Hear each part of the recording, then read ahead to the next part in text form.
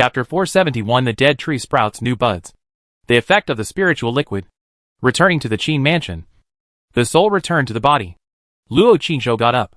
Then, he took out the Jianwu stone from the storage bag, wanting to see if his recent data had increased significantly. Who knew that he was holding the Jianwu stone? Just as he input his internal force into it. With a click, the Jianwu stone in his hand suddenly broke into two halves. He was stunned for a moment before reacting. He carefully observed the fracture of the Jianwu stone. And it was indeed broken from the crack. When he bought it, this Jianwu stone was a broken product. So the waiter sold it to him so cheaply. Now that it has been used for so long, it is worth it. He didn't think about it anymore, and put the broken Jianwu stone into the storage ring, preparing to buy a better quality one tonight. Anyway, he is not short of money now, with a full 380,000 gold coins on him. So there is no need to be too stingy with himself. On the table in front of the window, on the mirror of the sun and moon treasure mirror, only a small drop of spiritual liquid condensed. Without the moon's illumination, the speed of producing spiritual liquid was much slower. He took out the porcelain bottle, collected the spiritual liquid, and then turned the sun and moon mirror over and put it on the table.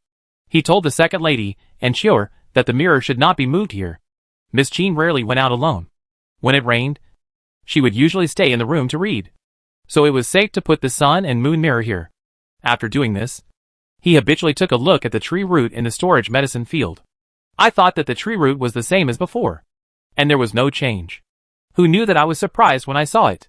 A tender bud actually grew on the top of the tree root. The tender bud was only the size of a little fingernail, green and dripping, and it looked particularly eye-catching in the black soil. Although it was small, it looked full of vitality. The tree root that I thought was dead suddenly sprouted. Luo Qingzhou was surprised and happy, and his eyes suddenly looked at the sun and moon mirror on the table. No matter how he watered and fertilized before, the root seemed to have lost its vitality, and did not move at all. Who knew that he would sprout after just watering it with the spiritual liquid produced by the sun and moon treasure mirror? It seems that this spiritual liquid can be used not only for cultivation, but also has other effects. Luo Qingzhou thought about it, took out the spiritual liquid again, and watered the root with 2 drops. 1 drop of blue spiritual liquid, and 1 drop of black spiritual liquid, and then poured some water. Looking outside, it was already dawn. He quietly left the house, and went directly to the 18th lane in the South City. After waiting at the alley entrance for a while, Sister Dao came out of the alley with an umbrella and a pancake in her hand. When she saw him, she immediately asked, "Chu Feiyang, how was it last night? Were you taught a lesson by that little princess?" Luo Qingzhou glanced at the pancake in her hand and said, "Give me the pancake.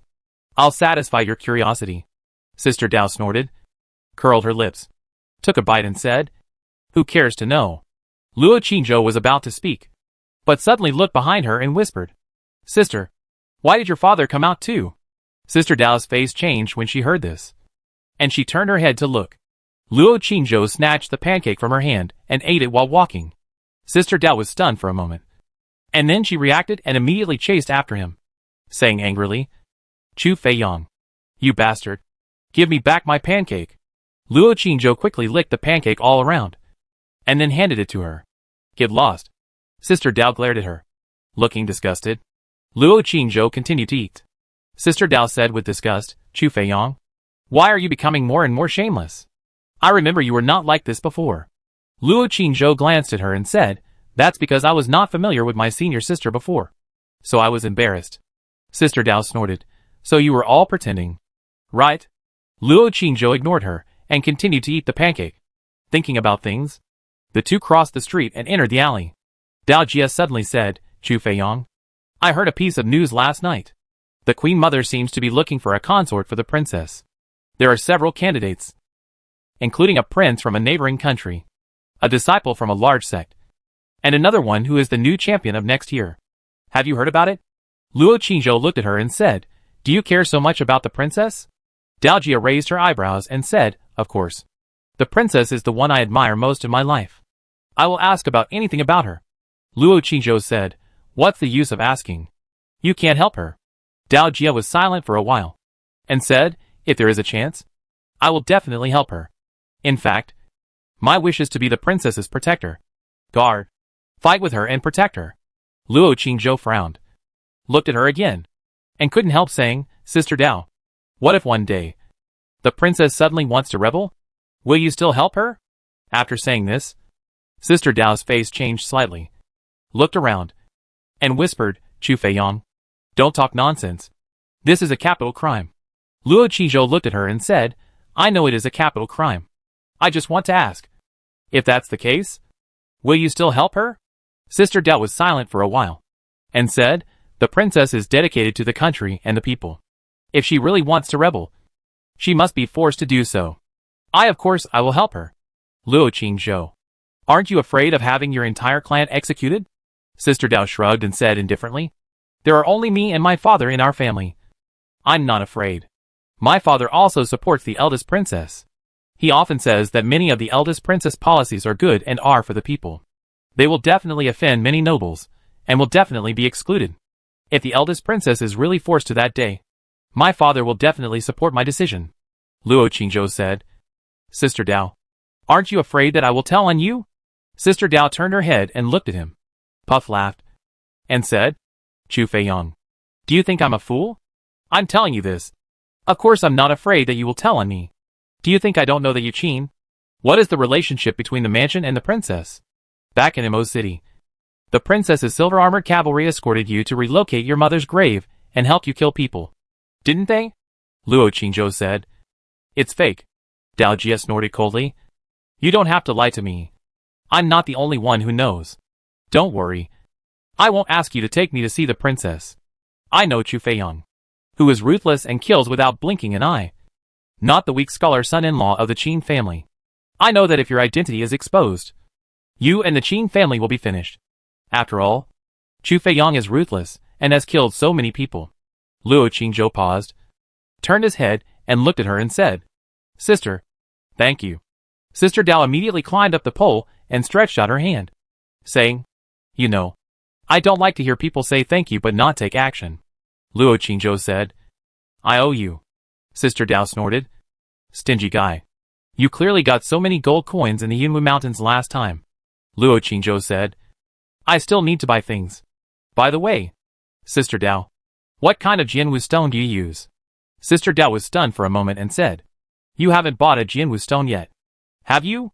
Luo Qingzhou said, I bought one before, but I didn't have money at the time. So I bought a cracked one. When I took it out this morning, it suddenly broke. So I wanted to buy a better one. After listening, Sister Dao took out her own Jianwu stone from her body, handed it to him and said, This one is fine. The price is about 150,000 gold coins. The lifespan is several decades. And the error is no more than 10. Of course, if you have more money, you can buy a better one with an error of no more than 5. Or even no error. But you definitely can't afford it now. Luo Qingzhou took it in his hand and took a closer look. The quality was obviously much better than his own. He tried to hold it in his palm and input his internal force to try it out. A faint light immediately lit up on the surface of the stone, and a few lines of clear small characters appeared. Strength, 65,000. Speed, 600. Defense, 10,000. Spiritual power, 7,200. Sister Dao came over to take a look and was immediately surprised. Such a strong power? The book says that with a strength of 75,000, there is a chance to break through to the late stage of martial arts. No wonder you said you would strive for a breakthrough this month. Then he made another hiss sound and took a breath of cold air. Chu Feiyang, what's wrong with your mental power? How can it be so high? I am in the early stage of martial arts, and my mental power is only more than 1,000. Even the master can't have such a high level. How did you practice? No wonder I saw you practicing all day without resting. And you are still energetic at night. You are so perverted. Luo Qingzhou returned the Jianwu stone to her and said, Sister, do you want to know? Sister Dao took the Jianwu stone and nodded quickly. Well, can you tell me? If I had such a strong mental power, I wouldn't have to sleep at night in the future. I can do it all day and night. I have been practicing and sleeping once every 3 days. The speed of cultivation will definitely be much faster. I do and have to cultivate. I do and have the talent as you. Luo Qingzhou couldn't help but said, Sister is really a dowry? Go and take your mother-in-law. And then you can come over and ask for my dowry. By the way, I will send you a father for free. How about Luo Qingzhou? Sister laughed. Luo Qingzhou took off his shirt and continued to practice the lingfeng fist taught by his master, preparing for the trip to the sect in half a month. At lunch, Zhou Buiyue told Daojia and Chu Xiaoxiao about his mother-in-law's birthday and invited them to have dinner together. The two naturally agreed. Daojia wanted to call Zhang Yuanshan and Ye Yunrong, but was stopped by Luo Qingzhou. Daojia reacted and didn't mention it again. After practicing for a day, after leaving the martial arts hall in the evening, Luo Qingzhou took Daojia to select martial arts stones. Daojia took him to a shop she was familiar with. The owner of the shop seemed to know her and greeted her as soon as she entered the door. The first floor sells various books, and the second floor sells martial arts supplies. As soon as the two went up to the second floor, Luo Chantian suddenly brought a few Jinui into the shop and followed him directly to the second floor. Chapter 472 Fairy Xixia. Second floor counter. After selecting and comparing, Luo Qingzhou spent 170,000 gold coins and bought a medium-quality martial arts stone at the suggestion of Sister Dao. When the two were about to look at other things, several men in flying fish costumes suddenly walked out of the aisle and blocked their way. One of the tall young men bowed and said, "I am Luo Chantian. The Jinui. Are you Chu Feiyang and Dao Ling?" Jinui? Hearing these three words, the waiter's face suddenly changed, and he immediately stepped aside. Sister Dao was startled, but she said calmly, "Yes. What do you want from us?" Luo Chantian looked at the two of them and said, "There is a case in Maching, and we need your cooperation in investigating it. I hope you can go back to the garrison with us." Sister Dao said calmly, "Sorry. We don't have time. If you have any questions, you can ask directly here. If we know, we will answer truthfully." A burly man behind Luo Chantian immediately grasped the hilt of the knife and said with a sinister face, "How dare you? This is our Jinui commander. People, even royal relatives, dare not speak to my master like this." Sister Dao looked at him and said neither servilely nor arrogantly, "If you have evidence, you can arrest us directly and investigate. If you don't have evidence and just want to ask us something, we have the right to choose where to answer. You Jinui do have great power, but you are in charge of officials. We are disciples of Lingxiao's sect. I remember that you should not have the right to arrest us directly. Right? You?" The burly man was about to draw his sword. Luo Chantian turned his head and looked at him. He immediately lowered his head and dared not say anything. Luo Chantian bowed his hands and said, "Don't be nervous. We came here this time. Just want to ask some questions. Since you two don't want to go back with us, we can ask here." Then he looked at the waiter not far away. The waiter immediately understood and hurriedly retreated, calling the others on the second floor down. In a moment, only a few Jinui and Luo Qingzhou were left on the second floor. Luo Chantian asked, "I heard that you two often went to the Blackwood Forest to hunt monsters when you were in Mo City. Have you ever seen Luo Yu, the second son of Chengwa Mansion, there?" Sister Dao paused after hearing this and said, "Of course I have seen him, and I have seen him many times." Luo Chantian looked at the young man beside her. Luo Qingzhou said calmly, "I have seen him too. Every time I went out of the city to hunt, I was with Sister Dao, and we saw him together." Luo Chantian nodded and asked again, "Do you remember who was with Luo Yu every time you saw him?" Sister Dao thought for a moment and said, "Most of the time he was alone. Sometimes with a very burly woman, who I heard came from Kyoto. Sometimes with an old man, who I heard had a high level of cultivation." Luo Chantian said, "Do you know if he has offended anyone in the Blackwood Forest? Or had a conflict with anyone?" Sister Dao shook her head and said, "We were all relatively low in cultivation at the time, and we only hunted outside the Blackwood Forest, and we were not in the same place as him. And everyone knew that he was the son of Chengwa Mansion, and he was guarded by martial artists. So we didn't dare to approach him. How could we know about him?" Luo Chantian pondered for a moment, and then asked, "Have you two seen other martial artists enter the Blackwood Forest? Also, do you know how many martial artists above the mid-stage martial artist realm there are in Mo City?" Sister Dao shook her head and said, "No. We didn't know them. We were just martial artists at that time, and they would not pay attention to us at all. As for martial artists above the mid-stage martial artist realm, I heard that there are 3 or 4 in Mo City, but we don't know who they are or how many there are." Luo Changqian's eyes suddenly turned to the young man next to her and said, "Brother Chu, I heard that you are now a mid-stage martial artist. When you first appeared in the Blackwood Forest, it was said that you were only at the tendon refining stage. In just a few months, you have broken through to the martial arts master realm. I'm afraid no one in the entire Mo city can match this talent. Luo Qingzhou said, Is it illegal to practice fast? Luo Chantian smiled and said, Of course it's not illegal.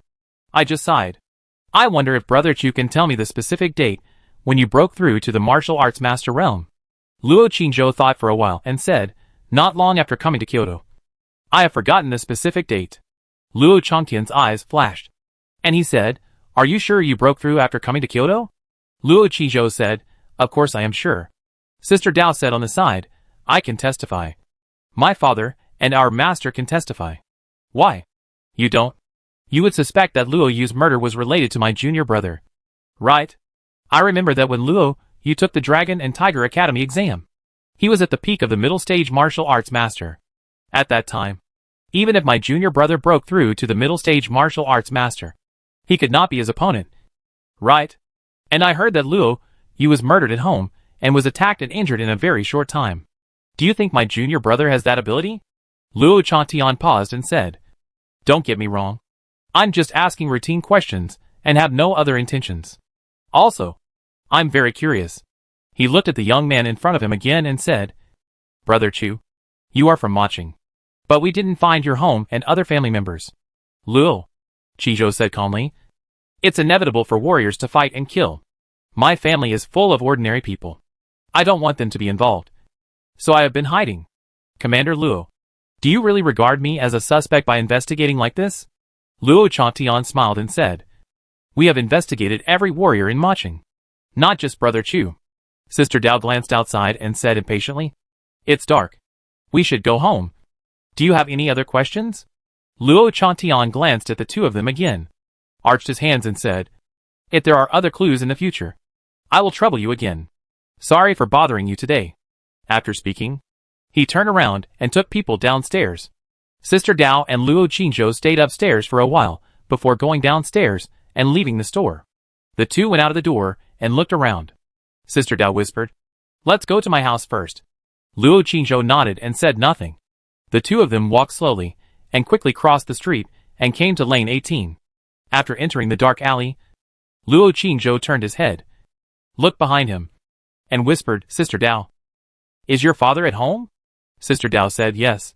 Why? Are you afraid of him? Luo Qingzhou said, I am a little afraid. I will sit at your door. Sister Dao shrugged and said, Whatever. The two came to the door of Dao Mansion and sat down on the steps. There was a silence for a while. Sister Dao turned her head and looked at him and said, The Jinui are very powerful. Are you afraid? Luo Qingzhou looked at the darkness in front of him and said, Chu Feiyang is not easy to mess with. You know? Sister Dao said. Of course I know. But two fists can't beat four hands. People are under the eaves. Do you know what I mean? Luo Qingzhou was silent for a while and said, I know. So I have to work hard to practice. Sister Dao also looked at the darkness in front of him and said, But you haven't revealed any flaws for the time being. Don't worry. We are disciples of Lingxiao's sect. Although the Jinui are powerful, they dare not act as recklessly as they treat officials. Our sect leader, Fairy Zixia, is not easy to mess with. Fairy Zixia? When Luo Qingzhou heard the name, he was stunned and his face was full of strange expressions. Sister Dao nodded and said, Yes, our sect leader is called Zixia, and is called Fairy Zixia. I heard she is very beautiful, but unfortunately I have never seen her. Luo Qingzhou was stunned and asked, Sister Dao, have you heard of Zizumbo? Sister Dao heard this, thought about it carefully, and then shook her head and said, No. Luo Qingzhou said, Is there Fairy Qingxia? Sister Dao still shook her head. Luo Qingzhou said, Where is the Bull Demon King? Sister Dao looked at him strangely and said, What the H.L.? Are these people you are talking about human or demon? Luo Qingzhou did not ask any more questions, sat for a while, and stood up and said, I'm going back. Sister Dao also stood up and said, Be careful. Don't be followed by anyone. Luo Qingzhou nodded and said, I know. Then he said, Sister Dao, thank you today. You? Sister Dao stretched out her hand. Luo Qingzhou stopped talking, waved his hand, and said, See you tomorrow. After that, he left quickly. Sister Dao looked at his back and muttered, Stingy guy. Can't you bear to spend even a gold coin?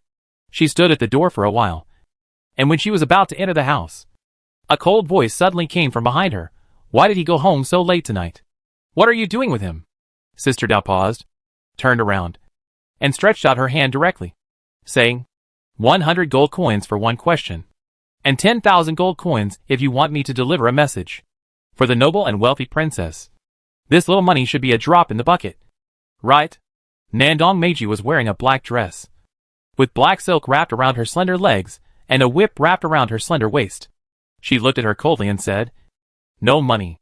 Sister Dao stopped talking and prepared to enter the house. Nandong Meiji suddenly said, He has money. Ask him for it. Sister Dao turned around and said, You know he is stingy, scoundrel, and shameless. I asked him for money, but he not only refused to give it to me, but also robbed my cakes every day. I can't ask him for it, so I can only ask you. If you don't want to give it to me, then go find someone else to pass the message. I won't be your tool to pass the message.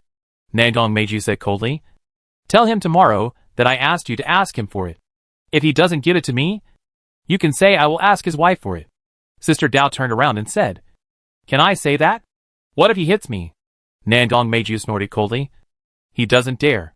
Sister Dao stared at her for a while, walked down the stairs and said, Deal. If you have any questions, ask them. 100 gold coins for each question, and I can answer 100 questions for you. As for passing the message, the price is 100,000. Nandong Meiji asked, What are you doing tonight? Why did he go back now? Sister Dao said, There are 2 questions.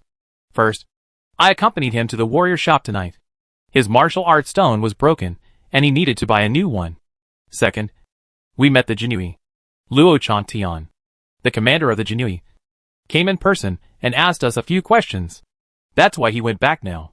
Nandong Meijia's expression froze, and she frowned and said, What are those questions? Sister Dao smiled and said, He asked a lot of questions. Is your highness the princess sure you want to ask? I'm afraid Chu Feiyong doesn't have that much money to pay me. Nandong Meiji paused and said, If he doesn't have enough, I will give it to him. Sister Dao raised her eyebrows and said, Is Chu Feiyong being kept by your highness the princess? He is so happy. He doesn't have to worry about money at such a young age. Hey, I envy him. Nandong Meiji said coldly. Go ahead. Sister Dao didn't hide anything and told her everything that happened tonight. After Luo Qingzhou returned home, he also told Miss Jean Eyre about what happened tonight. The two of them talked for a long time in the room. They didn't go to Lingshan Moon Palace tonight, so Zhuer told Beiling. After taking a shower, the two of them put on pajamas. When Luo Qingzhou picked up Miss Jean Eyre and was about to go to bed, there was a knock on the door. Xior hurried in and reported, Miss, son-in-law, the princess is here. Which princess? Luo Qingzhou blurted out while holding Miss Jean Eyre, whose long hair was hanging down and her belly band was exposed. Before Xior could answer, a cold and familiar voice suddenly sounded outside the door. Guess.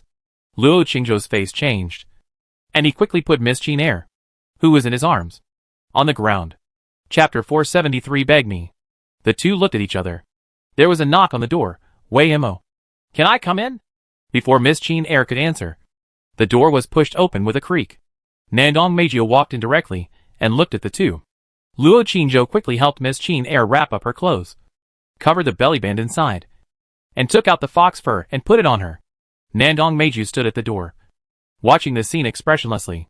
Luo Qingzhou glanced at her, helped Miss Jean Eyre sit on the couch, then turned around and prepared to go back to the inner room alone. After all, he was still wearing thin pajamas. Nandong Meiji suddenly said, Luo Qingzhou, I came here tonight to find you. I have inquired about everything you asked me to inquire about.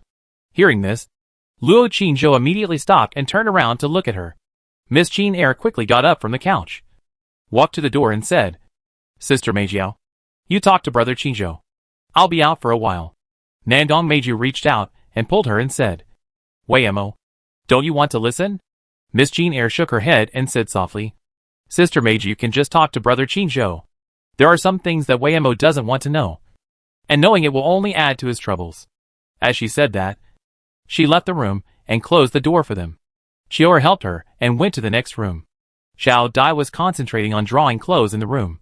When she saw her come in, she immediately stood up. Zhuer followed in and whispered, Miss, why did you come out? It's so late. leaving the son-in-law and the princess alone in the room. Isn't it a bad idea? Miss Jean Eyre smiled slightly, picked up the picture that Xiao Dai had just drawn from the table, and said, "It's nothing bad. If I'm here, Sister Meiju has some things that are not convenient to say." Jewel looked puzzled. What is it that the princess can't say to the young lady, but can say to the son-in-law? Chior touched her and whispered, "Jewel, talk less. Stay in the yard. And don't let anyone in." Jewel glanced at her, said "Oh," left the room, and continued to practice flying knives in the yard. Next room. Luo Qingzhou wrapped himself in his pajamas, walked to the couch and said, "Princess, sit down and talk." Nandong Meiju was still standing at the door, looking at him coldly and said, "No, I'll leave after I'm done, so as not to delay your love." Luo Qingzhou showed a touch of embarrassment on his face. Nandong Meiju stared at him for a while before saying, "Before Luo Yanyan came to Kyoto, he had sold the mansion and all the properties in Maching, which should have brought a lot of money. Before Luo Chantian became the commander of the Jinui, he would go out to take on missions whenever he had free time. And he also made a lot of money, so they don't have any other properties in Kyoto for the time being. But we found out that Mrs. Wang has a cousin in Kyoto, and they were not implicated in the incident of the Wang family in Maching. Her cousin is called Tangshi, and he has some properties in the inner and outer cities. Wang has been visiting him frequently recently, probably wanting to use his channels to do some business in the inner city, so as not to eat up all the money. Although Luo Yanyan resigned his title, Luo Chantian was conferred the title of Earl of Zhongwu by the Emperor. Although the salary is not small, it is definitely not enough for their usual interpersonal expenses. Luo Yanyan and Wang must be thinking of ways to prepare for some business. They only have that one son, and he is still a favorite of the Emperor, so they naturally have to do everything they can to take care of everything for him. You can wait a little longer. They should have a lot of capital. And they are also the family members of the Earl of Zhongwu and the commander of the Jinui. The business they want to do must be quite big. Of course, for the sake of Luo Chongqian's reputation, they dare not be too ostentatious, and will definitely choose some low-key business. I will have someone help you keep an eye on Wang and Tangshi. Once there is any news, they will come to inform you immediately." Nandong Meiju said in one breath, turned around and prepared to leave. Luo Qingzhou hurriedly said, "Princess." Nandong Meiju stopped and said with her back to him, "Anything else?" Luo Qingzhou looked at her back, paused, and said, "Thank you. You've worked hard." Nandong Meiju was silent for a moment, and then said, "The matter of Maching is not over yet. Luo Chantian will never let Luo Yu's death go, and he has already made the Qin family the key suspect. But there is no evidence, and because the princess protects you, they dare not take action directly. If it were someone else, they would have been tortured in the cell now. Luo Qingzhou, the Qin family has not let you down, but has been very kind to you. I hope you won't implicate them. I hope you can solve these things by yourself." Luo Qingzhou nodded and said, "I know, Princess. Don't worry. I will solve them by myself." Nandong Meiju paused, turned his head and looked at him and said, "You are new to Kyoto and don't know anything. How can you solve it? I have to help you find out these news. Are you sure you have the ability to solve it by yourself?" Luo Qingzhou fell silent. Nandong Meiju stared at him for a while, and suddenly said coldly, beg me, and I will help you. Help you get revenge. Help you do anything." Luo Qingzhou was stunned, and said softly, "Princess, just help me find out the news. I will solve other things myself. I don't want to implicate the princess." Nandong Meiju narrowed her eyes, stared at him for a while, then opened the door and left quickly without saying a word. "Sister Meiju?" Miss Jean Eyre heard the voice, came out of the next room, chased to the corridor, looked at the tall and cold figure in the courtyard and said, "It's so late. Sleep here tonight. Sleep with Wei Mo. Wei Mo has something to say to you." Nandong Meiju stopped in the courtyard, without looking back, and said lightly, "No, I have something to do when I go back, so I won't disturb you." After that, she walked out of the courtyard with straight long legs. Miss Jean stood in the corridor for a while, then returned to the room and said softly, "Brother Qingzhou, did you make Sister Meiju angry again?" Luo Qingzhou was silent for a while, and said, "She wanted to help me get revenge, but I refused." Miss Jean looked at him for a while, and said softly, "Brother Qingzhou should have refused. Sister Meiju represents the prince's mansion, not just her. We can't let other people get involved." Luo Qingzhou held her soft little hand and said softly, "Go to sleep. Don't talk about this." Miss Jean saw that he seemed to be in a bad mood, so she didn't say anything more, nodded slightly, and went to bed with him. The two lay down on the bed and covered themselves with a quilt. Miss Jean stuck to his arms, hugged him gently, and said softly, "Brother Chinzhou, don't worry. Weimao believes you can succeed. All of us in the Qin family will support you. You are not alone. By the way, Brother Chinzhou, do you still have Chan Chan? I heard from Bailing that Chan Chan has been very hard-working recently and has been practicing swordsmanship. Probably for Brother Chinzhou." Luo Chinzhou thought of the thin and silent figure, and suddenly felt guilty and painful in his heart, saying, "That girl is so stupid." Miss Jean whispered, "Chan Chan is not stupid. She just puts all her heart on you. In her world, besides Jian and her sister, there is only you. Brother Chinzhou, don't be afraid to trouble her. And don't be afraid to implicate her. You have to trouble her more and let her help you more, so that she will be happy and feel that life is meaningful. Do you understand?" Luo Chinzhou suddenly sat up and said, "Then I will go to find her now." Miss Jean was stunned. After a moment, she immediately hugged him tightly. One leg pressed on his legs, and pouted, "No. Not now, Brother Chinzhou. Tonight is Weimao's. You are not allowed to go anywhere." Luo Chinzhou then lay down again, holding her delicate body in his arms, stroking her black and smooth hair, and slowly said, "Second miss, I feel like I'm dreaming. Being with Chan Chan is like a dream. And being with the second miss is also like a dream. When I first met the second miss by the lake, the second miss was wearing a snow-white fox fur, beautiful and weak, with bright eyes and white teeth, beautiful as a person walking out of a painting. I was thinking at the time, the second young lady of the Qin family is so beautiful, so gentle, so weak, and so pitiful. At that time, I felt that the second young lady was so high and mighty that I didn't even dare to look at her. But I didn't expect that in the blink of an eye, the beautiful and high-ranking second young lady was already lying in my arms. Do you think it was like a dream?" The second young lady of Qin laughed, raised her beautiful little face, looked at him with bright eyes and said, "Brother Chinzhou, do you still have a kind of pleasure of conquering the high and mighty second young lady of the Qin family?" Luo Chinzhou said, "No. It was the second miss who conquered me." "No."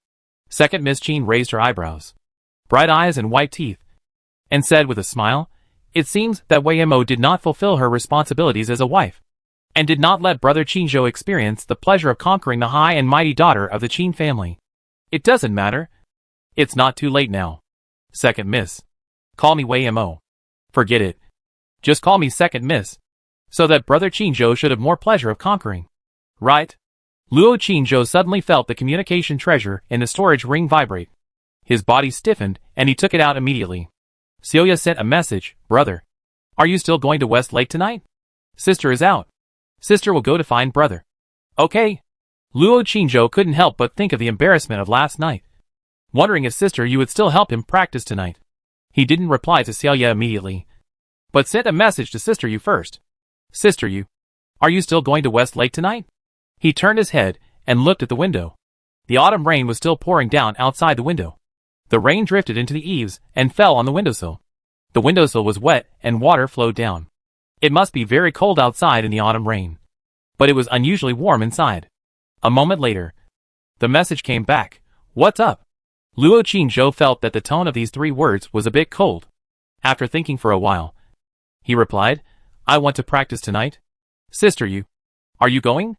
After a while, the message came back, "What are you going for?" Luo Chinzhou looked at the message, was stunned, and immediately replied, "Help me. If Sister Yu has something to do." "Forget it." The other party did not reply. Luo Chinzhou waited for a while and replied to Xiaoya, "Xiaoya, I have to practice tonight. So why don't you come tonight?" The message came back quickly. "Xiaoya, brother. Woo. Sister misses you. Sister just wants to go see brother. Just watch quietly beside. Sister swears that she will never disturb brother's practice. If brother doesn't let sister go, sister will cry. Woo." Luo Chinzhou clenched the jade in his hand, frowned, and his face suddenly became a little ugly. After a while, Fong replied, "Then you come? Don't fight with Longer." "Celia, who is Longer? Is it the little goblin who deliberately exposed her feet? Why is brother calling so affectionately? Has brother been seduced by her?" "Luo Chinzhou, don't talk nonsense. Longer is Sister Yu's person. Even if she is from the demon clan, she is not a bad person. Anyway, don't fight with her. That's it. Xiao Yu, humph. Luo Qingzhou put away the communication treasure and ignored her. He reached out and gently stroked Miss Qin's silky black hair. He was secretly wondering in his heart. Sister Yu is not angry? Is she disappointed and angry because of his character? Or because of something else? Chapter 474.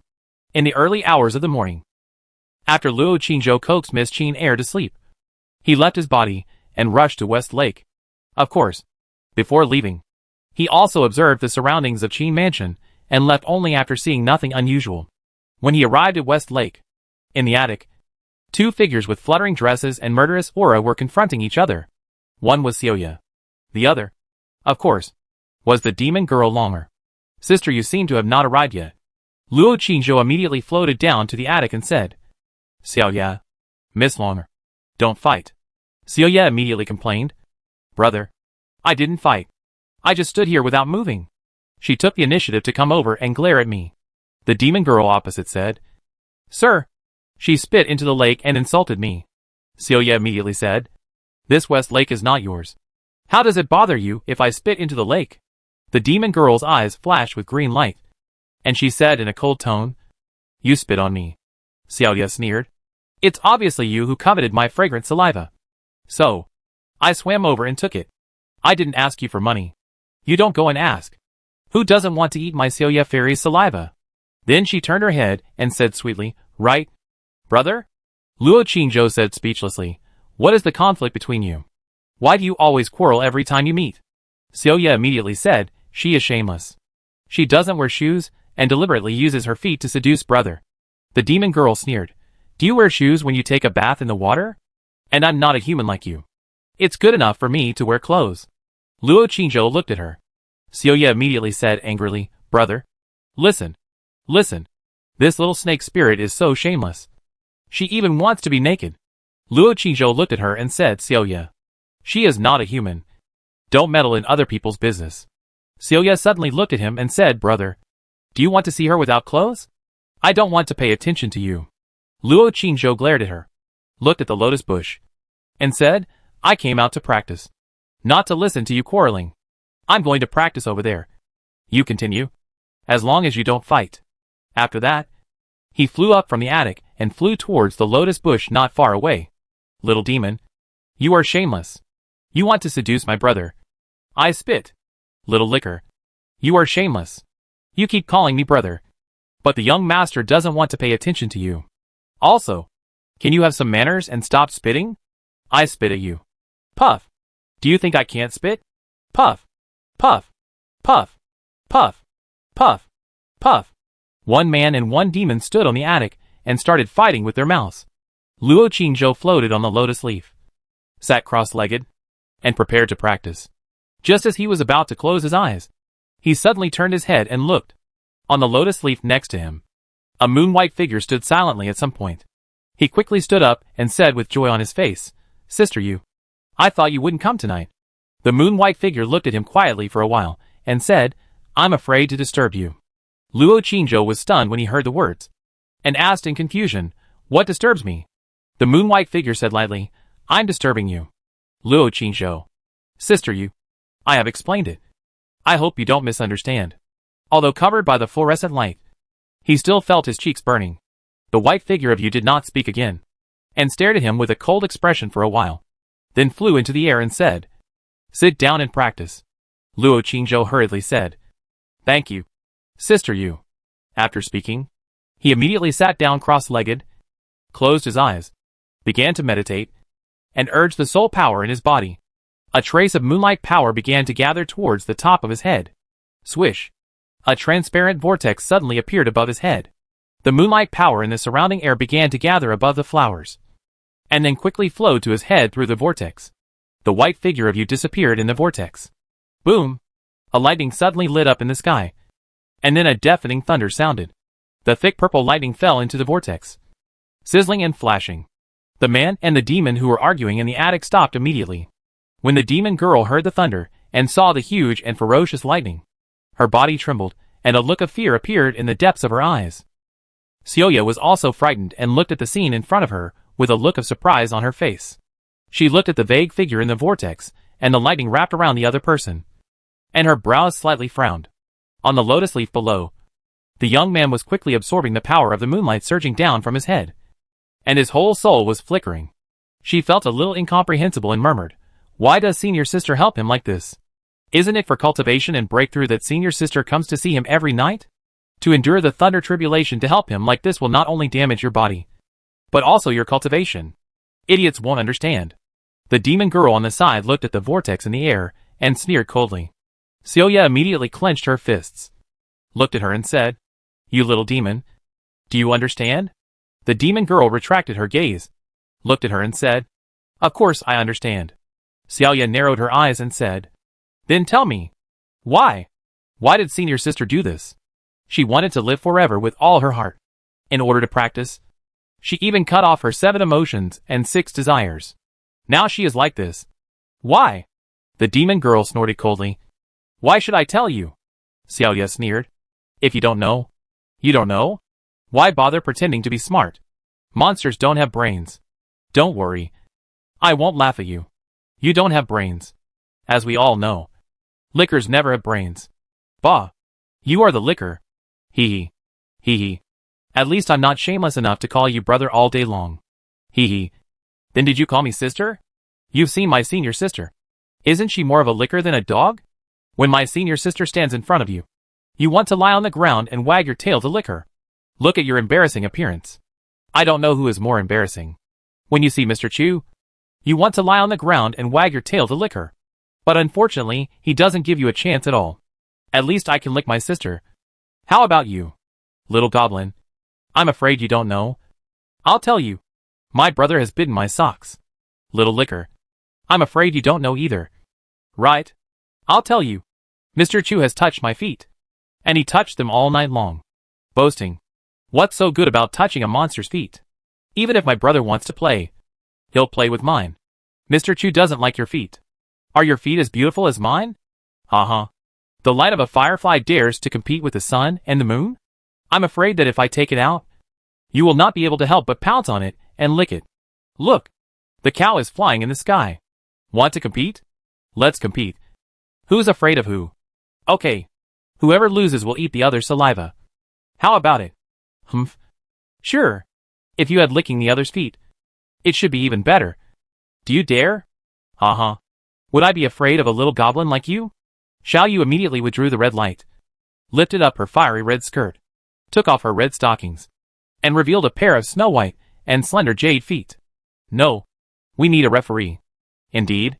One person and one demon turned their heads at the same time and looked at the lotus bush. Boom! The sky above the lotus bush not far away was still thundering and lightning. And the power of the moonlight surged down. The vortex was spinning faster and faster. Luo Qingzhou sat on the lotus leaf and entered a state of selfless cultivation. He absorbed and refined the power of the moonlight faster and faster. A layer of faint moonlight emanated from his entire soul, flickering continuously. Above his head, the vague figure in the vortex also flickered with moonlight. But the soul power in his body was getting less and less. And he was also suffering from the pain of thunder tribulation. Boom! The cultivation continued. And the night passed quietly. At 5 o'clock, the vortex in the air finally stopped gradually. The moon-white figure shook, wrapped in a halo, hiding a slightly pale face, and fell on the lotus leaf below. Luo Qingzhou still closed his eyes, sitting cross-legged on the lotus leaf, his whole soul warm and comfortable.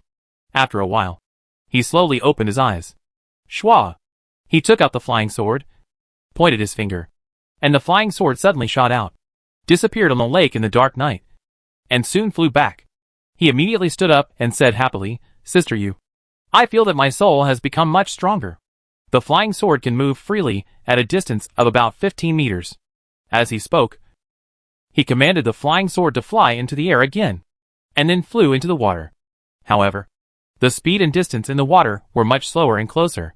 Thank you, Sister Yu. Luo Qingzhou tested it for a while, then put away the flying sword, bowed solemnly, and respectfully saluted to the white figure in front of him. The moon-white figure looked at him quietly for a while, and then said lightly, With your cultivation speed, you should be able to break through in a few nights. When you break through to the late stage of the refining spirit realm, you can use your body to command the flying sword and use the short-range control technique without your soul leaving your body. Luo Qingzhou was surprised when he heard it. Really? You can control the flying sword and use the control technique without your soul leaving your body? The moon-white figure nodded and said, if the soul is strong enough and the spirit power is strong enough, there should be no problem. But the power of controlling the flying sword and using the control technique will definitely be much smaller. Luo Qingzhou suddenly thought of a question and said, Sister Yu, can I fly with my body directly? The moon-white figure said, not yet. At least you need to reach the late stage of the spirit severing realm. But with your cultivation speed, you should be able to reach it soon. Luo Qingzhou was excited when he thought about flying with a sword in his flesh body in the future. He bowed again and said, Sister Yu, thank you for your hard work. Starting from tomorrow night, I will help you to teach the sutras. Sister Yu always helps me to practice. And I feel really bad. The white figure turned around and looked at the lake in the distance, saying lightly, I don't need to practice for the time being. You don't have to worry about me. Luo Qingzhou was about to speak when Xiaoye and the demon girl suddenly flew over together. Xiaoye said with admiration, Brother, you are so amazing. I just saw your flying sword fly more than 10 meters away. Is brother going to break through again? Luo Qingzhou glanced at her and was about to speak when his peripheral vision suddenly caught a glimpse of Snow White below. He looked down and saw a pair of Snow White and slender girl's jade feet under the red halo. He was stunned for a moment, then said, Well, sister, you said that in a few nights, I should be able to break through. Wow! Brother is so amazing. Isn't he? It seems that brother advances every month, and his cultivation speed is too fast. Sister admires brother so much. Xiaoyu was immediately excited, opened her arms, and seemed to want to rush over to hug him. Luo Qingzhou quickly stretched out his hand to stop him. Humph. You still say you are not a licking dog. The demon girl looked at him with contempt, and then smiled and said, Mr. Chu, you are really amazing. Longer is happy for you. Xiaoyu snorted coldly and said sarcastically, Aren't you licking again? Go lick your sister. Don't lick my brother. My brother has me to lick. He doesn't need you, a little demon, to lick him. Little licking dog. Shut up. We haven't decided the winner yet. Humph. Then let my brother come and see who wins and who loses. If you lose, just behave yourself. Get down and eat saliva and lick feet. Who's afraid of who? Come on. Xiaoye immediately said, Brother, you can be our referee. Let's see whose feet are the most beautiful. Me or this little fairy. Okay? Luo Qingzhou was stunned when he heard this. Looked at the two people's slender feet, and said, Are you betting? Xiaoye nodded and said, Yes. Whoever loses will get down on the ground and eat the other's saliva, and lick the other's feet. Brother, do you want to participate? Luo Qingzhou. Xiaoye blinked again and said, If you participate, you will definitely lose. When Luo Qingzhou was about to blurt out participation is the most important thing, he suddenly turned his head and saw Sister Yu looking at him, and immediately said seriously, I will not participate, and I will not be a referee. You two are really boring. What's the point of betting on such things? You might as well practice well with this time. Isn't practice good? Xiaoyu pouted and said, Brother, she is bullying too much. Long Hair immediately said, Sir, she said bad things about you behind your back, saying that you bit her socks. Sir, why? How could such a person bite her socks? She slandered the young master. So I quarreled with her. Xiaoyu also complained immediately, Brother, this little goblin also said bad things about you behind your back. She said that you touched her feet for a whole night. It's ridiculous. Even if you want to touch her, you won't touch the feet of a little goblin. My sister's feet. My senior sister's feet. Which one is not more fragrant and beautiful than hers? Humph! Luo Qingzhou. The moon-white figure suddenly flew into the air and landed on the attic not far away. Luo Qingzhou immediately reprimanded with righteousness. Stop arguing and don't mention these things. If you do this again next time, don't come. Sister Yu and I need a quiet environment to practice. How can you make such a fuss? After saying that, he immediately flew up and flew to the attic. Sister Yu, don't pay attention to them. I will tell you a passage of scriptures. After landing in the attic, he immediately changed the subject. The white figure of Yu had her back to him, her white skirt fluttering in the night wind, her long hair swaying. She was silent for a moment, then said, Tomorrow night we will go to the bottom of the lake, and I will teach you another set of inner strength skills. which should be more suitable for your current state. Luo Qingzhou was stunned when he heard this, and immediately bowed his head and said, Sister Yu, I will remember your kindness and never forget it. The white figure of Yu looked at a ray of light in the distance, paused, turned around and looked at him, and said lightly, That set of inner strength skills is a bit special. I need to explain it to you first. When you start practicing, I need to use my soul power to help you mobilize the soul power in your body, and then help you walk through some acupoints and meridians. You can't move during this period. You have to remember the acupoints and meridians you have walked through. After a pause, she said again, Also, you have to take off all your clothes. My fingertips need to touch your skin, and we have to face each other. Luo Qingzhou was stunned for a moment, and said, Do I need to take off my pants? The white moon figure did not answer, and continued, This set of internal skills was obtained by me in an ancient ruins. I modified it myself, and I dare not guarantee the specific effect. So, you can choose not to practice it. Luo Qingzhou pondered for a moment, and said with a firm look, Sister Yu, I said that as long as it can make the practice speed faster, I am willing to try any method. I am willing to practice Sister Yu's set of internal skills, and I hope Sister Yu can help me. The white moon figure looked at him quietly for a while, without saying anything, turned around and looked into the distance. After a while, Fong said calmly, It's dawn. Let's go back. Luo Qingzhou stared at her back for a while and whispered, Sister Yu, why are you so good to me? I don't believe it's just because I tell you stories and preach the sutras. Is there another reason? The white figure of Yu was silent for a while, looking into the distance and said, There is another reason. Do you want to hear it? Luo Qingzhou immediately said, Yes. For some reason, his heartbeat suddenly accelerated. The autumn rain stopped at some point. The dawn was faintly visible in the sky. The white figure of Yu was covered with a thin layer of golden gauze. Her white skirt moved slightly, and her black hair was like a waterfall, just like a moonlight fairy about to fly to the heavenly palace in the morning sun. Beautiful as a painting. Chapter 475 Thunder Spirit Body. On the lake, on the green lotus, Xiaoya was still arguing with the demon girl. A fight between mouth and tongue. A confrontation between red and black. Under the cover of the morning light, against the backdrop of the green waves and green lotus. This picture was surprisingly beautiful and interesting. Luo Qingzhou stood in the attic, watching this scene silently, waited for a moment. Just as he was about to say goodbye, the moon-white figure finally spoke, Because you have a thunder spirit body.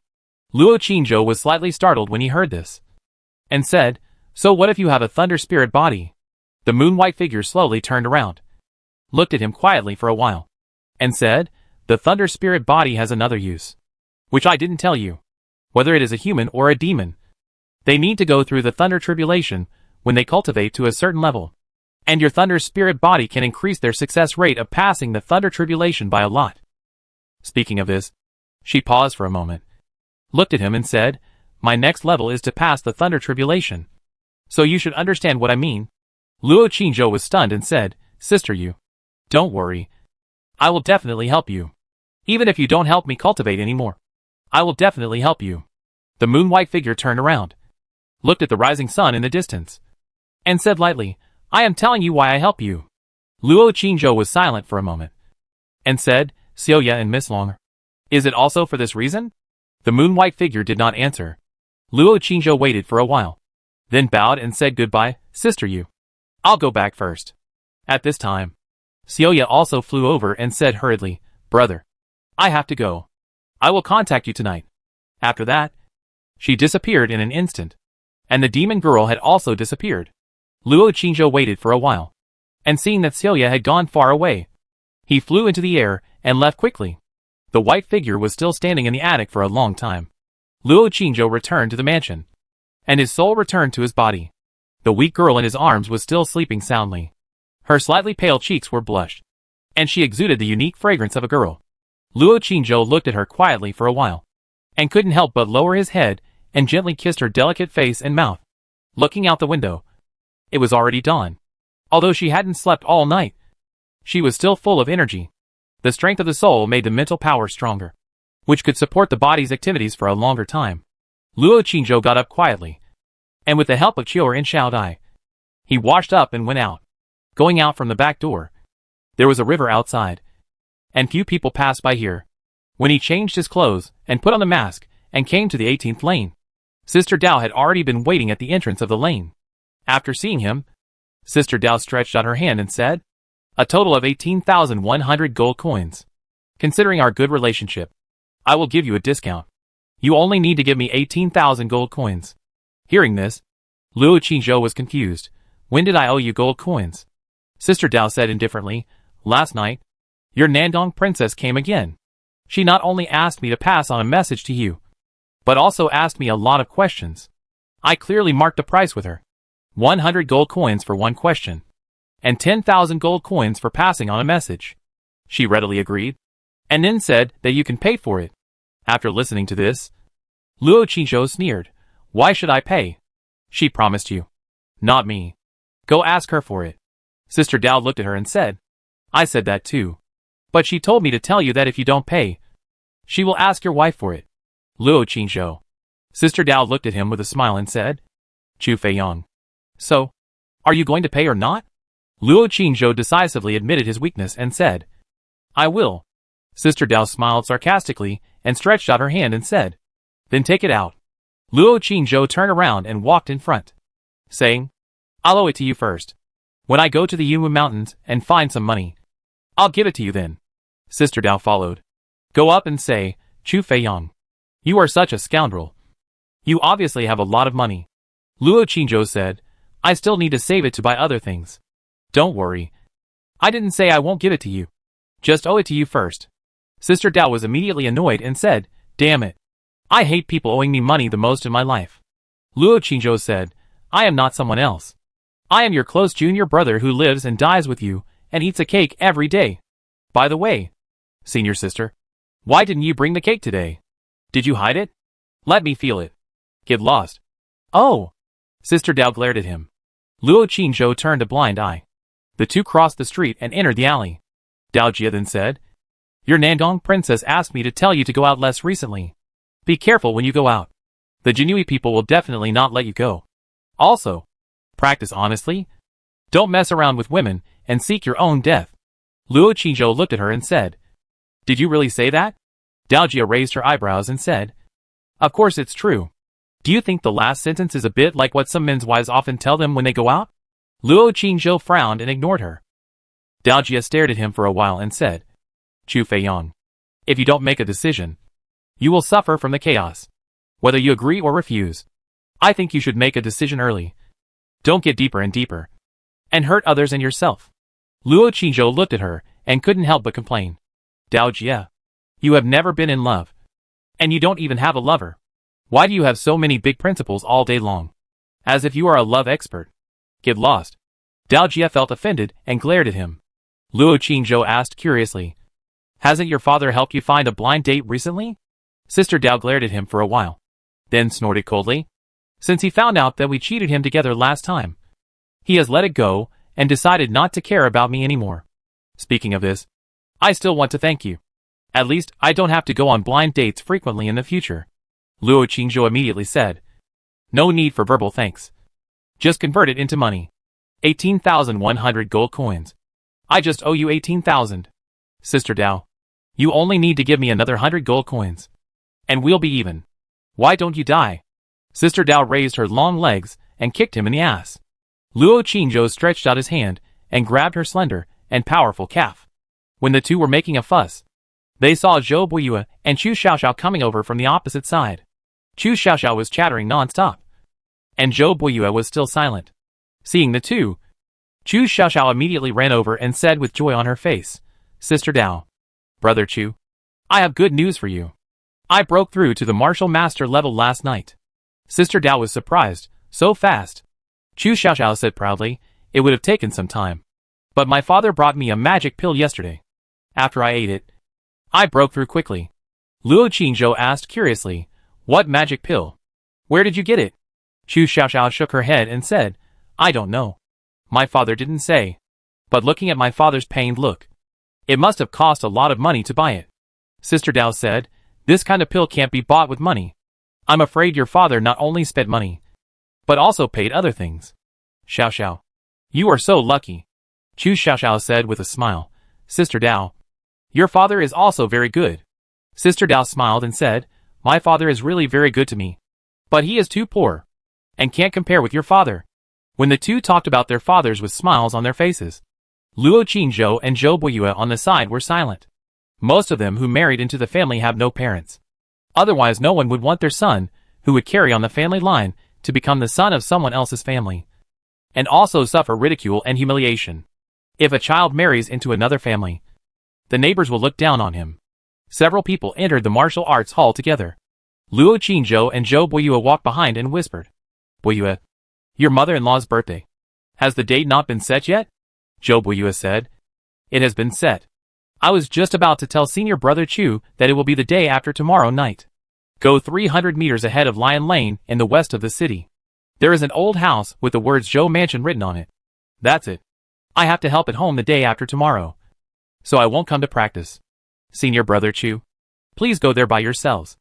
Luo Qingzhou nodded and said, "Okay, we can go by ourselves. By the way, Buiyue, what does your mother-in-law like?"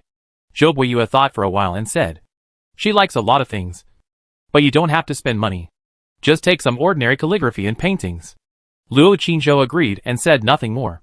Several people first went to pay their respects to the master, talked together for a while, and then each went to find a martial arts field to practice. Luo Qingzhou practiced the inner strength in the morning and continued to practice Ling Feng Fist in the afternoon. This set of Ling Xiao Sek's boxing skills is both offensive and defensive, and it is quite powerful. The more he practiced, the better he felt than the plum blossom flying fist that he had accidentally obtained before. Of course, it is still incomparable with the bull demon skill of the demon clan. In the afternoon, he increased the strength of his practice and practiced the shaking mountain fist and the thunder fist several times. He soon drained the internal strength of the Danhai in his body and the strength of each acupoint, and was exhausted. At the end of the evening, he immediately dripped 2 drops of the spiritual liquid produced by the sun and moon treasure mirror. At this time, the energy in the spiritual liquid is absorbed the fastest and the effect is the best. When he returned to the Qin mansion, most of the power consumed in his body had been restored. At the same time, all the acupoints in his body were warm and comfortable, and the blood in his blood vessels seemed to be boiling. He could clearly feel the changes in the tempering of the blood. After taking a cold shower in the exiled immortal residence, his whole body was still hot. After changing into a Confucian robe, he returned to Meixiang Garden, looking forward to the arrival of night. "Tonight, sister, you will teach him a new method of inner strength for the soul, as long as it can speed up the practice. He is willing to try any method and endure any pain. He could endure the pain of the Buddha bell tearing his soul. So what about other pains?" Back in the room, he took another look at the root in the herb garden. The tender buds were green and juicy, and there seemed to be no major changes, but the vitality showed that it was growing vigorously. He took out another drop of spiritual liquid and watered it. Then he took another look at the 2 little white rabbits and the fire fox. He would throw some meat and fruit in every day, and the 3 little animals were still alive and kicking. After observing for a period of time, Debao and Erbao had no other dangers or bad habits except biting shoes. So he decided to send the 2 little rabbits to Lingshan Moon Palace to raise. Xiaochan likes little rabbits, and Bailing likes them too. The eldest lady usually reads books or daydreams. If there are 2 little rabbits to accompany her, she should be in a better mood. Of course, it is mainly Chan Chan who likes them. If he was not afraid that the 2 little rabbits would be in danger, he would have given them to her at the beginning. As for the fire fox, he decided to let it out and train it properly, at least to temper its temper and make it submit. After all, he needs to use it every month, and he can't beat it to tears every time. Right? After dinner, when Luo Qingzhou was about to help Miss Qin Er go to Lingshan Moon Palace, Miss Qin Er said, "Brother Qingzhou, go by yourself tonight. Shall I? Chior and I will go to Mother's place later. Mother has found a store today, and we need to discuss the clothing as soon as possible." Before Luo Qingzhou spoke, she smiled and said, "By the way, Brother Qingzhou, I heard from Sister Meijiao that you made a bet with her. Sister Meiju said that the clothes designed by Xiaodai will definitely not sell. Brother Qingzhou said that there will definitely be a lot of people who buy them. Right?" Luo Qingzhou showed a trace of embarrassment on his face and said, "I was joking with the princess. I have forgotten it." Miss Qin Er smiled and said, "Sister Meiju has not forgotten. Sister Meiju has already said that you will definitely lose. I hope Brother Qingzhou is willing to accept the loss, and don't cheat when the time comes." Luo Qingzhou looked helpless and said, If the princess is serious, I naturally dare not cheat. But when the time comes to sell clothes, I hope I can give some suggestions. Miss Jean Eyre said, of course. We will follow Brother Qingzhou's advice. In fact, I also think Brother Qingzhou will win. After all, those clothes, although a little embarrassing, are indeed very unique. And there should be some people who like them. For example, a man like Brother Qingzhou. Luo Qingzhou's mouth twitched, and he fled. I'm going to Lingshan Moon Palace. Miss Jean Eyre looked at his hurried back. A smile appeared in her eyes, paused, turned her head and said, shall I take those clothes and stockings and show them to the lady later? As soon as these words came out, Xiaodia's face changed immediately, and she trembled and said, little miss, I dare not. Qiu'er also whispered, miss, if the lady sees it, she will definitely call us shameless. Miss Jean Eyre said softly, it's okay. Just say I came up with it. After a pause, she said again, maybe mother will like it too. Chapter 476 Two Little White Rabbits. Lingshan Moon Palace. When Luo Qingzhou arrived at the door, the clear and beautiful singing of a lark was heard from the courtyard. As for what was being sung, to be honest, Luo Qingzhou didn't understand. Although he didn't understand, he still stood at the door and waited patiently. After the singing stopped, he raised his hand and knocked on the door. Who? Bai Ling, wearing a pink dress and holding a fresh flower in her hand, ran over in a coquettish manner. When she saw it was him, she pouted and said, did you just eavesdrop on people singing outside the door? Luo Qingzhou said with a surprised face. Did you sing just now? Why didn't I hear it? I only heard a lark singing, and it sang beautifully. Puff. Bai Ling laughed immediately, revealing two cute dimples on her face. She curved her eyes and said happily, there is no lark here. Only little lark here. Luo Qingzhou suddenly realized. So it was the little lark who sang just now. It was so beautiful. Like the sound of nature. Bai Ling suddenly looked at him with a vigilant face and said, sister-in-law is so sweet. Are you doing something bad outside again? Luo Qingzhou walked in, leaned over to smell the flowers in her hand, and said, what bad things can I do? At most, I just went to visit a brothel. As soon as these words came out, Bai Ling's face suddenly changed and glared at him. Luo Qingzhou said quickly, you're kidding. I've been studying at home recently. I don't have time to go out. Is the eldest lady behind?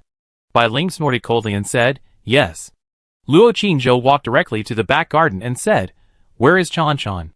Bai Ling said, Chan Chan is practicing sword in the back. Luo Qingzhou suddenly turned his head and looked at her and said, is the medicine ready? You said you would send it to me after it's ready. Why didn't you send it? Bai Ling snorted, I would like to send it, but I'm afraid that the second lady and Zhu'er will see it. I don't know how to answer you. Luo Qingzhou stopped and said seriously, I want those medicines to deal with bad guys. What's there to be afraid of? What if they know? Bai Ling snorted coldly, then go to the back garden. I'll get the medicine and send it to the second lady. Luo Qingzhou ignored her and went straight into the house, opened the door, and entered her room. Bai Ling hurriedly followed in and said, sir, this is a girl's boudoir. You came in without permission. It's so rude. Luo Qingzhou said, stop talking nonsense and give me the medicine. Bai Ling was immediately angry and said, sir, you are asking me for something, but you are so fierce. If I don't give it to you, I won't give it to you. Luo Qingzhou approached her. Bai Ling's face suddenly changed, and she turned and ran away. As soon as she ran to the door of the room, Luo Qingzhou took out the Bao and said, Bai Ling, look at what this is. Your uncle brought it to you specially. After Bai Ling ran out of the room, she poked her head in and said, stinky uncle, I won't sleep with you again. Aw. Rabbit. Rabbit. After that, she immediately ran into the room again, with an excited face. Sir, are you really going to give me rabbit? Luo Qingzhou said. Of course it's true. As he said that, he stuffed rabbit into her arms, then picked her up and walked towards the bed. Bai Ling's face suddenly changed. Sir, what are you doing? Put me down. Luo Qingzhou walked to the bed, put her on the bed and said, no. Let's play with the rabbit together. Bai Ling immediately whimpered, no. I want to play with the rabbit alone. Not with my uncle. Luo Qingzhou said, okay. Then give me the medicine. Bai Ling was lying on the bed, with a fluffy little white rabbit in her arms, blinking her big eyes and said, what medicine? Fever medicine? Is my uncle sick? Luo Qingzhou glanced at her, went over to close the door, walked to the bed, and said threateningly, "Give it or not." Bai Ling immediately turned over, rolled into the bed, got into the quilt, curled up into a ball, and said in the quilt, "Uncle, men and women should not be intimate. If you dare to get on my bed, I will tell the eldest lady, the second lady, the lady in Chan Chan. Let my uncle eat off. Uncle, I'm wrong, this is my rabbit." The room soon became quiet. More than 10 minutes later, Luo Qingzhou stuffed the medicine into his wide sleeves, wiped his mouth, and left the room. On the bed, the furry little white rabbit tilted its head, with a blank look on its face, looking at the strange human lying on the bed, with messy hair and motionless. In the back garden, Miss Qin, dressed in a white dress, was sitting in the pavilion in a daze with a book. Outside the pavilion, Xia Chan was practicing sword. Swish, swish, swish. Xia Chan's sword today was sharper and faster than before.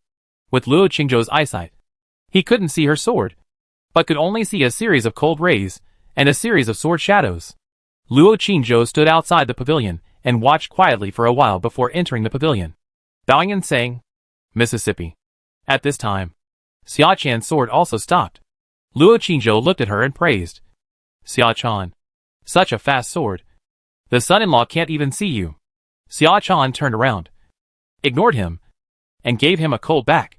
Luo Qingzhou had no choice but to look at Miss Qin in front of him and said, "Miss, what story do you want to hear tonight? Do you want to hear the same story as last time?" Miss Qin looked up at him and said indifferently, "No." Luo Qingzhou was slightly stunned. "Isn't the last A Chinese Odyssey good?" Miss Qin ignored him again, lowered her head, and flipped the book in her hand, with a cold expression on her face. Luo Qingzhou was a little puzzled. Miss Qin meant that she didn't want to hear stories tonight, or didn't want to hear stories like a Chinese Odyssey again. At this time, Bailing came out of the house holding the little white rabbit, pouting and said, "Son-in-law, Miss doesn't want to hear stories tonight. You should go back early." As she spoke, she pouted and rubbed her chest. Luo Qingzhou glanced at her, then at Miss Qin in front of him. Without saying anything more, he walked out of the pavilion and said to the girl under the tree, "Chan Chan, come here. Your uncle will give you a little white rabbit." Xia Chan was originally facing away from him, but she turned around immediately after hearing the words. Luo Qingzhou took out Erbao from his sleeve, stroked its soft fur, and ordered, "Erbao, remember to listen to Chan Chan in the future. Okay? If you dare to bite her, be careful of your skin." After saying that, he put it on the ground. Just as he was about to leave, the little white rabbit suddenly rushed into the pavilion with a whoosh and bit Miss Qin's shoes under her white skirt. Miss Qin, Bailing and Xia Chan. Luo Qingzhou. Erbao, shut up.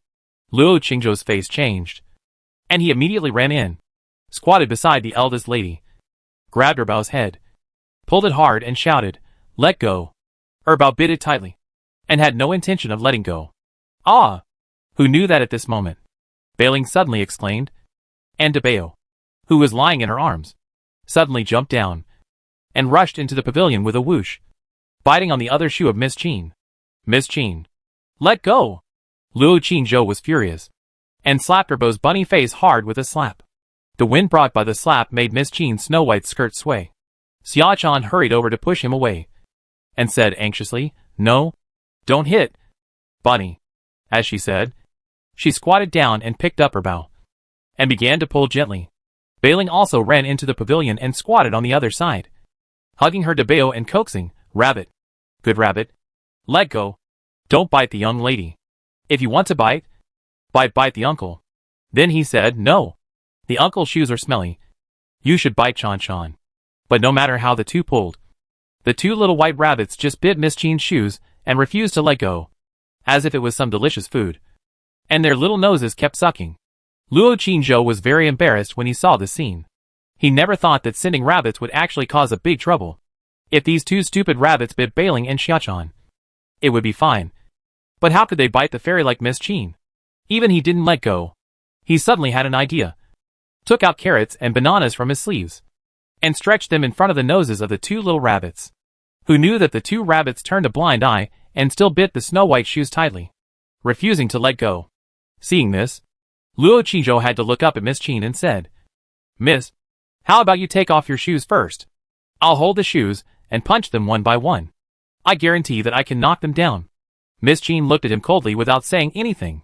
It was unknown whether she was refusing or thinking. Luo Qingzhou waited for a while, and had to push Xia Chan in front of him and said, Chan, get out of the way. Let me give it a hard punch on the butt. I guarantee that it will loosen up. Xia Chan glared at him when she heard it. With a push of her little hand, she pushed him back and fell to the ground. Luo Qingzhou was immediately angry and said, Chan, how can you be so rude to your uncle? Which is more important, the rabbit or the uncle? Xia Chan said. Rabbit. Luo Qingzhou, I will give you one last chance. Tell me, who is more important? Xia Chan said. Rabbit. Luo Qingzhou didn't want to pay attention to her anymore. So he stood up and walked to Beiling's side, squatted down and said, Beiling, rabbit is important. Rabbit is important. Rabbit is more important than uncle. Before he could ask, Beiling answered directly, Luo Qingzhou. Okay. Rabbit is important. Uncle is leaving. Luo Qingzhou stood up, looked at the two little white rabbits on the ground, and then looked at the two little girls, who were holding them and stroking them gently, with a doting look on their faces. And suddenly his heart seemed to be stabbed by a sword. Son-in-law is gone, he repeated in a low voice, and stepped back out of the pavilion. No one looked at him at all. Their eyes were all on the two little rabbits on the ground. Even the eldest lady was no exception. He immediately covered his chest and turned away. Damn it. I was defeated by two little rabbits. I told them stories every night to make them happy. Back in Meixiang Garden, Luo Qingzhou told this to Miss Qin Er and Xiu'er. When the girls heard this, their eyes lit up. Son-in-law, are there any more little rabbits? I want them too. Young master, I want them too. Brother Qingzhou, Wei Emma wants them too. Luo Qingzhou was furious and drove everyone out of the room directly. Then he closed the door, carried Miss Qin Er to bed, and said angrily, Do you all like little white rabbits? Okay. I like them too. After that, he got into the quilt. It was early in the morning. After Luo Qingzhou coaxed Miss Qin Er to sleep, he couldn't wait to leave his body and go to West Lake. On the attic of West Lake, the autumn wind is cold, and the moonlight is cold. The white figure is standing there alone, looking at the lake not far away, motionless, and I don't know what he is thinking. Sister you. Luo Qingzhou came closer and floated behind her, thinking of taking off his clothes in front of her to practice tonight. He suddenly became a little nervous. Chapter 477 Lake Bottom. Sister Yu passes on the power. On the attic, it was silent. The white figure stood on the eaves, still motionless, and did not speak. Xiu'er did not come tonight. The demon girl did not seem to show up either. Luo Qingzhou looked around, and when he was not sure how to start, the communication treasure on his body suddenly vibrated. He took it out and took a look. It was indeed sent by Xiu'er. Xiu'er, brother, I will not go tonight. Anyway, if I go, I will not want to pay attention to her. You only have your sister Yu in your eyes. Right? Luo Qingzhou replied, Yes. The message came back quickly. Xiu'er, brother, how can you do this? I am so sad. I specially prepared a lot of socks and treasures for you. Luo Qingzhou, why didn't you give it to me last night? Xiu'er, I want to give it to you alone. I don't want others to see it. Can I do it tonight? Brother, tell me a place. I will go to see you alone and then present my socks and treasures. Luo Qingzhou, I am afraid you want to take advantage of this opportunity to control me. Xiu'er, what are you talking about? How can I have such evil thoughts? I am sincere to you. I just want to be good to you and make you happy. I can swear. Luo Qingzhou, oh.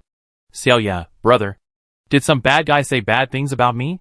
Was it that despicable little snake? Or someone else? Luo Qingzhou, no. I won't say anything. I want to practice. He put the communication certificate away directly. After thinking about it, he took it out again and replied, Xiu'er, you have helped me a lot. If you need any help in the future, you can tell me directly. As long as it does not endanger your life, I will help you. After sending this message, he calmed down. He didn't want to owe anyone, especially strangers. Although Xiu'er approached him for a purpose, she did help him and gave him a lot of good things. If the other party needed him to overcome the thunder tribulation, and he would not be in too much danger, he would naturally help. But if the other party wanted to use some conspiracy to control him and ask him to help, Then, he would definitely turn his face. So he had to make it clear to the other party in advance. At the same time, in a palace, a girl in a fiery red dress was sitting quietly in front of the table, motionless. A red shadow suddenly flew over from the window and drilled into her body. The expression on the girl's face was majestic and cold. She lowered her head and looked at the jade in her hand.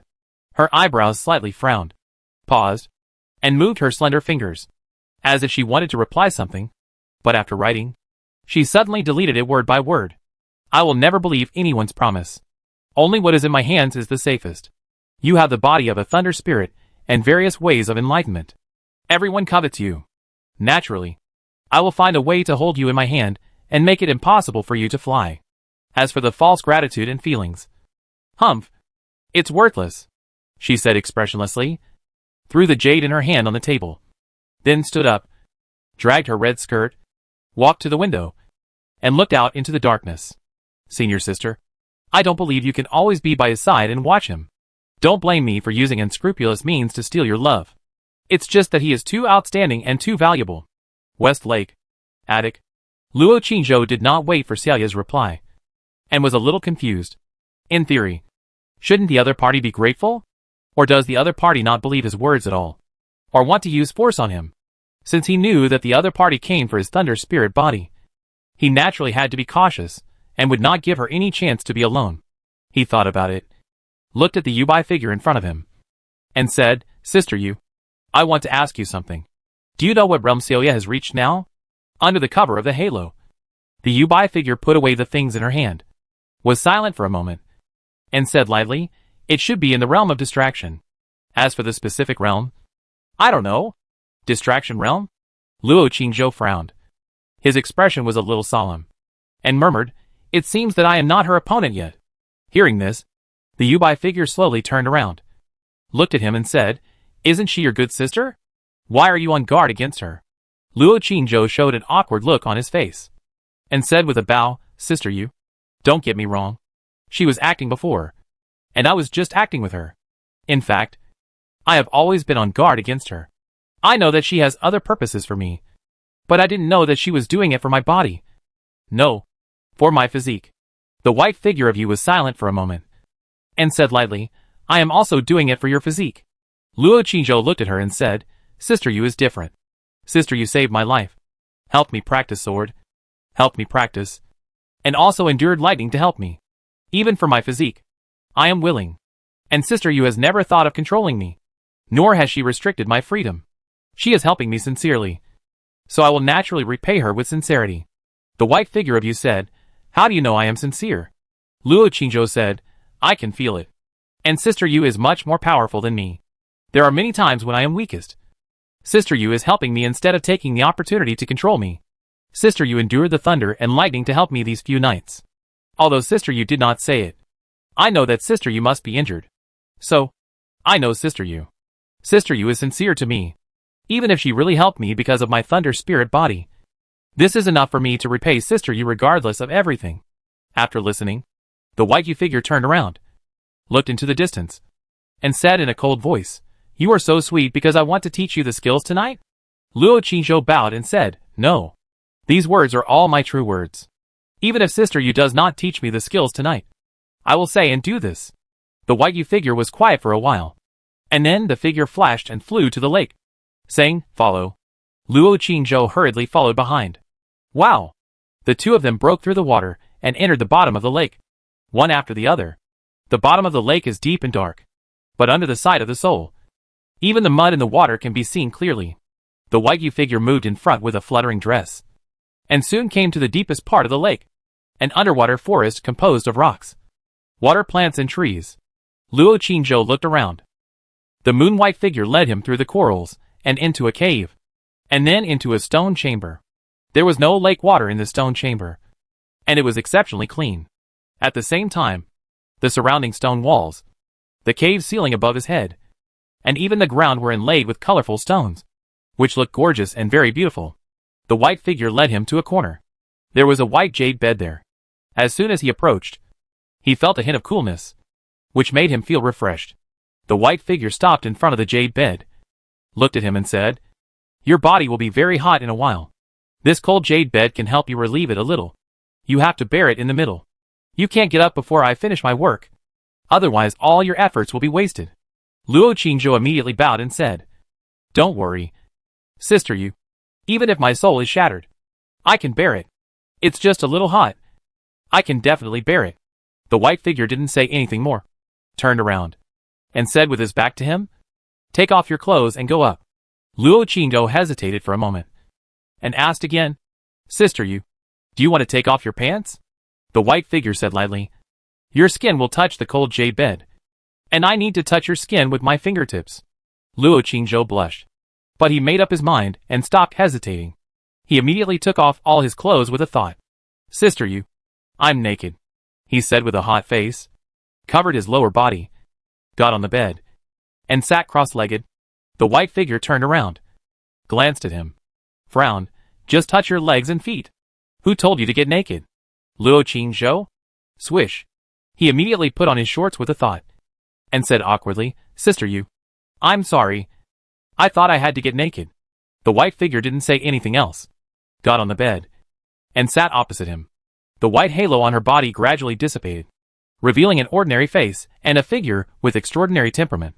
When Luo Qingzhou was looking at her in a daze, the white figure looked at him coldly and said, The halo on your body has also been removed.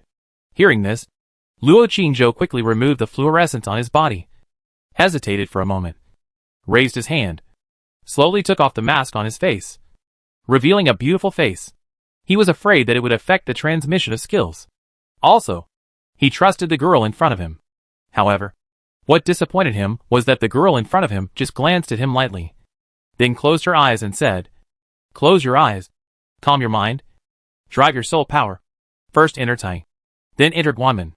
Luo Qingzhou quickly closed his eyes, calmed his mind, and began to stimulate the soul power in his body. After a while, the soul power began to flow slowly in the meridians. The white figure stared at him quietly for a while, and whispered, The soul power stops at the chakra. Don't move. I'll help you. You have to remember the position where my fingertips point, as well as the meridians and acupoints where the soul power goes. There are many repetitions. The number and order, you have to remember. Luo Qingzhou didn't speak, letting the soul power flow slowly at the chakra. His abdomen began to heat up. Suddenly, a trace of coldness gently touched his belly button. Luo Qingzhou's body trembled, and he almost couldn't stabilize his soul power. The soul power in his body was disordered for a while, and he quickly calmed down. The moon-white figure stretched out a slender jade finger, touched his chakra, and whispered, Calm down. Follow my fingertips. Put down your soul power. Let me move with it. Luo Qingzhou did as he was told. Soon, a strange airflow flowed from the cold fingertips into his chakra, carrying his soul power gathered at the chakra, and began to flow slowly upwards. It meandered and twisted, just a few inches upward, and then flowed down again, fell into the Danhai, and then passed through the chakra, and continued to rise. Gradually, his abdomen became hotter and hotter, as if a ball of fire was burning. At the same time, the heat began to flow to his limbs and bones. The fingertips fell on his chest, and continued to carry the airflow in his body, slowly moving, even to his breasts, and then to his armpits. I don't know how long it took. Crystal clear sweat beads suddenly oozed out of his pores all over his body, and his whole body was shining, getting hotter and hotter. His heart was beating rapidly, and his breathing became more and more rapid. He felt that the airflow in his body was getting heavier and hotter, as if it was washing and tempering his soul meridians. Hold on for a while, the moon-white figure said softly, and continued to carry his soul power in his body. He persisted for another stick of incense. Luo Qingzhou felt that his internal organs were almost boiling, as if they were about to explode, and his whole body was shaking. He clenched his teeth and held on tightly. At this moment, the cold fingertip suddenly moved away.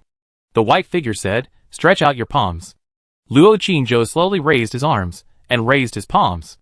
Then, a pair of soft and cold jade hands pressed against his palms, causing him to tremble, and his whole body seemed to be instantly filled with a coolness, and he trembled comfortably. The white figure stretched out his hands and looked at him quietly.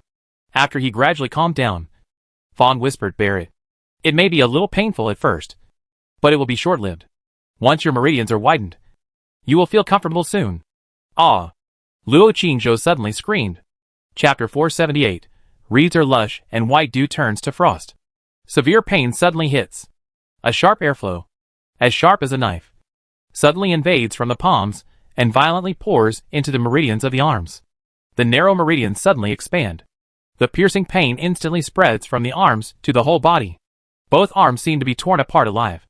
Luo Qingzhou trembles with pain, but he clenched his teeth and dared not move. The airflow continued to move forward, running through the meridians of the entire arms, and began to meander to the shoulders. Rushing down, Luo Qingzhou's face turned pale, and sweat poured down his body.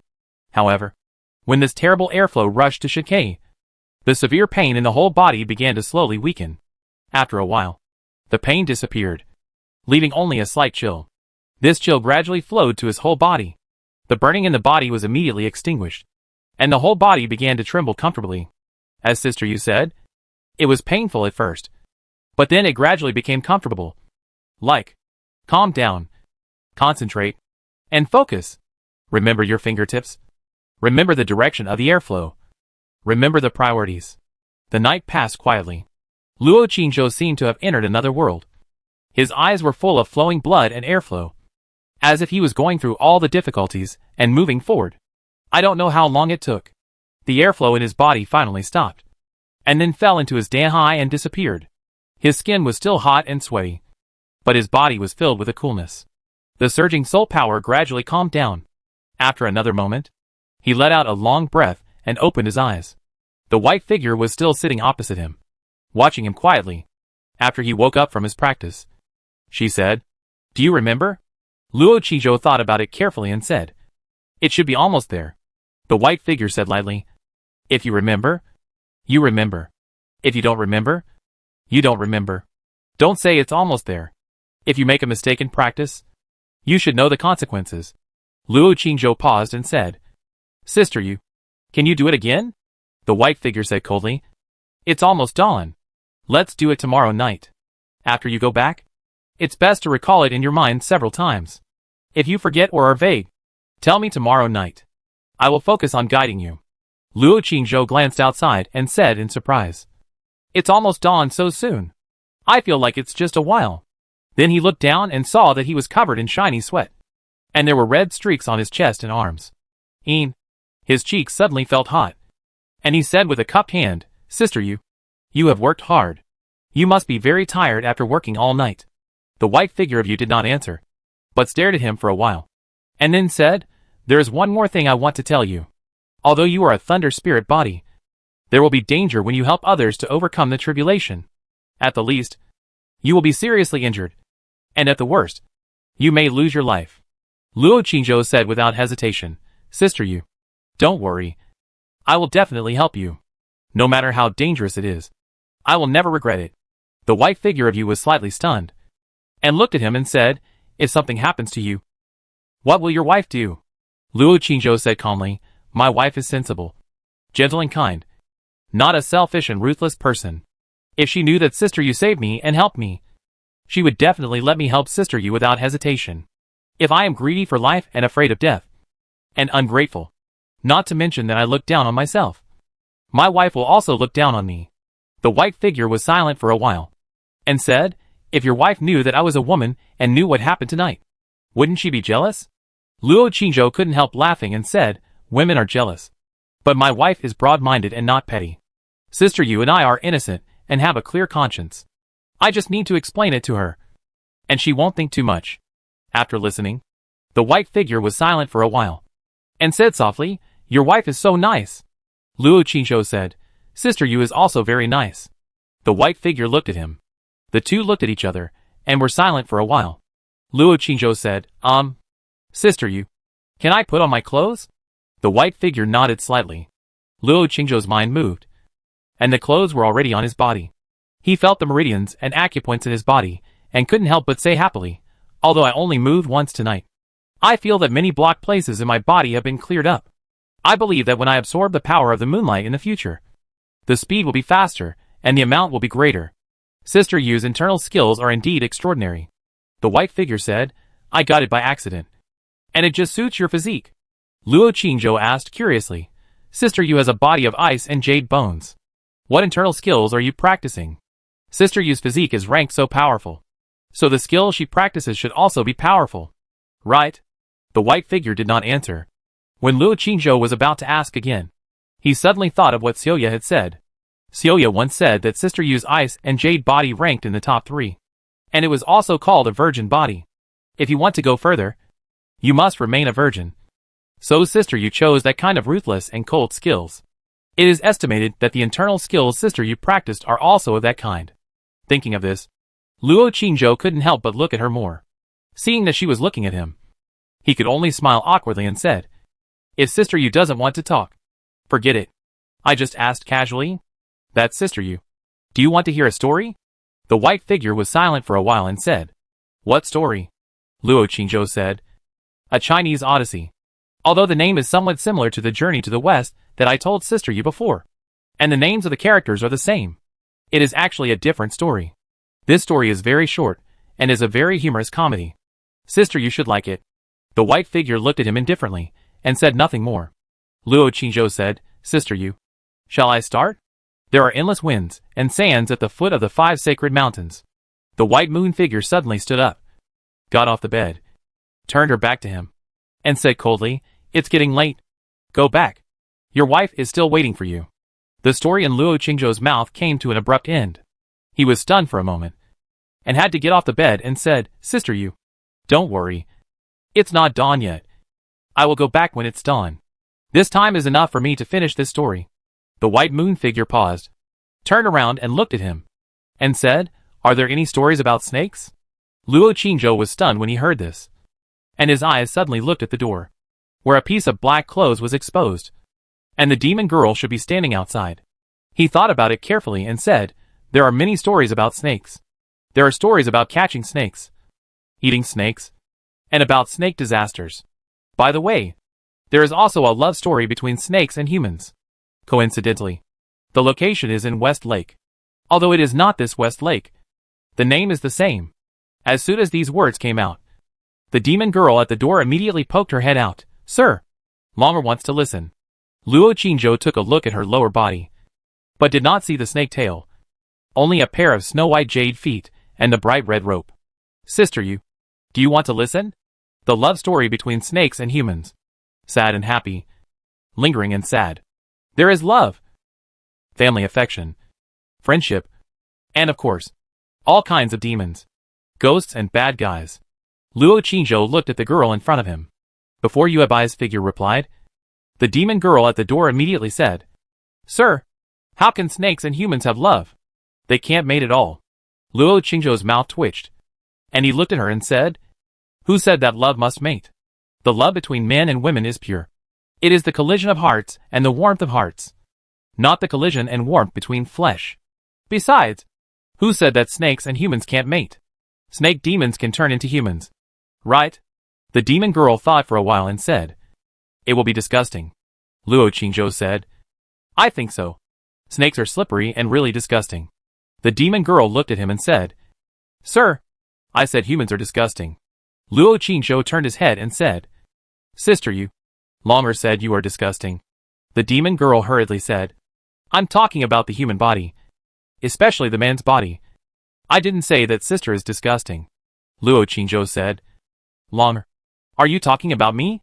The demon girl said, "Except for you." Luo Qingzhou ignored her and started telling the story directly. Broken bridge in West Lake, crowded with tourists. Soon the story goes that White Snake and Su Xian fell in love and got married. Then White Snake drank Realgar wine, revealed her true form, and scared Mr. Su to death. The demon girl couldn't help but say, "If you really want to repay your gratitude, you shouldn't marry him. Besides, a snake demon who has practiced for thousands of years is not afraid of Realgar wine at all. Also, Mr. Su is too weak. The demonic energy alone can make him seriously ill and die. Sir, where did you hear this story? It's ridiculous." Luo Qingzhou stopped, stared at her for a while, and said, "Then I'll change the story. The name is delicious on the tip of the tongue. The Legend of Snake Soup. Sir, it's getting late. You should go back quickly. Your wife is still waiting for you at home." The demon girl suddenly said expressionlessly. Luo Qingzhou ignored her and looked at the girl in front of him and said, "Sister Yu, I'll tell you the story of a Chinese Odyssey. The white figure looked at him and said, "It's dawn." Luo Qingzhou looked outside and said, "So soon?" Then he didn't stay any longer and said goodbye. "Sister Yu, I'm leaving now. See you tonight." After that, he left quickly without looking at the demon girl again. Flying out of the lake. It was already dawn outside. He immediately flew into the air and flew towards the Qin mansion. The scene of Sister Yu helping him practice last night appeared in his mind. Because of her physique and skills, Sister Yu should have never touched a man. So last night, was it her first time? Sister Yu sacrificed so much to help him practice. So no matter what, he would help her overcome the tribulation and relieve her troubles in the future. But should he tell his wife about this? At the bottom of the lake, in the stone chamber, after a moment of silence, the demon girl couldn't help but ask, "Sister, are you really helping him just because you want to use his thunder spirit body?" The moon-white figure lowered her head slightly and looked at the snow-white handkerchief in her hand. On the handkerchief, there was a poem embroidered, "Reeds are lush. White dew turns to frost. The so-called lover is on the other side of the water." There were sweat stains on the handkerchief. But she didn't sweat. She didn't answer, walked out of the stone chamber, and soon disappeared. Luo Qingzou's soul returned to his body, and he slept for a while holding Miss Qin in his arms, and then quietly got up and left. Chior had gotten up at some point and stood guard at the door of the room.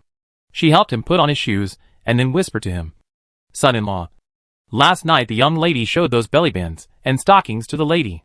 The lady was very angry and scolded the young lady, as well as the servant and Xiao Dai." Luo Qingzhou said awkwardly. "Then what?" Chior whispered. "The lady scolded us for being shameless and told us not to design such embarrassing clothes anymore. Then she took away all the clothes and said to throw them all away today." Luo Qingzhou didn't dare to say more and said, "Listen to the lady," Chior said. "But I heard from the young lady that the son-in-law made a bet with the princess." Luo Qingzhou said indifferently, "It's okay. Just treat me as a loser. I just said it casually at the beginning. If the princess wants to take it seriously, then I will agree to one condition. I believe that for the sake of the second lady, she will not make it too difficult for me." Chior sighed and whispered, "Actually, I think those clothes are pretty. Some people should like them." Luo Qingzhou just walked out of the door and turned his head to look at her and said, "I haven't seen you wear them even though they are pretty. Chior, if you want to wear them, just let Xiao Dai do it." Chior's face was slightly red. "Uncle, I have worn them, but you haven't seen them." Luo Qingzhou stared at her for a few times, and seeing her pink face, tender and lovely, he couldn't help turning around and walking to. She came closer, lowered her head, kissed her cheeks and mouth, and whispered, "Xiao Dai should have a few more hidden there. You can wear them tonight. Go to Xiao Dai's room to sleep, and the master will come to see you tonight." "Okay." Chior bit her pink lip shyly and whispered, "If the master likes it, the servant will obey your order. But you have to tell the young lady first." Luo Qingzhou said, "Don't tell her. Wait until she falls asleep, and I will sneak over." Chior immediately raised her head and said, "No. Master, you must tell the young lady. Otherwise the servant will not serve you, and Xiao Dai will not either." Luo Qingzhou said, "Is there such a rule?" Chior nodded and said, "Of course there is. Master, you will go to the house at night in the future. No matter where you go, you have to tell the young lady in advance. If the young lady doesn't agree, the son-in-law can't go." Luo Qingzhou sighed, "The son-in-law is so pitiful." Chior laughed and said beautifully, "The son-in-law is not pitiful. The young lady is so good. No matter what the son-in-law says, I have never seen the young lady oppose it." "That's right." Luo Qingzhou smiled and whispered in her ear, "But Chior, let's not talk about this matter for now. It's a bit embarrassing. Let's think about it when the son-in-law comes back in the evening. Maybe the son-in-law suddenly doesn't want to think about it. Don't you think?" Chior smiled gently. "Well, the slave listens to the son-in-law." Luo Qingzhou didn't say anything more and waved his hand out of the courtyard. Just when he walked to the back door, he suddenly saw a figure looking around and sneaking out of the back door. Looking carefully, it turned out to be the mother-in-law. The mother-in-law seemed to be holding something in her hand. Chapter 479. Huh? Luo Qingzhou was puzzled and followed quietly. Song Ryue did not bring her maid with her. After she went out of the back door alone, she looked back again and walked out of the alley quickly. She crossed the street and entered a clothing store opposite. Luo Qingzhou stood at the entrance of the alley, secretly guessing. A moment later, Song Ryue came out of the store with a red face and an expression of shame and anger. The shop owner followed behind and said sarcastically, "Shameless. What kind of obscene clothes dare to bring to my store to sell? Even if you give me money, don't expect me to hang there. It's really embarrassing." Luo Qingzhou seemed to have guessed something. Song Ryue blushed and left in a hurry. She walked a distance on the street and suddenly stopped in front of another clothing store. She struggled and hesitated at the door for a while, and suddenly walked in again. Who knew that this time was even shorter? It took only a moment after she entered, and she immediately came out blushing again. A maid followed to the door and said with disdain, "Don't even think of giving us 1 or 2 taels of silver. Even if you give us 5 taels of silver, you can't hang it there. We can't afford to lose face. Which shameless woman would like your obscene clothes? It's shameless."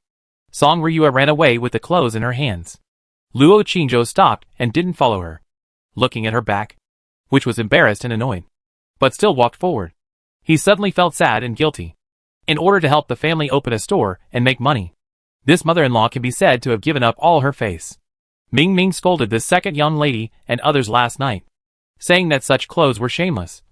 But early this morning, she still took them out and tried them in various stores. From what the proprietress and the maid just said, it is estimated that this mother-in-law wanted to hang the clothes there to see the reaction of customers, or even pour out money to hang them there, but was scolded out. It seems that she has not given up yet, and is ready to continue looking for the next store. What was the reason that made her want to try it even though she obviously didn't like such clothes, and thought they were vulgar, and no one would buy them? Luo Qingzhou suddenly had a bold idea. Could it be that after scolding the second young lady and the others last night, when she was about to throw away those clothes, she suddenly tried them on herself, and suddenly found that those clothes were actually good? So she came out to try them this morning? This is very possible. Otherwise, with the temperament of this mother-in-law, how could she disregard her face, come out and show her face, and beg people everywhere? In the final analysis, it was still for the family to eat. After pondering for a moment, Luo Qingzhou decided to take the initiative to help the mother-in-law sell those clothes to restore her dignity and confidence. At that time, when those clothes suddenly sold well, and people in the streets and alleys liked them, those few stores would definitely be anxious. And then they would also start to stock those clothes, and even start to imitate them.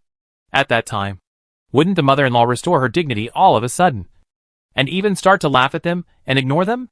If you ignore me today, I will make you unable to reach me one day. If I use the name of the Southern Prince's mansion to get the patent for this kind of clothes, then all the clothing stores in Kyoto will have to go to my mother-in-law to buy goods. Wouldn't my mother-in-law be so happy that she can't stop smiling? Thinking of this, Luo Qingzhou immediately turned around and returned to the Qin mansion. When he returned to Meixiang Garden, Miss Qin Air had already gotten up and was talking to Chior in the room. Luo Qingzhou went straight to Xiao Dai and asked her to bring him 2 pairs of stockings and 2 underwear. Although Xiao Dai was puzzled, she quickly took them out of the room and whispered, "Sir, these are all newly made by me, and I haven't worn them yet. Please don't let Madam see them. Otherwise I will be scolded again." Luo Qingzhou nodded and was about to put them in his arms when Miss Qin Air came out of the room, was stunned for a moment, and said, "Brother Qingzhou, what are you doing?" Luo Qingzhou had no choice but to take out the underwear and stockings, pull her into the room, and then tell her what he had just seen. After hearing this, Miss Qin was a little surprised. "I didn't expect my mother to do such a thing. She was righteous last night and scolded me and Chior so badly." Luo Qingzhou guessed, "Maybe after you left, mother-in-law thought it was pretty good, so she went out to promote it this morning.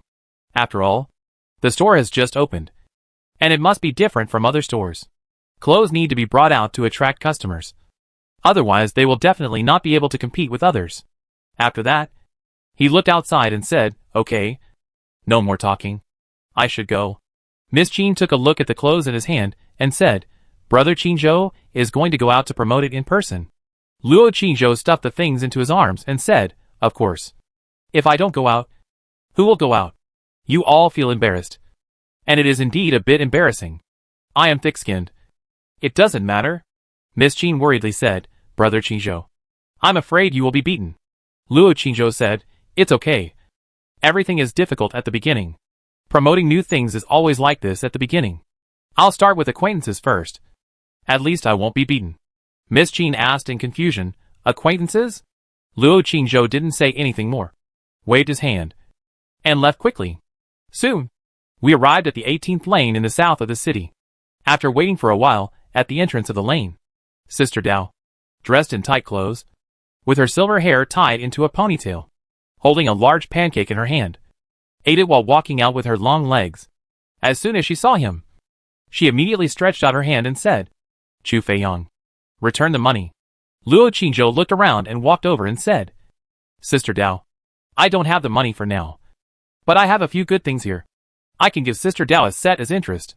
How about it?" Sister Dao was curious when she heard it. "What good things? Take them out for me to see."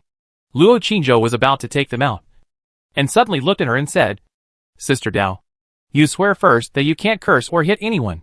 Sister Dao was stunned when she heard this, and said, "Why should I curse? Why should I hit someone?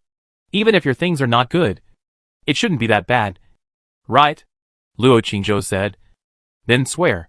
Sister Dao was speechless and had to raise her hand and swear. "I swear, no matter whether Chu Feiyang's things are good or not, I will not hit or swear." Luo Qingzhou then took out a red belly band with only a thin string tied in the middle, handed it to her, and said, "Sister Dao, I bought it specifically for you. Try it." The air suddenly became silent for a moment. The next second, a furious curse and the sound of kicks and punches suddenly came from the alley. "Shameless. Vulgar. Shameless. Dirty. Dirty. Unworthy of being a man. Unworthy of being a scholar. Don't run. I'll beat you to death." One of them ran and the other chased, and they soon went far away, even until they turned into the alley leading to the martial arts hall.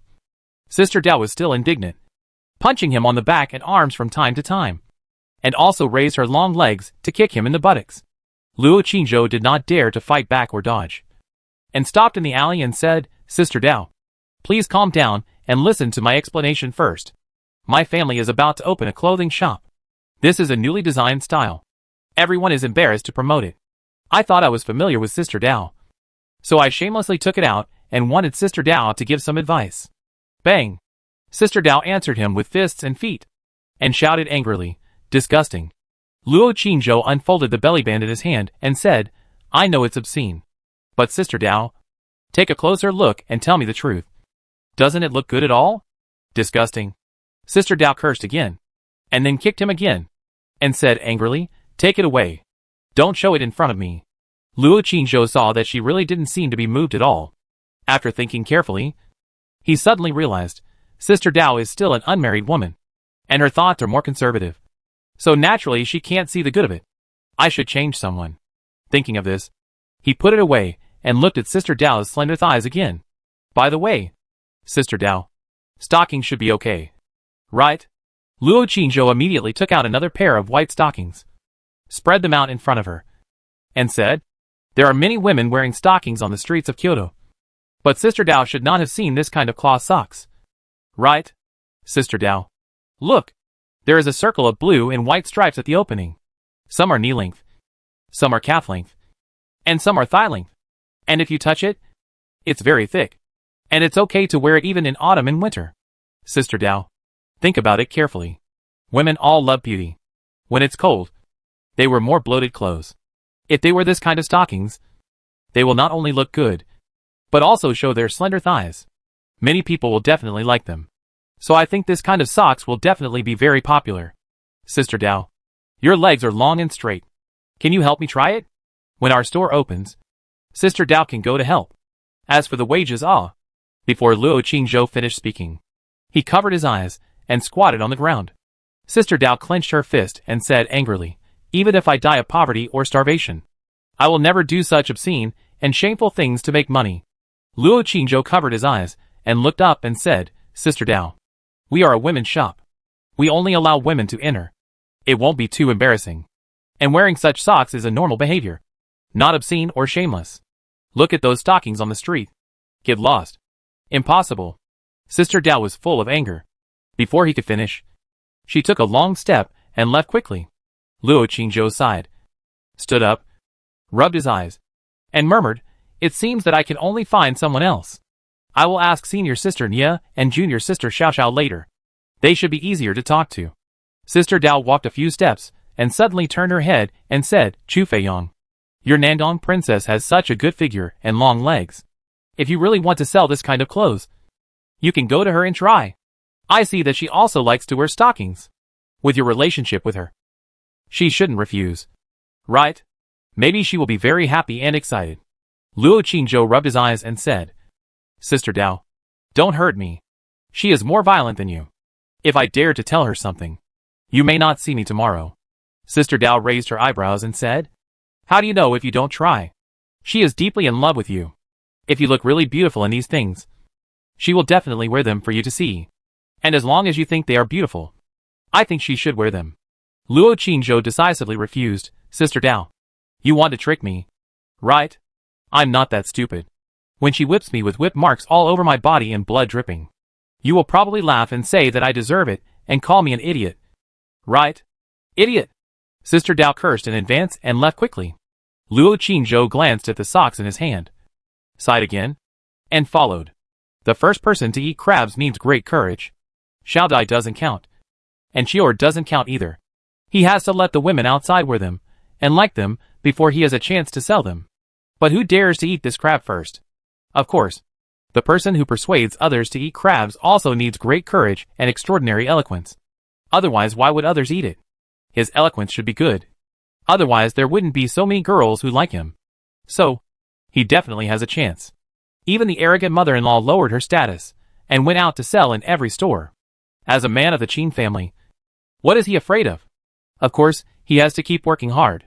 When he walked to the door of the martial arts hall, Zhou Boyue and Chu Xiaoxiao just happened to come over from the alley opposite. When Luo Qingzhou saw Zhou Boyue, he suddenly thought that tomorrow was the birthday of this junior brother Zhou's mother-in-law. Why not give her such a generous gift? As soon as this idea came out, he almost slapped himself. Don't hurt brother Boyue. It will kill people. His eyes looked at the cute and petite Chu Xiaoxiao next to him. This girl has always been carefree and easy to talk to. He can sell to her later. At least he won't be beaten. Ah, senior brother Chu. What's wrong with your eyes? Were you beaten? Who beat you? Tell me. I'll avenge you. Chu Xiaoxiao came over and started yelling. Luo Qingzhou said, Sister Dao beat me. Chu Xiaoxiao said, Oh, by the way, senior brother Chu, it's senior brother Zhou's mother-in-law's birthday tomorrow night. Let's meet somewhere and go together. What gift are you going to give? Zhou Boyue said awkwardly. Actually, I just want to invite you guys to have a meal. To make it lively, no need to give gifts. Chu Xiaoxiao said. That won't work. We give gifts to save face for ourselves and for you, senior brother Zhou. If we go empty-handed, your mother-in-law will not only look down on us, but also on you. Zhou Boyue whispered. She looked down on me anyway. Luo Qingzhou patted him on the shoulder and said, Gifts must be given. Don't worry. We can just give them as we see fit. The three of them talked and went in. When they went to pay their respects to the master, they happened to meet Sister Dao coming out. Sister Dao glared at someone with a cold face, and left quickly without speaking to the three people. Chu Xiaoxiao looked puzzled. What happened to Sister Dao? Was she scolded by the master? Luo Qingzhou said, Of course she was. After the three people went in to pay their respects, they came out and prepared to go to their respective martial arts fields to practice. After Zhou Boyue left, Luo Qingzhou followed Chu Xiaoxiao and went to the martial arts training ground with her. Chu Xiaoxiao turned around and looked at him in confusion and said, Brother Chu, are you going to practice here? Then I'll go somewhere else. Luo Qingzhou hurriedly said, Junior sister Xiaoxiao, I have something to talk to you about. Chu Xiaoxiao turned around and said, What is it? Senior brother Chu. Just tell me.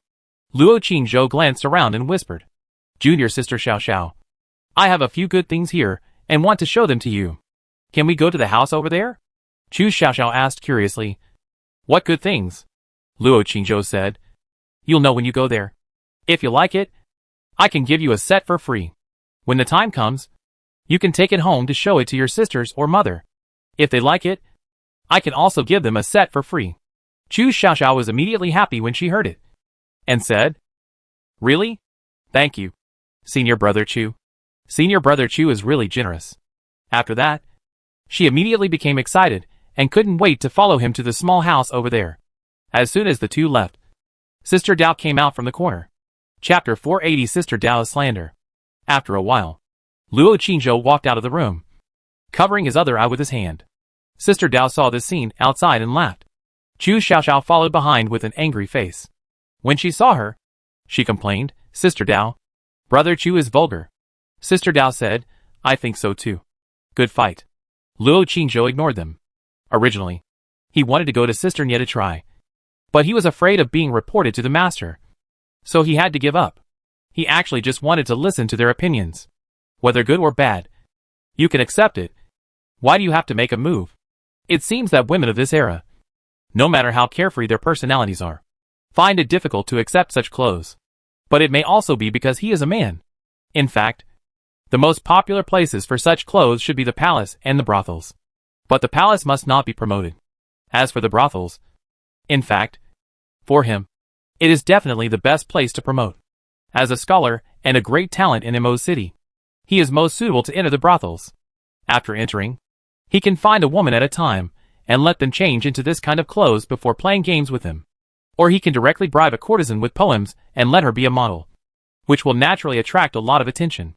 In this way, it should be able to open up sales soon. However, in this way, this kind of clothes will be the first to spread from the brothels. And everyone will label this kind of clothes in their hearts as clothes worn by prostitutes. It is estimated that if this happens, the mother-in-law will be angry to death. For example, when my mother-in-law was busy in the store, several women suddenly came in and said directly, we want to see the underwear worn by the women in the XX building. My mother-in-law said, what XX building? Which women? The women said, brothel, prostitutes. When the customers who were looking at the clothes heard it, they immediately changed color. What? There are clothes for prostitutes here? When the women came in and saw it, they immediately pointed at the clothes in their hands and said, yes. Yes. Yes. This is it. The clothes that prostitutes wear. Exactly the same as my master described. It's really so obscene. When the customers heard it, their faces changed drastically. When the customers who were looking at other clothes heard it, they were also furious. So this is a place where clothes are made for prostitutes. My mother-in-law. This scene is terrible to think about. So Luo Qizhou just thought about it. And he would never dare to go to those places to sell. And he didn't dare to enter that kind of place. If he was blocked by Bailing and Xiachan again, he would be completely finished. Forget it. I'll think about it when I go back. When he came to the martial arts training ground, he didn't waste any more time and started practicing. As for selling clothes, it was a small matter in his eyes. Even if he couldn't sell them, even if he couldn't sell any of them, it didn't matter to him. He didn't need that little money at all. It's just that the mother-in-law and other people in the Qin mansion need a job to make money, so that life will have some meaning. And they won't eat and sleep in the mansion all day. Bored. When people are bored, they like to make trouble and like to meddle in other people's affairs. If the mother-in-law starts to meddle in other people's affairs, it is estimated that it will be difficult for him to come out to practice in the future. So he still has to find a way to keep her busy and fulfilled. Boom. He calmed down and started to practice boxing. At lunch, Zhou Boyo invited them again sincerely and told them the address. After discussing, they decided to gather and set off tomorrow night after practicing, and go directly to the banquet without going home. In the afternoon, Luo Qingzhou practiced the inner strength. A day passed quickly. When leaving in the evening, Luo Qingzhou was still with Sister Dao. Although Sister Dao still looked at him coldly, she didn't hit him again, and even gave him advice. If your family really wants to sell that kind of clothes, let the women go out and ask. If you, a grown man, go out and ask with these things, people will not only call you a pervert, but will definitely beat you. Finally, let them go to some cloth shops and clothing shops, and say good things to the shop owners. First hang those clothes in their shops to see the effect. If there are customers who like them, those shops will naturally take the initiative to find you to purchase goods. Sister Dao talked about these things, and she was very knowledgeable. Luo Qingzhou listened carefully, and thought that the mother-in-law should think the same way. But few shops would accept such things. After all, those shops are old shops with many old customers. If such clothes are hung out one day, those customers will say that they are obscene. Wouldn't it be a loss? So this morning, when the mother-in-law went to sell them, she ran into a wall. Sister Dao said, if there are shops opened by relatives and friends, it will be much easier. Say good things to them and promise that the first few pieces will be sold for free, etc. It should be possible. Your clothes are too exaggerated. Ordinary shops dare not accept them at all, for fear of affecting their reputation. As the two talked, They soon arrived at the 18th lane. Luo Qingzhou thanked him, thought about his worries, and waved goodbye. Hearing what Sister Dao said, he suddenly remembered the business of the Nandong County Lord's family. The other party's family has a cloth business and also has a clothing shop in the inner city. If he could hang a few pieces in the other party's shop, some things are actually the same quality and style. But if they are hung in different shops, the effect will be different and the image will be different. Just like two identical clothes. One is placed on a street stall, and the other is worn by a model in a famous brand store. The effect and value produced are very different. So, if those clothes are hung in the shop opened by the Nandong County Prince's mansion, those customers may think that these clothes are so bold, fashionable, and unique. They must have come from abroad. They must be very expensive. Right? I guess the nobles in the palace are wearing them. Right? For example, those stockings came from the 100 Flowers country. At first, some women were ashamed to wear them on their legs. But now, they have become popular. However, if he wants to persuade the Nandong County Lord, Miss Jean must come forward. And he can't speak. Thinking about these things in his heart, he didn't forget to be alert if someone was following him. When he left the 18th alley, Sister Dao just walked to the door. And suddenly a familiar voice came from behind. What did he talk to you about just now? I saw that you two were talking very excitedly. And looked very happy. Sister Dao turned around and said, Give me the money first. Nandong Meiji was wearing a black dress, black stockings on her legs, a long ponytail, and a black leather whip wrapped around her slender waist. She looked at her coldly and said, Didn't he give it to me? Sister Dao said unhappily, He said he owed me money. I hate people owing money the most. You should pay him first. Otherwise, I won't answer any of your questions today. Nandong Meiji said coldly, You don't have to answer. I'll go in and find your father and ask him about the murder. Sister Dao's face suddenly changed. You are despicable. Nandong Meiji asked coldly, What did you talk about just now? Tell me. Sister Dao clenched her fists and stared at her with her chest heaving. Nandong Meiji glanced at her chest and raised her eyebrows, saying, It's quite big. No wonder he was looking at you while talking just now. Sister Dao's face darkened when she heard this. Really? Nandong Meiji said. Of course it's true. So what are you talking about? Sister Dao immediately clenched her fists and gritted her teeth and said, Vessel band, underwear, stockings. That bastard must be imagining what I would look like wearing them. Damn it!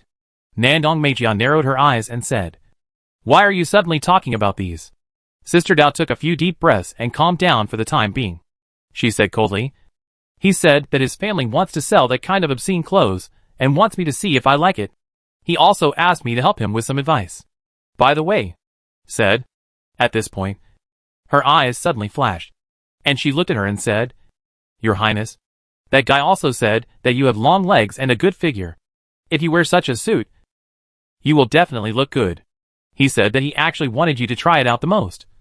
But he was afraid that you would hit him. So he could only ask me. Of course, I didn't agree.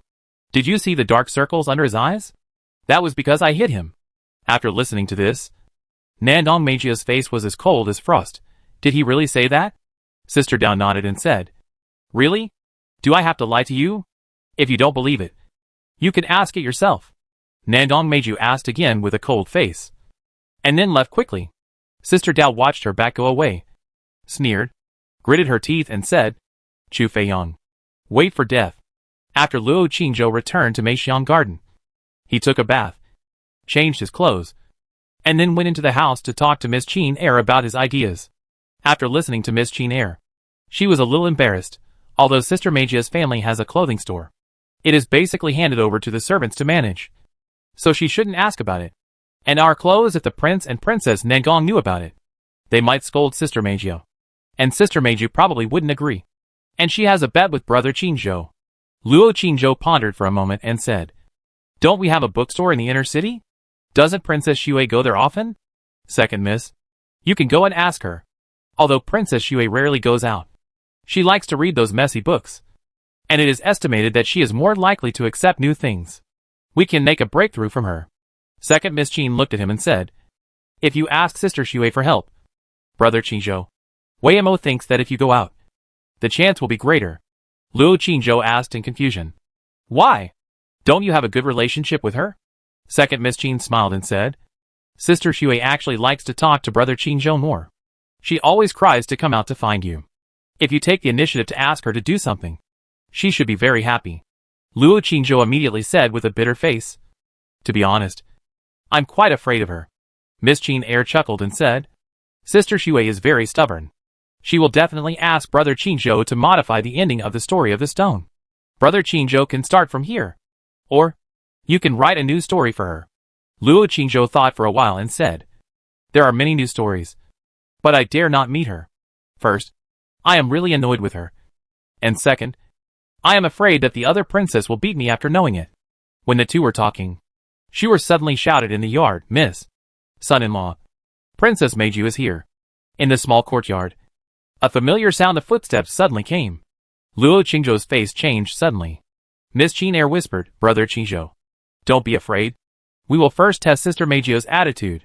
If she is unwilling, we will go to Sister Shui. However, I suddenly feel that Sister Meiju seems to agree. Luo Qingzhou was surprised and said, Why? Miss Qin Er smiled slightly, did not answer, went over to open the door, and whispered, Sister Meijiao, we just have something to find you. Nandong Meiju took off her shoes at the door, walked in wearing black silk stockings, and looked at someone in the room with a cold look. Chapter 481. In front of the desk, Luo Qingzhou was wearing a wide Confucian robe, holding a wolf hairbrush, sitting there practicing calligraphy, looking very focused. Nandong Meiju stood at the door, squinting her eyes, staring at him for a few seconds, and said coldly, Wei Emo, your husband practices calligraphy. Doesn't he even use ink? On the table, the ink block and the inkstone was placed diagonally, and there was no ink. Miss Qin Er closed the door and smiled. Sister Meijiao, you have to ask him about this. Wei Emo can't explain it. Luo Qingzhou coughed, put down the wolf hair brush in his hand, stood up and bowed. Hello, Princess. The princess doesn't know that when practicing calligraphy, you can use ink, water, or nothing. As long as there are words in your heart and eyes. It doesn't matter if there are no words in your pen. Nandong Meiju sneered, ignored him, turned around and said, Wei Emo, you just said you had something to ask me. Miss Qin Er pulled her and asked her to lie on the beauty couch. Sitting down, she said softly, Sister Meijiao, it's about opening a store.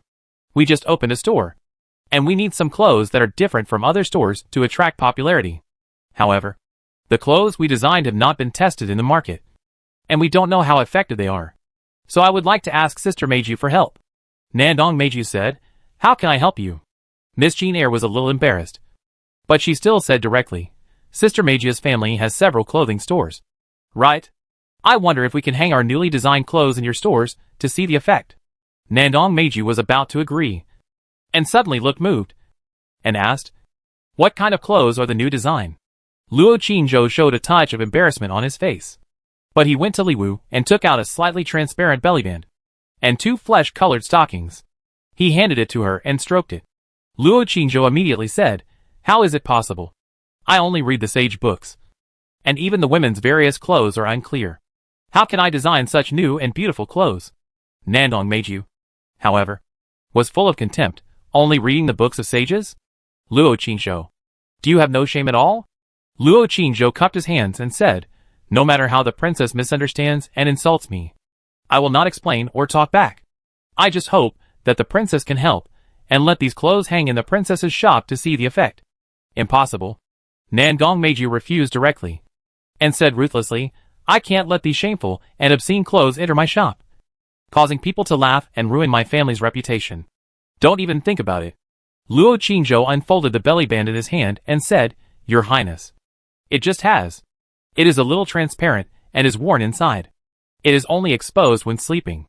It is thinner, breathable, and softer than ordinary bellybands. It is very comfortable to wear in hot weather. I guarantee that any woman who wears it will feel much better than the previous bellybands.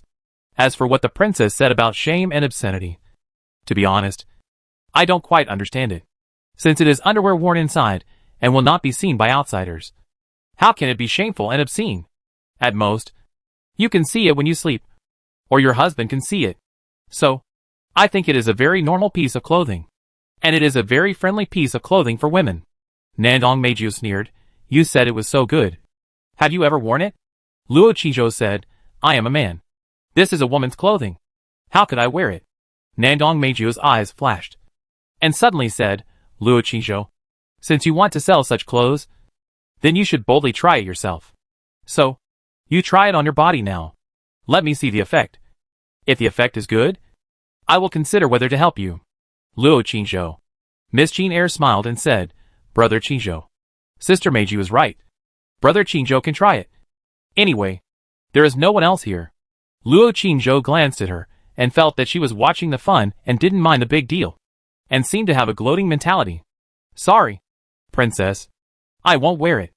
I'm a scholar, and I have my own dignity. How can I, a man, wear women's underwear?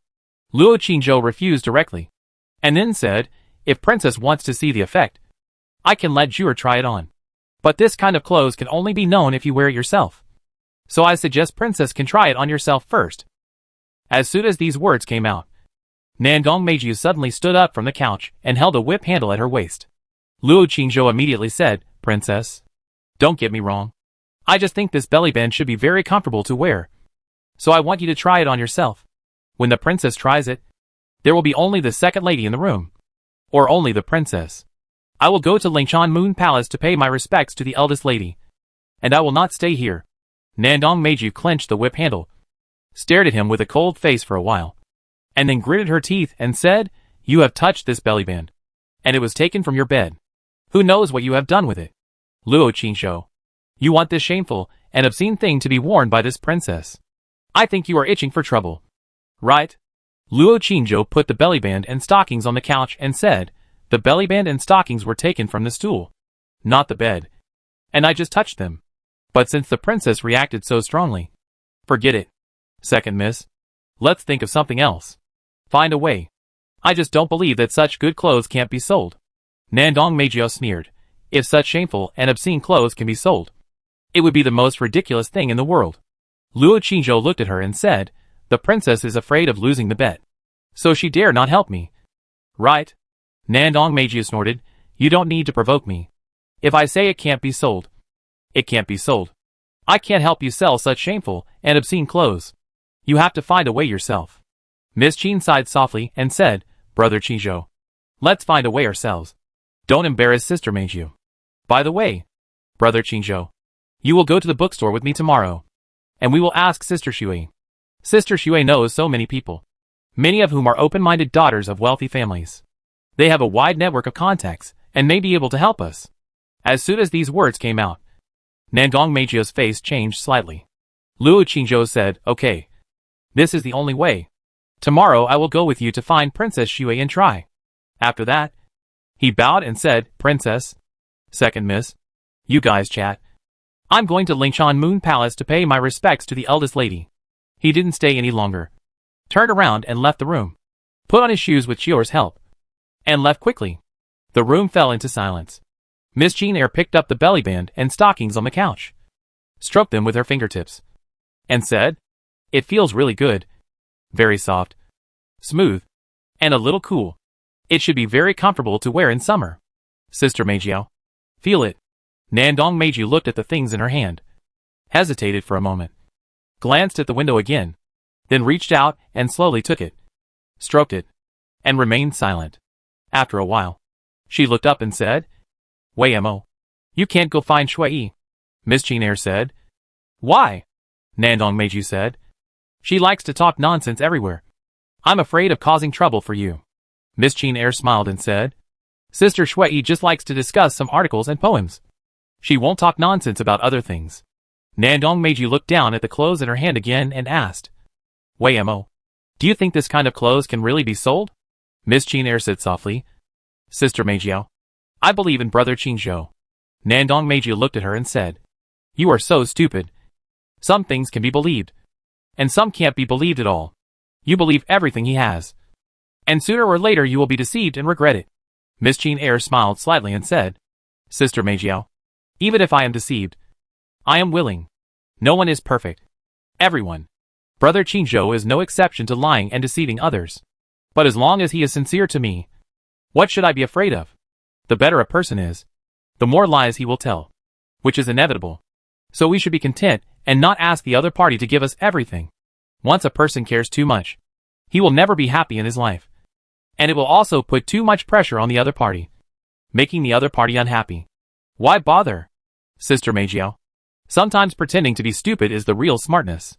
Nandong Meiji was silent for a while after listening, and said, Wei Mo, are you persuading me to continue pretending to be stupid? Miss Jean held her hand and whispered, Sister Meijiao, I am talking about myself. Wei Mo never persuades others about this kind of thing, because it is too selfish.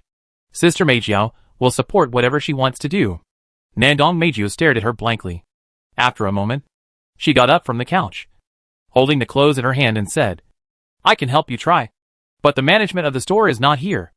I can only go and ask for you. But I still say that this kind of clothes is difficult to sell. Unless you sell it to Miss Jean Eyre said. A brothel. Right? Nandong Meiji nodded and said. He should have thought of it. Right? Miss Jean Eyre smiled and said.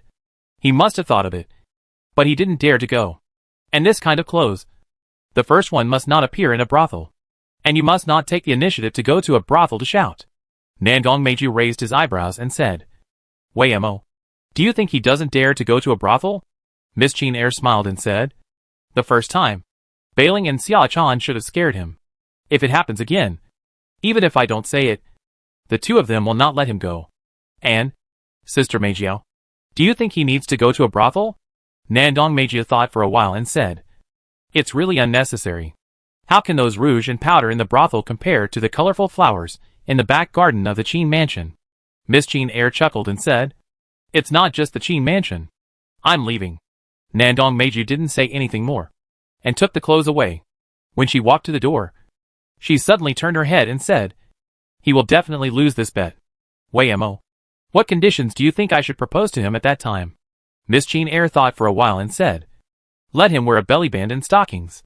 Nandong Meiji smiled and said, That's too cheap for him. After saying that, she waved her hand, went out, put on her shoes, and left quickly. Miss Jean Eyre walked to the window, looked at the back figure walking into the courtyard, moved her lips, and seemed to want to say something, but finally didn't say anything. Luo Qingzhou went to Lingshan Moon Palace, but didn't see Miss Jean. Bai Ling said that Miss Jean was not feeling well, and was resting in her room. Luo Qingzhou didn't dare to go in. He played with her bunny in her room for a while, and then went to Xia Chan's room to play with Bunny for a while. Seeing that the time was almost up, he said goodbye and left. Bailing held the little white rabbit to Bao, and reluctantly sent him to the door, saying, By the way, Uncle, every time Bao and Erbao see the young lady, they will pounce on her and bite her shoes. Is it your uncle who taught them? Luo Qingzhou said, Don't slander me. These two rabbits are like this. They like to bite shoes. If you don't believe me, you can ask Chan Chan. It turns out that they have bitten her shoes. Bailing said, But they seem to like biting the young lady especially. Luo Qingzhou said, Who doesn't like to bite beautiful girls? Bailing said, But the two little rabbits are female. Luo Qingzhou said, By the way, are the shoes of the young lady bitten? Bailing nodded and said, Yes. One of them was bitten. Luo Qingzhou was immediately angry. These hateful rabbits should be taught a lesson. By the way, Bailing, the young lady, where are the shoes that were bitten? I'll take them back and ask Xiao Dai to help mend them. Bailing said, No need. The lady has other shoes. I've thrown away the broken shoes. Luo Qingzhou said, Where did you throw them? Bailing immediately looked at him vigilantly and said, What are you going to do? Son-in-law? Luo Qingzhou said, I'm just asking. Shoes can't be thrown in front of the house, but in the back of the house. Otherwise it will be bad for the feng shui of the house. Bailing smiled and said, Fortunately, I was smart and threw them in the flower bed at the back. There will be maids cleaning there in a few days, and they should be picked up tomorrow. Luo Qingzhou nodded and said, It's fine to throw them at the back. Then I'm going back. Good night. Bai Ling waved the furry and soft ears of the little rabbit in her arms and smiled. Good night, son-in-law. Luo Qingzhou left quickly, back to Meixian Garden. Just as he was about to enter the door, he thought about it, and suddenly turned around and walked towards the flower bed at the back. Bao and Erbao bit the eldest lady's shoes, so he should compensate the eldest lady with a new pair of shoes. So he decided to pick up the eldest lady's broken shoes and let Xiao Dai make a new pair. Or he would go out and buy a new pair for the eldest lady. Not long after, he came to the flower bed at the back. The moonlight was bright. The flowers in the flower bed were in full bloom. And the fragrance was fragrant. When Luo Qingzhou was looking carefully in the flower bed with his head down, Beiling's crisp and proud voice suddenly came from behind. Miss Chan. Look, I said. The son-in-law must have come here secretly to play alone. And you still don't believe it. Luo Qingzhou's body froze, and he turned his head to look. Under the moonlight, Beiling and Xia Chan, accompanied by the white-dressed Miss Qin, were standing at the back door, looking at him. Bai Ling showed 2 sweet dimples on her face, and waved her hand with a smile. Uncle, why did you come here to play alone? Why didn't you invite us to join you? Uncle, did you want to give Miss a bouquet of flowers and wish her a quick recovery? So you secretly came here to pick flowers? Chapter 482, A Gift for the Young Miss. Click. Click. Luo Qingzhou lowered his head to pick flowers. Soon, he had picked a bouquet of red, yellow, blue, white and other colors, and tied them together with soft branches. Then, he handed it to Miss Qin and said respectfully, Miss, I heard from Beiling that you are not feeling well. I wish you a speedy recovery. Miss Qin was wearing a fluttering white dress. She looked at him quietly for a while and said lightly, Thank you. However, she did not reach out to take the flowers. Bai Ling, who was standing by, quickly reached out to take it and said with a smile, You are so considerate and gentle. Luo Qingzhou glanced at her, bowed and said goodbye, Miss, I will go back first. After that, he hurried away. Bai Ling quickly said crisply behind him, Young master, don't be in a hurry to leave. Play for a while. Luo Qingzhou suddenly turned his head and looked at her and said, I will come to play with you tomorrow night. Bai Ling's pretty face changed slightly. Luo Qingzhou returned to Meixiang Garden, greeted Qior and Zhu, and went to Xiaodia's room first. Xiaodai was busy cutting clothes in the room. When she saw him come in, she asked while cutting, Master, is there anything? Luo Qingzhou said, Xiaodai, I want to ask you something. Who usually makes the shoes for the eldest lady? Xiaodai was stunned for a moment, looked up at him and said, Sister Xiaoao made it herself. What's wrong? Luo Qingzhou said, Then Xiaoao should know the size of the eldest lady's shoes. Xiaodai, you go ask tomorrow, and then come back to make a pair of shoes for the eldest lady. Okay? Xiaodai blinked and nodded, Okay. But master, why do you suddenly make shoes for the eldest lady? Luo Qingzhou explained, I sent 2 rabbits over, but they bit the eldest lady's shoes, and I want to compensate her with a pair. If you can't do it well, help me ask the size tomorrow, and I can go out to order it. When Xiaodai heard it, she quickly assured Master, Don't worry. The shoes made by this servant are definitely not worse than those sold outside. Luo Qingzhou took 100 taels of silver, put it on the table, and said, Buy the best. Good fabric and base. Carefully made. Long white tube. No need to embroider other things on it. Just embroider. He thought carefully, and said, On both sides of the shoe tube, you can embroider a few faintly visible reeds and a small white flower. I will draw it for you later. Inside the shoe tube, embroider 4 small words Jiu and Jiat Song Song on the left and Bailu Wei Xuan on the right. Xiaodai, can you make it? Xiaodai was stunned, nodded and said, Sir, I can make it. But sir, I think it's not good enough. Well, is this appropriate? Luo Qingzhou said, What do you mean by appropriate? Xiaodai glanced at the door and whispered, Sir, it's not appropriate for you to give such shoes to the eldest lady. Luo Qingzhou understood and said, It's okay. I'll go to the room later and tell the second lady. Xiaodai was relieved and said, Then sir, go and paint quickly. I will go to Sister Xiaoao later and can directly get some materials back. Okay. Luo Qingzhou immediately left the room. At the door of the room, Zhu, who was eavesdropping, immediately turned around and pretended to wipe the table. Luo Qingzhou glanced at her and went to the study. Xior helped him take off his shoes at the door and reminded him in a low voice, Sir, the young lady already knows what happened this morning. Luo Qingzhou was slightly startled when he heard this. What happened this morning? Xior bit her lip and whispered, Sir, you said this morning that I should sleep in Xiaodia's room tonight. And then, Luo Qingzhou suddenly remembered and said awkwardly, Who told the second young lady? Xior pointed to Zhuer who was pretending to wipe the table not far away, and said, Zhuer heard it this morning. Luo Qingzhou turned his head and took a look. Zhuer immediately turned her back and lowered her head to wipe the floor. It's okay. Luo Qingzhou comforted her, pushed open the door and walked in. Chioa helped to close the door. Zhuer hurried over and whispered, Chiu, guess what I just heard? Sir actually wants to make a pair of shoes for the young lady. And also embroider a love poem. And the love poem even has the young lady's name. Called. Chiu turned and left without paying attention to her. In the study room, Luo Qingzhou told Miss Qin Er about sending shoes to Miss Eldest. And then said, I wrote a poem last time. So I wanted Xiaodai to embroider the first 2 lines inside the shoes to show my sincerity. Xiaodai was afraid that you would misunderstand. So she didn't dare to do it. Let me tell you first. Miss Qin Er smiled and said, we are a family. There is no need for so many formalities. Brother Qingzhou. Just let Xiaodai do it. Luo Qingzhou walked to the table and sat down, saying, the girl is actually quite afraid of you. No matter what she does here, she will think of you first. Miss Qin Er Xiao. Sister came over and picked up the ink block, helped him grind the ink, and smiled, Brother Qingzhou. Do you think it's wrong? Luo Qingzhou said, of course it should be. But it's too cautious. I'm afraid she will live too hard. Miss Qin Er said softly, not everyone is as open-minded and transparent as Brother Qingzhou.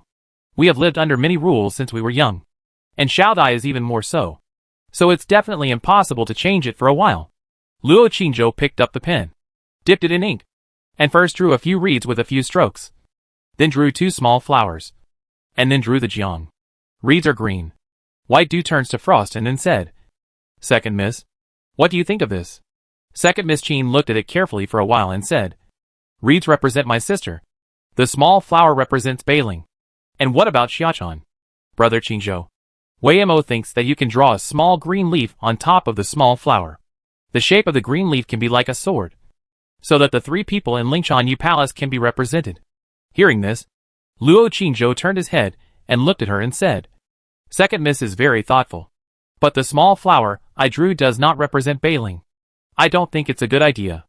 I never thought about it. Now, after the reminder from the second lady, it's pretty good to paint like this. Miss Qin smiled and said, Brother Qingzhou is a man after all. No matter how smart he is, he will forget things. Beiling and Xiachan are inseparable from my sister. So of course they have to be together. When Luo Qingzhou was about to pick up the brush to paint the green leaves, he paused after hearing the words, looked up at her and said, Miss Qin has something to say. Miss Qin gently grinded the ink and smiled. Just take it as it is. Luo Qingzhou glanced at her for a few times, and without asking any more questions, he lowered his head and painted seriously. Soon, a lifelike painting of reeds, green leaves and small flowers was completed.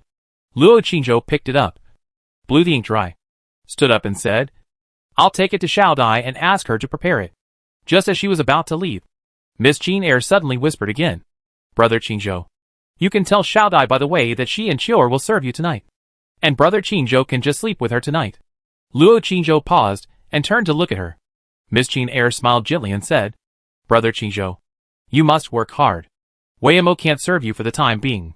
So let Chior and Xiaodai replace Wei Mo. Mother came to ask again yesterday, asking Brother Qingzhou if he wanted to take medicine. Medicine for childbirth.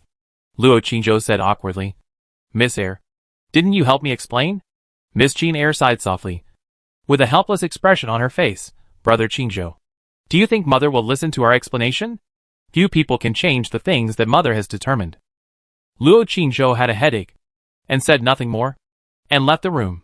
After entering Xiaodia's room, he handed the painting to her, and reminded her of a few points. Xiaodai finished reading the painting carefully and said, Sir, it may take some time to embroider these things. It will probably take at least 10 days to finish.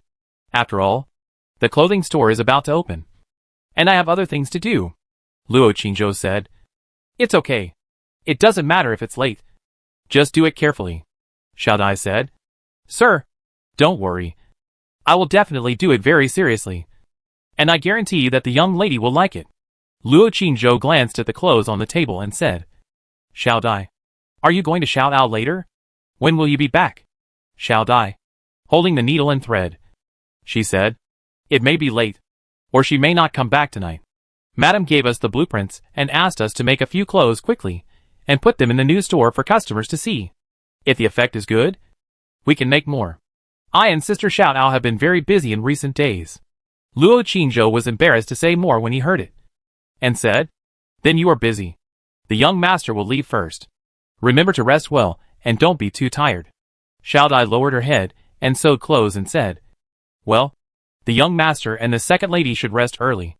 Luo Qingzhou left the room and closed the door for her. She returned around with a rag in her hand and continued to wipe the table. Luo Qingzhou ignored her and went to whisper to Chior, "Xiao Dai is very busy, so I won't go to her tonight.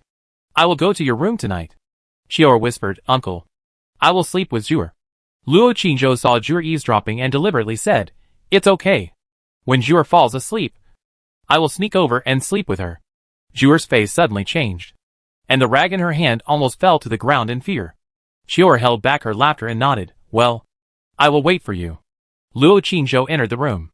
Zhuer immediately ran over and said, "Chior." "I don't," Chior said seriously. "What do you mean?" "Zhuer, don't you want to follow the young lady? In a few days, I will tell the young lady and the lady and marry you off." Zhuer immediately cried and pulled her sleeves pitifully and said, "Chior, I don't want to get married," Chior said. "That's it. Since you don't want to get married, you can only stay and serve the son-in-law. Of course, you can also switch with Mayor and go to serve the lady. In this way, you don't have to serve the son-in-law." Zhuer's face became even uglier when she heard it. "No, I don't want to switch with Mayor. Madam, she's so fierce I'm afraid," Chior said with a straight face. "Then what do you want?" Zhuer whimpered, I serve my son-in-law. But my son-in-law will definitely retaliate against me. I'm afraid." Chior suppressed her laughter and said, "Who told you to be against my son-in-law every day? You deserve it." After saying that, she ignored her and turned to the kitchen. Zhuer stood there, wanting to cry, but without tears. After Luo Qingzhou took a bath with the medicinal water, he went to bed with the fragrant Miss Qin air, and talked for a while lying on the bed. Miss Qin air said, "Brother Qingzhou, are you going to come over tonight? Or let Chior come?" Luo Qingzhou was thinking about going to the bottom of the lake to practice tonight, and said, "No, I want to hold Miss Air to sleep tonight." Miss Qin Air leaned against his chest, hugged his neck, her hair scattered, tilted her face, smiled, and said playfully, "But Weimo wants to see Brother Qingzhou being bullied by Chior." Luo Qingzhou lowered his head and said, "Didn't I bully her?" Miss Qin Air said faintly, in Weimo's eyes, "Brother Qingzhou is being bullied because Brother Qingzhou is Weimo's." Luo Qingzhou said, "Madam's words really touched me." Miss Qin Air held his hand and placed it on the thin string of her belly band behind her, and said, "Brother Qingzhou, do you really dare to move?" Luo Qingzhou shrank his hand. "I dare not." "Coward." Madam. Go to sleep quickly. Your body is important." Snoring. Brother Qingzhou. Outside the window. The moonlight is like water. A moon-white figure suddenly flew into the clouds against the moonlight and disappeared. Chapter 483. In the early hours of the morning, Luo Qingzhou's soul left his body and flew to West Lake. Before leaving, he floated over the mansion again, carefully observed everywhere, and left after seeing nothing unusual. On the attic of West Lake, Yuebai's figure had been waiting there. Xiaoya did not send any message tonight. The demon girl did not appear again. When Luo Qingzhou arrived, he greeted them, and the two flew into the bottom of the lake one after another and entered the underground stone chamber. Just like last night, Luo Qingzhou took off his clothes, sat cross-legged on the cold jade bed, closed his eyes, and quickly entered the state of cultivation. Yubai sat down opposite him, was quiet for a moment, and then stretched out her slender jade finger and touched his shinkai. Luo Qingzhou immediately felt a coolness entering his body through his fingertips. Then, the soul power in his body began to flow. The fingertips moved slowly, and the soul power followed it, winding forward in the various meridians and acupoints in the body. Luo Qingzhou was focused and followed the airflow, recording every place he passed on the way clearly in his mind. Inside his body, the soul heart that had once condensed was beating strongly and powerfully.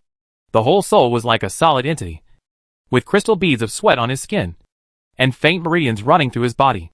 Under the flushing of the airflow, it expanded and contracted like breathing. The impurities in the soul were slowly expelled from the body. An hour later, Luo Qingzhou was sweating all over. His soul heart was beating rapidly, and all the meridians and acupoints became extremely hot. The white figure of Yu retracted his fingertips, and after he calmed down a little, he said in a cold voice, "Stretch out your palms." Hearing this, Luo Qingzhou slowly raised his palms and couldn't help but say weakly, "Sister Yu, be gentle." He still remembered the first time last night. The pain was no less than the pain of the soul being torn apart. And it felt even more intense. A pair of soft and cold palms slowly touched his palms. And then a coolness flowed along the palms and into his arms. Tonight, not only was there no pain, but it was also particularly comfortable. Hiss. Luo Qingzhou couldn't help shivering and groaning in comfort. It turned out that the meridians had been widened last night. So there was no pain today. And only the coolness washed away the hot comfort. He immediately stabilized his mind, and carefully looked for the place where the airflow passed. Unconsciously, he seemed to have suddenly entered a mysterious state, and forgot everything around him. I don't know how long it took. After the airflow and soul power in his body sank into the Danhai and everything returned to calm. He slowly opened his eyes. And the pair of jade hands against his palms had been loosened at some point. The two looked at each other. Luo Qingzhou was stunned for a moment. Then came to his senses, and quickly bowed and said, "Sister Yu, you have worked hard. This time, I have remembered everything completely. And I should not make any mistakes." The white figure said lightly, "Try it once first. Go slower. My fingertips are still on you. If you feel pain in the acupoints, stop immediately. I will help you continue to move forward." Okay. Luo Qingzhou immediately closed his eyes, and began to activate his soul power. According to the memory in his mind, he began to move slowly through the meridians in his body. A trace of coldness touched his chest, and began to slowly travel through his body along with the soul power in his body. Not long after, he had completed the walk without error, and immediately felt his entire soul was extremely comfortable, and the beating of the soul heart in his body seemed to be stronger. The white moon figure retracted her fingertips, and nodded slightly, "Not bad." Although she only said 2 words. Luo Qingzhou felt greatly encouraged and bowed her hands and said, "Thank you, Sister Yu. It's all Sister Yu's credit." The white moon figure looked at his sweaty face and said lightly, "Rest for a while. You can practice again tonight. From now on, every night, you only need to practice once. And the speed of absorbing and refining the moonlight should be much faster." Luo Qingzhou said gratefully, "Sister Yu's kindness." The white moon figure got off the cold jade bed before he finished speaking. Walked to the door and said, "Practice by yourself. I'll come over later." Luo Qingzhou watched her back disappear at the door, stunned, and looked at his hands. The soul seemed to become more solid. The meridians inside were vaguely visible, and even the blurred blood vessels could be seen. No wonder the book said that when the soul reaches a certain level of cultivation, it can actually be considered another person, and can even be separated from the body and become immortal. He has to keep working hard. After taking a short break and wiping off the sweat, he closed his eyes and started to cultivate again after his body temperature dropped. The night passed quietly. When he finished his training and opened his eyes, the white moon figure was standing beside him, quietly watching him. Seeing him wake up, she said, "It's dawn. So soon?" Luo Qingzhou was surprised. He wiped the sweat off his face, got off the cold jade bed, and said, "Sister Yu, thank you for your hard work tonight. I can practice on my own in the future and don't need to bother you anymore. And when I absorb the power of the moon, Sister Yu doesn't need to help me anymore. Anyway, I'm practicing much faster now than before, so I don't want Sister Yu to be struck by lightning again." The white moon figure turned around, facing away from him, and said in a cold voice, "Whatever." Luo Qingzhou glanced around and said, "Why don't I see Miss Longer tonight?" The white moon figure didn't move and ignored him. Seeing that it was getting late, Luo Qingzhou bowed and said, "Sister Yu, I'll go back first. See you tonight?" After waiting for a while, seeing that she still didn't respond, Luo Qingzhou didn't dare to disturb her again and retreated. The stone room became quiet.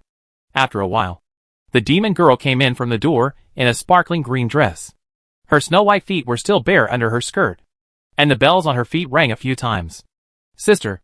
He left, and he seemed to be in a good mood. He learned a new skill and was about to break through, but he didn't seem to remember your kindness.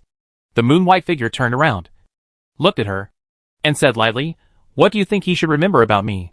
The demon girl thought for a while and said, "Sister has given so much for him. Longer thinks he shouldn't just say words of gratitude without any action. Longer thinks." The demon girl looked at her expression carefully and said carefully, "Longer thinks he should pledge his love to her." After a long time, the moon-white figure left. The demon girl breathed a sigh of relief and followed behind him, saying, "Sister, aren't you taking blood today?" "Thank you, Sister Yu." Luo Qingzhou returned to the mansion, his soul returning to his body. Miss Jean Eyre was still sleeping in his arms, her weak body carrying the warm fragrance of a girl. Luo Qingzhou kissed her gently on the mouth, and then quietly got up and left. Xiao'er was still guarding the door, helping him put on his shoes and serving him to wash up. Luo Qingzhou asked, "Did Xiao Dai come back last night?" Xiao'er whispered, "She came back a long time ago." After a pause, she added, "I slept with Xiao Dai last night." Luo Qingzhou. Puff. In the next room, Zhuer's giggle suddenly came. Luo Qingzhou said, "Xiao'er, you sleep with Zhuer tonight. I'll go find you. Remember to prepare more white cloths when the time comes. I want Zhuer to cry all night." After saying that, he left quickly. As soon as he left the door, Zhuer immediately poked her head out from the next room and snorted. "Bad son-in-law. You're scaring me again." "Do you think I was scared?" "Humph. I looked in the mirror for a long time last night. I'm not afraid of him. He doesn't even dare to take it even if I give it to him for free." Xiao'er couldn't help laughing. When Luo Qingzhou arrived at the 18th lane, Sister Dao was already waiting at the entrance of the lane. As soon as they met, she said, "She came again last night and asked me a lot of questions. I told her the truth. I also told her that you wanted to sell these obscene clothes. But she didn't give me the money. She asked you to pay a total of 21,200 gold coins. I'll give you a discount. 21,199. When will you pay?" Luo Qingzhou immediately said unhappily, "You betrayed me. I didn't punch you. It's good enough. And you still want to ask me for money. You should give me the money." Sister Dao said innocently, "What can I do? She is the princess. She can take me at will. I can't resist. I'm not you. You can ignore her directly because of her favor." Luo Qingzhou said, "What did she say again?" Sister Dao said, "She didn't say anything. Just said that you are very obscene.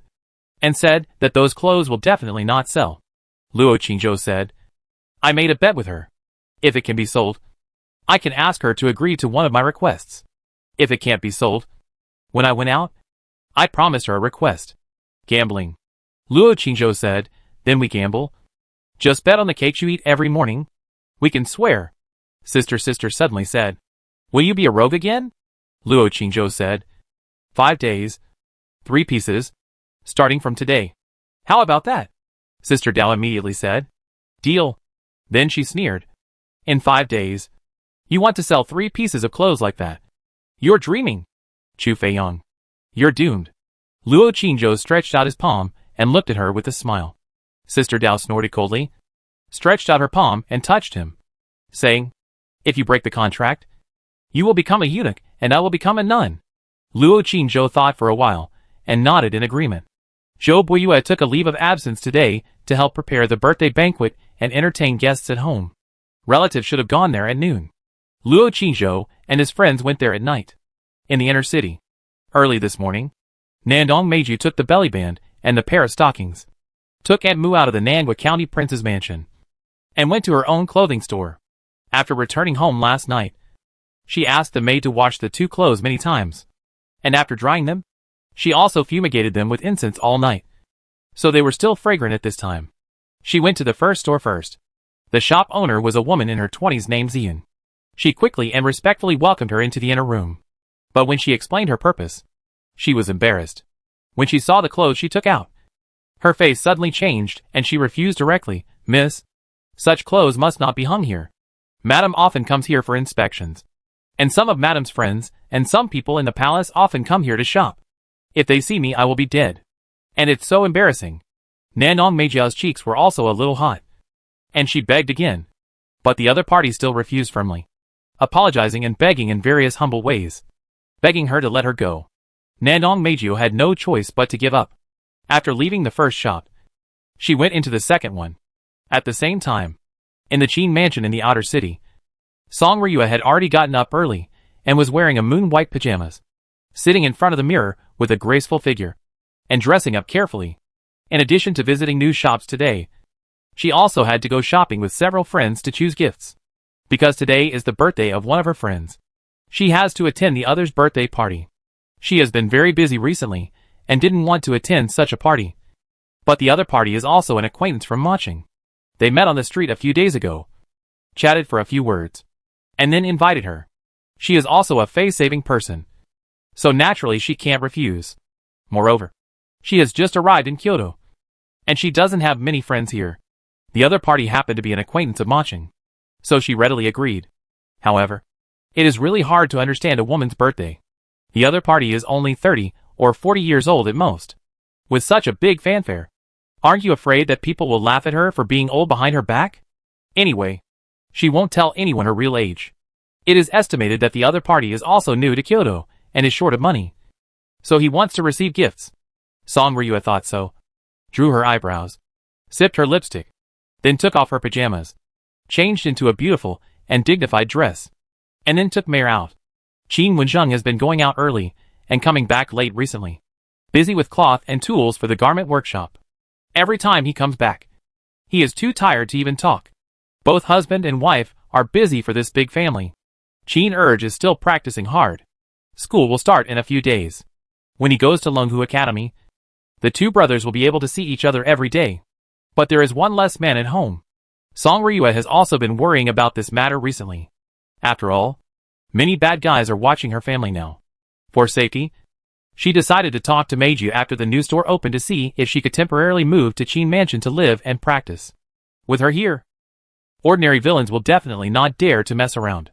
And she has her own guards. Song Ryua thought about things all the way, and soon met up with two other young women on the street. The three of them went to the inner city shop first with their maids and servants. Chapter 484 Meiju's Grievance. At noon, Nandong Meiju came out of the last shop with Aunt Mu, her cheeks burning. They went to 7 shops in a row for the whole morning.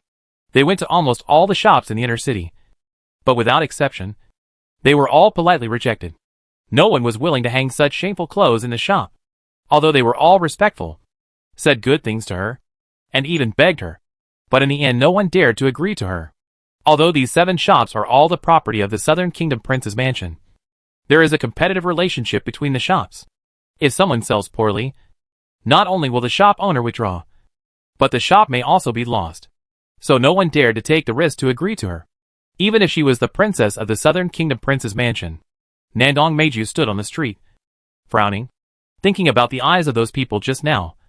Her cheeks were still hot, and she suddenly felt a little regretful. If nothing unexpected happens, those people will definitely tell the people in the mansion, and then spread it to my mother and even my father. Damn it! How can I, a princess, agree to such a shameful thing? It's all because of that shameless bastard who designed such clothes. I made a bet with him. Why should I help him? She clenched her fists and couldn't help but curse in a low voice. Edmu stood aside, holding a black package in her hand, with an embarrassed expression on her face. Nandong Mei said arrogantly, "Let's go to Qin's mansion. We don't care about this matter." Anmu followed silently behind. There was no carriage today, so I could only go to the crossroads to hire one. But when they were about to reach Moshua bookstore, Nandong Meiju suddenly stopped and looked at the bookstore in front of her. Her face changed for a while, and she turned around and asked, "Auntie Mu, does Shui have many friends?" Auntie Mu thought about it and said, "Miss Shui often goes out to attend various literary gatherings. She has a good relationship with the ladies in other royal mansions and marquisates. She should have many friends." Nandong Meiju said coldly. "Then you say, if this kind of clothes is given to her, will she have a way?" Auntie Mu glanced at her face and said, "Miss Yue knows all the daughters of rich families. They should not be interested in this kind of clothes. And Miss Yue probably doesn't dare to take this kind of clothes out." Nandong Meiju sneered. "That's not necessarily true. If Luo Qingzhou came to ask her for help in person, do you think she would shamelessly help him sell it?" Auntie Mu didn't dare to say anything. Nandong Meiju looked at the bookstore in front of her again, and suddenly turned around and said, "She has friends. So don't I have any friends? Let's go." Continue. Auntie Mu followed behind her without saying a word. Crossing several streets, Nandong Meiju stopped at the intersection with a frustrated look on her face, looking around blankly, and muttered, "Well, I really don't have any friends." She sighed and said, "Auntie Mu, who do you think we should ask for help? I promised Weimo, and I can't break my promise." Auntie Mu thought about it carefully, and suddenly an idea came to her mind, saying, "Miss, in fact, we have a store that specializes in custom outerwear and underwear, but that store is not on the main road, and the business is not very good, compared with other stores for 2 consecutive years. It has been at the bottom. So we plan to withdraw this year. But there are still a few months. We can try there. Nandong Meiju said helplessly. Let's go. No matter whether we can sell it or not. As long as we can hang it there. I will complete the task assigned to me by Wayamo. And I will not be ashamed to see her. The two walked through the alley and went to the west of the inner city. And soon came to a street. It was noon. And there were still many people on the street. Auntie Mu took the package and walked in front. And soon entered a clothing store. In addition to a young woman, there was only a maid in the store. The two were sitting in the store and talking boredly. No customers came into the huge store. It was the hottest time of the sun at this time. And women were afraid of getting their skin tanned. So they rarely went out shopping. After Auntie Mu took Nandong Meiju in, the young woman and the maid thought that there were guests coming in, and hurriedly got up to greet them. However, when she saw the person coming, the young woman was surprised and hurried over and said, Sister Mu, what brings you here? Please come in. Do you want to see some clothes? Aunt Mu pointed at Nandong Meiju behind her and introduced her. Su Mei. This is Miss Meiju. I have nothing to do today. So I came to your store to take a look and find you for something. Su Mei was shocked when she heard it and bowed quickly. Su greets Mississippi. I didn't know that Miss came the day before yesterday. I'm sorry for not welcoming you. Please forgive me. She was secretly wondering. This young lady never cared about these things. Why did she suddenly come here today? Nandong Meiju had something to ask for. So she said politely, Aunt Su, you're welcome. I just happened to come here today. Then she said, I heard from Aunt Mu that your store will be closed this year. Right? Su Mei's heart skipped a beat. And she said with an ugly face, Miss, it's us who are useless. Our performance in the past 2 years has been at the bottom. And many clothes can't be sold back. Nandong Meiju waved her hand, walked into the store. And while looking at the clothes hanging there, she said, Don't be afraid.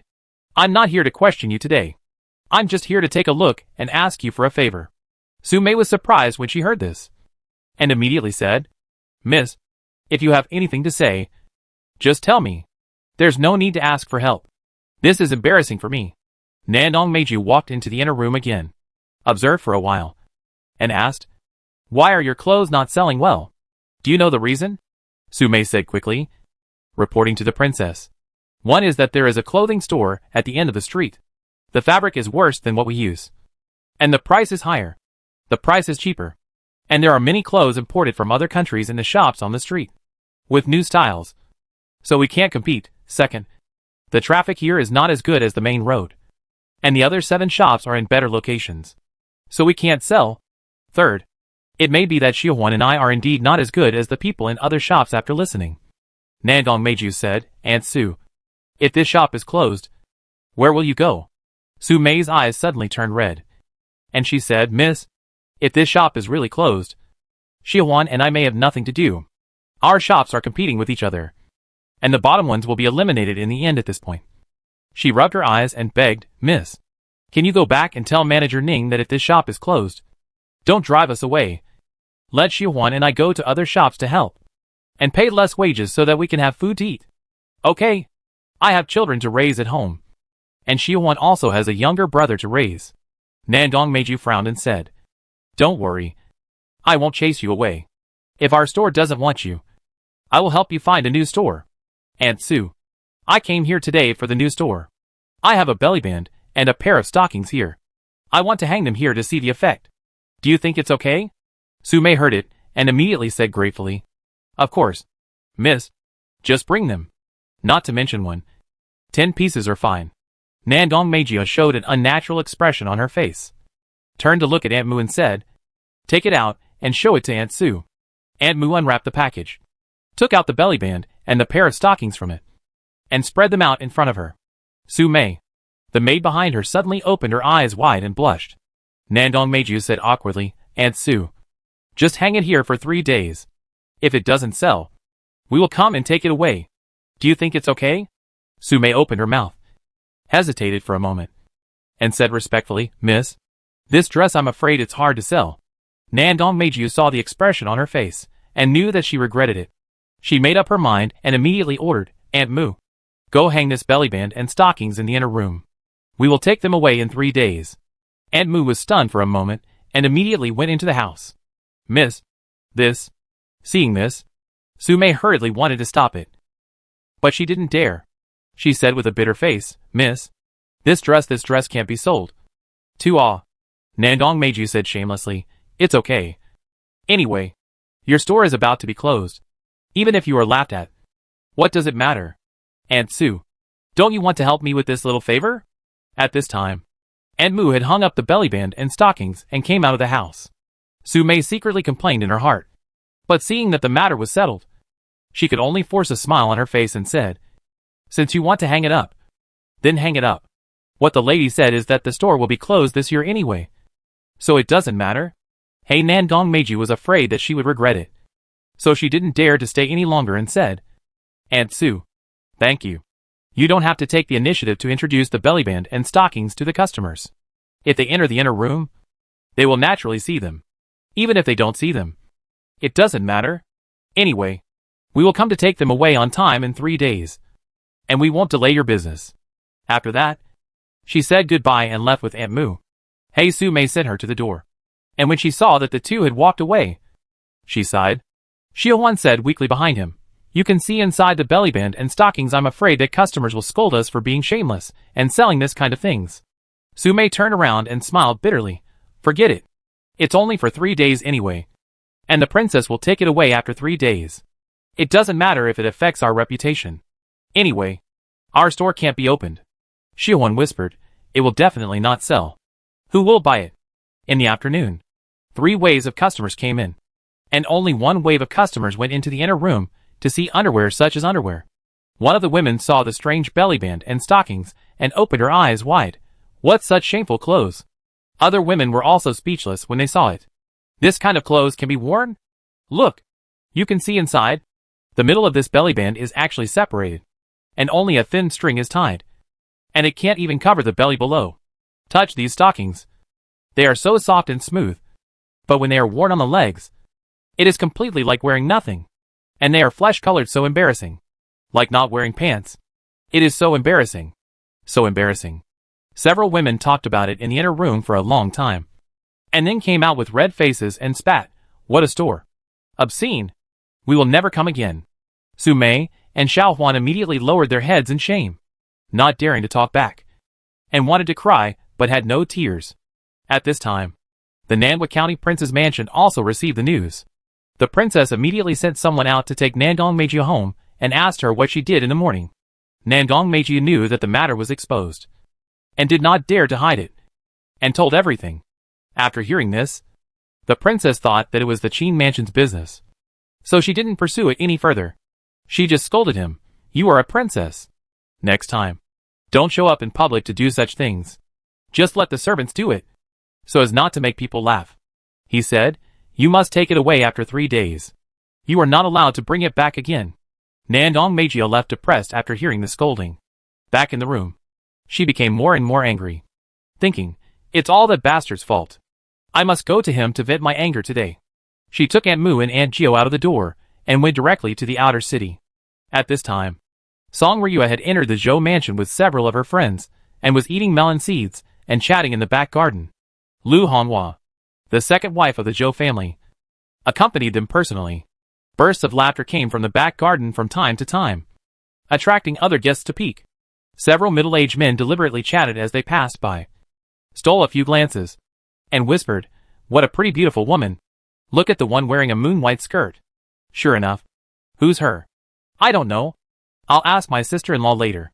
In the evening, after leaving the martial arts hall, Luo Qingshou, Dao Jie, and Chu Xiaoxiao walked towards Zhou's house together.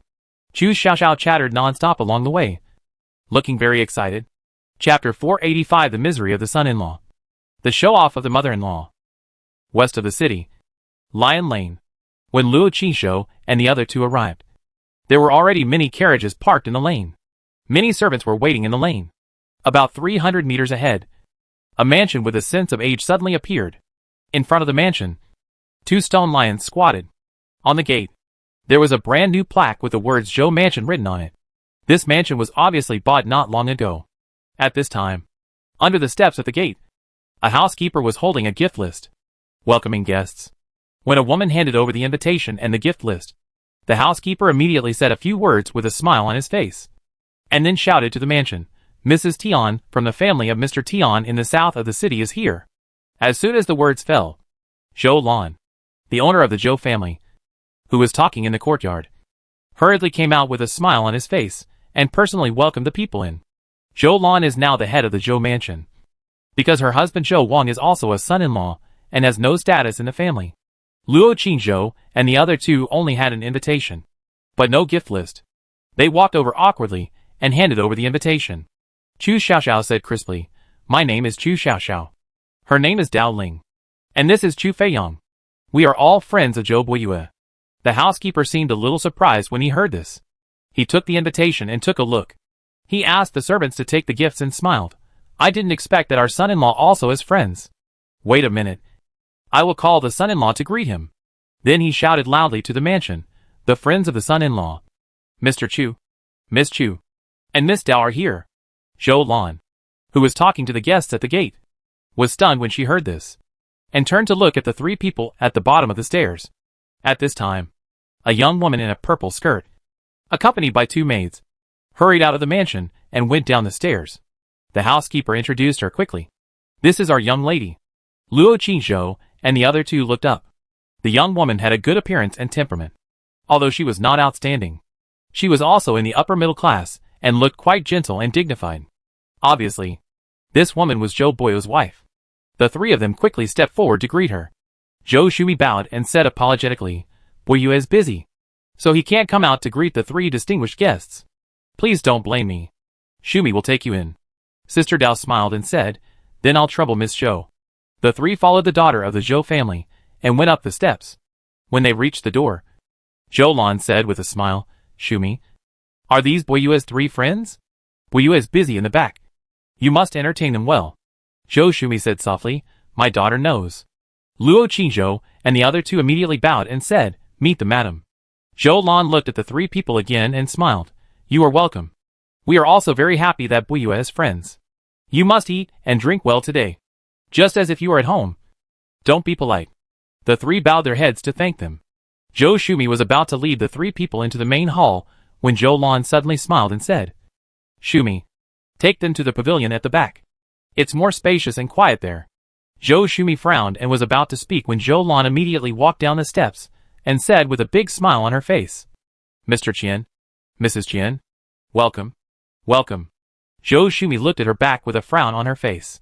Seeing that the three people were looking at her, she immediately forced a smile on her face and said, "Please come in. Shumi will take you to the back to sit for a while. When the banquet starts, I will invite you to the main hall." Chu Xiaoxiao said carelessly, "It's okay. It's the same everywhere. We don't care about these." Zhou Shumi didn't say anything else, and took the three people through the corridor and went to the pavilion at the back. There was also a pavilion by the pond not far away. A group of maids were surrounding a few young women, sitting there talking and laughing, looking quite lively. The three sat down in the pavilion. The maid immediately brought tea, melon seeds, candied fruits and other snacks. Zhou Shumi chatted with a few people for a while, and said goodbye. "Please sit down. I'll go and tell Boyu to see if he's done. If you need anything, just tell Guo." The three nodded. Zhou Shumi left with the maid. The maid named Guo stood under a tree not far away, waiting for instructions at any time. The pavilion became quiet. Chu Xiaoxiao whispered, "Brother Chu, Sister Dao, it seems that we are not welcome. They even refuse to let us into the hall." Sister Dao sighed and said, "When I was in Mo City, I often saw Zhou Boyue with bruises on his face. This shows his status and situation in the Zhou mansion. We are his friends, so we are naturally not taken seriously. I guess that Mrs. Zhou thinks that our presence is embarrassing for her, so she sent us to sit in the backyard." Chu Xiaoxiao said, "Sister Dao, Miss Zhou looked pretty good just now." Sister Dao nodded and said, "Miss Zhou does look okay, but she may be a little weak and dare not resist her mother." Zhou Boyue also said that it was Miss Zhou who took the initiative to invite us this time. She mentioned it. Chu Xiaoxiao sighed and said, "Brother Zhou is so pitiful. He must be very depressed every day. In fact, with Brother Zhou's current strength, he doesn't have to be afraid of Madame Zhou at all. There is no need to live such a life." Sister Dao grabbed a handful of melon seeds and said, "Zhou Boyue is not alone now. He has a wife who loves him and a lovely son. I heard that his sister also relies on the Zhou mansion. How can you let him turn against Madame Zhou? and his identity is indeed a son-in-law. Unless he is ruthless. Or, speaking of this, she glanced at someone and said, or like someone, completely conquer everyone in the mansion. Hey, Chu Feiyang. What are you looking at? Sister Dao, and Chu Shishi's eyes followed his gaze. In the pavilion not far away, several young women were laughing at some jokes. Dojia's face suddenly changed. And she said, Chu Feiyang. You won't even. Shut up. Luo Qingzhou retracted his gaze, interrupted her, and said, What are you thinking about? I just saw an acquaintance. Acquaintance? Who? Dojia asked in confusion.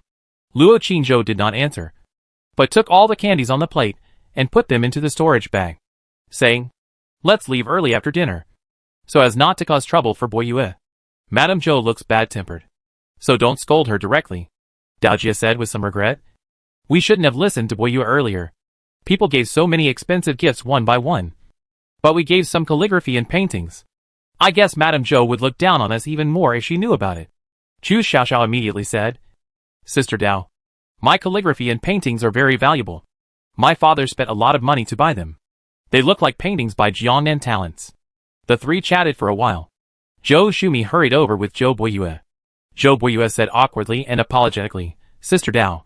Brother Chu. Xiaoxiao junior sister. I'm sorry. I'm busy in the kitchen, so I don't have time to accompany you. Let's go to the hall for dinner later. Before he finished speaking, a woman's voice suddenly came from not far away. Son-in-law. Go to the kitchen quickly. The master is calling you to help. Zhou Boyue hurriedly said, Okay. Okay. After that, he had to apologize, Sister Dao. Brother Chu. Xiaoxiao junior sister. I still have to cook, so I'll leave first. After that, he hurried away again. The three saw him wearing kitchen clothes, holding the apron he had just taken off, sweating and in a hurry, and they all felt bad. Zhou Boyue walked for a while, then turned back and said, Shumi, you help accompany Sister Dao and the others first, and remember to take them to the hall later. Zhou Shumi seemed to want to say something, but held back and nodded. Okay. Zhou Boyue followed the woman and left quickly. Zhou Shumi saw that the atmosphere in the pavilion was dull, and couldn't help but sighed, saying, Boyue is a son-in-law. My mother is the head of the family now. She is quite harsh on Boyue. I have advised her many times, but it's always the same. My mother said that sons-in-law should work hard for the family, and my father is the same. Sister Dao couldn't help but say, Miss Zhou, do you know that Boyue is a warrior? And a warrior with the cultivation of a martial artist. Zhou Shumi smiled bitterly and said, Boyue told me that all the expenses of Boyue's cultivation were secretly paid by me. But even if he is a warrior, what can we do? After all, we are the younger generation. And he is a son-in-law.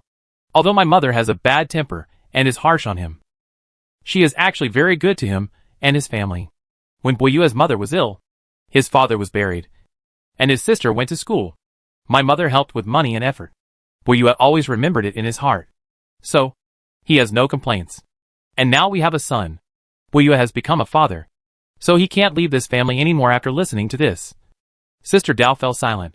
Chu Xiaoxiao couldn't help but say, Sister Zhou, can't your mother be nicer to senior brother Zhou?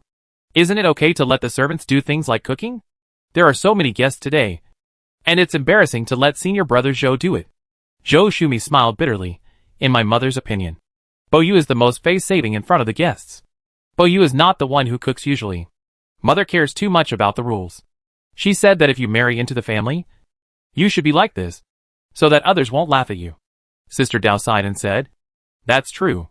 She couldn't help but glance at someone opposite and said, But there are also some married in families, who live more comfortably than the master. Luo Qingzhou ignored her, and looked at the pavilion not far away from time to time. When he saw the mother-in-law and the young women get up and leave, he breathed a sigh of relief. Zhou Shumi chatted with the three people for a while, and the maid came over to call for the feast. Zhou Shumi hesitated for a moment and said, The three of you, please come with me to the front hall. Boyue will come to accompany you after he is done with his work. Luo Qingzhou immediately said, Miss Zhou, you are welcome. We can just sit here and eat something casually. There are so many people in front, and we are not used to it. Zhou Shumi said quickly, That won't do. If Boyue knew, he would definitely blame me. Let's go. There are plenty of seats in the front. There's enough space for us to sit. At this time, the maid whispered, Miss, Madam said that we should let them sit here to eat. Don't bring them to the front. Joe Shumi's face froze. Sister Dao immediately said, Miss Joe, it's okay. We'll just sit here and let Bo you come here later. Joe Shumi was embarrassed and apologized. Wait a minute. I'll tell my mother. After that, she left in a hurry with the maid. The three people in the pavilion looked at each other. Sister Dao, I don't think we should have come today. Chu Xiaoxiao sighed. Sister Dao was silent for a while and said, Forget it. We're here. Let's eat and leave. It's also a face for junior brother Zhou.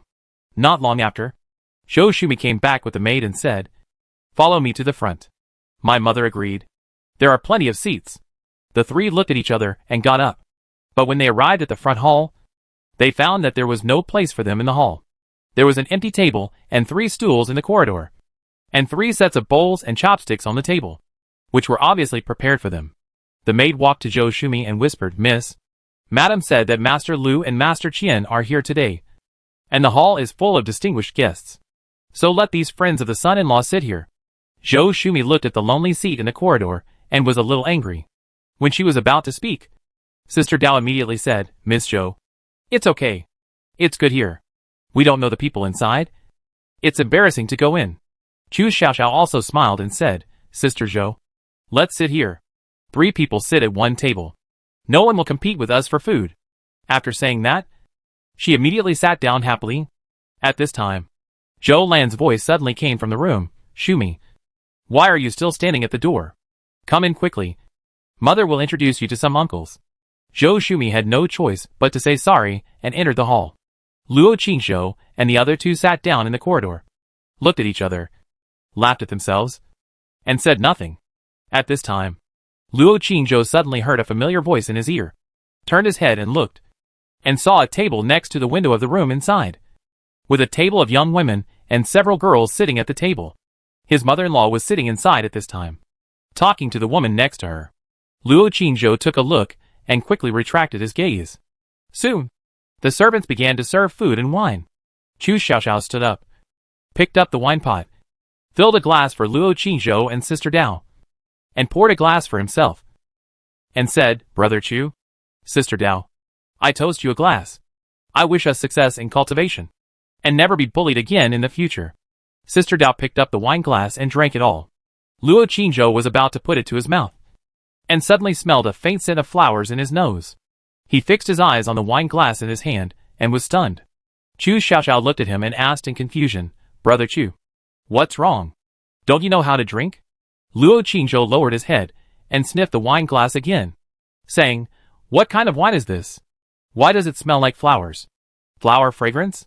Chu Xiaoxiao was stunned when he heard this, and also put the wine glass under his nose and sniffed it, saying, No, why can't I smell it?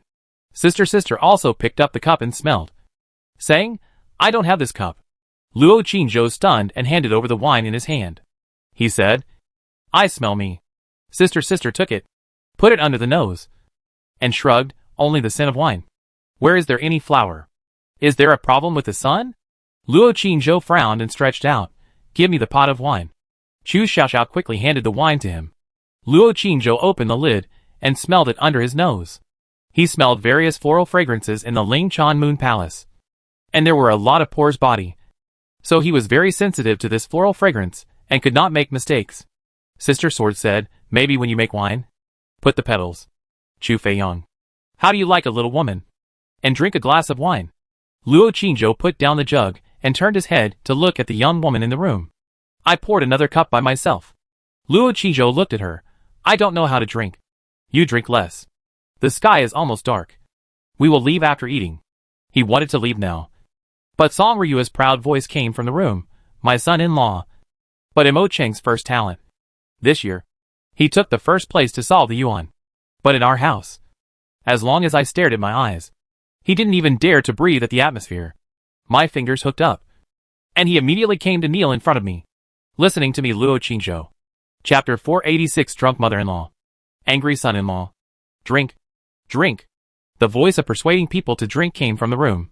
Lu Honghua, the second wife of the Zhou family, sat next to Song Ryua and kept persuading her. She said with envy, Sister Ryua's skin and figure, I don't know how to maintain it. But it's as tight and tender as a young girl. Graceful and slender. I'm so envious. The other women around were also exaggerated and envious. Song Ryue was modest, drinking with a smile on her face, and boasting about how powerful and filial her son-in-law was. Outside the window, Luo Qingzhou had no appetite and looked inside from time to time. Seeing that he didn't drink, Chu Xiaoxiao had to pick up the wine pot again and pour a glass for Sister Dao, saying, Sister Dao, Brother Chu doesn't drink. Let's drink. Sister Dao picked up the wine glass. When the two were about to drink, Luo Qingzhou immediately said, Don't drink. Then he looked around and whispered, This wine is not right. Don't drink it for now. Sister Dao looked at the expression on his face, and was stunned for a moment. Her face suddenly became solemn, and her eyes looked at the wine in the glass. She knew that although this guy sometimes liked to joke, he would never dare to make such a joke today. Chu Xiaoxiao also put down the wine glass and whispered nervously, Brother Chu, is there poison in the wine? Madame Zhou looked down on us and disliked us for losing her face. So she poisoned the wine to kill us? Luo Qingzhou, Sister Dao frowned, thought about it, and immediately took out the detoxification pills from the storage bag, took 2 pills, and then took out a pot of water and poured it into her mouth. She actually drank the whole pot of water in one breath. Chu Xiaoxiao was shocked and said, Sister Dao, you can drink more than a buffalo. Sister Dao glared at her unhappily, turned to look at someone and said, Are you sure there is something wrong with this wine? Luo Qingzhou shook his head. Not sure. I just smell a strange flower scent. Maybe, as you said, they just put some petals in the wine to enhance the fragrance. Burp. Sister Dao suddenly burped, and the water was about to overflow from her mouth. She glared at him. Chu Xiaoxiao, who was standing aside, covered her stomach with laughter. But it's better to be careful, Luo Qingzhou whispered, and looked into the room through the window again. At this time, a middle-aged man with a big belly, accompanied by Zhou Lan, came into the room from the hall with a wine pot and a wine glass, and toasted the people in the room with a smile on his face. Zhou Lan introduced enthusiastically, Sisters, this is Mr. Zhou Qifeng from the Ministry of Revenue, and he is also my brother. I am here to toast you all today.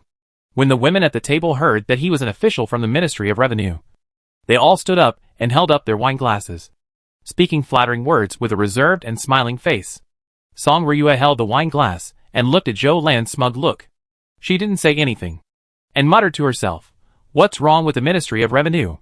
He is not a high-ranking official like the Minister of Revenue or the Assistant Minister of Revenue. He is probably just a small official. What is there to be proud of? Besides, he is not your real brother. Today is my sister's birthday. Everyone eat and drink well. Don't go home until you are drunk. Zhou Qifeng smiled, drank a glass first, then poured another glass of wine, suddenly walked to Song Ryue, held out the wine pot and smiled, Madam Qin, I heard from Sister Lan that you are from the Qin family of Wei Yuan Earl. I am sorry. The people I admire most in my life are those heroes who have fought for my great yin. Come, I will toast you. Song Ryue quickly held the cup with both hands and smiled reservedly. Thank you, sir. Zhou Qifeng helped her fill the wine and said with a smile, Madam, please. Song Ryue put the wine glass on her red lips and took a sip. Lu Honghua on the side immediately smiled and said, Sister Ryue, you have to drink it all in one gulp. Lord Zhou came to pour wine for you personally, so you can't be disrespectful. Hearing this, Song Ryue had to drink all the rest in the cup. Zhou Qifeng smiled and poured her another cup, saying, Madam Qin, I just toasted you, the hero of the Qin family. This time, I toast you, Madam. Song Ryue saw that everyone was looking at her, so she had to drink another cup. Madam has a good alcohol tolerance. Zhou Qifeng laughed and raised the wine glass and drank it all in one gulp. Then he looked at her beautiful face with 2 blushes and a watery look, and said goodbye and left the room. After seeing him leave, the women sat down one after another and started chatting again. Lu Honghua nudged Song Ryue next to her with her elbow, smiled and whispered, Sister Ryue, there are so many people at the table, but Lord Zhou only toasted you alone, and even toasted you twice. It seems that Lord Zhou favors you very much. Song Ryue frowned. Lu Honghua whispered, Sister, you don't know that although Lord Zhou is only a chief of the Ministry of Households, he will be promoted soon. Moreover, we who come from other places are in charge of household registration, housing, etc., and he has great power. Song Ryue said indifferently. Why are you telling me this? Lu Honghua smiled and said, just chatting. By the way, Sister Ryue, what is your master doing now? I heard that he has resigned. You just came to Kyoto, so you should find something to do. Right? There are many people in Kyoto, and things are not easy to do in both the outer and inner cities. But sister, don't worry. Lord Zhou has great means. Sister just needs to tell him that's it. No matter what you want to do, it will be no problem. Song Ryue's face had fallen, and said, don't worry. We are fine now. Lu Honghua saw that she looked unhappy, so she didn't dare to say anything else, and smiled and said, eat the food. Eat the food. The sun set quickly. Lanterns had been hung on the corridor for a long time. The house was also brightly lit. Zhou Lan dressed up gorgeously, holding a wine pot, and entered the house again, toasting everyone one by one. All the women drank happily. In the corridor, Dao Jie and Chu Xiaoxiao didn't dare to drink anymore. After eating a few mouthfuls, they were ready to leave. But Zhou Buiyue never came. If they left without saying goodbye, Zhou Buiyue would think too much. Zhou Shumi did come once and toasted the 3 people with apology. But the 3 people said they didn't know how to drink and only ate the dishes. Zhou Shumi knew that her family had neglected the 3 people, so she didn't dare to persuade them again. She hurried to the kitchen and called her husband. Unfortunately, Zhou Buiyue was busy in the kitchen at this time and had no time to come out to accompany his friends. Zhou Shumi didn't dare to urge him anymore. The night was getting darker. Dao Jie couldn't sit still anymore, so she got up and went to the kitchen to say something to Zhou Buiyue. Luo Qingzhou sat quietly on the chair, looking through the window into the house. Mr. Zhou once again entered the room with a wine pot and toasted everyone one by one. The women at the table were a little drunk, but under the persuasion of Zhou Lan and Lu Honghua, they all drank another glass. At this time, Song Ryue stood up and said goodbye. Lu Honghua hurriedly pulled her and said, Sister Ryue, sit for a while. It's not easy to come here. Let's chat and have a few more drinks.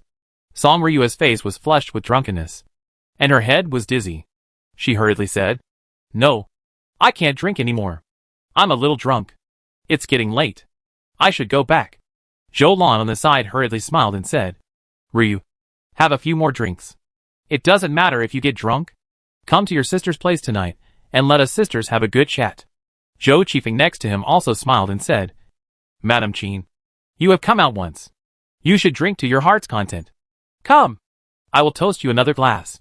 Song Ryue waved her hand. Her eyes were hazy with drunkenness, and said, I really can't drink anymore. Sorry, I'm leaving Mayor. She swayed and almost fell, just as Zhou Qifeng was about to help her. Mei immediately came over from the side, supported her, and prepared to take her away.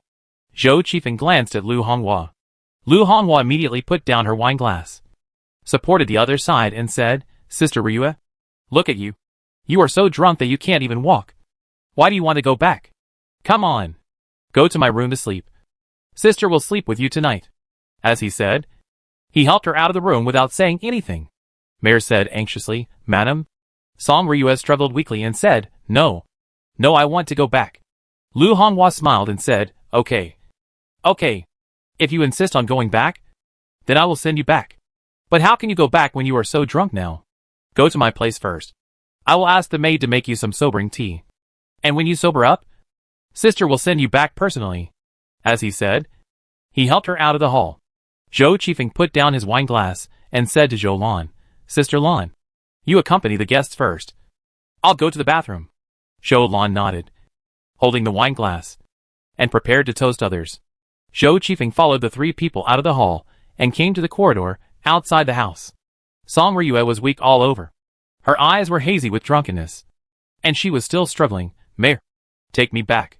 Mayor was about to speak, and suddenly a hand stretched out from behind, grabbed her arm, and forcibly pulled her away. She turned her head and saw that it was Mr. Zhou. Zhou Qifeng smiled and said, Are you Madam Qin's maid?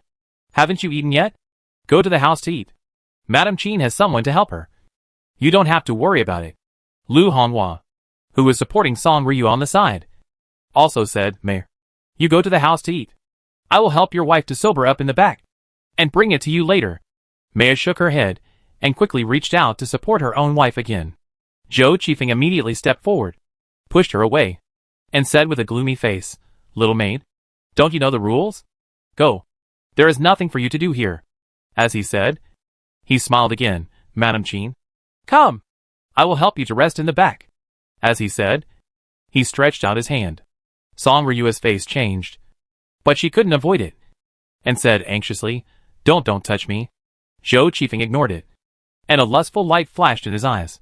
Just as he was about to reach out to hold her slender waist and grab her little hand, suddenly a figure stood between the two of them and hit him directly in the chest.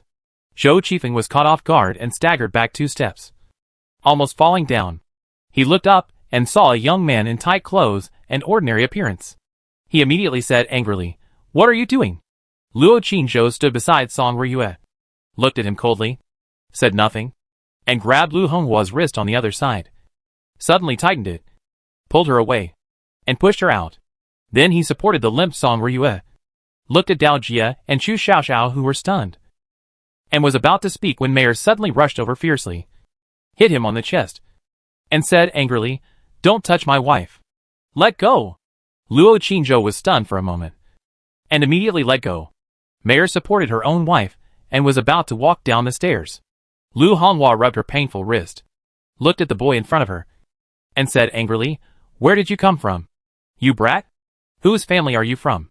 Zhou Qifeng immediately walked down the steps, stopped Mayer and Song Ryue in front of him, and said gloomily, "Madam Qin, is this boy from your Qin family?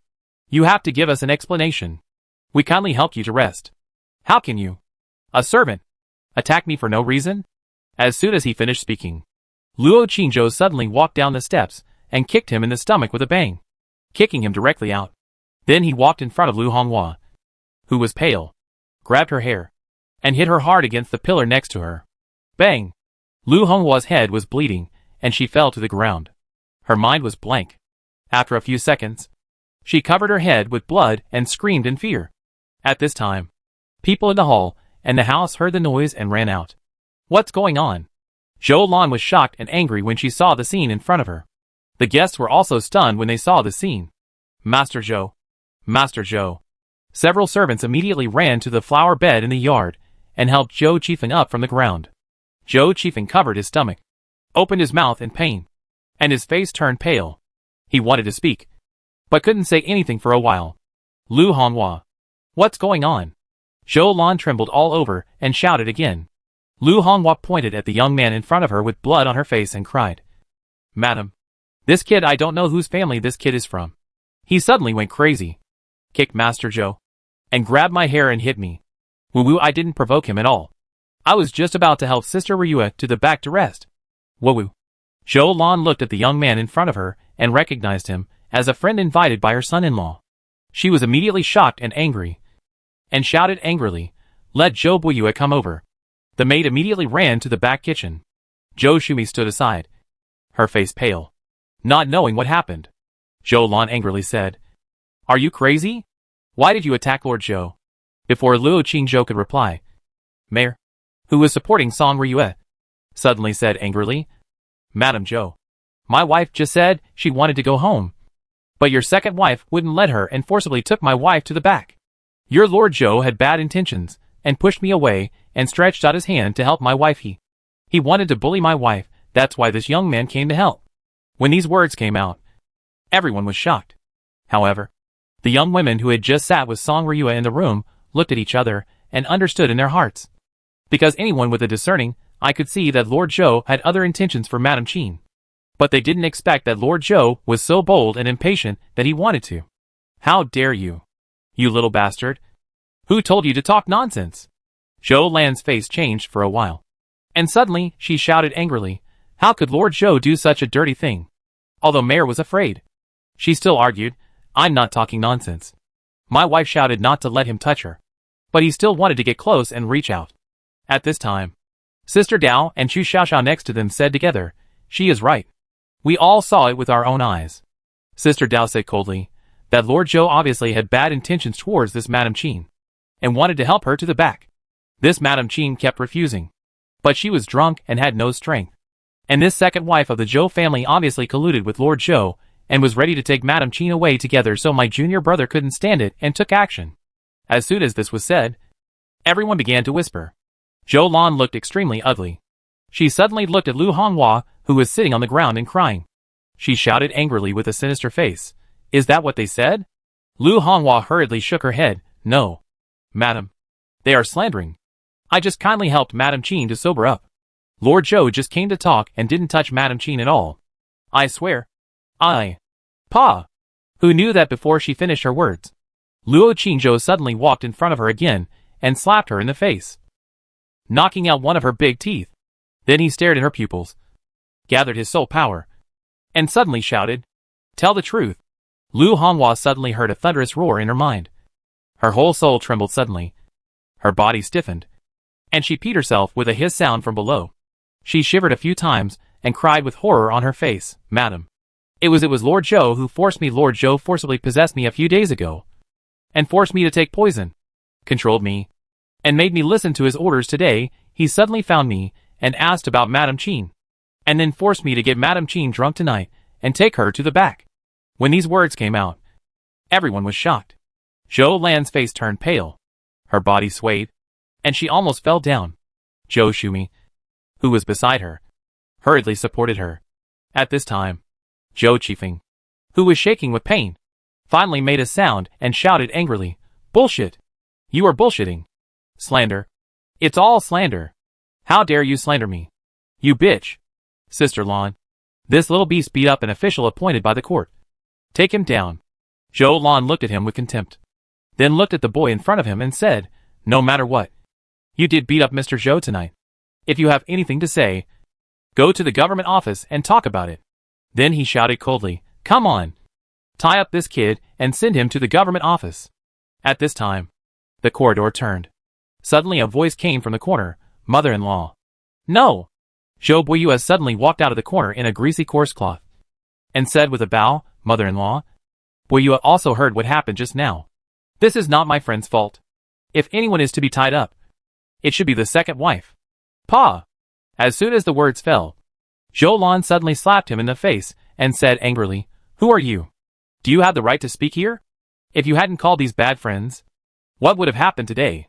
Zhou Buiyue raised his head, with a red slap mark on his face, and said, Mother-in-law, if my friend hadn't been here today, what happened would have been even harder to undo. My friend was doing justice, and shouldn't have been accused or insulted. Pa! Pa!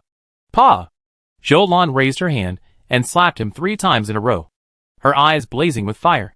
You still dare to be stubborn? Mom, stop hitting me. Zhou Shumi, who was standing next to him, cried. Zhou Buiyue still looked at him stubbornly and said, Mother-in-law, report to the authorities and let them deal with it. Mr. Zhou is from the Ministry of Revenue. He intends to do something improper to the wives of meritorious descendants. Now the evidence is solid, and so many people have heard it.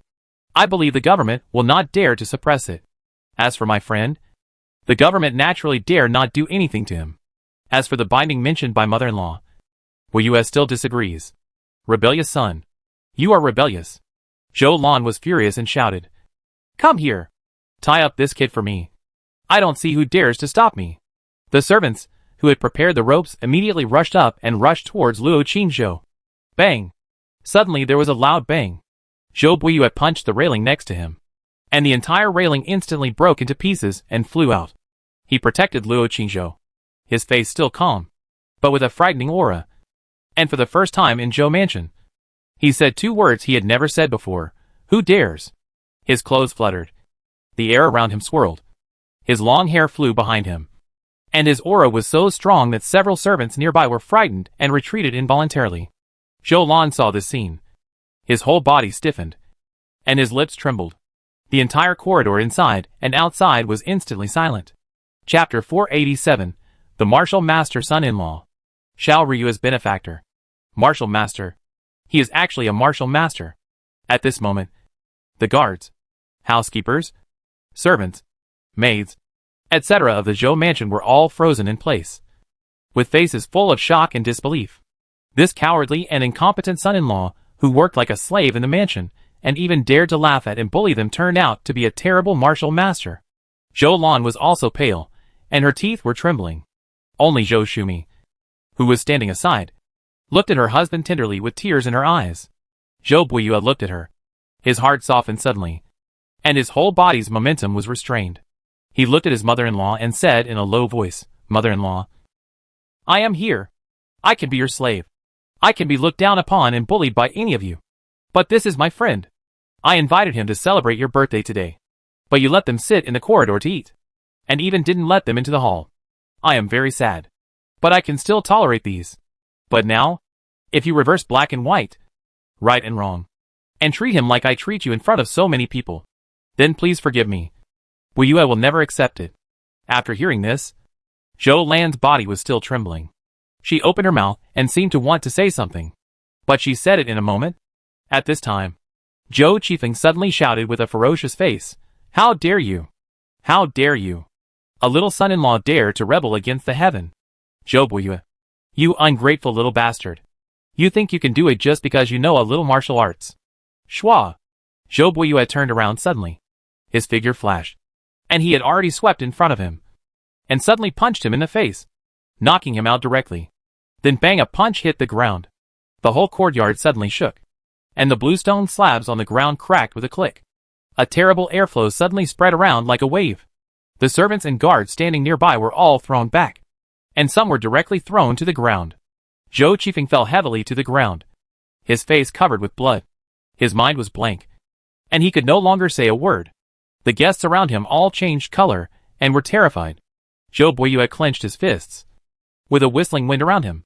He slowly stood up, straightened his chest, looked at him fiercely and said, "Zhou Qifeng, you are just a small official in the Ministry of Revenue. How dare you show off in my Zhou family and do such dirty things? I do know a little martial arts, but I am a martial arts master. If I become an official, you will not even be able to lick my shoes. My mother-in-law is afraid of you, but I am not afraid of you. My mother-in-law can insult me, but you are not qualified. In my eyes, you are not even as good as an ant." As soon as these words came out, the whole courtyard was even more silent. Zhou Qifeng's followers hid in the distance, trembling, and dared not come forward. Zhou Qifeng lay on the ground, his face covered with blood, but he dared not say a word. Who is making trouble here? At this moment, a man in an official robe, with a group of yamen runners, rushed in from the gate aggressively, followed by a team of patrol soldiers in armor. When Zhou Qifeng saw this person, he immediately got up from the ground and shouted, "Master Su! Master Su! You have to make the decision for me." The man in the official robe was named Su Datong, and he was the sheriff of the area in the west of the city. Zhou Qifeng's servant had just slipped out to inform him when he saw something was wrong, so he immediately brought people here. Su Datong was shocked to see his face covered in blood and in a miserable state.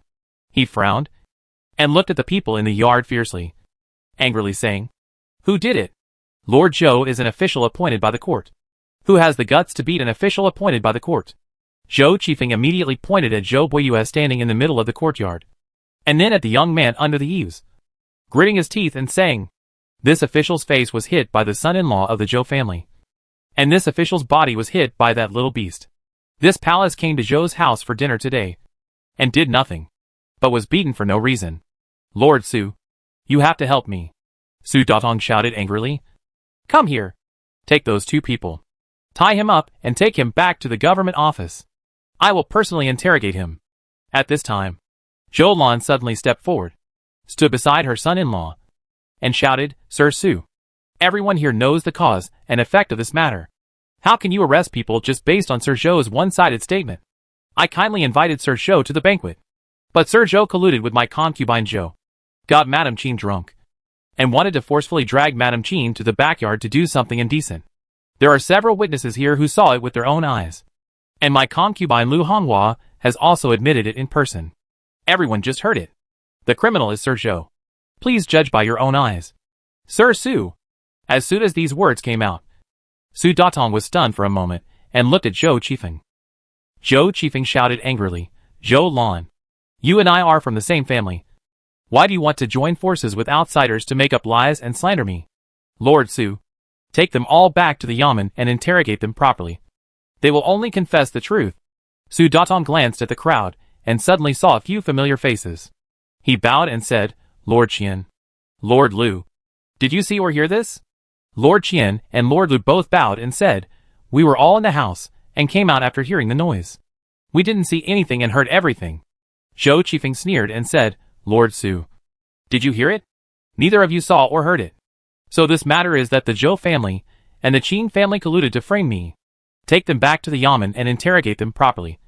And the truth will naturally come out. Su Datong immediately shouted, Come here. Take the 2 suspects who beat Lord Zhou, as well as Mrs. Qin, Mrs. Zhou, and the concubine of Zhou. All back. Yes. The Yamen runners immediately rushed forward like wolves and tigers. Luo Qingzhou immediately dodged to protect Song Ryue. His clothes swelled up, and a strong wind whirled around him. He clenched his fists, and his eyes flashed with coldness. Song Ryue and Mayer stared at his back in a daze. Su Datong sneered, Anyone who dares to resist will be killed without mercy. Zhou Lan trembled suddenly, grabbed Zhou Boyue next to him, and said in a trembling voice, Boyue, you can't do it. Otherwise our Zhou family, your wife and children, are all finished. Zhou Boyue clenched his fists. His face turned pale, turned his head, and looked at his wife. And the momentum and strong wind on his body suddenly seemed to be deflated and disappeared. Seeing this, Su Datong sneered, and looked at the young man under the eaves who was still ready to resist, and said coldly, Why? Is there anyone who wants to resist the law? Luo Qingzhou still clenched his fists, protecting Song Ryue and her servant. The wind around him was whistling and spinning. He looked at him coldly and said, The world is bright and clear. In front of everyone. Under the emperor's feet. You officials protect each other. Collude with each other. Reverse right and wrong. Confuse black and white. And break the law knowingly. Aren't you afraid of losing your official hat and head? Su Datong sneered and said sarcastically, Good boy. When you go to the government office, I will see if you are still as eloquent and passionate as you are now. Then he shouted angrily, Come here. Catch him. Anyone who dares to resist will be killed on the spot. Snap. As soon as he finished speaking, a whip suddenly flew from behind him and hit him hard on the head, and even took off a piece of his hair and scalp. Before he fell, the whip suddenly wrapped around his neck again, pulling him out directly, and falling heavily into the flower bed in the courtyard. Everyone was stunned by this sudden scene. Before the Yamen runners and soldiers could react, a tall girl in a black dress, holding a black whip, walked in from the gate with a young woman and an old woman, twisting her slender waist gracefully and walking with long legs. Who dares to attack me? Su Datong climbed up from the flower bed, touching the blood on his head and the torn scalp, trembling with pain, shocked and angry. When he saw the 3 people coming in from the gate, he immediately shouted, Catch them! Catch them all! The Yamen runners and soldiers were about to step forward. At this moment, the old woman following the girl in the black dress suddenly stomped her right foot on the ground. Boom! The whole mansion was shaken. The rubble on the surrounding houses bounced up with a crash. The bluestone slabs in the yard had already cracked. And now with a click, they were all shattered. Everyone's feet shook. Their bodies tilted. And they fell to the ground one after another. Zhou Boyue reached out and held the corridor. Luo Qingzhou also turned around and held Song Ryue and Mei. And those Yamen runners and soldiers were also unstable, staggering here and there. And many people fell directly to the ground. Seeing this scene, Su Datong and other warriors all changed their faces. Zhou Boyue was also shocked. This old woman stomped her feet lightly. And it was so powerful. The powerful aura even made him feel frightened. She must be at least a great martial artist. What a big dog's guts. The young woman behind the black-skirted girl suddenly took out a gold medal, raised it, and said, My lady is the princess of the Southern Kingdom Prince's mansion. Who dares to be presumptuous? As soon as these words came out, the Yamen runners and soldiers all changed their faces and dared not move again. Su Datong, who was sitting in the flower bed, was even more shocked and his face turned pale. The young woman snorted coldly and suddenly kicked Zhou Qifeng next to her. She said with a gloomy face, Madame Qin is the sister of my princess. You, a dog official, dared to have evil intentions towards her. You should be killed. And you? The young woman pointed at Su Datong in the flower bed and said, You are responsible for the security of an area. But you colluded with this dog official, ignored everyone's testimony, and wanted to take innocent people back to torture them. I think you don't want to save your official hat and head. Su Datong was immediately frightened and trembling, and hurriedly said in a trembling voice, Your Highness, I just want to take them back for questioning, and I have no intention of torturing them. I have never colluded with Zhou Qifeng. The young woman said coldly, whether you have colluded with him. Someone from the censorate will naturally interrogate you. Lord Su. People from the censorate are on their way. You'd better think about what to say to them later. Su Datong was shaking like a sieve. Everyone in the courtyard was silent. Nandong Meijia walked to Song Ryua's side, supported her, and whispered, Aunt, are you okay? Song Ryua had woken up at this time, shook her head, and then looked around and said, where is that young man? Mare quickly pointed to the back. Song Ryua turned her head, and saw that the young man who had just saved her and bravely protected her at the risk of being killed on the spot by the government was hiding behind the silver-haired girl for some reason. She said quickly, Meiju. It was him, the young master who saved me. You call him back? We have to thank him. Nandong Meiju glanced at someone coldly and said sarcastically, I'm afraid he doesn't dare to go. Luo Qingzhou. Song Ryua said quickly, young master. Luo Qingzhou said quickly, it's just a little effort. Madam. Don't worry about it. After that, he immediately pulled Sister Dao's clothes and whispered, let's go. Sister Dao coughed and bowed, Princess. Goodbye. After that, she took him and Chu Xiaoxiao and left quickly. The Yamen soldiers watched, and no one dared to stop them. When they walked to the middle of the courtyard, Luo Qingzhou waved to Zhou Boyue and whispered, Boyue, we're leaving first. Thank you for what happened today. Don't worry. With her here, this matter will not implicate your Zhou family. After that, he didn't dare to stay and left quickly. Zhou Boyue was stunned and looked at the princess with a cold and domineering face. Of course he knew this girl. Once in Mo City, she was called Qiandok Sweshi. Meijio. That young man. Song Ryua was immediately anxious when she saw her benefactor leave. Nandong Meiju supported her, looked coldly at the fleeing figure at the door, and said, Aunt, don't worry. I know him. If you want to thank him, I will ask him to have dinner in the mansion. Song Ryua looked at her with surprise. Nandong Meiju suddenly raised his eyebrows and said, by the way, Aunt, Luo Qingzhou also knows him. He and Luo Qingzhou seem to be good friends. Last time, Luo Qingzhou should have taken the Firefox tears back from him. Song Ryua was even more surprised when he said this. Nandong Meijia's mouth corners slightly raised, and he secretly gloated in his heart, bitch. Wait for death. Aunt Mu said loudly at the side, everyone wait. The people from the censorate will be here soon. When the time comes, tell the truth about what you see and hear. And don't worry about being retaliated, because these two dog officials will no longer have the opportunity to retaliate against you. After these words came out, Zhou Lan's hanging heart finally relaxed. After Luo Qingzhou and the other two left Zhou's house, they left in a hurry. Sister Dao wanted to tease him a few more times, but seeing his serious expression, she didn't dare to joke anymore. The three of them separated on the street. Luo Qingzhou found an empty alley and hid in the innermost corner. Then he left his body and returned to Zhou's house. He was suspicious of Zhou Qifeng's audacity. Just when the other party was terrified, he suddenly heard what the other party was thinking. This matter? Someone was indeed behind the scenes. And the person who was behind it was actually the Jinui. I don't know if the other party wants to force the warrior hidden behind his mother-in-law to show up, or wants to destroy her innocence, control her with drugs, just like controlling the second wife of the Zhou family, and then use her to deal with the entire Qin family. No matter what the reason is, he and the Qin family are getting more and more dangerous. Today, he is desperately protecting Song Ryua as Chu Feiyang, and this news will definitely be discovered by the Jinui. Luo Changtian originally suspected him, and now he has to track it down to the end. So he must strike first. His mother's revenge must be avenged, and this danger must be eliminated.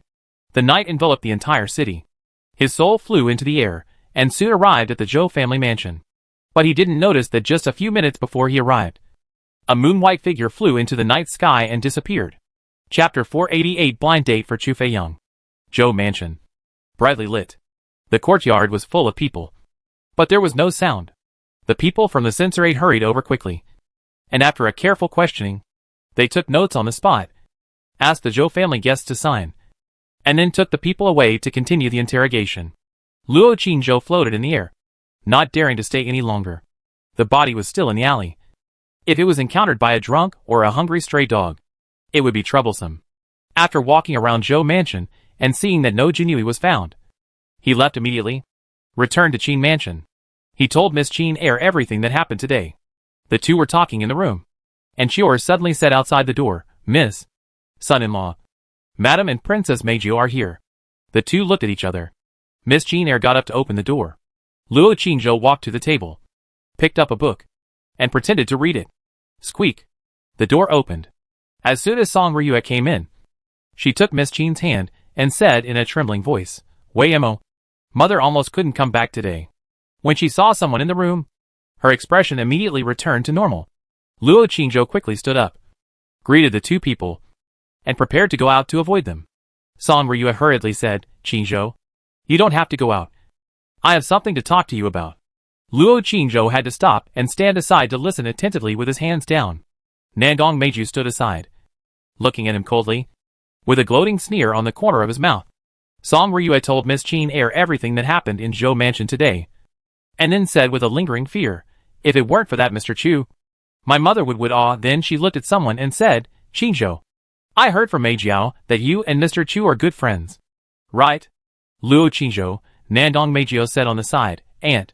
Luo Qingzhou told me last time. He said he has a friend named Chu Feiyang, and his firefox tears were also taken from that Chu Feiyang. Song Ryue sighed and said, I didn't expect that Mr. Chu who saved me actually saved Wei Mo in the past. Alas, Mr. Chu is really the savior of my Qin family. Qingzhou. Luo Qingzhou. I will choose some gifts tomorrow, and you take us to visit Mr. Chu and thank him. He risked a lot to protect me today. Even if he is my own son, he would not do so much. Luo Qingzhou secretly complained in his heart. Brother Qin was so pitiful. He could be shot even when he was lying down. Miss Jean Eyre, who was standing by, suppressed her laughter and said, Mother, since he left in such a hurry and did not want to tell you his name, he certainly did not want you to visit him. Maybe his family situation is special. Wei Ma thinks we should not trouble him. Song Ryue immediately said, How can that be? How can we just let it go for saving my life? We must visit him. Luo Qingzhou quickly winked at Miss Jean Eyre. At this time, Nandong Meiju on the side suddenly said, Aunt, Wei Mo is right. Since Mr. Chu left in such a hurry, he must not want to be disturbed. Isn't Luo Qingzhou a good friend of Mr. Chu? Ask him to invite Mr. Chu over tomorrow, and we'll cook a few dishes for him as a thank you. It just so happens that Wei Mo can thank him in person. Luo Qingzhou glanced at her. Nandong Meiju also looked at him and said, Aunt, that Mr. Chu has saved Wei Mo. It's only right to let Wei Mo and Luo Qingzhou toast him tomorrow. Luo Qingzhou's mouth twitched. Song Ryue thought about it and nodded. Of course, it's only right. Qingzhou, then you go find that Mr. Chu tomorrow and be sure to invite him over. Is that okay? Nandong Meiju said. Of course it's okay. It just so happens that I don't have anything to do tomorrow, so I'll go with Luo Qingzhou. Song Ryue nodded and said, Meijiao, thank you for your help. Mr. Chu has done a great favor to my Qin family. Qingzhou, you must not neglect him and speak to him nicely. Understand? Luo Qingzhou's mouth twitched, and he lowered his head and said, Yes, mother-in-law. Ahem. Song Ryue coughed and said, Qingzhou, go out for a walk first. Wei Mo and I have something to say. Luo Qingzhou hurriedly bowed and said goodbye, leaving the room. With Qiuer's help, he put on his shoes and walked out of the door quickly, ready to go to Lingchan Moon Palace for some fresh air. This place is too depressing. Who knew that just as he walked out of the door, a cold voice suddenly came from behind him, Luo Qingzhou. I have something to tell you, princess. Luo Qingzhou turned around and looked at him. Just as he was about to speak, Nandong Meiju suddenly looked behind him and said, Jianjia, why are you here? Luo Qingzhou was stunned when he heard the words and turned his head to look.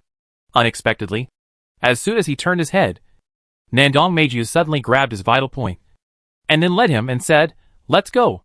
Talk while walking. Luo Qingzhou, do you know how embarrassed this princess is today? Nandong Meiju clenched her 5 fingers, looked at him coldly and said, It's all your fault. For those shameful and obscene clothes, this princess's face has been lost. Luo Qingzhou's whole body was stiff, and he followed closely, Princess, those clothes have nothing to do with me, can you off first? Nandong Meijia's 5 fingers suddenly exerted force again, looked at him coldly and said, Try to lie again? Luo Qingzhou immediately admitted his mistake. I designed it. I admit it. Princess, I admit my mistake. Shameless. Obscene. Nandong Meiju cursed while holding his hand and continued to walk forward, angrily saying, If it weren't for Wei Mo, I wouldn't do such a shameful thing. Luo Qingshou, you owe me a favor. When you lose the bet, I want you to do two things for me. Do you think it's right? Luo Qingshou didn't dare to say it wasn't right, and immediately said, it should be. Nandong Meiji looked at him and said, do you think I will lose? Or you will lose? Luo Qingzhou said stiffly, the princess will definitely win. And I will lose. Nandong Meiji snorted coldly, if someone really buys your obscene clothes, it would be the biggest joke in the world. Luo Qingzhou didn't dare to say anything. Nandong Meiji held his hand and continued to walk slowly forward. The night was slightly cool and the moonlight was bright. Neither of them spoke again, and walked quietly in the mansion, like a pair of young lovers taking a walk after dinner. But the boy's posture was a little strange. Luo Qingshou, you really act like a man today.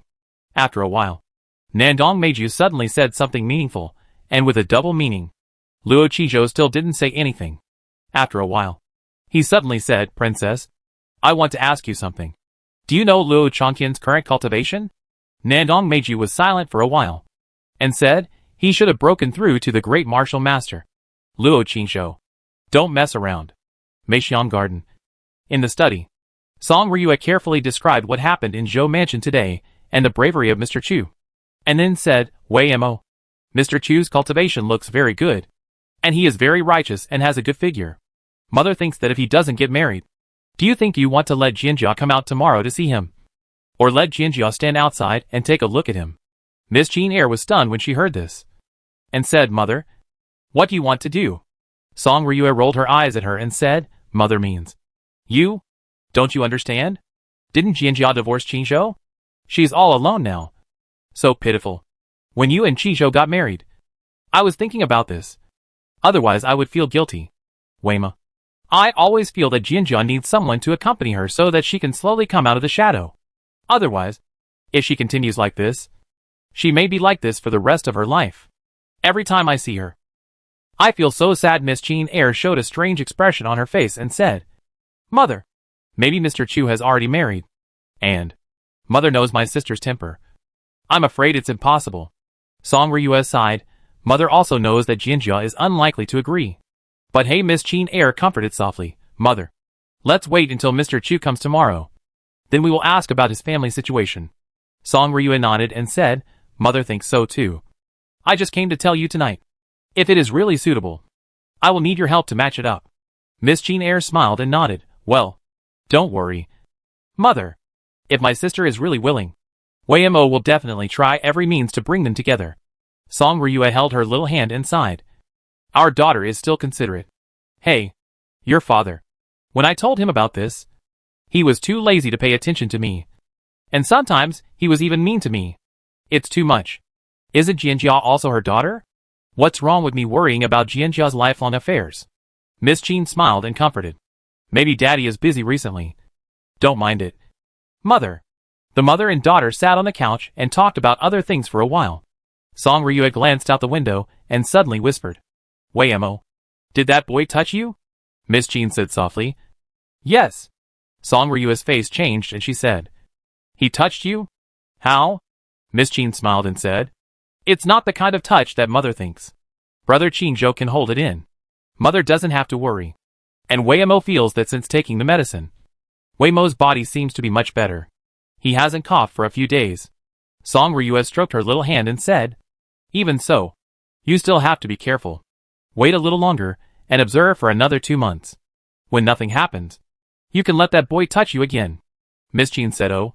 Not sure if she heard it. Song Ryue suddenly said, by the way, Wei Mo, if that Mr. Chu doesn't get married and Jianjia doesn't want to, Mother actually has another candidate to introduce to him. Miss Jean was slightly startled when she heard this, and then suddenly said, could it be Sister Meiju? Song Ryue smiled and said, Wei Mo is smart. Meiju is a princess, and she can recruit a prince who is not only of the same social status, but also has ability. That Mr. Chu is very powerful and has good character, and the prince will definitely accept him. At that time, Wei Mo, what are you laughing at? Miss Jean bit her lip and said with a smile, Mother, it's okay. Wei Mo just thinks that Mr. Chu only saved Mother once. Why Mother is helping him to find a marriage everywhere? Song Ryue immediately said seriously, it's not just, he saved my mother once. In the end, He risked his life to protect me. Do you know how hard it was? If he hadn't left quickly, my mother would have even knelt down and kowtowed to him. And he also gave Qingzhou Firefox tears, which was equivalent to saving you. Weima, we should be grateful. The most important thing is that my mother really thinks that Mr. Chu is very good. He is an upright, kind, brave and strong hero. He will never let Jianjia and Meijiu suffer grievances. Miss Qin Air smiled and nodded. Then listen to your mother. Weima will definitely support your mother. As the mother and daughter were talking, Chioa, at the door, she said, Madam, Miss, Princess Meiju is back. Nandong Meiju came back alone and said after entering the house, I just saw Luo Qingzhou. He went to find Jianjia. And, it's so late. Is it appropriate for a brother-in-law to go to find his sister-in-law? After listening to this, Song Ryue immediately smiled and said, Meijiao, don't think too much. Qingzhou didn't go to find Jianjia, but to find Xiaochan. Oh! Nandong Meiju nodded, without asking any more questions, and looked at Miss Qin Air and said, Wei Mo, I don't want to go back tonight. Can I stay here and sleep with you? Miss Qin Air immediately. Of course, Sister Meijiao. I'll ask Chior to change the quilt later. Nandong Meiju glanced at the inner room and said, Will it disturb you and Luo Qingzhou? Miss Qin Air smiled and said, Of course not. Brother Qingzhou can go to sleep with Xiaodai or Chior. Nandong Meiju sneered. That guy is so happy. Song Ryue also snorted beside her and said, That's right. Which son-in-law is like him? More lord than the master. Your uncle doesn't enjoy it as much as that boy. Miss Qin Air listened to their complaints silently with a smile on her face. Lingshan Moon Palace. When Luo Qingzhou came to the back garden, the two little rabbits suddenly jumped out of Bailing and Xiaochan's arms, then quickly rushed into the pavilion, and bit Miss Qin's shoes from the left and right. Bai Ling was stunned for a moment, and suddenly said, Son-in-law, tell me the truth. Did you train the rabbits on purpose? Chapter 489 Celia's Treasure. Plum Fragrance Garden. In the room, the candlelight was dim, and the fragrance was curling. After taking a bath, Miss Qin and Nandong Meiju were wearing nightgowns, barefoot, with long black hair, sitting on the couch and talking. When Luo Qingzhou came back, the chuckle of the Nandong princess came from the room. This was the first time he heard this laugh. I don't know what Miss Qin said, but she made the serious and cool Nandong princess laugh. Luo Qingzhou felt that she was talking about him. Just as he was about to get close to the window to listen to a few words, there was a sudden cough next to him. Xior held the flying knife in her hand and said with a wooden face, Son-in-law, the princess is inside, and she just took a bath. You can't peek. The voices in the room and the chuckle of the Nandong princess suddenly stopped. Luo Qingzhou left immediately. Just as he entered the room, the door next to him creaked and suddenly opened. Miss Qin Air was wearing a snow-white veil, and she looked at him with a smile and said, Brother Qingzhou, Sister Meiji will sleep with Weima tonight, so you can go find Xiaodai and Chior. But it's still early. Would you like to come in and talk for a while? Luo Qingzhou glanced at her and saw that her hair was hanging down. Her bellyband was faintly visible, and a pair of snow-white and slender jade feet were exposed under her skirt.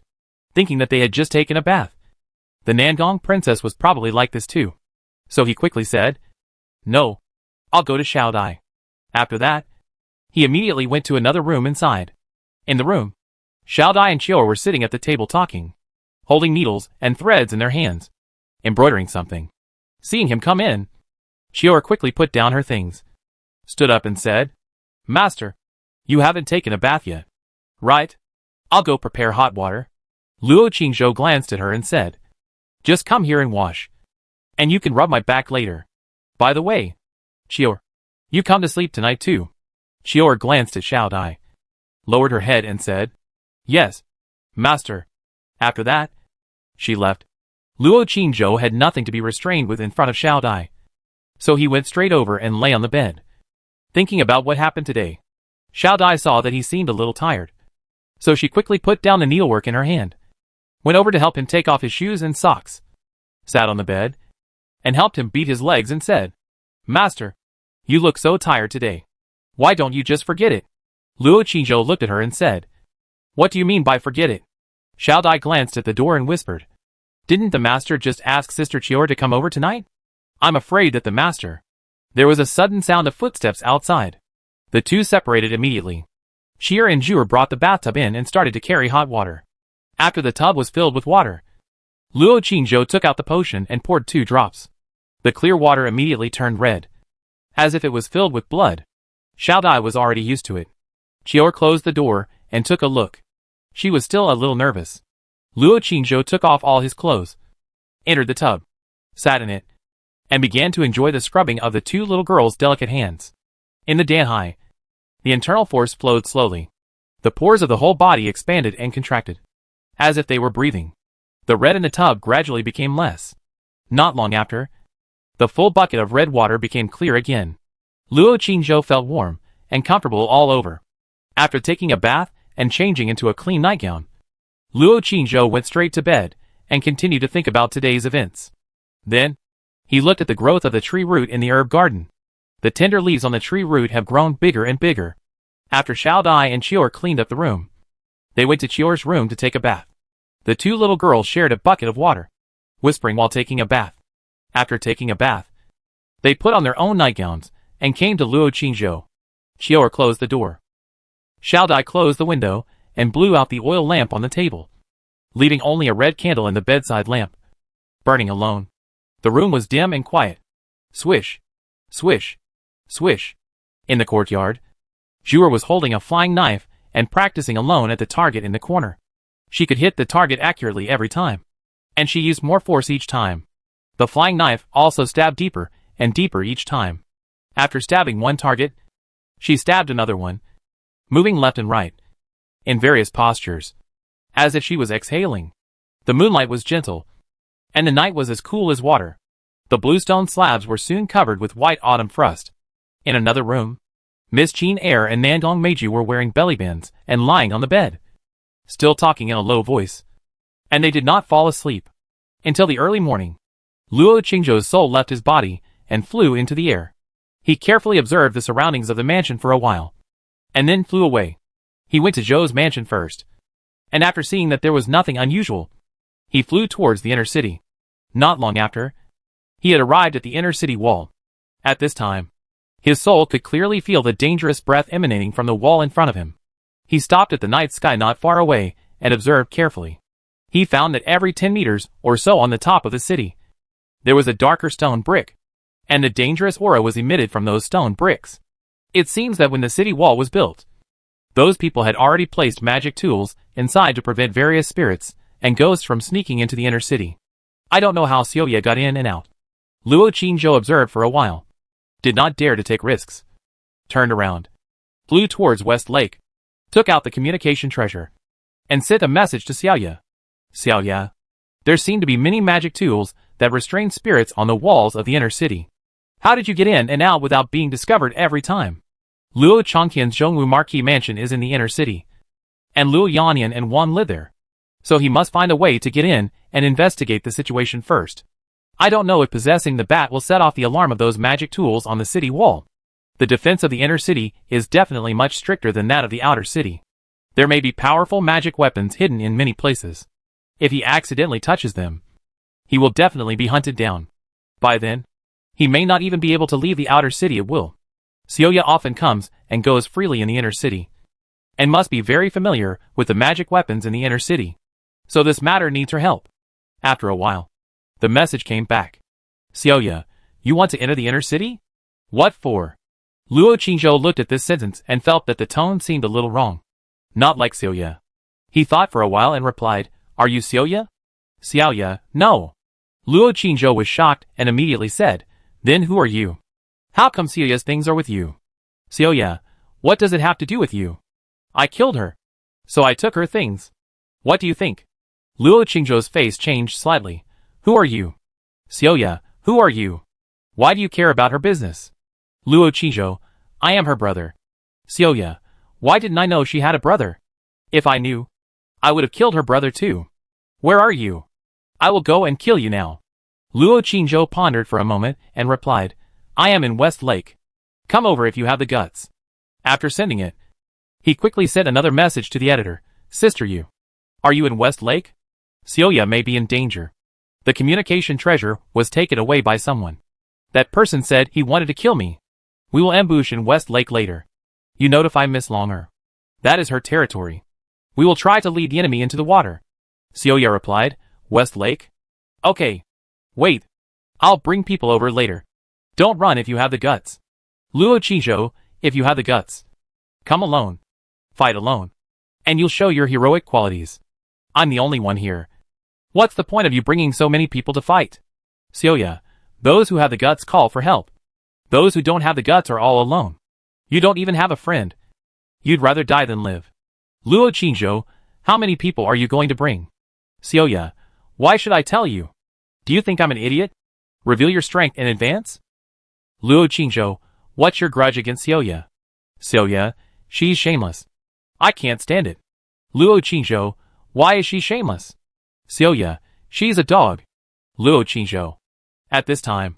Sister Yu replied, I won't help you fight. Luo Qizhou, Sister Yu. The enemy wants to kill me.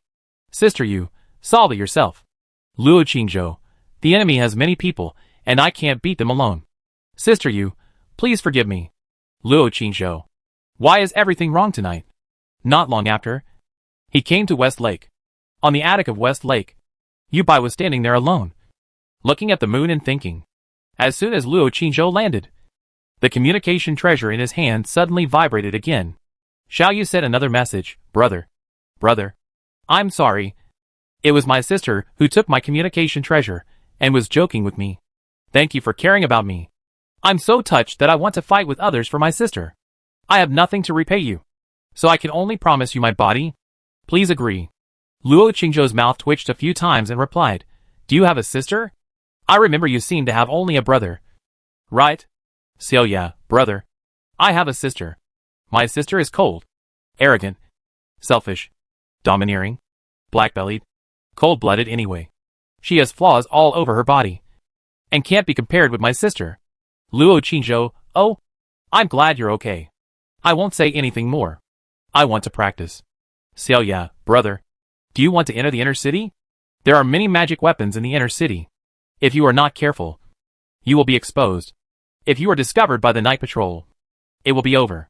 But my sister has a treasure that can make those magic weapons ineffective. Do you want it? Luo Qizhou, yes. Good sister. Brother wants it. Xiaoya, but this treasure is on my sister, and it can't be taken off. If you want the treasure, you can only take my sister together. Do you want it? Luo Qizhou, good sister. Don't joke. Brother has something important to do. Xiaoya, brother. Sister is not joking. Sister said it is true. That treasure is a part of sister's body. If brother wants it, you must take sister together. Luo Qizhou, what kind of treasure is it? Xiaoya, it can make brother deeply addicted and love it. Luo Qizhou, Xiaoya. Joke again. I will be angry. Xiaoya, brother. Sister is not joking. Sister's right eye pupil is the fire spirit vortex pupil, which can make those magic tools ineffective. If brother stares at it, his soul will be sucked into the vortex and be deeply trapped in it, unable to extricate himself. Luo Qingzhou was stunned and said, Then if I want to enter the inner city, can you take me in? Xiaoya, of course. You can. But brother and sister must be very close, and the body must be tightly pressed together, and it is best to smell each other for the safest. Luo Qizhou, is it true? Xiaoya, if you don't believe me, you can ask Sister Yu. You can also find a book introducing various spirits. It has very detailed records. Luo Qingzhou thought for a while and said, Xiaoya, draw the map of the inner city for me.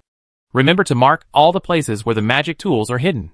I will find a way to get in by myself. Xiaoya, brother. Do you hate your sister so much? Would you rather take risks by yourself than use your sister's delicate and fragrant body? Luo Qingzhou, men and women should not touch each other, even the spirits and souls. I am married, so I have to avoid these things. Xiaoya, brother. But did you avoid your sister Yu? I don't believe that you haven't touched her.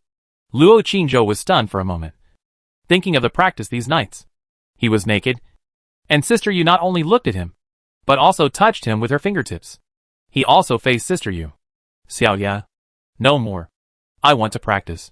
Remember to draw a map for me. Don't worry. I will definitely help you with your future thunder tribulations. After sending it, he immediately put away the communication treasure. At this time, he realized that the Yu Bai figure, who had his back to him when he just came, had turned around and was looking at him quietly. Sister Yu, for some reason, He felt a little guilty and said, "It was Xiaoya's sister who took her communication treasure and joked with me. Xiaoya is fine." After a pause, he said, "That I can practice by myself tonight. Sister Yu, do you want to accompany me to the bottom of the lake?" The Yubai figure looked at him quietly for a while and said lightly, "Whatever." Luo Qingzhou stared at her hazy face and couldn't see the expression on her face. After thinking for a while, he said, "If Sister Yu is fine, then accompany me down. I will practice the inner strength method tonight to get familiar with it. Starting tomorrow night, I will absorb the power of the moonlight on the lake's surface. Is that okay?" The Yubai figure did not answer. The figure flashed and flew to the bottom of the lake. Luo Qingzhou glanced at her figure and hurriedly followed her. At the same time, a soul with green light all over its body, wearing a black robe, flew out of a house in the outer city and flew into the night sky. He first went to Zhou Mansion, and then to the martial arts hall of the Lingxiao sect branch. Then, he flew to Qin Mansion. Chapter 490. Kill his whole family first. Then kill him. At the bottom of the lake, in the stone chamber, Luo Qingzhou took off his shirt, sat on the cold jade bed, and began to circulate his soul power. The moon-white figure stood beside him, watching him quietly, and left silently after seeing him enter the state of cultivation. Luo Qingzhou's body began to heat up slightly. The strong and powerful soul heart in his chest, thump thump, beat non-stop. At the same time, a black shadow wrapped in green light came over the Qin Mansion. But he suddenly found that from midair, there was a lot of thin mist floating in the Qin Mansion, and the sight could not see anything in the mansion at all. The Qin Mansion is indeed not simple. I'm afraid that the commander's suspicion is not unreasonable. Could it be that the murderer is in the mansion? The black shadow looked at it solemnly for a while, and then landed carefully. He passed through the mist and slowly flew into the mansion. Hey, what is that? At this moment, he suddenly found a small courtyard below that was different from other courtyards. There was a light blue mist floating above the houses in the courtyard. Before he approached, he felt a chill. Formation? Or magic weapon? He was more certain that this mansion and the people inside were not simple. According to the investigation, there are only 3 warriors in the Qin Mansion now. In addition to Qin Wenzheng and his son, there is also the girl named Xia Chan. But this is only on the surface. The commander suspected that there were other warriors hidden behind the Qin Mansion, and the murderer might be one of them. That's why he came to investigate the situation tonight. According to the map, the courtyard should be where the eldest daughter of the Qin family lives. Could it be that the girl named Xia Chan set up a formation? He didn't dare to be arrogant and decided to go to other people's courtyards first. Huh? What's the sound? His eyes immediately followed the sound and fell on one of the courtyards. A maid-like figure stood in the courtyard, throwing a flying knife at the target in the corner. Every flying knife flew out and could accurately pierce the red heart on the target. This maid is so powerful. Is she also a warrior? The black shadow was even more surprised and suspicious when he saw this scene. He immediately floated down carefully and landed on the wall of the courtyard, and looked carefully. Swish, swish, swish. The girl threw 3 flying knives in a row again, and all of them hit the bullseye. However, judging from the breath she exuded when throwing the flying knives, this girl was not a warrior, but just an ordinary person. The black shadow felt even more incredible. He suddenly turned his head and looked into the house. He decided to go in and see Miss Qin Er, who was weak and sick but was praised as the first talented woman in Mo's city. Maybe the other party was hiding some secrets. Who knew that when he was about to fly up from the courtyard wall, he suddenly felt something wrong, turned his head abruptly, and met a pair of dark and smart eyes. "What are you doing?" Outside the courtyard wall, the girl asked innocently with a crisp voice, and 2 cute dimples appeared on her face.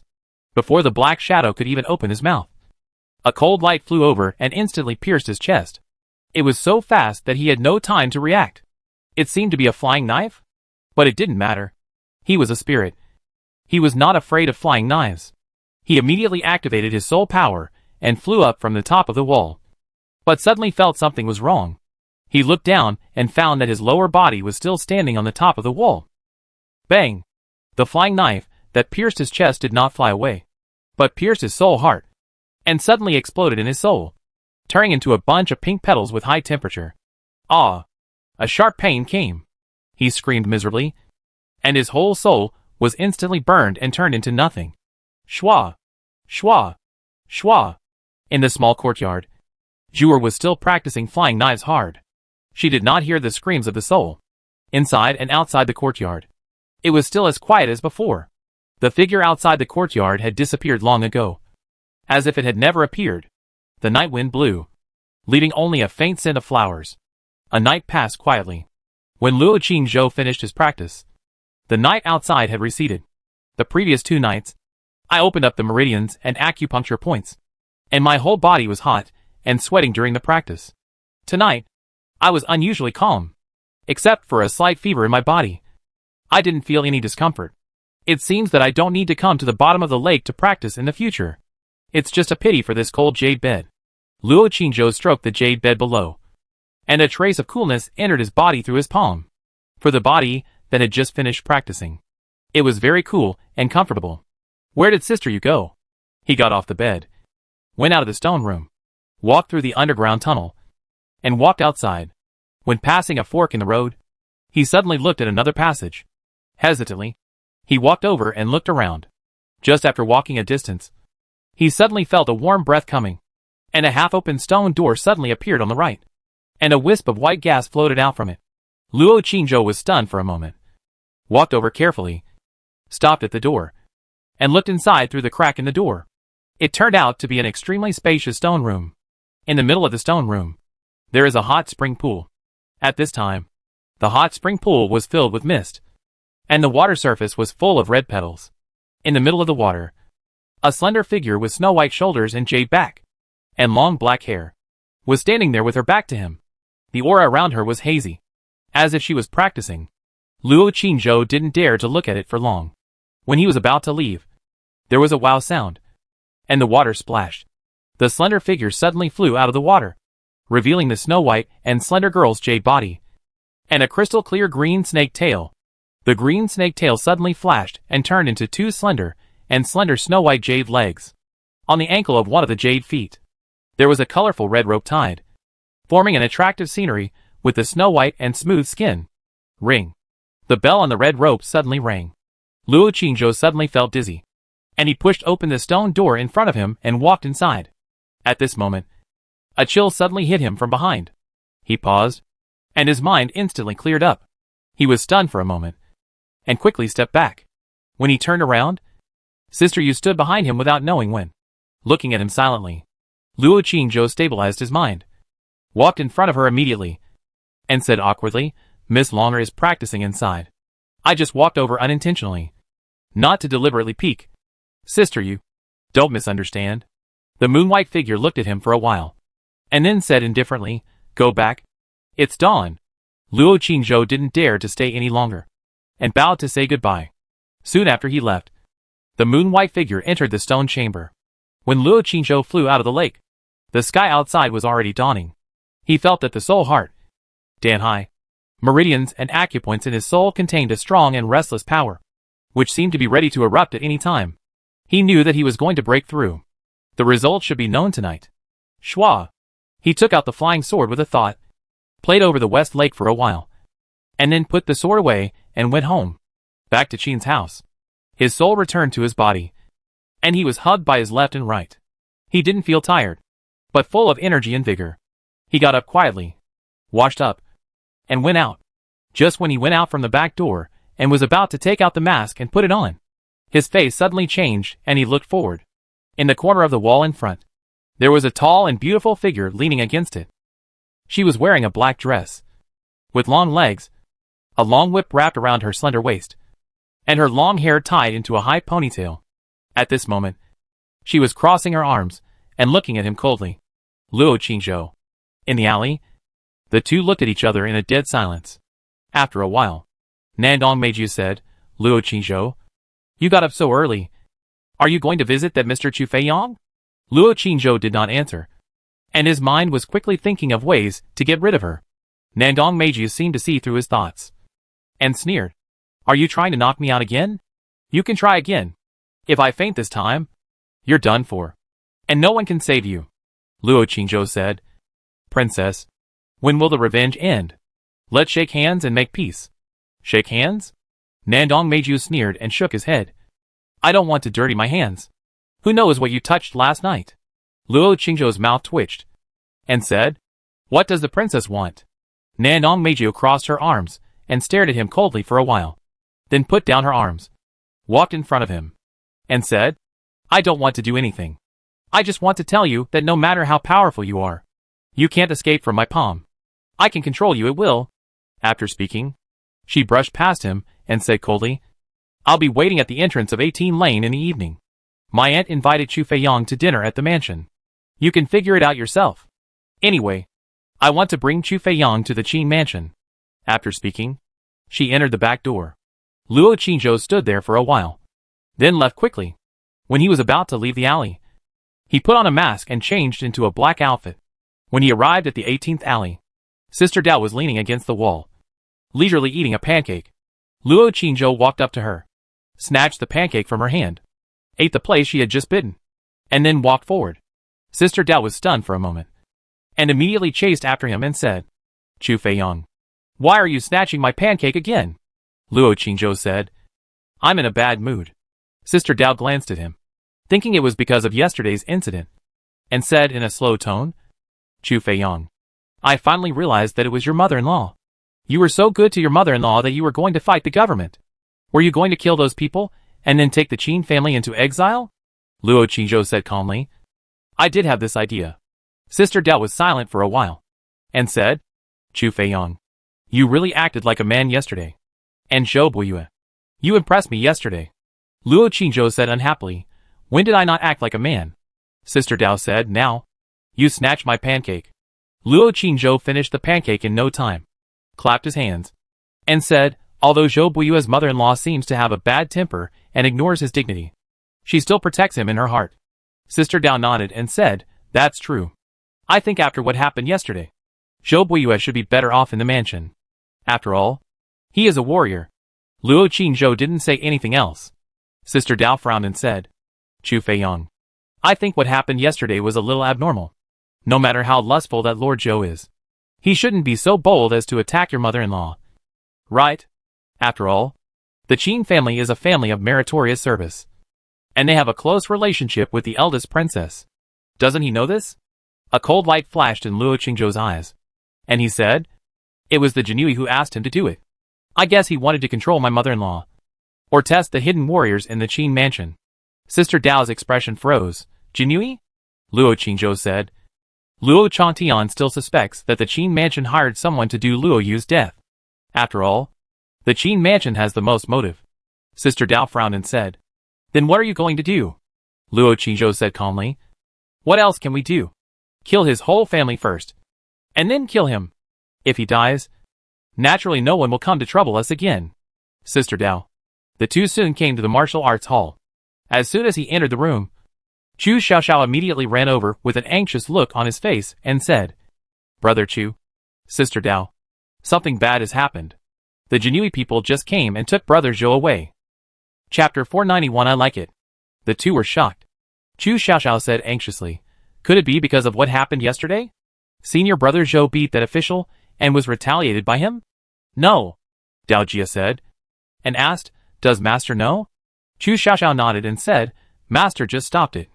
But those Jinui said that they would act impartially and would not embarrass Senior Brother Zhou.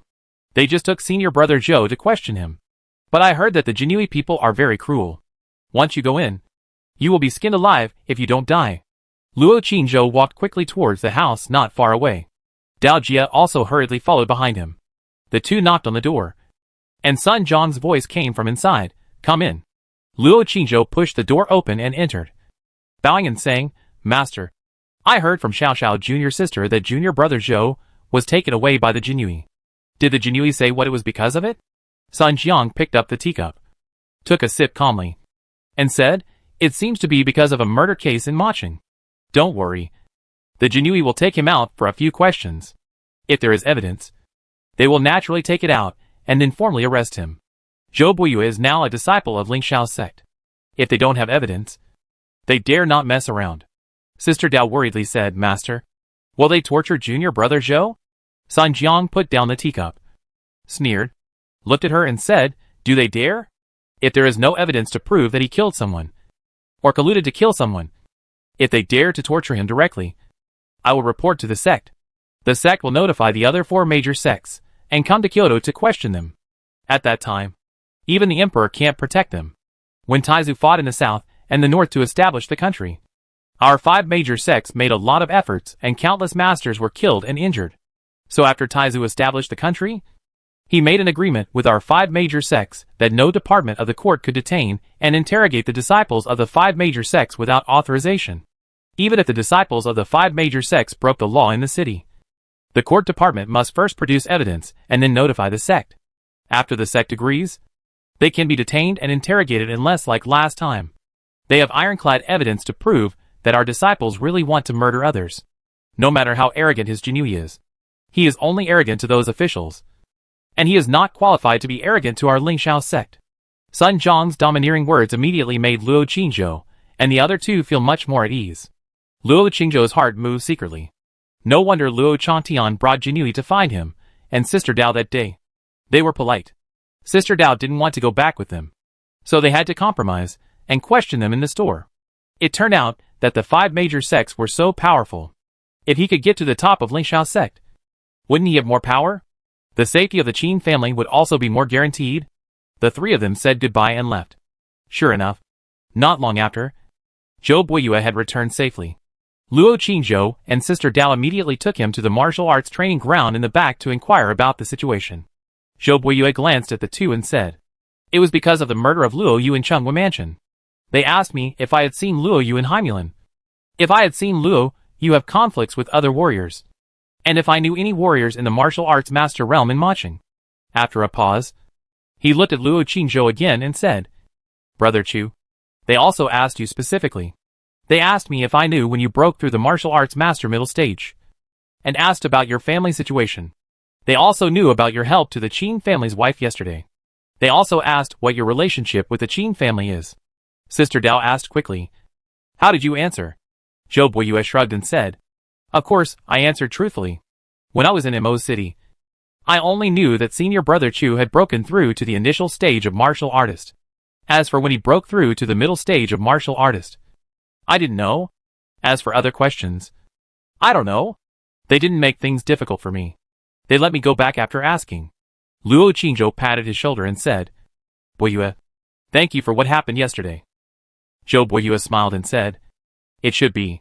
Since I invited you to be my guest, I naturally have to ensure your safety." Sister Dao asked, "Did your mother-in-law make things difficult for you again later?" Zhou Boyue was a little embarrassed when he heard this. "No. And my mother-in-law seemed to become polite when talking to me. Some are not used to it." Sister couldn't help laughing. "This is not very good. At least she dare not hit you and scold you anymore." Luo Qingzhou said, "Miss Zhou's people are really good. Boyu is really blessed." Zhou Bo asked him, "Brother Chu's blessing? The master of the county is afraid that he has already affiliated Brother Chu?" Zhou Bo suddenly solemnly said, "Brother Chu, Genie Wei seems to care about you. You have to be careful." Luo Qingzhou calmly said, "I know." The 3 went out and went to practice martial arts. He dripped 2 drops of spiritual liquid and continued to practice Lingxiao Sect's boxing. A day passed in the blink of an eye. In the evening, he took a shower and changed into clean clothes. When the few people were about to leave, Sun Jiang came out of the house and told them, "We received a notice from the sect. 5 days later, we will set out to worship the ancestors. There will be many other new disciples at that time. In addition to worshipping the ancestors, the annual Lingxiao preliminary test will also be held as scheduled. At that time, all new disciples can participate, which is divided into martial arts competition and martial arts competition. The top 3 will all have generous training resources rewards. At that time, other sects will also send people to watch. It is a good opportunity for you to fight for training resources and become famous. You must seize it." Then he said, "Among the new disciples, I heard that there are 3 martial arts masters in the late stage. Although you have little chance of getting the top 3, at least you can't be ranked last, because your ranking will not only affect my reputation, but also affect the training resources we distribute every month. The higher the ranking of our branch, the more attention we will get from the sect and the tilt of training resources in the future. This competition is of great importance for me and for you, so you must work hard." After hearing this, the 5 people were immediately overwhelmed. Chu Xiaoxiao immediately said excitedly, "Finally, we can go to the sect to have a look." "Master, don't worry. We will work hard to get a good ranking and let you shine. Sun Jiang smiled and said, it doesn't matter if I shine or not. Only if you shine. Our master and disciple will be recognized by the sect. Okay. Go back quickly and make the most of the time to practice in the next few days to increase your strength. The 5 people said goodbye and left. Luo Qizhou and Sister Dao walked out of the alley and onto the street. Sister Dao looked at him and said, Chu Feiyang, if you stand out in the sect this time, the sect leaders will definitely pay attention to you. When the Jinui wants to trouble you again, they will have to think twice. Luo Qizhou asked curiously, can the sect compete with the court? Sister Dao said, of course not. In addition to our Lingxiao sect, there are other sects. And the court's own Dragon and Tiger Academy is also very powerful. It's just that there are agreements between our sects and the court. The warriors of our 5 major sects are the backbone and hope of the entire Diyin. Especially now that the demon race is reviving and the border is not stable. Many places need us. The court will naturally not be too embarrassed if they tear up our 5 major sects. If the agreement between the sect and Taizu is broken, I am afraid that all warriors in Diyin will no longer trust them. At that time, it will be dangerous. Luo Qingzhou said, in other words, if I get to the top of the sect, even if I kill someone, the court may not dare to kill me casually. Dao Jia pondered for a moment and said, if it is a high-level sect, the sect may punish or execute it. If the person killed is not too important, the court may turn a blind eye. In fact, who among the disciples of the 5 major sects has not killed people? The court can't control it at all, as long as it is not a wanton killing in the city. Most of them rely on the sect's own rules to restrain and punish. However, Chu Feiyang, Luo Yu, he is not an ordinary person. He is Luo Chongqian's younger brother. Luo Chongtian is now the commander of the Jinui and a favorite of the emperor. He will definitely not give up. Luo Qingzhou said, I know. So I will solve this matter quickly. Sister Dao looked at him and said, how do you want to solve it? Luo Yanyan is a late martial artist. And Luo Chongtian is probably a great martial artist now.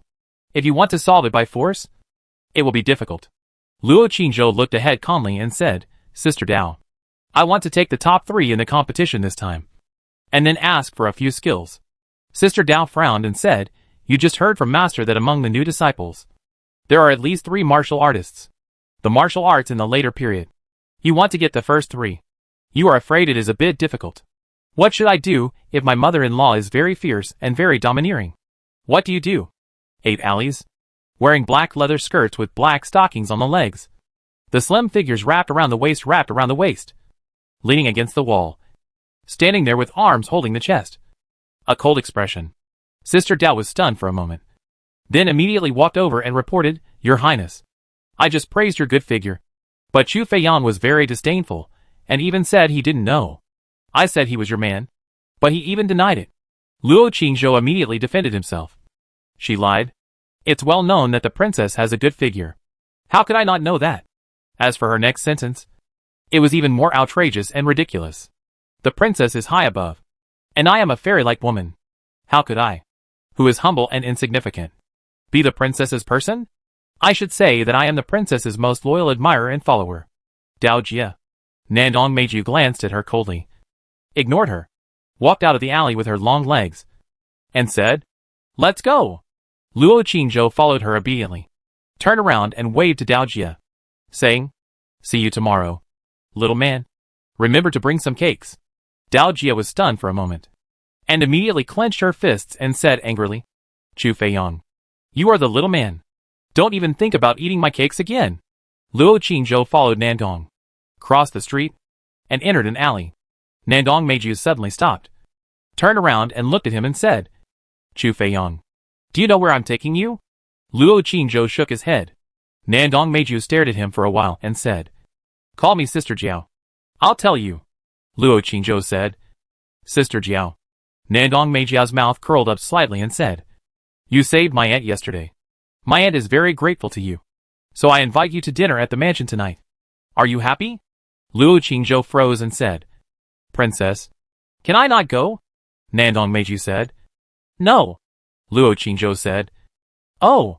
Nandong Meiju walked forward and suddenly asked again, You just said that I have a good figure. Is that true? Luo Qingzhou followed behind her and glanced at her slender waist and perky buttocks. as well as with long straight legs. He said, "Of course it's true. Anyone with eyes can see that the princess has a good figure." Nandong Meiju suddenly stopped again, turned to look at him and said, "Then do you like it?" Luo Qingzhou froze and said, "Princess? What kind of like are you talking about?" Nandong Meiju raised his eyebrows and said, "Want to take advantage of me? Want to sleep with me? Want to conquer me? Want to take me for yourself? Want to see me every day? Want to talk to me every day? Want to kiss me? Hug me and love me?" Luo Qingzhou, "Tell me, do you like it?" Nandong Meiju held a whip handle at his waist and threatened with a cold look. Luo Qingzhou hesitated. "Princess, if I tell the truth, will you hit me?" Nandong Meiju let go of the whip handle and said coldly, "No." Luo Qingzhou said, "Really? Even if what I say offends the princess, the princess won't hit me?" Nandong Meiju said impatiently, "As long as it's the truth. I swear, I won't hit you." Luo Qingzhou said, "If I hit you, the princess is a puppy. How about it?" Nandong Meiju snorted coldly, "Okay." Luo Qingzhou said, "Okay. Then I will tell the princess what I think." Nandong Meiju pricked up her ears and stared into his eyes. Her cheeks suddenly felt slightly hot, and her heartbeat suddenly accelerated. Luo Qingzhou said seriously, "Princess, I'm sorry. I'm offended. I don't want to say anything you said. So, my answer is, I don't like it." The alley was suddenly silent. After a few breaths, someone's scream suddenly came from the alley. Chapter 492 Tea Serving. The sun sets. In the Qin mansion, Song Ryue has already prepared a fine dinner in the kitchen. At this time, Qin Wenjing, Qin Chuan, and Miss Qin are all gathered in the living room, ready to welcome the benefactor. Mr. Chu. Song Ryue changed her clothes, dressed up, and came to the front hall. She looked carefully and found that 2 people were missing. She was immediately annoyed and said, "Where are Jianjia and Qin Zhou? It's already this time. Mr. Chu is coming soon. Why are they still hiding behind?" Qin Wenjing couldn't help but glance at her, as if he wanted to say something, but held back. Miss Qin hurriedly said, "Mother, didn't brother Qin Zhou go out with sister Meiju to invite Mr. Chu?" Song Ryue was stunned for a moment and said, "Really? Why did I only see Meiju go out alone?"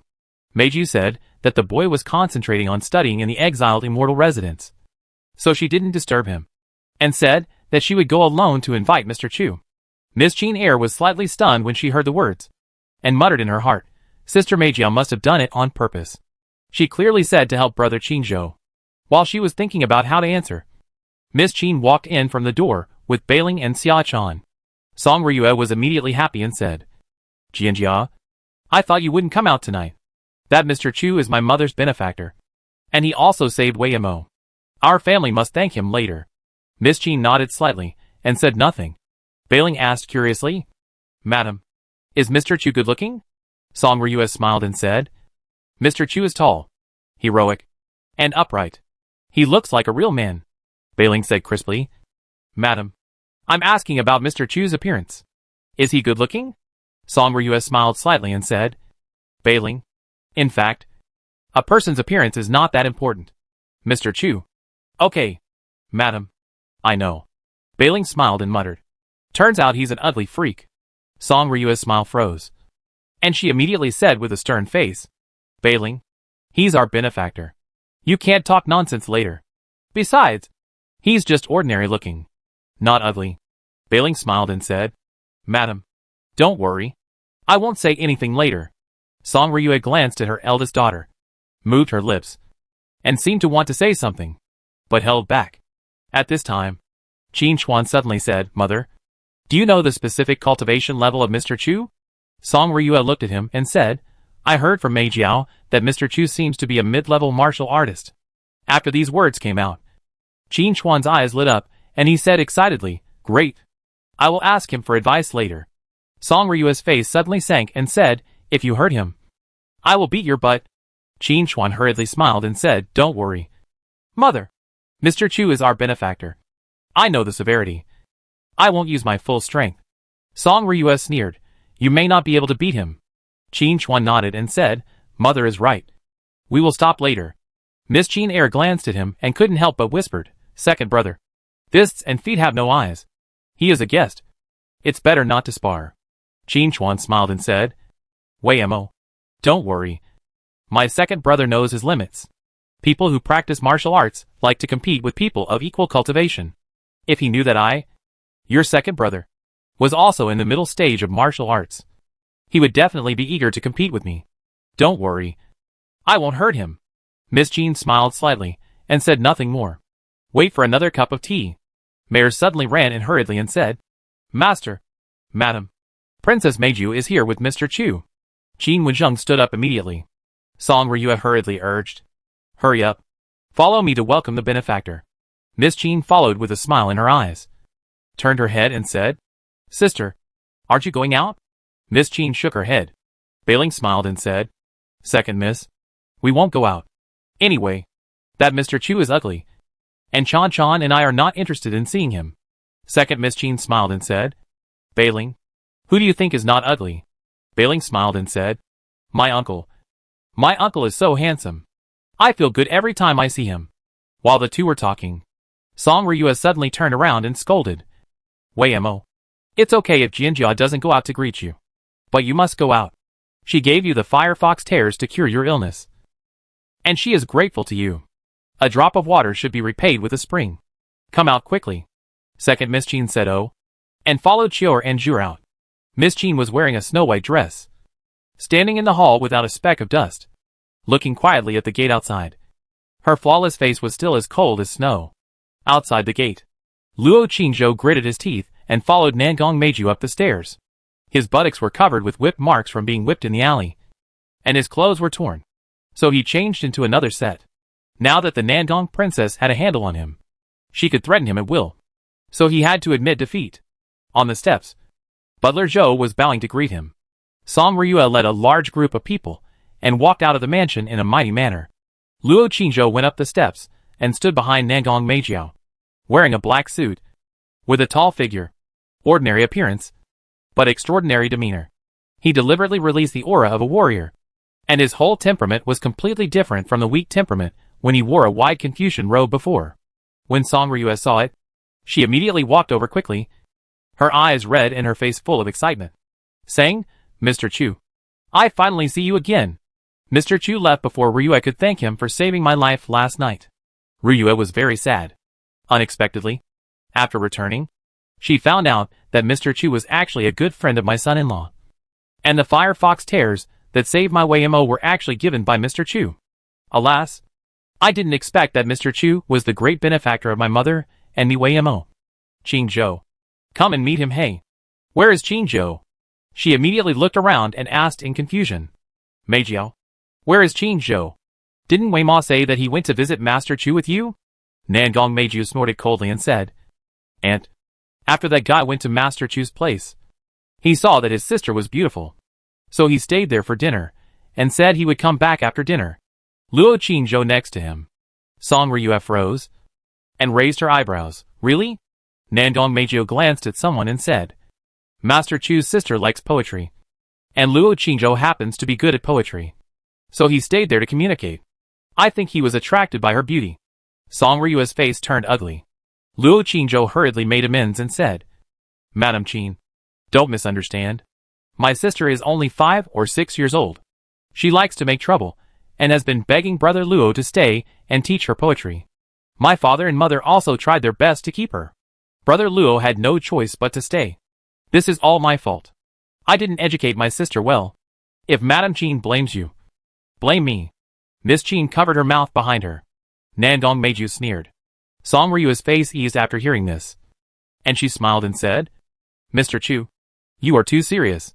Since your little sister likes poetry, let Qingzhou teach her more next time. This is what we should do. Ryue will not blame you. Come on. Ryue will introduce you. This is my master. This is my second son Qin Chuan. This is my second daughter Wei Mo, who is also Qingzhou's wife. Qin Wenzheng, Qin Chuan, and Miss Qin Air all stepped forward to greet. Luo Qingzhou bowed his head and said, Hello Uncle Qin. Mr. Qin. Miss Qin. I am sorry to bother you today. Qin Wenzheng said politely, Why bother you? You saved my wife and generously gave me firefox tears to save my Wei Mo. We are grateful for this great favor. Qin Chuan was shocked when he saw the person coming and said, It's him. Chu Feiyong. Chu Feiyong. He was about to speak when Miss Qin suddenly touched him, winked at him, and whispered, "Second brother. Pretend not to know him. Mr. Chu doesn't want people to know the original story." Qin Chuan looked at her in shock and confusion. Qin Wenzheng invited, "Mr. Chu, please come in and sit down and talk." Luo Qingzhou had to bite the bullet and was surrounded by people and entered the mansion. Miss Qin too deliberately fell behind and walked to Nangong Meijiao, whispering, "Sister Meijiao, have you reached an agreement?" Nangong Meijiao snorted coldly and said, "He just admitted his weakness. He just cried in front of me outside and begged for apology in various ways. So I agreed to help him." Miss Qin too smiled and said, "Sister Meijiao, you can't go too far. Otherwise, if he remembers it, it will be Sister Meijiao who cries in the future." "Humph. He dares." Nangong Meijiao looked disdainful, as if she was not afraid at all, and said proudly, "I have a handle on him here." Miss Qin too asked curiously, "What handle?" Nangong Meijiao showed a trace of embarrassment on her face. Cough cough. And said, "I can't tell you for the time being." Miss Qin too smiled slightly, and didn't ask any more questions. Luo Qingzhou entered the hall surrounded by the Qin family. In the hall, Miss Qin stood there in a snow-white dress, flawlessly beautiful, looking at him with a cold expression. Xia Chan held the sword, blinked, and a strange look appeared on her face. Bai Ling stared at him curiously. Song Ryue introduced, "Mr. Chu, this is my eldest daughter Jianjia. She was not feeling well, so she didn't go out to greet you just now. She is also a little introverted and doesn't like to talk. Mr. Chu, please don't blame her." Luo Qingzhou bowed his head and saluted. Not looking away, "Meet Miss Qin." Qin Jianjia looked at him quietly without saying a word. Song Ryue said, "Jianjia, this is Mr. Chu who saved my mother last night. He also gave Qingzhou fire fox tears and saved Wei Mo." Qin Jianjia still stood there, motionless, without greeting or any response. Song Ryue was a little embarrassed, and hurriedly said, "Don't blame me. Mr. Chu, Jianjia is like this, and she is the same to me and his father." "Hey." Qin Wenzheng quickly stretched out his hand and said, "Mr. Chu, come and sit down." Luo Qingzhou took a look at the upper seat and hurriedly said, "Uncle Qin will sit there, and I will sit in the lower seat." If he sat in the upper seat, his identity would be exposed, and he would be completely hopeless. Qin Chuan hurriedly came over and pulled him, and said, "That's not okay. Brother Chu, you are a guest today, and you are also a great benefactor of my Qin family. You must sit in the upper seat." Song Ryue also persuaded from the side, "Yes. Yes. Mr. Chu must sit in the upper seat." Ryue will kneel down and offer tea to Mr. Chu later to show her gratitude. As soon as these words came out, Luo Qingzhou trembled and had the urge to flee immediately. This was going to make him be struck by lightning. Nangong Meijia's face was full of gloating. Miss Qin Air suppressed her laughter and hurried forward to help. "Dad! Mother! Master Chu is a warrior, not a person who likes red tape. If you follow the rules like this, I'm afraid he will be very uncomfortable. Second brother is also a warrior, and the two should get along well. Let them sit in the lower seat. Moreover, Master Chu is a junior and a good friend of brother Qingzhou. You should treat him as your own junior. There is no need to be so polite. Otherwise, Master Chu will be scared. He came once today, and he won't dare to come next time." Qin Wenzheng glanced at her and nodded. What Wei Mo said makes sense. Master Chu, just sit there casually. Just treat it as your own home. Don't be polite. Song Ryue saw that her master and second daughter had spoken, so she didn't dare to say anything. But she must still offer tea. Luo Qingzhou hurriedly went to sit down at the lower seat, just as he breathed a sigh of relief. Song Ryue said, "Mayor, bring the tea." Mayo brought the tea that had been prepared long ago. Song Ryue took a cup and handed another cup to Miss Qin Air, saying, "Wei Mo, come and toast Mr. Chu with your mother to thank him for his kindness." Luo Qingzhou immediately stood up from his seat again and said with a change of color, "No way." Nangong Meiju watched the excitement and said, "Why not? Mr. Chu, please sit down quickly. You were so brave yesterday and saved my aunt regardless of your life. It is only right for my aunt to kneel down and offer you tea." "What? Do you think my aunt alone is not enough? In this way, let my uncle and second brother kneel down and surprise you together. Okay?" Luo Qingzhou's face turned pale, and he was ready to run away. Miss Qin Air quickly pulled her mother and said, "Mother, Wei Mo can serve tea on your behalf." Although Mr. Chu is your benefactor, he is your junior. So it is appropriate for Wei Mo to serve tea. After a pause, she suddenly turned her head and looked at him, saying, Sister, why don't you come along? We sisters will serve tea on behalf of Mother, so that Mr. Chu won't feel uncomfortable, and Mother will feel uneasy if she doesn't serve tea. Song Ryue was about to speak, but Qin Wenjing suddenly said, Wei Mo is right. Jianjia, you and Wei Mo can serve tea on behalf of your mother. She won't serve tea, so that Mr. Chu won't feel uncomfortable. After all, he and Qizhou are good friends. Seeing this, Song Ryue had no choice but to hand the teacup in her hand to Jianjia, and said pleadingly, Jianjia, help Mother. Miss Qin looked at someone. Someone also looked at her and said quickly, Uncle Qin. Madam Qin. You are welcome. I will just drink a cup of tea from Miss Qin. Qin Wending's eyes flashed, and he smiled. It's okay. Let Jianjia toast together, so that our Qin family will show sincerity. Qin Chuan on the side hurriedly said, Dad, then I will toast with Jianjia and Wei Mo, so that our Qin family will show more sincerity. Get lost. Qin Wenjing just cursed, and immediately said in a gentle voice, Chuan, you don't have to toast. Step aside. Qin Chuan looked at him in confusion, and didn't dare to say anything. In fact, this Mr. Chu once saved him. So shouldn't he offer tea? Song Ryue walked to Miss Qin with tea and whispered, Jianjia, help your mother to toast Mr. Chu. At this time, behind Miss Qin, Xia Chan, who never spoke in front of others, suddenly said, Miss, help madam, toast. When Song Ryue heard it, she looked at her in surprise, and then was flattered and moved to tears. Our Chaner is so good. Qin Wenjing looked at her with some pity. Miss Qin finally reached out her hand, took the teacup, walked forward, stood with Miss Qin air, and looked at the young man in front. Luo Qinzhou was so embarrassed. Mr. Chu is so kind. We sisters are very grateful, and we will use tea instead of wine to toast Mr. Chu. Miss Qin air handed over the tea, just as Luo Qinzhou was about to reach out to take it. Miss Qin too immediately retracted her hand, gave him a look, and said with a smile, Mr. Chu, please take my sisters first. After a pause, she smiled again. She is the elder sister, and Wei Mo is the younger sister. Qin Wenjing had a complicated expression. Looking at the two beautiful girls, he felt uncomfortable. He turned his head and looked away. As a result, he saw his wife grinning and laughing happily. Miss Qin held the teacup, but did not reach forward or bend down. Her expression was still as cold as snow. Miss Qin too hurriedly whispered, Sister. Everyone looked at the sisters.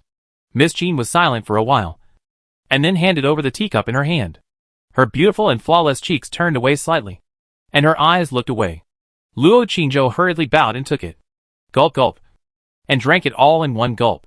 Mei hurriedly reached out the tray and took the teacup. Luo Qinzhou naturally took the tea from Miss Qin air and drank it all. Song Ryue smiled and said, Mr. Chu can drink a lot.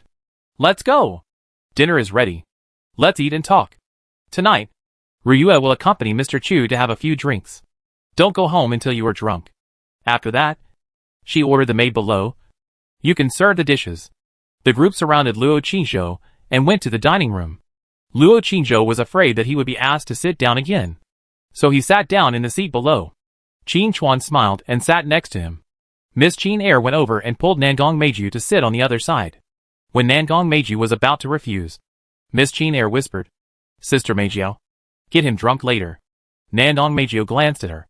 A hint of doubt appeared on her face, and she pressed her to sit next to Luo Qinzhou.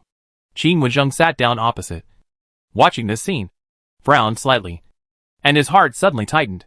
Song Ryue looked at this scene, but smiled and said, Yes. Yes. Let Meijiao and Mr. Chu sit together. They know each other. Meijiao, you have to accompany Mr. Chu to drink a few more cups tonight. Qin Wenjing couldn't help but kick her under the table. Song Ryue was stunned for a moment, looked at him, and then leaned over and whispered, Master, have you noticed that Meiju seems to care about Mr. Chu very much? And Mr. Chu was invited by her. Mr. Chu has good cultivation and good character. We can just take the opportunity to match them up. Look how well they match when they sit together. Qin Wenjing's facial muscles twitched fiercely, turned his head, and looked at her with an expression of looking at an idiot. Song Ryue thought he was surprised by her cleverness, and suddenly smiled like a flower, and became even happier. Chapter 493 Someone in My Heart. The dinner was very sumptuous. chicken, duck, fish, meat, delicacies from the mountains and sea, and fine wine. Luo Qingzhou was persuaded to drink a lot of wine. When he was almost done, he took the opportunity to say goodbye under the pretext of being drunk. Song Ryue hurriedly stood up to keep him. Mr. Chu, you finally came here once. How can you leave so soon? Don't worry. Drink a few more glasses. Don't be afraid of getting drunk. Just let Meiju take you when you are drunk. Nandong Meiju picked up the wine pot, poured him another glass, and sat him down and said, Mr. Chu, Luo Qingzhou hasn't come back yet. When he comes back, talk to him and let him toast you another glass of wine. And it won't be too late to leave. Luo Qingzhou. Song Ryue hurriedly said, Yes. Yes. Yes. Meiju is right. Qingzhou should indeed toast you a glass. When he comes back, let him and Weima toast you a glass together. Then he said embarrassedly, Weima's illness. Qingzhou. Luo Qingzhou should have told you. Weimo needs to use the Firefox tears every month. So Mr. Chu, I will need your help when the time comes. Luo Qingzhou's mouth twitched a few times, and he could only say, Mrs. Qin, don't worry. If I can help Miss Qin Air's illness, I will definitely help. Miss Qin Air smiled in her eyes, raised her wine glass, and said softly, Mr. Chu, Weimo toast you a glass. Thank you for your generosity. Luo Qingzhou glanced at her and said, Miss Air is weak, so don't drink alcohol. Drink tea. Miss Qin Air smiled and said, It's okay. Fruit wine. Weimo just drink less. Qin Wenzheng sipped the wine alone and looked at the two coldly. Luo Qingzhou picked up the wine glass and drank it all. Miss Qin Air looked gentle, took a sip lightly, and then whispered to the side, Sister, you also toast Mr. Chu a glass? Miss Qin De looked indifferent and did not respond. Bailing came over quickly, picked up the wine glass in front of her, and two sweet dimples appeared on her face. She smiled crisply and said, Mr. Chu, my lady doesn't drink. Let me toast you a glass. My name is Bailing. Bailing of the lark bird. Mr. Chu, you can call me Linger. Luo Qingzhou glanced at her, but didn't dare to look at her. He raised the wine glass and said, Thank you, Miss Linger. After that, he drank it all in one gulp. Bailing also drank the wine in the glass in one gulp, poured another glass, and said crisply, Mr. Chu, Linger toasts you another glass. Thank you, Mr. Chu, for saving my wife. And thank you, Mr. Chu, for helping my second lady. And thank you, Mr. Chu, for being willing to be friends with my son-in-law. Alas, my son-in-law is so pitiful. He rarely goes out and rarely makes friends. I didn't expect to be able to become friends with Mr. Chu. Thank you very much.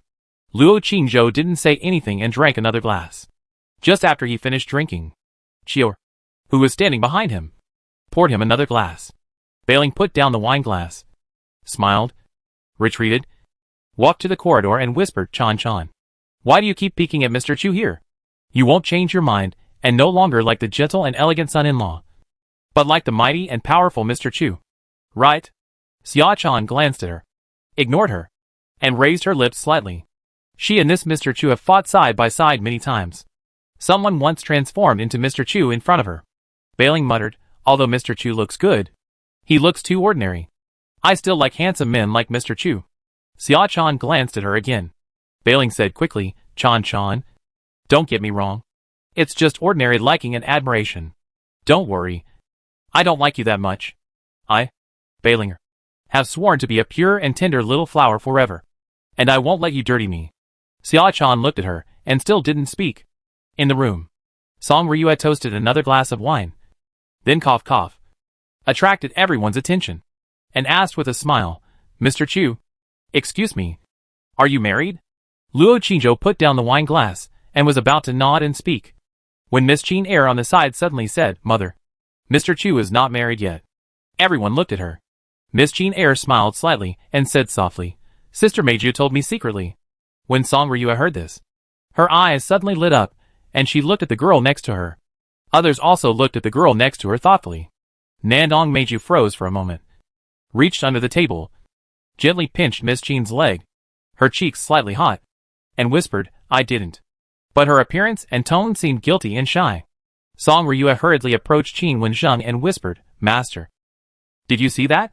It turns out that Meiju has long had a crush on this Mr. Chu. Qin Wenzheng lowered his head to eat and ignored her. Song Ryua hurriedly smiled and said, Mr. Chu, you are so young and promising. But you haven't married yet. Your requirements must be very high. Right? At such a young age. You have already cultivated to the level of a martial artist. Ordinary women are definitely not worthy of you. If you ask me, Mr. Chu should look for those who have a prominent family background. Are gentle, beautiful, and generous. Good-looking, good-looking, good-looking, and good-tempered. She is also a martial artist. Only in this way can she be worthy of you. Mr. Chu, Qin Chuan, who was eating on the side, suddenly blurted out, Mother, aren't you talking about Mei Jiao? As soon as this was said, the whole audience suddenly fell silent. Qin Chuan was eating with his head down when he suddenly realized something was wrong. He looked up and saw everyone staring at him. What happened? He saw that everyone looked wrong. And he immediately said subconsciously, I was wrong. Qin Wenjing's face was as gloomy as water. And he looked at him and said, Go back to practice after you are full. School will start in 2 days. Go. Qin Chuan said, Dad, I have it all. The foot under the table was suddenly stepped on hard by someone. He immediately reacted and stood up and said, I am full, Brother Chu. I will go to practice first. And we will talk next time. After that, he limped and ran away. Song Ryua smiled awkwardly, Mr. Chu, eat your food. Don't pay attention to Chuaner. He just likes to joke. Luo Qingzhou tried to hold back. But he couldn't help it after all, and said, Mrs. Qin, I am actually married. And I have his. The foot under the table was suddenly stepped on by someone. At the same time, Nandong Meiju, who was sitting next to him, was holding a familiar jade stone in his hand and fiddling with it with one hand. Luo Qingzhou's face changed. And he immediately changed his words, Madam Qin, I'm getting married soon. My family has arranged a blind date for me. But I don't like it very much, however. My parents' orders and the matchmaker's words. I don't know how to refuse. Song Ryua laughed as soon as she heard it. Mr. Chu, it's already this time. Why do you still believe in your parents' orders and matchmaker's words? And you are a warrior. So you naturally have to pursue the girl you like. Marriage is a lifelong thing. If Mr. Chu doesn't like it, you must bravely refuse. And never give in. Otherwise you will regret it in the future. So, Mr. Chu, I will go to your house another day. And then persuade your parents that children should be allowed to make their own decisions. Especially such a lifelong event. So as not to harm the child's life a him. Come. I'll toast Mr. Chu again. Luo Qingzhou picked up the wine glass and moved his feet under the table. But they were still stepped on tightly. So he had to bite the bullet and drink it all.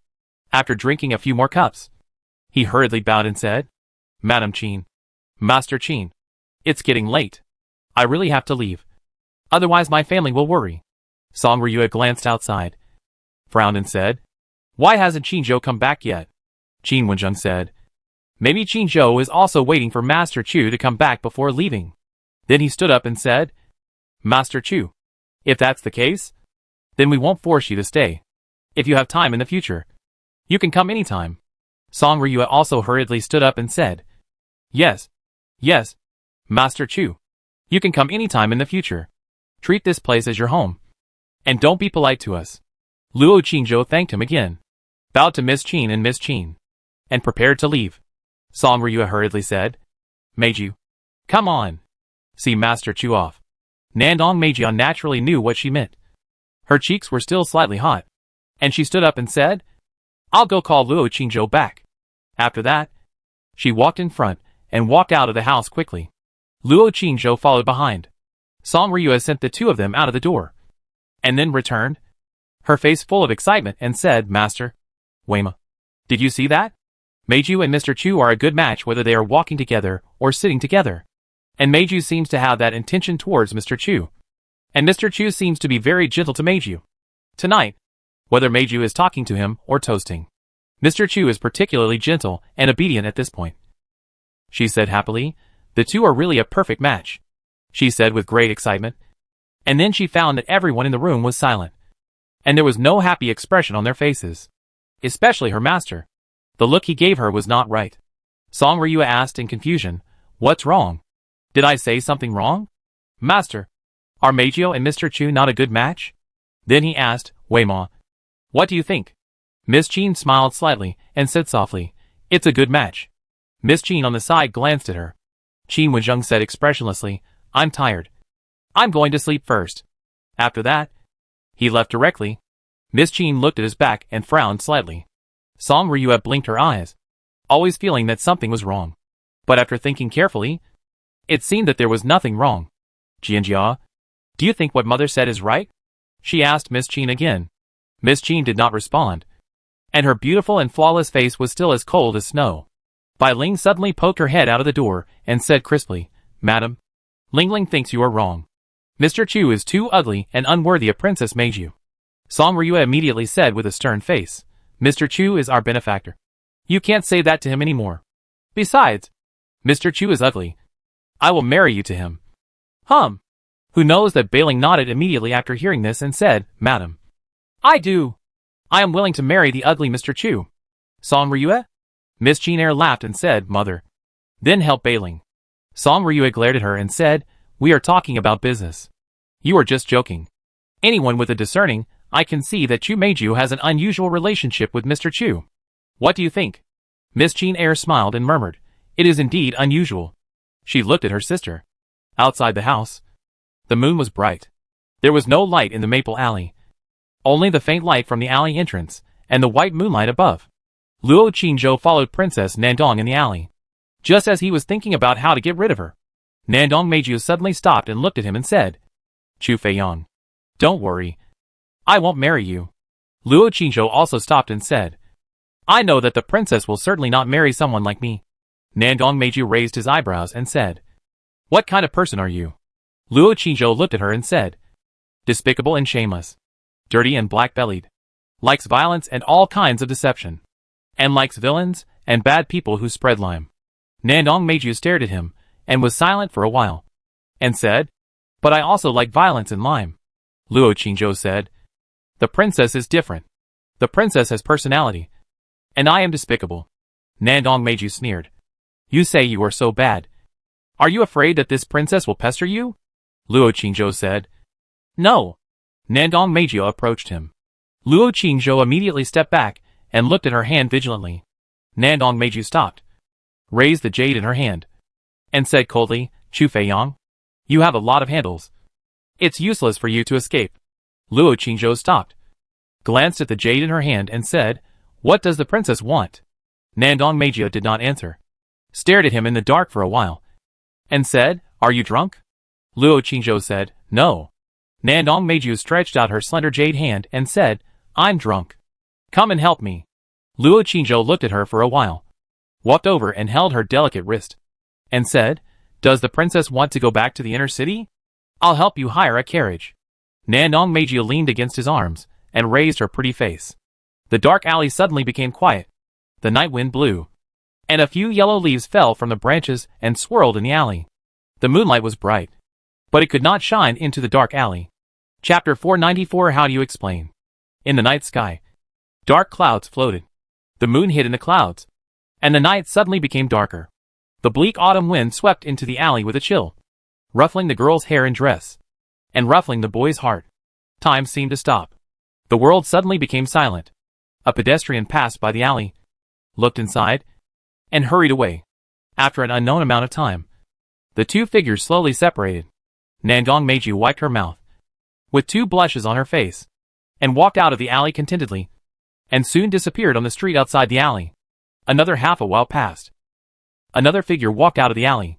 He stood at the alley, looking at the dim lights on the street, and was stunned for a long time. Fong sighed and turned back to the alley. He took off his mask, put on a wide Confucian robe, and concealed the aura of a warrior. His momentum changed from strong to weak, and he transformed into a weak scholar with elegant temperament. Back at the Qing mansion, the dinner was over. The lights were still on in the hall, but everyone had left. Only Miss Qing, wearing a snow-white fox fur coat, sat there weakly, holding a book, reading quietly, as if waiting for him. Seeing him come back, Miss Qing stood up and explained softly, Dad and Mother are drunk, so they went back to rest first. When Mother left, she also told me to wait for you here, and told me to tell you that Mr. Chu is very good, and asked you to invite him to dinner often. She also said that he and Meiju are a good match, and asked you to help worry about it. After saying that, she couldn't help laughing. Luo Qingzhou couldn't laugh, sighed, and said distressfully, Miss, what should I do? Miss Jean walked up to him and said softly, Brother Chinzhou, you are so smart. You will definitely think of a way. Luo Chinzhou looked at her. Do you know what I'm talking about? Miss Jean smiled slightly and said softly, Wei Mo certainly knows. Luo Chinzhou was stunned, and a hint of embarrassment suddenly appeared on his face. Wei Mo, let's go back to the room and talk. Luo Chinzhou didn't dare to say anything more, and helped her out of the hall. Zhuer and Qiu'er carried lanterns, one walking in front and the other walking behind. The night wind blew, bringing the coolness of late autumn. Miss Jean Eyre suddenly coughed a few times. Luo Chinzhou hurriedly helped her wrap the fox fur tightly and hugged her tightly in his arms. Miss Jean Eyre said softly, Brother Chinzhou, Sister Meiju has been helping our Qin family and has been helping you silently. Do you know that? Luo Chinzhou said, I know. I heard that the outer city is a mess with all kinds of forces. But we just came to Kyoto, and no one came to cause trouble. It should be that she helped us deal with it in advance. There is also the matter of opening a store. If you open a store in the inner city without her help, you probably won't even be able to rent a store. Of course, she also helped you find medicine, helped me bear the crime, and took risks to help me find out things. Miss Jean Eyre asked in confusion, Brother Chinzhou, Sister Meiju also helped you bear the crime? What crime? Luo Chinzhou whispered, the crime of murder in Yunwu Mountain Range. Miss Jean Eyre was stunned and fell silent. When the two arrived at the gate of Meixiang Garden, she suddenly said, Brother Chinzhou, you go in first. I'm going to Lingchan Moon Palace. It's still early. I want to talk to my sister. Luo Chinzhou hesitated for a moment. He wanted to go too, but he thought that it was too embarrassing tonight. Chan Chan probably had been watching him laugh all night. Wouldn't it be embarrassing to go now? So he didn't say anything and nodded. Qiu'er hurried over to help her young lady. Zhuer led the way with a lantern in front. The master and servant left quickly. Luo Chinzhou entered the courtyard and sighed for a while before entering the house. In the house, Xiao Dai was busy cutting clothes in the room. Luo Chinzhou went in and looked for a while, and then made a few suggestions.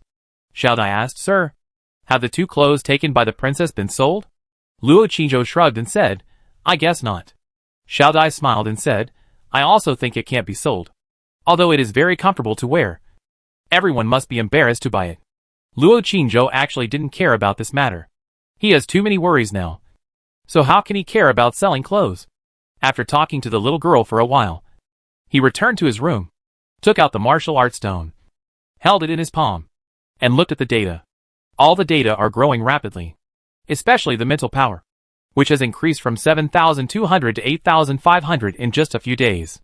If nothing unexpected happens, it is estimated that he will be able to break through tonight. He took another look at the tender bud in the herb garden. The tender bud has stretched out, revealing the veins on the green leaves. At the same time, the branches below have grown thicker and are exuding vitality. Luo Chinzhou took out 2 bottles of spiritual liquid, dripped a drop in each, and poured some water. Then, he looked at the fire fox again. At this time, the little fire fox was walking alone on the lawn, looking around, as if he was still looking for the 2 little white rabbits. It looked quite lonely and desolate. Luo Chinzhou thought about it, closed the door, and released the little fire fox from the storage space. The little fire fox landed in the room, stunned for a moment, looked at him, and then the fox's face changed drastically. Just as it was about to open its mouth to beg for mercy, Luo Chinzhou punched it in the mouth with a bang, and it flew out directly. Do you still want to spit fire on me? Luo Chinzhou chased to the corner of the wall, raised his fist again, and prepared to hit it on the head. The little fire fox suddenly widened his eyes, his face full of fear, hurriedly raised his 2 front legs, bowed his hands, and made a squeaky sound of begging for mercy. It was really scared by this violent maniac. Luo Chinzhou was stunned for a moment, stopped his fist, and said, Do you dare to spit fire on me? The little fire fox seemed to understand what he said, hurriedly shook his head, and continued to bow his hands, like a human, looking quite funny. Luo Chinzhou was amazed and said, Do you accept it? The little fire fox nodded again immediately. Luo Chinzhou said, Will you listen to me in the future? The little fire fox nodded again. Of course, Luo Chinzhou didn't dare to believe it completely, and shook his fist and threatened it again, If you don't listen in the future, I will use my fist to serve you, and I will keep beating you until you obey. Also, in the future, if I tell you to cry, you have to cry. Understand? The kind of crying that makes your eyes shed tears. I need your tears.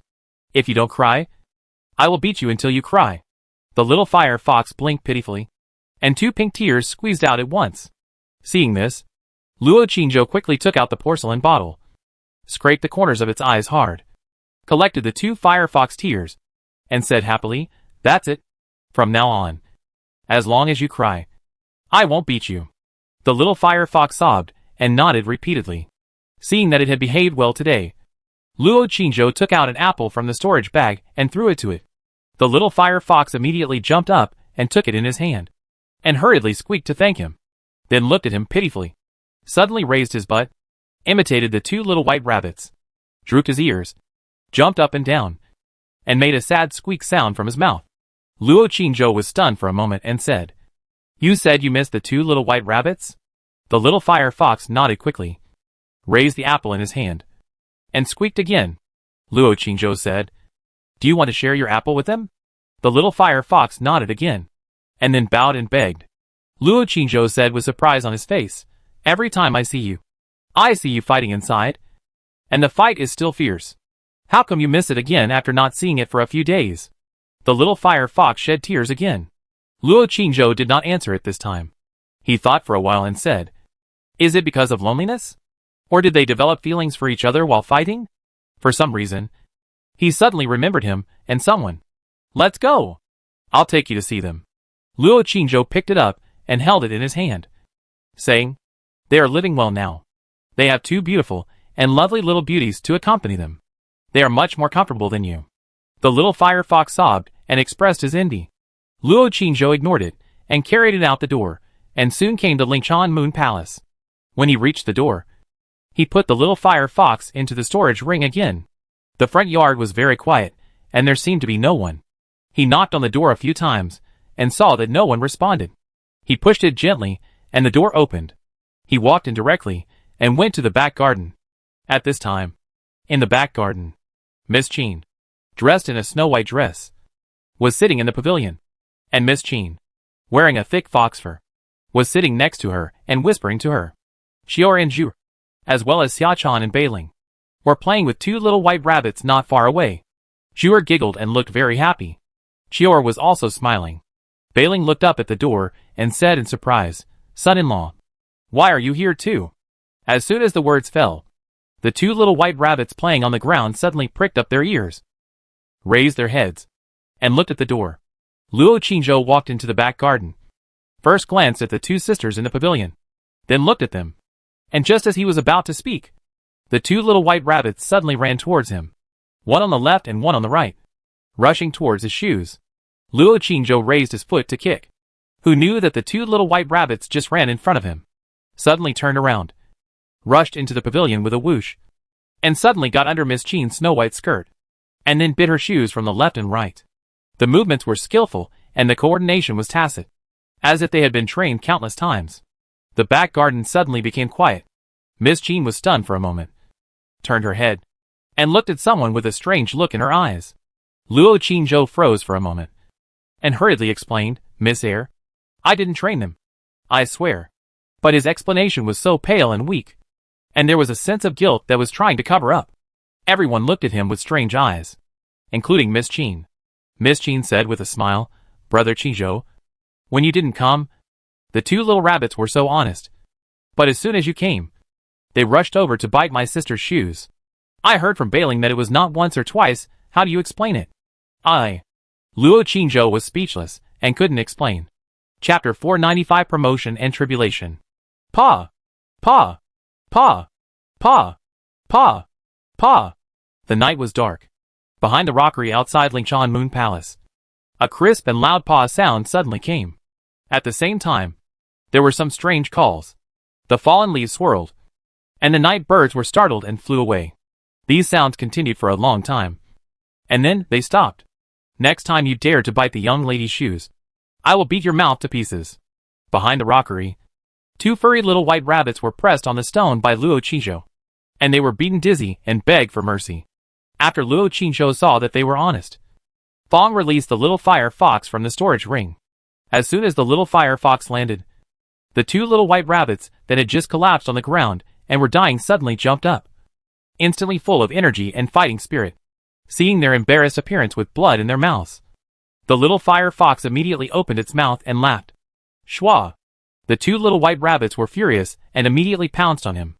The little fire fox was not to be outdone, and immediately dodged Tabeo's attack and rushed towards Herbao. The three little things immediately fought together. Luo Qingzhou ignored them, walked out of the rockery, and calmed down for a while. Seeing that the time was almost up, he turned around and shouted, "Stop it!" The three little things were fighting excitedly, and ignored him. Bang! Luo Qingzhou punched the stone next to him, and the stone broke into pieces. The three little things were frightened and hurriedly separated. Okay, we have met and fought. Let's go home. Luo Qingzhou put away the little fire fox, and then grabbed the two little white rabbits in one hand, walked out from behind the rockery, and entered Lingshan Moon Palace. Remember, if you dare to bite the young lady's shoes again, I will knock out your teeth, smash your mouth, and blow up your head. Luo Qingzhou warned coldly while carrying them to the back garden. The two little white rabbits nodded quickly. Luo Qingzhou suddenly asked curiously, "Why did you bite the eldest lady's shoes? Didn't you bite mine and Chan-Chan's shoes before?" Tabeo grinned and curved his eyes, looking obsessed. Gugu. Gugu.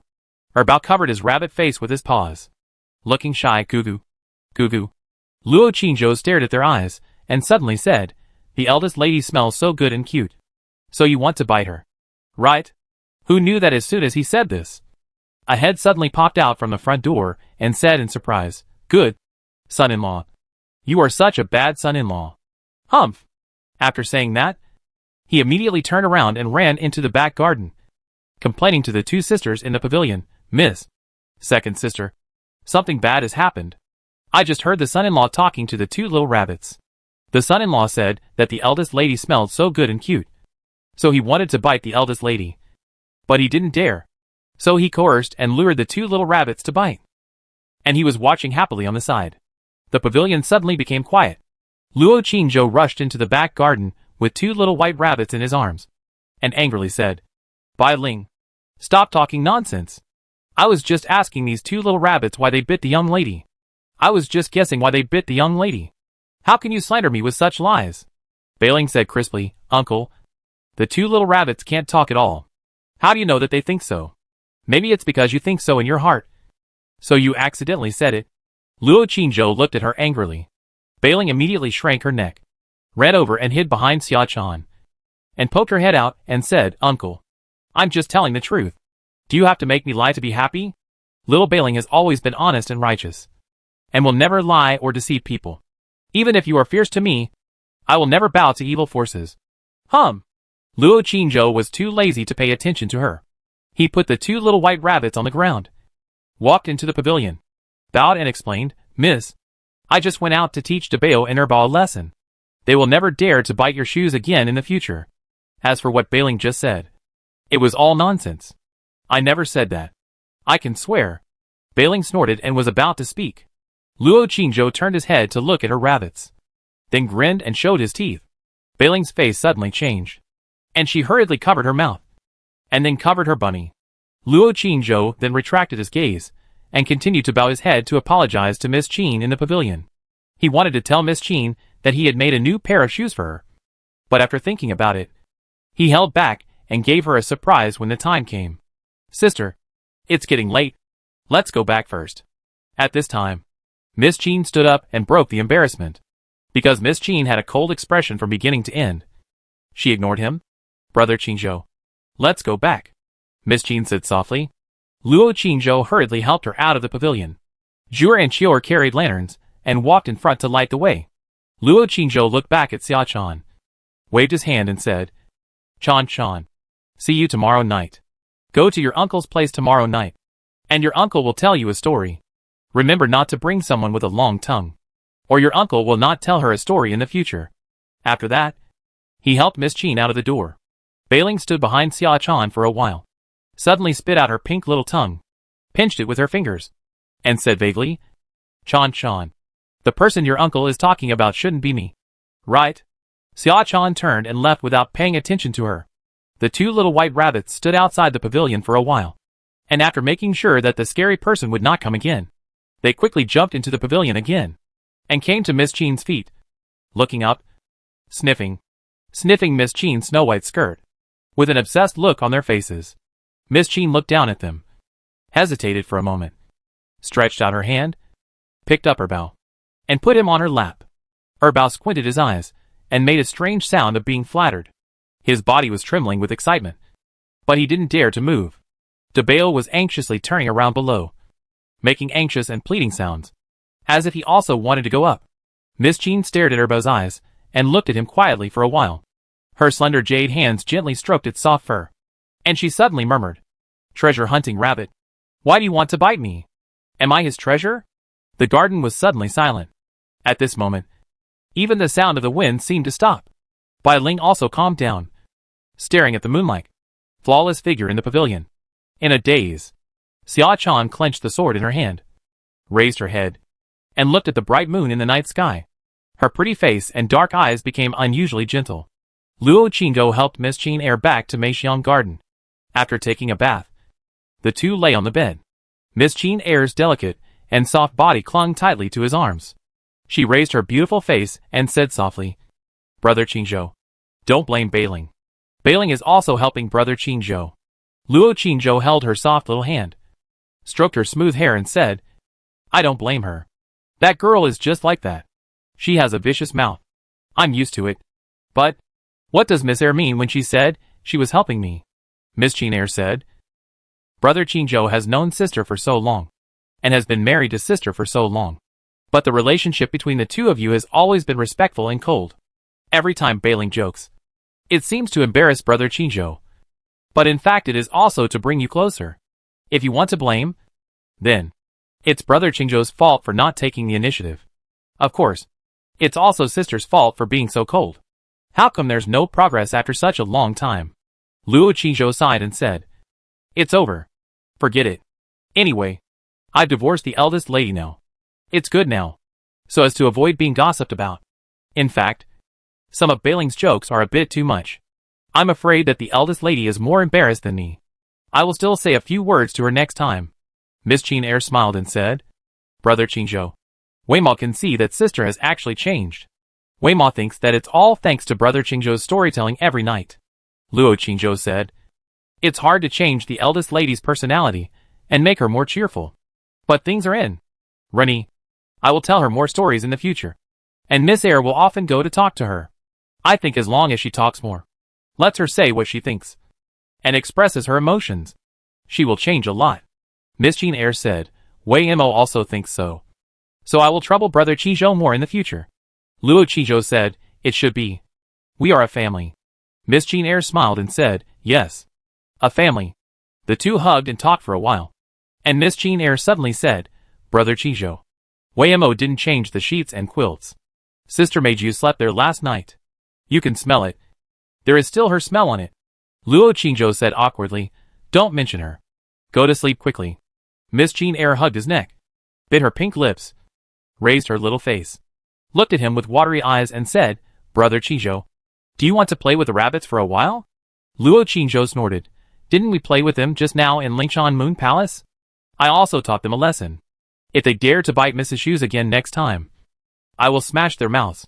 Miss Qin Air pouted and said, "Brother Qingzhou, don't be so violent. The rabbits are so cute." After a pause, she whispered again, "Brother Qingzhou. In fact, Wei Mo just secretly brought them back. Brother Qingzhou, do you want to play with them for a while? Be gentle this time. Okay?" Luo Qingzhou was immediately surprised and said, "Where?" Then he immediately said, "Second Miss. Be careful. They will bite you." Second Miss Qin held his hand and placed it on the two snow-white and proud rabbits, biting her pink lips and said, "Don't be afraid. Brother Qingzhou, you can bite them too." Luo Qingzhou froze for a moment, then snorted coldly, "Damn! Two little things are hiding here. Let me teach them a lesson." Then he clenched his fists and punched the two little rabbits bang bang. Second Miss Qin. Outside the window, the night is as dark as ink. Dark clouds covered the moon, and the sky was gloomy. The night wind was howling, and it seemed that it was going to rain again. In the early hours of the morning, after Luo Qingzhou coaxed Second Miss Qin to sleep, he was excited and rushed to West Lake with his soul out of his body. If nothing unexpected happens, His soul will break through to the late stage of the refining God realm tonight. I heard from Sister Yu that when you reach the late stage of the refining God realm, you don't need to leave your soul when driving a flying sword. Even if you use your physical body, you can drive it with your mind and soul power. Although the distance and power are not as strong as when driven by the soul, it is definitely more than enough to deal with ordinary warriors. When the physical battle is in full swing, a flying sword suddenly attacks, and ordinary warriors have no time to react. Even if they are not stabbed, they will definitely be frightened. At that time, when the opponent's soul is terrified and wants to retreat, it is the best time for him to attack. Luo Qingzhou thought all the way, and soon arrived at West Lake. At this time, the night sky was covered with dark clouds, and suddenly a flash of lightning flashed, illuminating the entire West Lake. The lake was surging, and a huge black shadow suddenly appeared under the water. Looking restless, in the night sky, lightning suddenly began to flash. Seeing this scene, Luo Qingzhou was secretly shocked. Is that demon girl going to pass the tribulation again? She failed to pass the tribulation here last time. Is she going to continue to attack tonight? Thinking of this, he immediately flew to the attic. The white figure was standing on the eaves, looking down at the huge shadow in the lake below, and could not see the expression on his face clearly. Luo Qingzhou bowed and said, Sister Yu, is that Miss Longer? The white figure looked down and nodded slightly. With a serious tone, the thunder tribulation came early. She seems to be in danger. Chapter 496, Overcoming the Tribulation and Becoming a Spirit. Awakening the root of the thunder spirit. Boom! Thunder roared. Dark clouds rolled. Thick lightning bolts cut through the sky. And in the thick dark clouds, a thunder net of lightning and thunder formed, covering the sky above the entire West Lake, locking all the chi of the things in the lake that were overcoming the tribulation. She had nowhere to escape, so she could only face the tribulation. Last time she failed in the thunder tribulation. She was covered with bruises. This time, if she failed again, it would be difficult for her to advance, and she might even die in the thunder tribulation, and her soul would be scattered. So, this was her last chance. She took all the elixirs that had been prepared long ago, took out all the treasures, burst out all her potential, and was ready to go all out. If she won, she would turn into a dragon and fly into the sky. If she lost, she would be reduced to ashes. The demonic power on the lake was surging, and the air waves were spinning. In the center of the lake, a huge vortex appeared and began to spin rapidly. A stream of terrifying energy gathered in the vortex.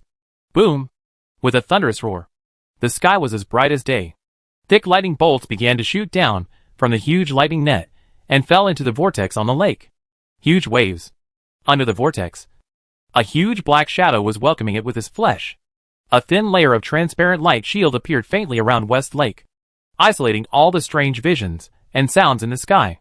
That was the magic weapon barrier she prepared in advance. Boom! Lightning entered the lake, and the lake water rolled. Under the water, the black shadow was trembling in pain, but he could not avoid it. He could only grit his teeth and continue to welcome the thick lightning bolts falling from the sky. The entire West Lake was illuminated by lightning as if it were daytime. On the attic, Luo Qingzhou looked at this terrible power of heaven and was shocked. But looking at the thick lightning bolts, his body unconsciously produced a sense of intimacy and desire. It was like wanting to drink water when thirsty. It was like wanting to eat when hungry. He actually felt close to those hideous and terrifying lightning. He looked at the moon-white figure in front of him. She still stood there, motionless, her clothes fluttering, her hair swaying, her whole body illuminated by lightning as if coated with holy light, hazy and illusory, like real and fake. Boom! Suddenly, a thick lightning bolt shot diagonally here and fell on her head. Luo Qingzhou did not hesitate at all. His figure flashed, stood beside her, and suddenly punched the thick lightning bolt. Zzz. The lightning fell on his fist, then jumped along his arm to his whole body, and wrapped around him like a lightning snake. But it soon disappeared. Luo Qingzhou looked at his fist, then looked down at his body, and there seemed to be nothing abnormal. The moon-white figure turned her head and looked at him. Luo Qingzhou was stunned for a moment. Then he loosened his fist, looked into her eyes, and said, Sister Yu, I don't seem to be afraid of lightning at all. I even want to touch it. The white figure of you was silent for a while, and said lightly, You are a body of thunder spirit. With the root of thunder spirit in your body, you can absorb these thunder and lightning. But you can't absorb too much at a time. Otherwise you can't bear it, and it will burn your internal organs. Luo Qizhou looked at the lake below and said, "Can I help Miss Longer overcome the tribulation?" The moon-white figure looked at him and said, "She is a demon incarnated into a spirit. The thunder tribulation is strong. You can help her. But it is dangerous." Luo Qizhou looked at her and said, "Will she die?" The moon-white figure was silent for a moment and said, "The meridians will be damaged. The cultivation will be wasted. And she may die." Luo Qizhou did not speak again. At this time, there were more and more thunder and lightning in the sky. And the thunder and lightning falling into the lake became more and more dense. The black shadow in the lake began to roll in pain. And wisps of scarlet blood floated on the surface of the lake. She had been struck by thunder and lightning through her thick scales. And her body was covered with scars. The white figure looked into the lake and said, "It will take another half an hour. After half an hour, she will need to rush up to the sky and receive the final tempering and cleansing of the heavenly thunder in the clouds. That is when it will be the most dangerous." Luo Qizhou looked at the blood on the lake and the black shadow rolling in pain in the water and said, "Sister Yu, do you think she will succeed?" The white figure said lightly, "It has been too short since the last thunder tribulation. Her body has not recovered well, and she has not prepared in advance. So the chance of failure is greater." Luo Qizhou frowned slightly. The white figure turned to look at him and said, "Are you feeling sad?" Luo Qizhou came back to his senses and said, "I'm not sad. I've only met Miss Longer a few times. But if Miss Longer fails to survive and turns to ashes, I will definitely feel a little sorry and sad. After all, she is a life.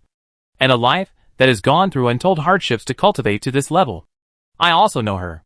It is impossible for me to watch her disappear without any waves." The white figure looked at the lake and said lightly, "Isn't it because she has a pair of beautiful feet that never wear shoes that I have explained so much?" Luo Qizhou, "No. Sister Yu, you really misunderstood me." The white figure did not speak again. Boom! Thunder and lightning rolled down. And the entire lake seemed to be covered by thunder and lightning. Under the lake, the black shadow let out a shrill and painful groan. And not only blood, but also scales floated on the lake. Luo Qizhou looked solemn. The lightning in the sky not only did not weaken, but became more and more intense and fierce. Thick lightning, like an angry and ferocious beast, rushed into the lake, wrapped around her body, and whipped her wantonly. Her body began to shrink. Her demonic energy began to weaken, and her strength gradually weakened. But the lightning was still like a violent storm, surging down continuously. Luo Qizhou looked at it solemnly, and his heart was secretly worried about her. Time passed by minute by minute. The lightning finally began to weaken gradually, and the speed of falling began to slow down. Finally, half an hour later, the lightning stopped falling. The waves on the lake began to calm down gradually. The vortex in the middle of the lake also began to slow down and soon disappeared. However, in the night sky, the huge lightning net was still hanging there, and the lightning vortex in the middle was still spinning slowly. At the same time, thicker lightning flashed in the vortex. A terrifying aura emanated from the vortex of lightning, and even the two people standing on the attic could feel it clearly. Luo Qizhou clearly felt the white figure beside him tremble slightly. He subconsciously reached out his hand, wanting to hold her hand to comfort her. As soon as his fingertips touched her cold palm, he suddenly woke up and quickly retracted it. Awkwardly changing the subject, "Sister Yu, how is Miss Longer?" The white figure looked at the lake and did not respond. Wow! At this moment, a black shadow about 10 meters long suddenly wrapped in water waves, broke through the water and flew into the air. The black shadow's skin was torn and bloody, looking quite miserable. But at this moment, she must seize the last chance, rush into the sky, and accept the final blow and tempering of the thunder tribulation. Otherwise, she will lose all her previous efforts. Her eyes were firm, with the momentum of going forward bravely and facing death. At this moment, she put everything aside. She will use her broken body and remaining strength to endure the final baptism of the thunder tribulation. Shwa! She rushed into the sky and rushed into the terrifying lightning vortex. Her body, covered with wounds, was instantly entangled by those thick and ferocious lightning. This last lightning will penetrate her body and hit her soul. Both her body and her soul will endure great pain and suffering. Whoever can't hold on will be swallowed up by the lightning vortex and turned to ashes in it. Cracks began to appear in her body, and thick lightning began to penetrate her soul. She curled up in pain, her whole body trembling violently, and fear and despair began to appear in her scarlet eyes, because she clearly felt that her body and soul were about to be unable to bear it. Her body was about to be shattered. Her soul was about to be shattered, and everything she had would be gone. At this moment, she thought of her father, her mother, and her sister who died in the thunder tribulation. Sister, is Longer finally going to meet you? She murmured to herself, feeling that her body had begun to break, and her soul had begun to numb. At this moment, she suddenly felt no pain. This was a sign of losing consciousness and complete destruction. Boom! A thick lightning bolt struck her body again. She closed her eyes in despair. But after waiting for a few breaths, the lightning bolt did not fall on her, and her body and soul were not dismembered. She opened her eyes and saw a familiar figure standing above her, with a thick and ferocious lightning bolt wrapped around his body, his eyes as bright as stars, and he looked at the more lightning bolts above his head with a bright look. The thick lightning bolt did not disappear on him, but became very weak, jumped out from under his feet, and fell on her again. The thunder tribulation cannot be blocked. It can only be weakened. This time, she can withstand the lightning strike. Looking at the thunderstorm surging down from above again, she suddenly rushed forward, twisted her body, and tightly wrapped around him. Her body was not entangled, but her soul was tightly entangled with it. Her injured body began to repair quickly, and the pain that disappeared also began to come in waves. Boom! Lightning and thunder. Terrible lightning bolts shot down and instantly hit and wrapped around the body of a man and a snake. The lightning was first attracted by Luo Qingzhou's body and entered his thunder spirit root, then jumped out again and weakly wrapped around the snake. The two figures were instantly wrapped in the thunderstorm. A dazzling light burst out in the night sky. On the attic below, Yubai stood on the eaves and watched the scene quietly. She just said to him, "Help her absorb the thunder and lightning to pass the tribulation. Not only can you advance tonight, but you may also be able to awaken the thunder spirit root in your body in advance, making your body, soul, and skills stronger." Then, he rushed up without hesitation. In fact, she lied to him before. This kind of thunder tribulation is terrible for people who pass the tribulation and other people. But for him, it will not be fatal, but will be beneficial. Boom! In the vortex, the thunder and lightning became more and more violent. Even though the soul was wrapped around Luo Qingzhou, the thunder and lightning that fell had become much weaker, and the demon girl was still in great pain and trembling all over. At this moment, her body and soul were not only being struck by lightning, but also being tempered and transformed by lightning, going against the will of heaven. How could it not hurt?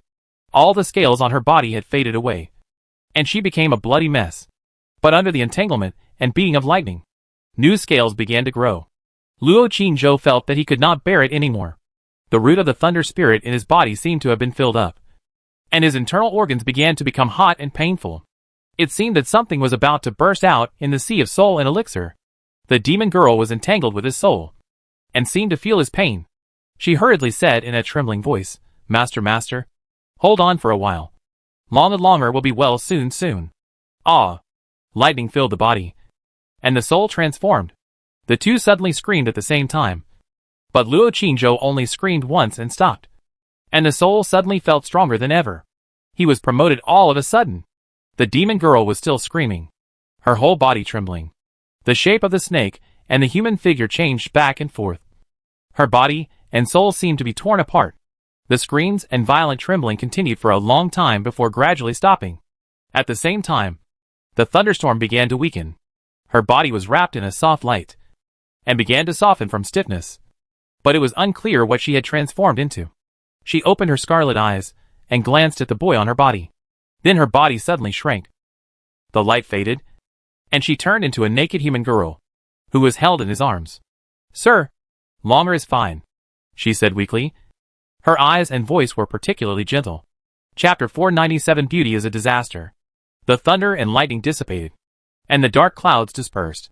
In the night sky, the bright moon reappeared, and the stars filled the sky.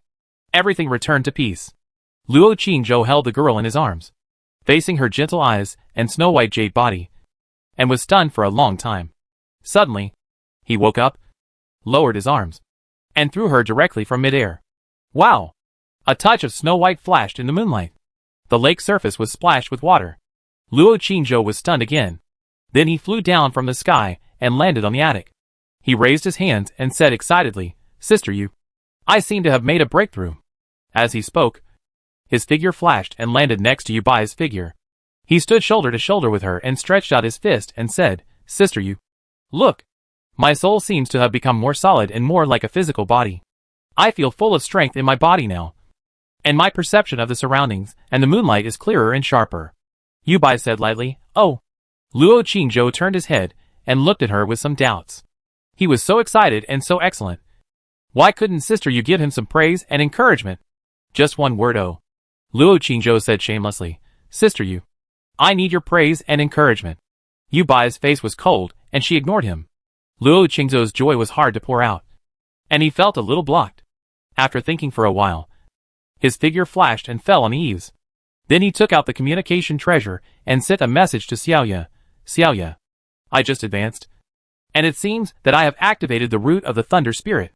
At the same time, in a palace in the inner city, a cold and arrogant girl in a fiery red dress and a pair of bare white jade feet was sitting in front of the desk, frowning and writing something seriously. At this moment, the jade on her body suddenly vibrated, interrupting her train of thought. "Damn it!" She angrily slapped the wolf hair on the table, took out the communication treasure from her body, gritted her teeth, and said hatefully, "It must be that bastard who made this palace lose face and coveted this palace's treasure." After a closer look, it was indeed him. She was angry and furious, and she didn't even read the content. She directly stretched out her finger and wrote, "Get out," in order not to regret it. She sent it out as soon as she finished writing. Huh? After sending the word "get out," she felt that she had finally gotten rid of her anger and felt very comfortable. Then she looked at the content sent by the other party. Outer City, West Lake, on the attic. Not long after Luo Qingzhou sent the message, he received a reply. When he saw the reply, he was surprised and thought he had read it wrong. "Xiaoya, get out." Is it sent by Xiaoya's sister again?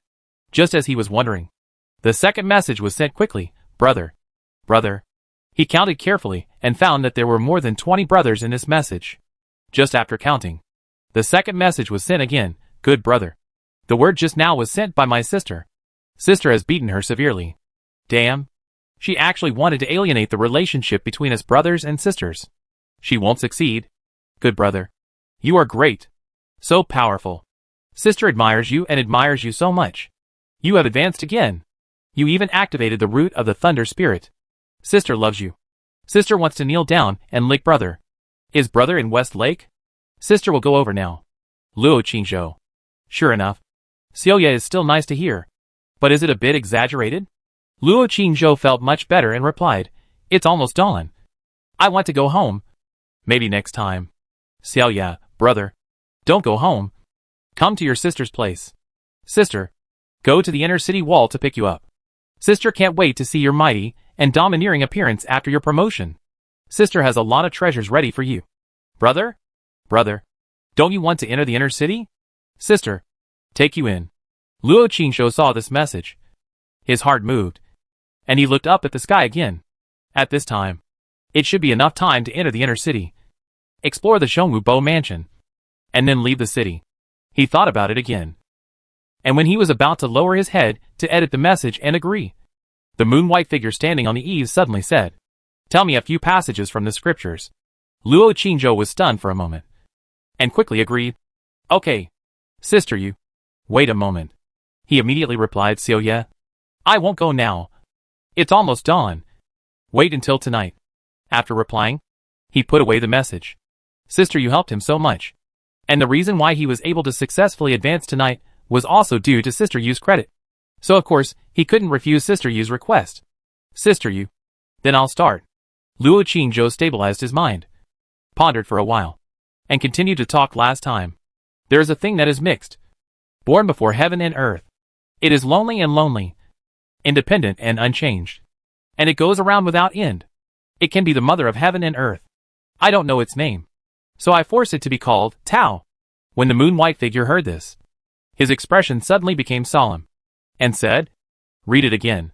Slowly, Luo Qingzhou stopped and read it again. At this time, the wounded demon girl, who was thrown into the lake by him, also surfaced, pricked up her ears, listened attentively, and remembered silently in her heart. The way is great. The sky is great. The earth is great. And people are also great. Luo Qingzhou repeated it several times, and the moon-white figure asked him to continue reading. The night passed quietly. Unconsciously, the morning sun had already poked its head out from the green hills in the east. The orange-red light fell on the West Lake. The West Lake, which was thundering and turbulent last night, was now calm and beautiful. Luo Qingzhou saw that it was getting late, so he bowed and said goodbye. The white figure of the moon paused, turned around, looked at him and said, "If you preach for me, I can help you again." Luo Qingzhou was stunned when he heard this, and hurriedly said, "Sister Yu, you have helped me a lot. It is my duty to preach for you. Sister Yu, you are welcome." The white figure of the moon was silent for a while, and said, "Don't you have anything to ask of me?" Luo Qingzhou shook his head and said, "No.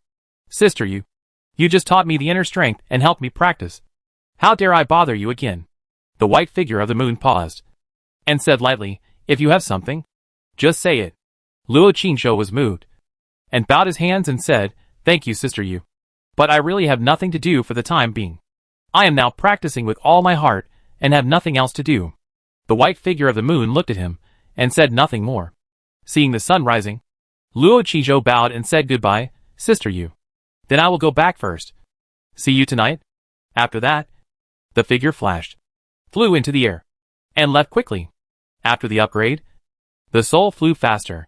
Luo Qingzhou took out the flying sword again and tried it. The flying sword could fly farther. He decided to go back and try it with his body. After he left, the white figure was still standing on the eaves of the attic, motionless. The morning sun rose slowly, coating her with a layer of golden light, like the most beautiful scenery in West Lake.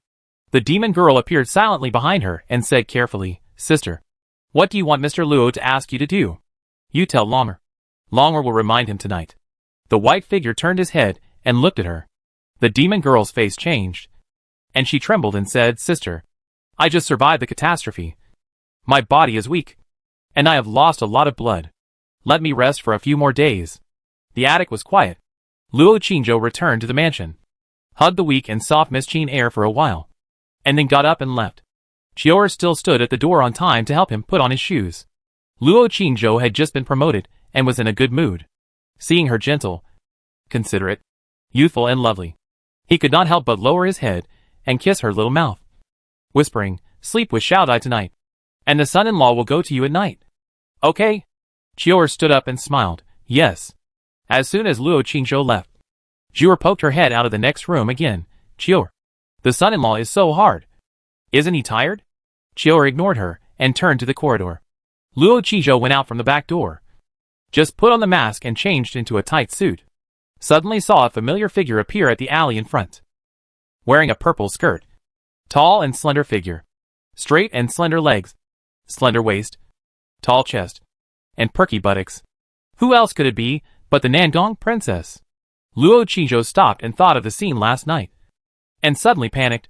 Nandong Meiju walked into the alley with her long straight legs, stopped in front of him, stared at him coldly for a while, and said, "I was drunk last night and kissed you, so apologize." Luo Qingzhou was stunned for a moment, staring at her blankly. Nandong Meiju said coldly, "Chu Feiyang, this princess asked you to apologize. Didn't you hear it? Luo Qingzhou, you were drunk last night and kissed me, and then you came to block me this morning and asked me to apologize to you? What kind of logic is this?" Luo Qingzhou was stunned for a moment, and then he bowed his head decisively and said, "Princess, I was wrong. I'm sorry. I apologize to you. A man who knows the times is a hero. So just apologize. Who let her be the princess who is high above, and she holds his handle?" Nandong Meiju snorted coldly, "Will you dare next time?" Luo Qingzhou shook his head, "Never again." Nandong Meiju narrowed her eyes, seemingly dissatisfied with this answer, and said, "I'll give you another chance. Answer again." Luo Qingzhou was stunned for a moment. His mind spun rapidly, and he said cautiously, "Next time listen to the princess?" Nandong Meiju raised his eyebrows, and the corners of his mouth curled up slightly. "This answer is still acceptable. SOSO. Then, this princess will forgive your beastly behavior last night." After speaking, he turned around and prepared to leave, and suddenly turned back and said, "By the way, Chu Feiyang, tell your friend that today is the last day. His obscene clothes will definitely not be sold. I will come to him tonight and tell him the result, and then I hope he will accept the loss and don't cheat. Otherwise, this princess will make him look good." After saying that, He snorted coldly, walked away quickly with his long legs. Luo Qingzhou was stunned in the alley for a long time before walking out. He was a little absent-minded during the whole day of training today, thinking about the conditions proposed by the Nangong princess after losing the bet tonight. If it weren't for what happened last night, he would definitely not be so nervous. Women are really the root of trouble, especially those beautiful, good-looking, noble, high-ranking women who actively flirt with him and force him. But he can't refuse them. In the evening, Nandong Meiju brought Anmu into Su Mei's shop and said directly, "Give me those 2 clothes. I'll take them back." Unexpectedly, Su Mei smiled and said, "Princess, good news. Those 2 clothes have been sold last night.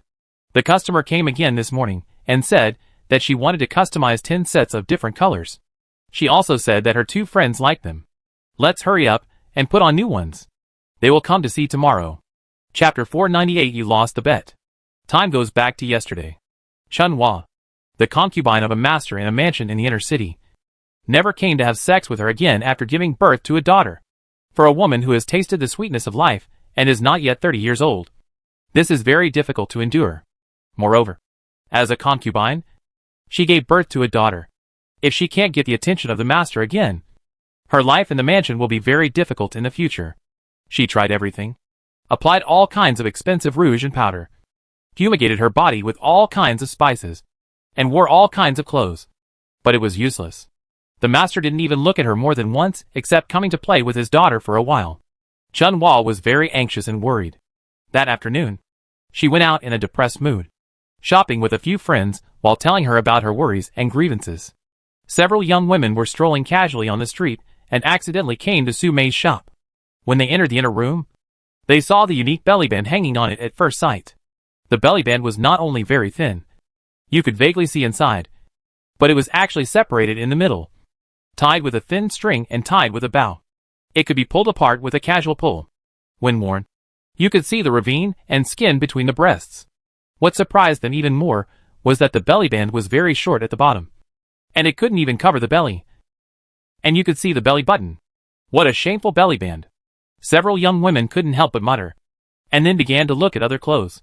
Before leaving, one of the women took another look and sneered, "This kind of bellyband is not good to wear. It must be used to seduce bad men." The speaker is unintentional, but the listener is intentional. When Chun Hua heard this, she thought to herself, "My figure and appearance are not bad. The master is unwilling to even look at me now. It's just that my dress is no different from other women. If I wear this unique bellyband, will the master suddenly notice me?" Thinking of this, she decided to give it a try. Anyway, she has no other choice now, so it doesn't hurt to give it a try. She immediately stopped and said to the shop owner next to her, "Take down that bellyband. I'll buy it." As soon as she said this, her companions were immediately surprised. Su Mei was also very surprised, and quickly took it down. After thinking for a while, she pointed to the stockings next to her and said with a smile, "Madam, this bellyband and stockings are a set. You can also take a look." Chun Hua took the bellyband and stroked it with her fingers. The touch was unexpectedly comfortable. She looked up at the stockings again. The stockings were as thin as cicada wings and were flesh-colored. What's the difference between wearing them and not wearing them? But she had already decided to take this bellyband, so she took this pair of stockings back and tried it. Anyway, she was not short of money. "Okay, pack this pair of stockings too." Chun Hua was determined to give it a try no matter how embarrassed she was. Su Mei was full of smiles and quickly packed up the bellyband and stockings. As for the price, the princess did not explain, so she just shouted casually, "The same as other bellybands and stockings."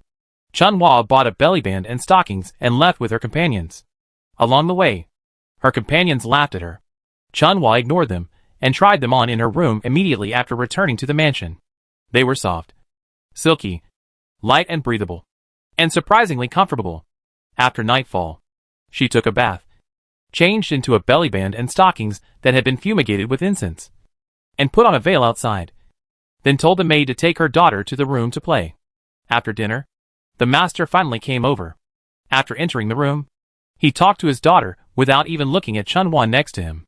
Chun Hua talked to him, and his eyes were always on his daughter, answering perfunctorily. The master stayed for a while, and was about to leave. Then he looked up at her. Chun Hua was wearing a veil, revealing the bellyband she had just bought in the afternoon. and her slender thighs were wrapped in thin stockings, which were looming under the veil. Seeing that the master's attitude was still cold, she was extremely disappointed. She frowned, lowered her head, and prepared to see the master off. The master's eyes were fixed on her chest. He was stunned for a moment, and suddenly asked, "Chun-Hua, your clothes, why are they like this?" Chun-Hua was stunned when she heard this, and was secretly happy in her heart. She quickly looked up and explained, "Master, this is what I just bought today. The thin rope in the middle." She suddenly stopped and looked at her daughter. The master immediately ordered the maid to take his daughter away, and then walked in front of her, stretched out his hand to pinch the thin rope on her chest, and gently pulled it, and the thin rope was untied. At this time, Chun-Hua also opened the gauze below in time, revealing her snow-white flat belly. The master's face was full of surprise, and he said, "There is such a belly band." Chun-Hua quickly opened the hem of her skirt again, raised her slender legs, and said in a delicate voice, "Master, look, this stocking is also very special." The master was stunned for a moment, stretched out his hand to touch it, and the touch was soft and silky, which made his heart flutter, and he couldn't let it go. "Master, you haven't been with me for a long time. Stay here with me tonight, and let me serve you. Okay?" Seeing this, Chun-Hua bit her lips, twisted her body, and acted like a spoiled child. The master stroked her thighs, looked at her chest again, and suddenly picked her up and walked to the big bed inside that night. Chun-Hua finally tasted the taste of being a woman after a long absence. The next day, as soon as the master left, she immediately left the house excitedly, went to Su-Mei's shop, threw down a bag of silver, and customized 10 sets of belly bands and stockings of various colors and styles. Her companions heard about what happened last night, and they all had ideas. They asked her to go to the shop again to urge the shop owner to put in new ones quickly, and they would come back tomorrow to see. This is how it happened. Su-Mei could never have thought that such shameful belly bands and stockings were not only sold, but also made customers very satisfied. Customers came early in the morning and said they wanted to order 10 more sets. You know, she has been selling clothes in this store for so many years, and she has never encountered such clothes that customers can't wait to order. She immediately smelled a business opportunity. If this kind of clothes becomes famous and sells well, then by the end of this year, perhaps her store's performance will surpass other stores and will not be removed. So she was extremely excited and immediately started to think about it. "Princess, this kind of belly band and stocking seem to have a good market. Your friend not only opened a store, but also made clothes by himself, right? Do you think it's possible for me to sign a contract with them and let them supply our store alone? Of course, the date can be signed for only half a year, as long as it can keep our store alive and not be removed. It's fine. As for the purchase price and price, the princess has the final say." Su-Mei immediately begged with a flattering face. Nandong Meiji was stunned for a long time, then said, "Don't worry. This princess has begged for this kind of clothes, and only your store let me hang it. I will supply you exclusively in the future." As soon as this was said, Su-Mei smiled and thanked her profusely. Nandong Meiji left with Aunt Mu in mixed feelings. Su-Mei chased to the door and reminded, "Princess, those guests will come to see tomorrow. Do you see if your friend has any finished products? Can you ask them to bring a few more?" Nandong Meijia's expression froze, paused, and said, "I'll go ask." Su-Mei immediately thanked, "Thank you, Princess." Nandong Meiji left with a cold face. Aunt Mu knew about the bet between her and Luo Qingzhou. Seeing that she looked unhappy, she hesitated for a moment and whispered, "Princess, how about we say that we didn't sell it? When that guy loses the bet, we can say that we sold it a few days later?" Nandong Meiji glanced at her and said coldly, "Am I the kind of person who likes to cheat and can't afford to lose?" Aunt Mu didn't dare to say anything else. The two hired a carriage and went to the outer city. When they arrived at Qin's house, the night had already fallen. Nandong Meiji went directly to Meixiang Garden and found Luo Qingzhou and said, "Luo Qingzhou, 3 days have passed, and you haven't sold any of your shameful clothes. No one even took a look at them. You lost." Aunt Mu next to her. Luo Qingzhou was not surprised to hear this. 3 days was still too short, and the person who wanted to take the risk hadn't appeared yet. He said in front of Miss Qin Air, "Princess, I am willing to accept the loss. What do you want me to do?" With Miss Qin Air around, she shouldn't dare to do anything wrong, right? Nandong Meiji snorted coldly and said, "This princess hasn't thought about it yet. I'll tell you when I think about it," Luo Qingzhou hurriedly said. Princess, you can think of one now. Such as asking me to imitate the barking of a puppy or the running of a horse. Whatever. Nandong Meiju sneered. You wish. I won't. Miss Qinair laughed at the side. Seeing that she was not fooled, Luo Qingzhou did not dare to stay any longer and said, Then I will go to tell stories to the eldest lady and the others and come back later. If the princess wants to stay tonight, you can tell me in advance. I can sleep in the exiled immortal residence. Nandong Meiju sneered. I'm afraid it's not the exiled immortal residence, but the Lingshan Moon Palace? Luo Qingzhou ignored him, left the room, and left quickly. Chior carried a lantern and sent him to the gate. Luo Qingzhou suddenly said, Chior, don't wait for me tonight. The princess should not leave tonight, so I won't come back. I will sleep in the exiled immortal residence. He missed Chan Chan and decided to accompany Chan Chan tonight. Chior said, Should I go? Luo Qingzhou said, No, I'm going to read by lamplight tonight, and no one needs to accompany me. After that, he left quickly. Chior was stunned. Although she didn't believe what he said, she didn't ask any more questions. She didn't ask until his back disappeared. In the room, the window was opened, and Nandong Meiju stood in front of the window. After confirming that the guy had really left, she turned around and walked to Miss Qinair, whispering, Wei Mo, do you still have the belly band and stockings I took away last time? Miss Qinair was slightly stunned when she heard the words, stared at the expression on her face for a few times, and immediately reacted, Sister Meijiao, those 2 pieces are sold? Nandong Meiju showed a touch of embarrassment on her face, and said with some indignation and unwillingness, I don't know which shameless woman not only bought those 2 pieces, but also went to the store to order 10 sets. Shameless. Miss Qinair. Chapter 499 Asking Sister Yu. Lotus Sutra. Schwa. In the backyard of the exiled immortal residence. The moonlight was like frost. The autumn wind was rustling. And Luo Qingzhou, wearing a Confucian robe, was driving the flying sword with his physical body. With a thought, the handleless flying sword shot out. Although the speed could not be compared with the speed when driven by the soul, it was much faster than when the physical body punched or used other weapons. The most important thing is that at night, this black, thin and sharp flying sword is elusive and difficult to be discovered. In the future, when fighting against others, there is no need for the soul to leave the body, and the flying sword can be driven at will with just a thought. This is definitely his killer weapon. Schwa, schwa, schwa. He continued to practice in the garden. Just now, he went to Lingshan Moon Palace, but Bailing did not let him in. Bailing said that the eldest lady was not feeling well. I don't know if she was really not feeling well, or if she was afraid that the 2 little rabbits would bite her shoes again if he went there. He wanted to call Xiaochan out, but was rejected. So he came to the exiled immortal residence alone to practice flying swords. Boom! He suddenly punched out, and at the same time, his mind moved, and the flying sword shot silently in the direction of his punch. His soul is now strong, and he can use his mind to drive the flying sword while fighting with his physical body, which is equivalent to having an extra helper. After he is promoted to the realm of distraction, he will probably be even more powerful. In 2 days, he will go to the headquarters of Lingxiao sect.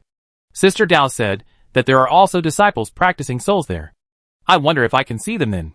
Of course, he will never reveal that he is practicing souls unless it is absolutely necessary. Luo Yu was beheaded in the end, which was obviously done by a soul cultivator. Luo Changtian had already begun to suspect him. If his soul cultivation was exposed again, it would probably be a big trouble. At that time, even Lingxiao sect might not be able to protect him. So the flying sword can only be used as a weapon for assassination. In recent days, every time he went to the martial arts hall to practice, he could clearly feel the energy in his body stirring, and it was obvious that he was about to break through. He only hoped to break through to the late martial arts master before going to Lingxiao sect. In this way, when he went to the sect competition, he would have a greater chance of getting the top few. After he got the practice method, the next step was to go to the inner city for revenge. Luo Yanyan was at most a martial arts master in the late stage. As for Wang, she should have guards around her, and was wearing a magic weapon that restrained the soul. But for his current strength, it should not be difficult to kill her, as long as he sees the opportunity. Swish, swish, swish. While thinking about revenge, he continued to practice the flying sword. I don't know if I will have the opportunity to enter the inner city tonight to check the situation of the Zhongwu Earl's mansion. He practiced for another half an hour. There was a knock on the door, and Chior's voice in the quiet front yard. He immediately put away his flying sword, and went to the front yard to open the gate. Chior held a lantern and stood outside and said, "Son-in-law, the princess has left. Miss asked if you will go back tonight. If not, we will close the door." While speaking, she glanced at the yard. Luo Qingzhou couldn't help but laugh and said, "Did the second young lady ask you to check on her?" Chior smiled and said, "Miss didn't say that. She just asked me to ask you. If you don't go back, it doesn't matter." Luo Qingzhou closed the courtyard door and said, "Let's go. It's so cold at night. It's more comfortable for two people to sleep." After a pause, he said, "It should be more comfortable if three people sleep." Chior smiled and didn't reply. Luo Qingzhou held her hand, walked side by side with her, and asked, "What did the princess say to the second lady?" Chior said softly, "I don't know." But what?" Luo Qingzhou asked. Chior said, "When the princess left, she asked Xiao Dai to take 2 more sets of clothes like that and left, and asked Xiao Dai to make a few more as soon as possible." After hearing this, Luo Qingzhou was immediately full of doubts. Returned to Meixiang Garden. He went to find Xiao Dai first, asked about the situation, then went into the study, found Miss Qin Er, and asked, "Did the princess lie to me?" Miss Qin Er asked in confusion, "Brother Qingzhou, what are you talking about?" Luo Qingzhou stared at the expression on her face for a while, and said, "About the bet. I heard from Xiao Dai that when the princess left just now, she took away 2 sets of clothes she had just made, and asked her to make 10 sets as soon as possible. This means that the set she took away before should have been sold, and the customer liked it very much, so she ordered 10 sets of different colors again." "Right?" Miss Qin Er looked surprised. "Is that so?" "Weimo doesn't know. And Sister Meiju didn't tell Weimo." Luo Qingzhou narrowed his eyes. "You really don't know?" Miss Qin Er shook her head innocently. Luo Qingzhou stared at the expression on her face for a while, then suddenly picked her up and walked to the bed in the inner room, saying, "Since you don't tell the truth, don't blame me for being rude." Miss Qin Er hugged his neck and begged for mercy. "Brother Qingzhou, spare me. I really don't know." "Humph. You still dare to lie. Your husband will teach you a lesson." "Woo woo. Brother Qingzhou. Don't. I'm so scared." Luo Qingzhou put her on the bed, put down the curtain, and just as he pressed her down, she hugged him and kissed him on the mouth. After a while, "Miss Er, don't. Madam, spare me. I was wrong, I won't ask any more." In the early hours of the morning, after Luo Qingzhou coaxed Miss Qin Er to sleep, he left his body and rushed to West Lake. On the way, he sent a message to Xiaoya. "Xiaoya, are you free tonight? Can you take me to the inner city?" When he arrived at the West Lake attic, the message came back, "Brother, sorry. I have something to do tonight and can't go out. Let's wait until tomorrow night." Luo Qingzhou was a little disappointed and replied, "Okay." On the attic, "Sister, you hadn't come yet." But the demon girl stood there motionless. As soon as Luo Qingzhou landed, the demon girl immediately bowed her head and said with gratitude, "Mr. Chu, please accept Longer's greetings. Mr. Luo's great kindness. Longwo will always remember it in my heart and will never forget it."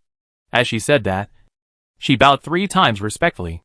Luo Qingzhou looked at her and saw that she didn't seem to have any obvious changes, except that her pupils seemed to have become deeper, and the snow-white jade feet under her skirt seemed to have become whiter. He said, "Miss Longer, you are welcome. I am helping you and helping myself. I also advanced last night." Longa looked up at him and said softly, "Sir, if you hadn't helped me at the last moment last night, I would have been wiped out." "Sir, you are so kind. Longer has no way to repay you. In the future, no matter what you have, you can tell Longer, and Longer will never dare to refuse." Luo Qingzhou paused and said, "Miss Longer also saved me, didn't she?" Longer smiled slightly and said nothing. Luo Qingzhou didn't want to mention what happened that day. After all, he was wearing a mask at that time, and it was still his physical body. He didn't want the person known by his soul to have any involvement with his physical body. "Why hasn't Sister you come yet?" He glanced around and then looked at the lotus bush. Longer said softly, "Sister just came, and then she left again for something. She said she was going to the inner city and would be back later." When Luo Qingzhou heard this, he immediately said, "Sister, you went to the inner city?" Longer nodded. Luo Qingzhou immediately regretted it secretly. First, he regretted coming too late. And second, he regretted not asking Sister Yu for help. He had thought about asking Sister Yu to let him enter the inner city. But Sister Yu had been bearing the thunder and lightning to help him practice, and taught him the inner skills. So he was really embarrassed to trouble her again. Who knew that she would go to the inner city tonight? If I had told her last night that he wanted to go to the inner city, wouldn't she have taken him along tonight? Longa looked at him and said, "Young master, do you want to go to the inner city too?" Luo Qingzhou sighed and said, "I do. I didn't want to trouble Sister Yu, so I didn't tell her." Longa smiled and said, "It's okay. With your ability, you can go to the inner city freely. When you come back, young Master Chu will ask her again, and she should agree." Luo Qingzhou looked at her and said, "She just went to the inner city. It's not good for me to ask her to go again. Right?" Longa smiled and said, "Are you so unfamiliar with me? You should have known each other for a long time. Right? If there is anything, you can just say it directly. There is no need to worry too much. Although my sister is cold, she is actually very kind. And she is also close to the young master. We are so familiar. You don't have to be afraid." "Sir." Luo Qingzhou smiled bitterly and said, "I'm not afraid. I just feel bad. I owe her too much. I feel I can't repay her in my lifetime. How dare I take the initiative to trouble her to do things?" Longa looked at the expression on his face, and suddenly felt a little envious and jealous, and whispered, "Don't worry, sir. When my sister goes through the tribulation, she will need your help." Luo Qingzhou nodded and said, "I will definitely help her." The two talked for a while, and Longa suddenly looked into the distance and said, "Sir, my sister is back." Luo Qingzhou turned his head and looked, and a moon-white figure suddenly appeared from the darkness, quickly approached, and floated down. Before Luo Qingzhou could speak, Long-Air suddenly said, "Sister, Master Chu has something to ask you." The white figure glanced at him and said lightly, "Speak." Luo Qingzhou had to shamelessly say, "Sister Yu, I want to go to the inner city, but there are many magic weapons on the top of the city, and there may be many inside the inner city. I think, Sister Yu, do you have any magic weapons like handkerchiefs? Can you lend them to me?" Long-Air on the side immediately interrupted and said, "Master, you don't know. The magic weapons in the inner city are very powerful, and ordinary magic weapons can't hide your body. If you want to go in, you must let your sister take you in. That's the safest way." After hearing this, Luo Qingzhou had to bow his head and say, "Sister Yu, can you please take me to the inner city again?" The white moon figure was silent for a moment, and said, "Men and women should not touch each other." Luo Qingzhou was puzzled when he heard this. Longa on the side hurriedly explained, "Young master, you need to hide in the soul light of sister.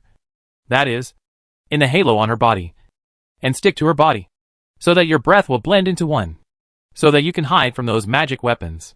Luo Qingzhou. Then, when he was about to say forget it, Longa hurriedly walked up to him and whispered, "Young master, please ask sister, or I will be responsible for her." The white moon figure glanced at her. Longa immediately covered his mouth and stepped back. Of course Luo Qingzhou would not say that. At most, he would let Xiaoye take him in tomorrow. People like Xiaoye can trade with benefits, and he will not have any psychological burden. As for Sister Yu, he dare not have any blasphemous or inappropriate thoughts. If it really doesn't work, he will go in with his physical body tomorrow during the day, and then find a place where there is no one to leave his soul. Although it would be very dangerous to explore with his soul during the day, it is also a helpless method. He must find out the situation in Luo Yinyan's mansion. Otherwise it will be troublesome if he encounters an emergency when he takes revenge. Sister Yu, if that's the way it should be, then I will." He was about to give up, and the white figure suddenly said indifferently, "Do you have the Lotus Sutra?" Luo Qingzhou was slightly startled when he heard it, and hurriedly said, "Yes. Do you want to listen to it now, Sister Yu?" The white figure was silent again, and said, "I can take you in, but you need to tell me the Lotus Sutra." Luo Qingzhou immediately said, "I promised Sister Yu that I would tell you this sutra. Sister Yu, don't worry. I will tell you this sutra after I finish talking about Journey to the West and Tao Te Ching. Of course, if Sister Yu wants to listen now, it's okay. As for going to the inner city, Sister Yu doesn't need to. Let's go." Before he finished speaking, the white figure suddenly disappeared from the spot and appeared in the night sky not far away. Long-Air hurriedly urged beside him, "Young master, Go quickly. Sister agreed. Luo Qingzhou was stunned for a moment, and quickly flew into the night sky and followed, watching the backs of the two disappearing into the night one after another. Long Air couldn't help shaking his head and muttering, "Young master is so stupid." Then he sighed again, with a face full of regret. "It's a pity that I didn't meet him first. If I met him first, I would definitely eat him to death. Make him obey me, and never leave me. Hey, the body of the thunder spirit. I really want to mate with him, and absorb some of the spiritual energy of the root of the thunder spirit. In that case, I will never be afraid of thunder again." The night sky was full of stars, and the moon was high. Luo Qingzhou followed Sister Yu, and had a smooth journey. He soon arrived at the city wall outside the inner city, looking at the white figure of Yu Bai who stopped in front of him. Thinking about what Miss Longair had just said, he suddenly became a little nervous. Chapter 500 Night, Visit to the Zhongwurl's mansion. On the city wall, there was silence. But every few meters, there were faint lights on in the arrow towers. Soldiers were guarding 24 hours a day. Outside the arrow tower, soldiers wearing armor and holding sharp weapons passed by from time to time, patrolling back and forth. As soon as Luo Qingzhou approached, he felt a dangerous breath coming.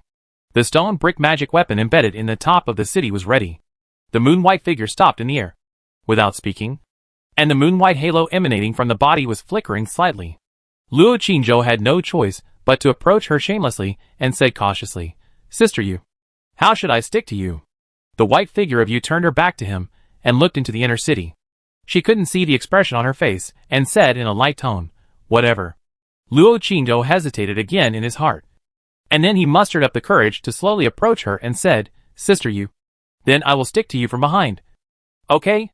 The white figure of Yu stood in the air coldly and proudly, motionless and silent. Luo Qingzhou said again, "Then from the front?" The white figure of Yu still didn't respond. Luo Qingzhou's heart became more and more uneasy, not knowing what she was thinking. According to what Longair said, the two of them must stick together tightly and blend their respective auras into one. In that case, they can only stick to each other from the front or the back. But it's awkward in the front and awkward in the back. Anyway, it's awkward no matter how to stick to each other. It would be better if he only touched her without sticking to her. In that case, he only needed to hold her wrist or foot. Suddenly, he had an idea and said immediately, "Sister Yu, I know how to stick to her." The white figure was still silent, but the white halo emanating from her body suddenly disappeared, revealing a tall and slender figure. Is this a signal for him to stick to her? Luo Qingzhou took a look at her beautiful back, slender waist, and perky buttocks. Without hesitation, he immediately stuck to her from behind. Just as he was about to touch her, he suddenly turned around, and his back stuck to her back, and his buttocks. "What are you doing?" The white figure suddenly turned around and looked at him coldly. Luo Qingzhou's heart skipped a beat. He had never heard her say that before. He turned around and said, "I'm going to stand back to back with Sister Yu. Is this better than hugging Sister Yu from behind or from the front?" The white moon figure looked at him coldly and said nothing more. This was the first time Luo Qingzhou saw her look like this. He felt uneasy and said anxiously, "Then Sister Yu, how should I stick to her?" "I'll listen to Sister Yu." The white moon figure's eyelashes trembled a few times, and she stared at him coldly for a while, then turned around and said with her back to him, "No need to stick to me. Stay close to me. Don't touch me." "Luo Qingzhou?" The white moon figure ignored him again, and a light flashed on her body, and she flew directly towards the inner city. Seeing this, Luo Qingzhou did not dare to hesitate any longer, and immediately followed her, approached her, touched her soft dress, and merged into the white moonlight around her. Looking at the city wall so close at hand, his heart suddenly rose to his throat. He reached out to hug her, but he didn't dare. Go over there, don't be discovered. He prayed silently in his heart. Swoosh! The moonlight wrapped the two of them, and passed over the city wall in an instant. And the magic weapons inlaid on the city wall did not react at all. And the guards guarding the arrow tower were still silent. Luo Qingzhou's hanging heart was finally put down. But he was puzzled. "Sister Yu, didn't Miss Longer just say that we must stick to? Where are you going?" The moonlight figure suddenly stopped and asked coldly. Luo Qingzhou was wrapped in the moonlight, and could clearly see her face and expression. For some reason, facing those cold eyes, his heartbeat suddenly slowed down. He was stunned for a moment, then pointed in a direction and said, "Zhongwu Marquis' mansion." "That's Sister Yu. I can go alone." The moonlight figure ignored him, and the moonlight wrapped him and flew forward quickly. In a moment, he had reached the sky above Zhongwu Marquis' mansion. Luo Qingzhou stopped in midair and looked down, but saw that the mansion was shrouded in mist and was hazy, and nothing could be seen clearly. There are indeed magic weapons inside. Luo Qingzhou looked solemn and immediately flew down carefully. When he was only more than 10 meters away from the roof, he suddenly felt a cold breath coming towards him. He almost didn't hesitate, and with a whoosh, he instantly rose into the air again. Looking down, on the eaves on both sides of the roof and in the middle of the ridge, a round bead lit up a ray of light, and then flashed away. He secretly broke into a cold sweat. If he had been a step slower just now, those magic weapons would definitely attack automatically, and then they would have been noticed by the guards in the mansion. Luo Chantian was indeed prepared. As the commander of the Jinhui, he must have known that his brother was finally killed by the flying sword driven by the soul. So he set up many magic weapons in the mansion to restrain the soul, in order to protect the safety of Luo Yanyan and his mother. As for himself, he would probably live in the palace often, which would naturally be safer. Luo Qingzhou floated in the air, looking at the mansion below with a serious look, thinking secretly about what method to use to investigate the situation in the mansion. Possession? He had an idea. Floated down, and began to look for kittens or mice on the street. Shua! A black shadow suddenly flew by from below. It was a bat. Luo Qingzhou's heart moved, and just as he was about to chase after it to possess it, a cold voice suddenly came from behind. Your spirit is too powerful now, and your small body cannot support your spirit. Unless you cultivate to the realm of spirit division in the future, you can only use a small part of your spirit to possess. Luo Qingzhou stopped immediately and turned around and said, Sister Yu, can the kitten be used? The white figure nodded and said, it should be possible. But if it takes too long, the kitten will die. Luo Qingzhou immediately began to search the surrounding streets for the figure of the wild cat. The white figure looked at him quietly, and after a moment, she said calmly, those magic weapons on the roof are actually of ordinary quality. Hearing this, Luo Qingzhou turned his head and looked at her and said, then can I use the handkerchief that Sister Yu and Xiaoye gave me to cover it? The white figure said, no. Luo Qingzhou shrugged, looked at the street below again, and said, then there is no way. I can only find a kitten to possess. The white moon stared at him, and was silent for a while. He couldn't help but said, why don't you beg me? After saying this, Luo Qingzhou was stunned for a moment, and suddenly turned to look at her and said, Sister Yu, can you? The white moon said coldly, of course. Luo Qingzhou hurriedly said, then, too late. The white moon looked cold, turned around, looked away, and said coldly, find a way yourself. Luo Qingzhou. Meow. At this moment, a cat's cry suddenly came from the street. Luo Qingzhou was delighted, and immediately flew down, and soon found the little wild cat, and his figure flashed, and got into its body. He controlled the body of the little wild cat, and quickly approached the Zhongwu Earl's mansion. However, he did not dare to jump directly onto the wall. If the guards inside were alert, he would have been killed by a knife as soon as he jumped up. He walked silently around the mansion, and found a small drainage hole. He held his breath, and went in through the sewage. When he surfaced, he was at the corner of a back garden. He held his breath, pricked up his ears, opened his eyes, and carefully observed the movements around him for a while. After seeing nothing unusual, he slowly climbed out of the pit, and got into the flowers next to him. Then, he stuck to the corner of the wall, and began to observe the surrounding environment step by step. Turning around the gate, there was a small courtyard in front. There were some clothes hanging in the courtyard, and dried corn and other things were placed outside. It should be where the servants lived. He continued to walk forward through the courtyard. At this moment, there was a sudden sound of footsteps, and a faint light not far away. He immediately hid in the bushes next to him, opened his amber eyes, and looked at it. A maid holding a lantern walked from afar to the small courtyard where he had just come from. He looked at the road where the maid appeared, and immediately walked along the corner of the wall silently. Just as he was about to turn out of a courtyard door, he suddenly heard a burst of rapid breathing, and a strange sound coming from under the big tree next to him. He immediately stopped, pricked up his ears, and listened for a while, then quietly poked his head out and looked over. Under the big tree not far away, a burly man in a tight suit was holding a maid's waist, and stabbing from behind. Luo Qingzhou watched for a while, and seeing that they had no intention of ending, he immediately left silently. The two were at a critical moment, and did not notice him. Luo Qingzhou passed through another courtyard and suddenly heard a low voice. Looking carefully, it was two men with swords hanging from their waists. Whispering by the wall, Luo Qingzhou remembered the appearance of the two men, and also remembered the road and building he had just walked. It took him about half an hour to go around the entire Zhongwu Marquis mansion, remembering the courtyards, the gardens, the corridors, etc., and also remembering the guards in each place. Of course, some small courtyards were heavily guarded, so he did not go in. Two of the courtyards were guarded by 7 warriors, probably where Luo Yannian and Wang lived, or where other distinguished guests lived. In the entire mansion, he saw that there were a total of 22 warriors guarding it. This shows how cautious Luo Chantian was towards this mansion and his parents, fearing that something like Luo Yu would happen again. Luo Qingzhou did not determine the specific location of Luo Yannian and Wang. However, he did not dare to stay any longer, as the wildcat's body was obviously unable to hold on. He immediately returned along the same route. Who knew that when he just came to the corner of the wall and was about to jump into the puddle, a cold light suddenly flashed in the flowers next to him, instantly splitting the little wildcat's body in two. Luo Qingzhou's soul suddenly felt a pain, and with a whoosh, he flew out. Bang! At this moment, a huge fist with a scalding breath suddenly smashed fiercely at his soul. Chapter 501 Great Martial Master. Suddenly, a blood-red color appeared in front of his eyes. This was the powerful blood and strength of the warrior, which enveloped his entire soul in vision.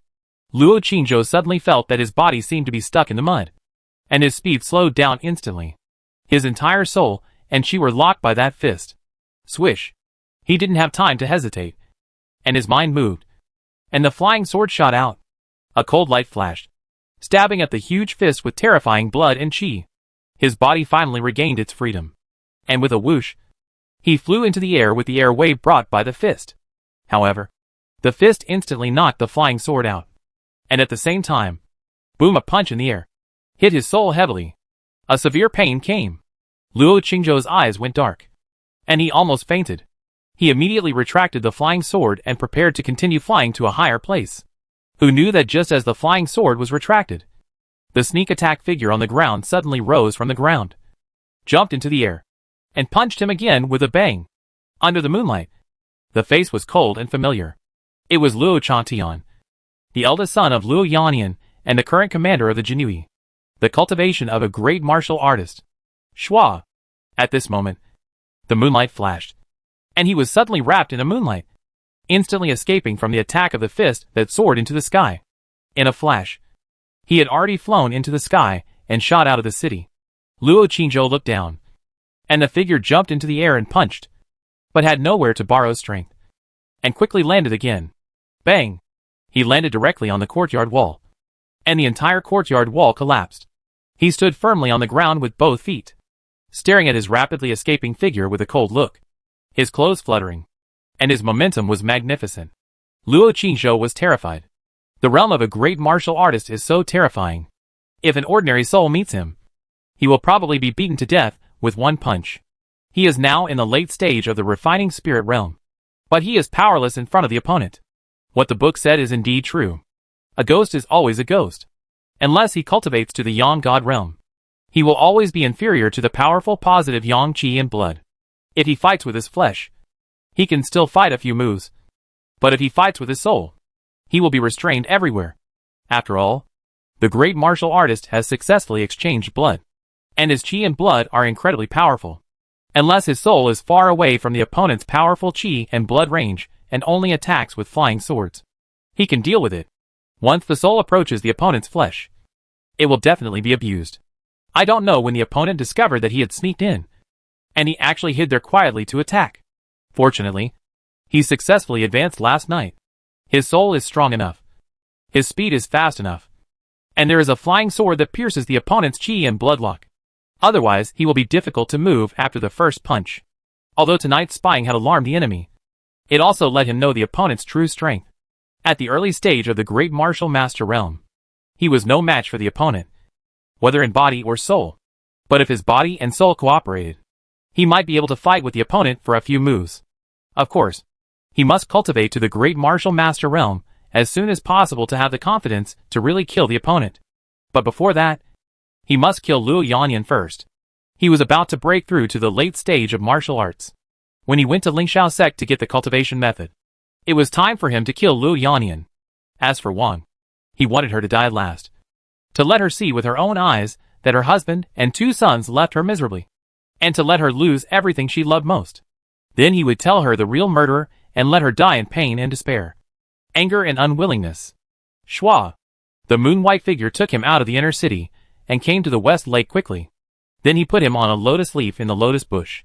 Luo Qingzhou felt a tearing pain all over his body, but under the moonlight, the wounds all over his body were recovering quickly. Longer came out of the water, stood beside the moon-white figure, frowned and said, "Sister, is Mr. Chu injured?" "With Mr. Chu's strength, I'm afraid that the other party is at least in the realm of refining spirits, or the realm of a great martial artist. Didn't sister help?" The moon-white figure did not answer. Longer was about to say something else, looked at her, and immediately closed his mouth. Luo Qingzhou sat cross-legged on the lotus leaf, bathing in the white moonlight, closed his eyes, and began to practice his inner strength and absorb the power of the moon. A vortex of airflow appeared above his head that was invisible to the naked eye.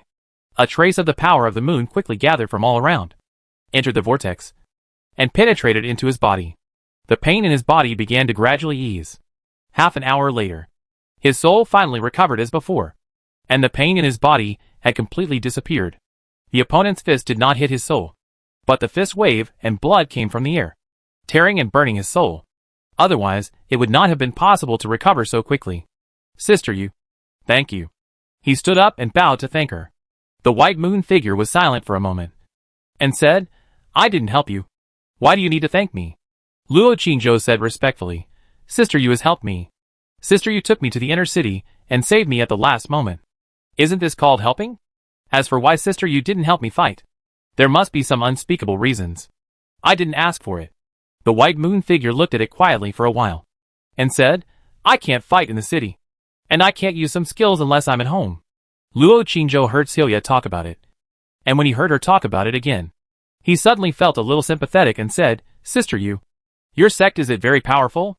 The white moon figure did not answer, turned around, with his back to him, looked at the dark night in the distance, and said lightly, "Don't come out recently. Just practice at home. Practice. You have just been exposed. During this period, both the inner and outer cities may search for souls. If you are caught, I can't save you." Luo Qingzhou bowed and said, "Sister Yu, be careful too." Longer on the side said, "It seems that I have to hide at the bottom of the lake recently, and can't come out again." Then he said, "But Mr. Chu, you can come to play with Longer during the day. Longer will be in the painting boat." Speaking of this, she glanced at Yuebai's figure, and immediately said weakly, "Forget it. Mister, you should hurry up and practice. Longer also needs to practice."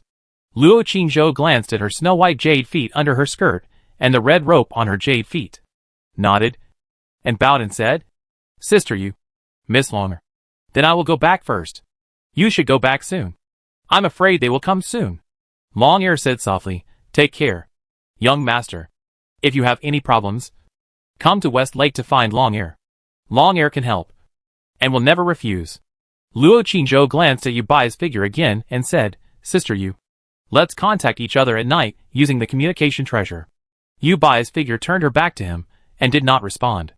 Luo Qingzhou did not dare to stay any longer, and immediately flew into the sky and disappeared. Although it was still early before dawn, he had just alarmed Luo Changtian, and it was estimated that the other party would send someone to search for him soon. So, flying sword, the other party would definitely think of his brother's murder, so he would definitely investigate it to the end. Not long after he left, Yubai slowly turned around and looked at the demon girl behind him. After a moment of silence, he asked lightly, "Why don't you wear shoes?" "Long Air?" She froze and explained, "Sister, I'm in the water, and I'm not a human." Yubai ignored her again, and disappeared in a flash. Long Air was stunned on the lotus leaf for a while, then lowered his head and looked at his snow-white and delicate jade feet, muttering, "Is it wrong to not wear shoes? I am a snake, and he actually asked me why I don't wear shoes. I should obviously question him. Why he always peeks at other people's, he just bullies the weak." After saying that, he suddenly turned into a huge monster, and with a boom, he dived into the water. Luo Qingzhou returned to the mansion and carefully observed the surroundings again. After seeing that there was nothing unusual, he crossed the roof and returned to the room, and his soul returned to his body. Tonight, a terrible storm will be set off in the inner and outer cities. However, it should not blow to him for the time being. Holding the weak and soft Miss Jean Eyre in his arms, smelling the fragrance of the girl, thinking about things for a while, Fong lowered his head, kissed her little mouth, grabbed Rabbit, and closed his eyes. His soul was a little tired and fell asleep quickly. The next day, the sun was bright. He got up early, washed up with Chior service, and went out. When he arrived at the 18th lane, Sister Dao was standing at the entrance of the lane, waiting for him with empty hands. "Where's the pancake?" he asked. Sister Dao snorted coldly and said, "I've finished eating." The two of them left the alley and walked on the street. Suddenly, they found that there were government officials checking the household registration from house to house. Luo Qingzhou took a look and thought to himself that it should be because of what happened last night. All the people in Kyoto will probably be checked. Those who don't have household registration and can't tell their origins are probably in trouble. Luo Qingzhou felt that Chu Feiyang was also in danger. After all, his identity, home address, and family members could not be found out. The situation became more and more urgent and more dangerous. He knew that sooner or later, Luo Changtian would find out about him. When the other party knew that Chu Feiyang was him, Luo Qingzhou, everything would probably come to light. At that time, even the eldest princess might not be able to protect him. After all, Luo Yu was not only the descendant of a meritorious family, but also the first place in the enrollment of Dragon and Tiger Academy. By then, I'm afraid that Brother Qin and the entire Qin mansion will be implicated. So, the matter is imminent. He must break through to the late martial arts master as soon as possible. Must get a good ranking in this Lingxiao sect competition. And must get some good training resources. Then, he solved this problem completely. After arriving at the martial arts hall and paying respects to his master, he went to the martial arts training ground at the back and began to practice Lingxiao sect's basic boxing technique, Ling Feng Fist. He did not stop in the morning. In the afternoon, he first practiced the inner strength mental method for an hour, and then practiced the shaking mountain fist. After seeing that no one was peeking, he practiced the bull demon magic skill several times. When he returned to the mansion at night, he took a bath with potion and dripped 2 drops of the spiritual liquid produced by the sun and moon treasure mirror. Then he went to the exiled immortal residence to practice flying swords. At night, he did not go out again, but practiced in the backyard in his spirit. 3 days passed in a flash. That evening, before leaving the martial arts hall, Sun Jiang told several people, "Gather here at dawn tomorrow morning. No one will be waited for later. It will take at least 3 days to go to the sect to participate in the competition. So after you go back tonight, remember to tell your family clearly. Also, in the martial arts competition, life and death are at your own risk. There are also things you need to pay attention to when going to the sect. I will explain it to you in the carriage tomorrow." After leaving, several people were very excited. Finally, they can go to the sect of Lingxiao sect to take a look. Luo Qingzhou left with Dao Jia, who was also very excited. "I have never been to a sect before. I hope you won't let me down." She saw that Luo Qingzhou didn't speak and seemed to be in a bad mood, thinking that he hadn't broken through to the late martial artist stage yet. So she couldn't help but comfort him. "Chu Feiyang, it's okay. There is no breakthrough. Anyway, with your talent, it's impossible for you to be stuck here forever. Master also said that our team doesn't seek to be at the top, but only to get a middle ranking. As long as we don't lose his people, it's okay. As for the cultivation resources, although there are not as many as the top few, there must be some." Luo Qingzhou frowned and said, "I'm just a little surprised. With my previous breakthrough experience, according to the test, I should have broken through in the past few days. The power in my body has been stirring, and the blood seems to have been refined. I feel that the power in each acupoint is restless. It is obvious that I should have broken through. When I broke through before, the feeling was not as strong as it is now. But now I can't break through the last barrier. I don't know why." Sister Dao heard it, thought about it, and said, "Maybe the feeling of each realm is different.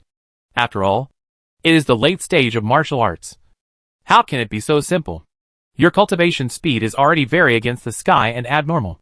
Even if you break through in a few months, it will be terrible." Luo Qingzhou was still confused and felt that something was wrong. The two talked and soon came to the 18th lane. At the entrance of the lane, Nandong Meijia was leaning against the wall next to her with her arms folded across her chest, her chin slightly raised, waiting for him with a cold and arrogant face. Sister Dao glanced at her, waved decisively and said "Lo," and left. Luo Qingzhou stopped and looked at her. In the past few days, the Nandong princess had not come to see him again. He thought that she was tired of playing and would not come to see him again. But she came again today. "What do you want, princess?" he asked first. Nandong Meiju put down his arms, walked in front of him, raised his eyebrows and said, "Nothing.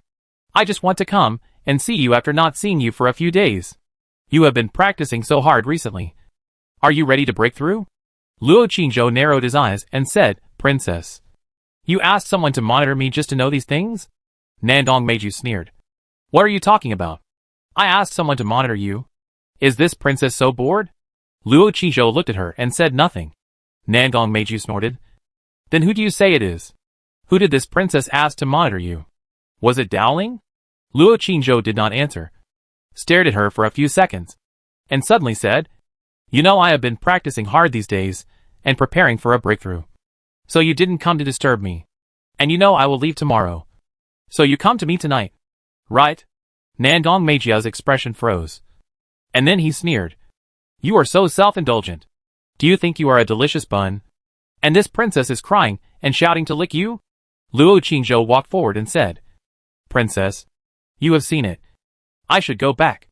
Nandong Meiju stood there for a while, then caught up with him. After walking into the alley, she said, "Chu Feiyang, Luo Changtian also knows about your visit to the Lingxiao sect headquarters. He will definitely send someone to watch. You'd better not reveal too much." Luo Qingzhou stopped, turned his head to look at her, paused, and said, "Princess, thank you." "Humph." Nandong Meiju turned his head and looked away coldly. He didn't hear him say anything else. When he turned his head, he saw that he had already walked out of the alley silently. "Chu Feiyang, you bastard. Wait for me. I haven't finished talking yet. Is this how you thank this princess? This princess will beat you to death." She was furious and chased after him immediately. Luo Qingzhou stopped at the alley entrance and waited for her. He looked at the street outside the alley and suddenly turned his head and said, "Princess, I want to ask you for something." Chapter 502. If you ask me to do something, you have to pay a price. Princess, please ask me any request. But I heard that I lost the bet with someone. Who told you that? I obviously won. Oh. Oh what? Do you dare not believe it? I dare not. Princess, just pretend that I didn't say anything just now. I will ask others for help. Humph. Do you have other friends? Princess, have you forgotten the last trip to West Lake? Of course. I am not reminding you that I saved your life. So what if I saved your life? So what if I don't repay you? I also took the blame for you. Do you often mention it? Princess, time is running out. In fact, I won't ask others for help unless it is absolutely necessary. In the alley, there was a moment of silence. Nandong Meiju snorted coldly and said, "Tell me what it is first. This princess will see if it is too much." Luo Qingzhou said, "Help me look after the house." Nandong Meiju was stunned for a moment. Then her face was full of sarcasm. "Help you look after the house? You take me to travel around the mountains and rivers, and let this princess help you look after the house? Chu Feiyang, how can you be so thick-skinned?" Luo Qingzhou looked at the sky and said, "Princess, just answer whether you are willing or not." Nandong Meijia's face turned cold and said, "No." Luo Qingzhou didn't talk nonsense with her anymore and left quickly. Nandong Meiju stood in the alley, watching his back as he walked to the alley entrance, and suddenly shouted, "Chu Feiyang, unless you beg me." Luo Qingzhou ignored her and quickly disappeared at the alley entrance. "Bitch. You wait. The sun sets. The night falls quietly, and soon covers the entire city." After Luo Qingzhou returned to the mansion, he told Miss Qin Er that he was going out for 3 days and asked her to help conceal it. After hearing this, Miss Qin Er was a little worried and asked, "Do you want Xia Chan to accompany you?" Luo Qingzhou took out a map outside the city from the bookshelf, and while looking at it at the table, he said, "No, we are going to the sect, not anywhere else. And I am going there as Chu Feiyang. If she follows me, she will be exposed." Miss Qin Er walked to his side and asked softly, "Does Sister Meiju know?" Luo Qingzhou said lightly, I saw her when I came back. And I asked her to live here after I left to help me protect you. But she didn't agree. Miss Chin-air said. Oh. Luo Qingzhou paused and looked at her. She asked me to beg her. Miss Chin-air laughed and said, Brother Qingzhou, you are so stupid. Since Sister Meiju said so, she has agreed. Luo Qingzhou said, anyway, I won't beg her.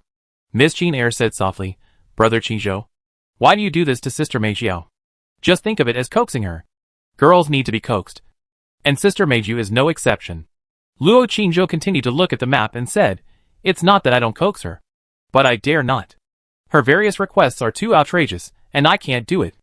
After a pause, he said, in the last bet, you guys cheated me together, and told me that the clothes were not sold. As a result, Xiaodai was busy these days. There are more and more orders every day. And even my mother-in-law is so happy that she can't close her mouth. She doesn't say that kind of clothes is shameful. And she asked Xiaodai to hurry up and design it again. She lost the bet. I haven't asked her yet. But she asked me first. After hearing this, Miss Chin-air smiled and said, Brother Qingzhou, it is indeed Sister Meiju who lost the bet. But Weimo thinks that you should pretend not to know and treat it as if you lost. In this way, Sister Meijiao will feel sorry for you and will agree to your request. Sister Meiju is not an outsider. Why does Brother Qingzhou have to compete with her?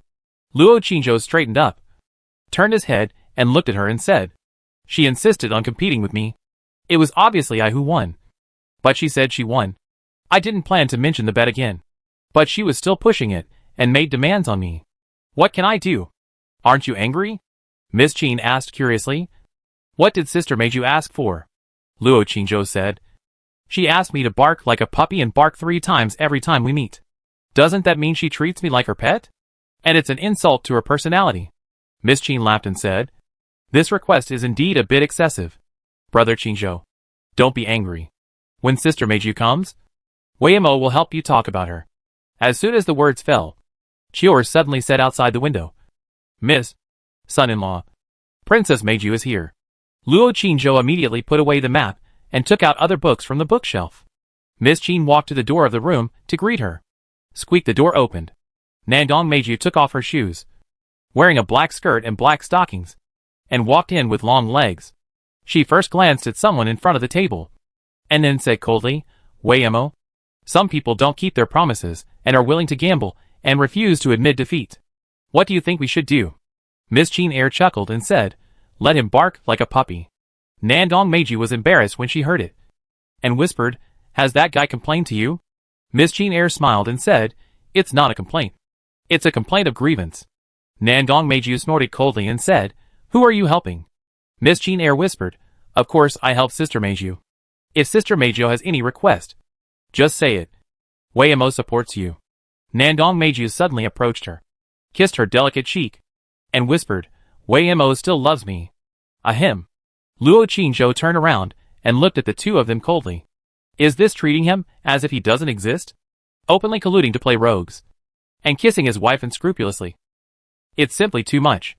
Nandong Meiju glared at him and said, why are you coughing? What's wrong with this princess kissing you? Weimo is not yours alone. Luo Qingzhou ignored her and prepared to leave, instead of bickering with her here and listening to her sarcasm. It is better to hurry up and go to the exiled immortal residence to practice for a while. Of course, he will go to Lingshan Moon Palace tonight to meet Xia Chan and the others. After all, he will be away for 3 days. Luo Qingzhou, I have something to tell you. Why are you in such a hurry? Are you in a hurry to see your sister-in-law? Nandong Meiju said sarcastically. Luo Qingzhou stopped at the door, looked at her and said, if you want to talk about the bet. I'm sorry. I've forgotten it. Nandong Meijia's mouth curled up slightly. Forgot? Really? Luo Qingzhou said calmly, really? Nandong Meijia raised his eyebrows and snorted coldly. Forget it.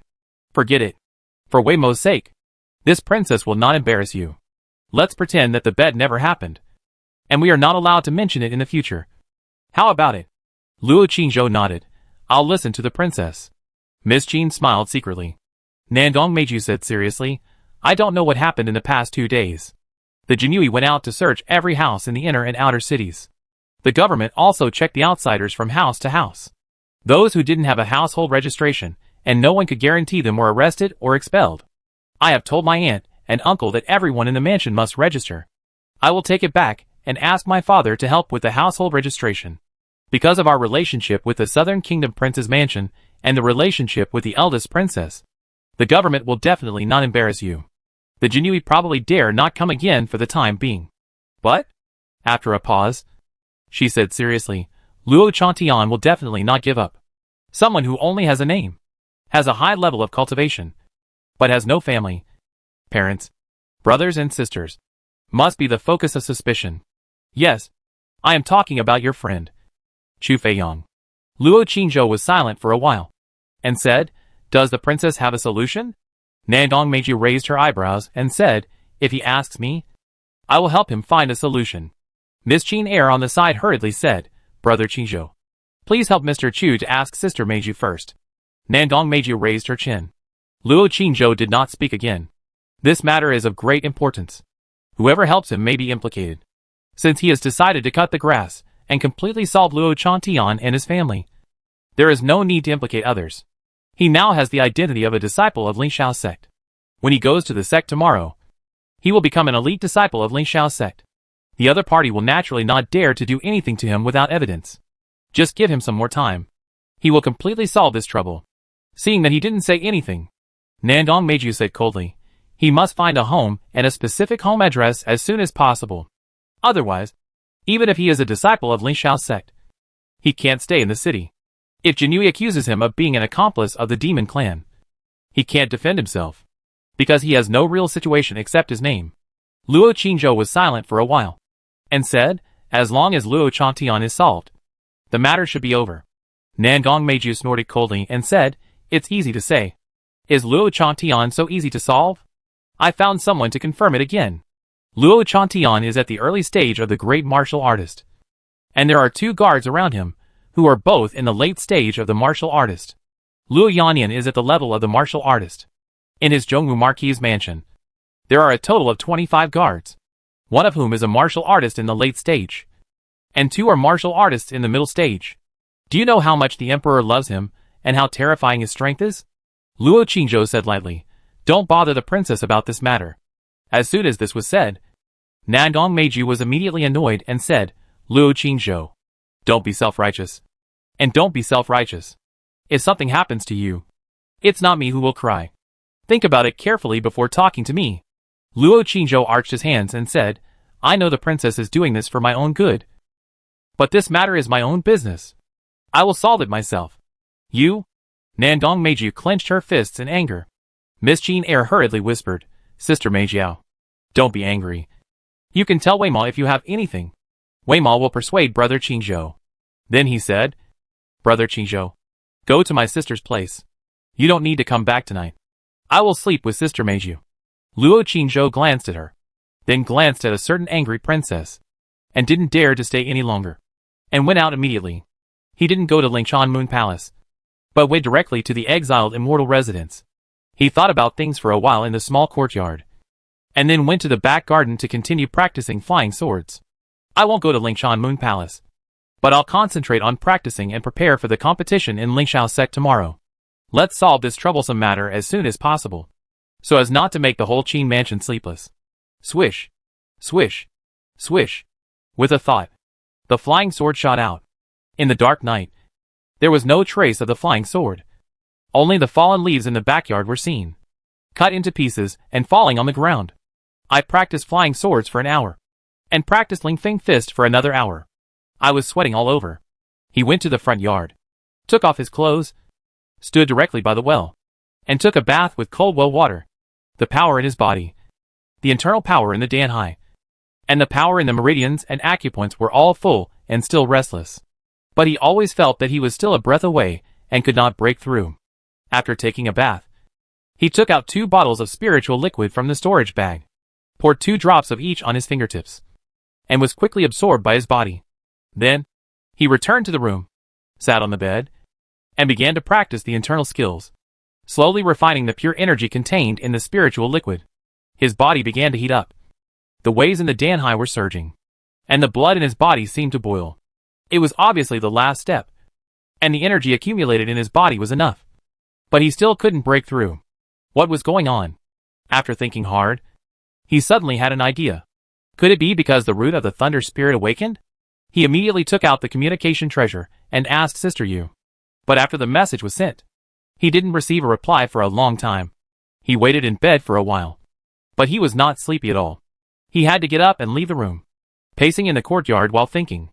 After about an instant's stick of time, the communication treasure on his body finally vibrated. He took it out immediately and looked at it.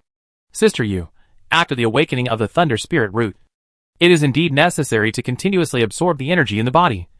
But it will make the energy pool in your body larger.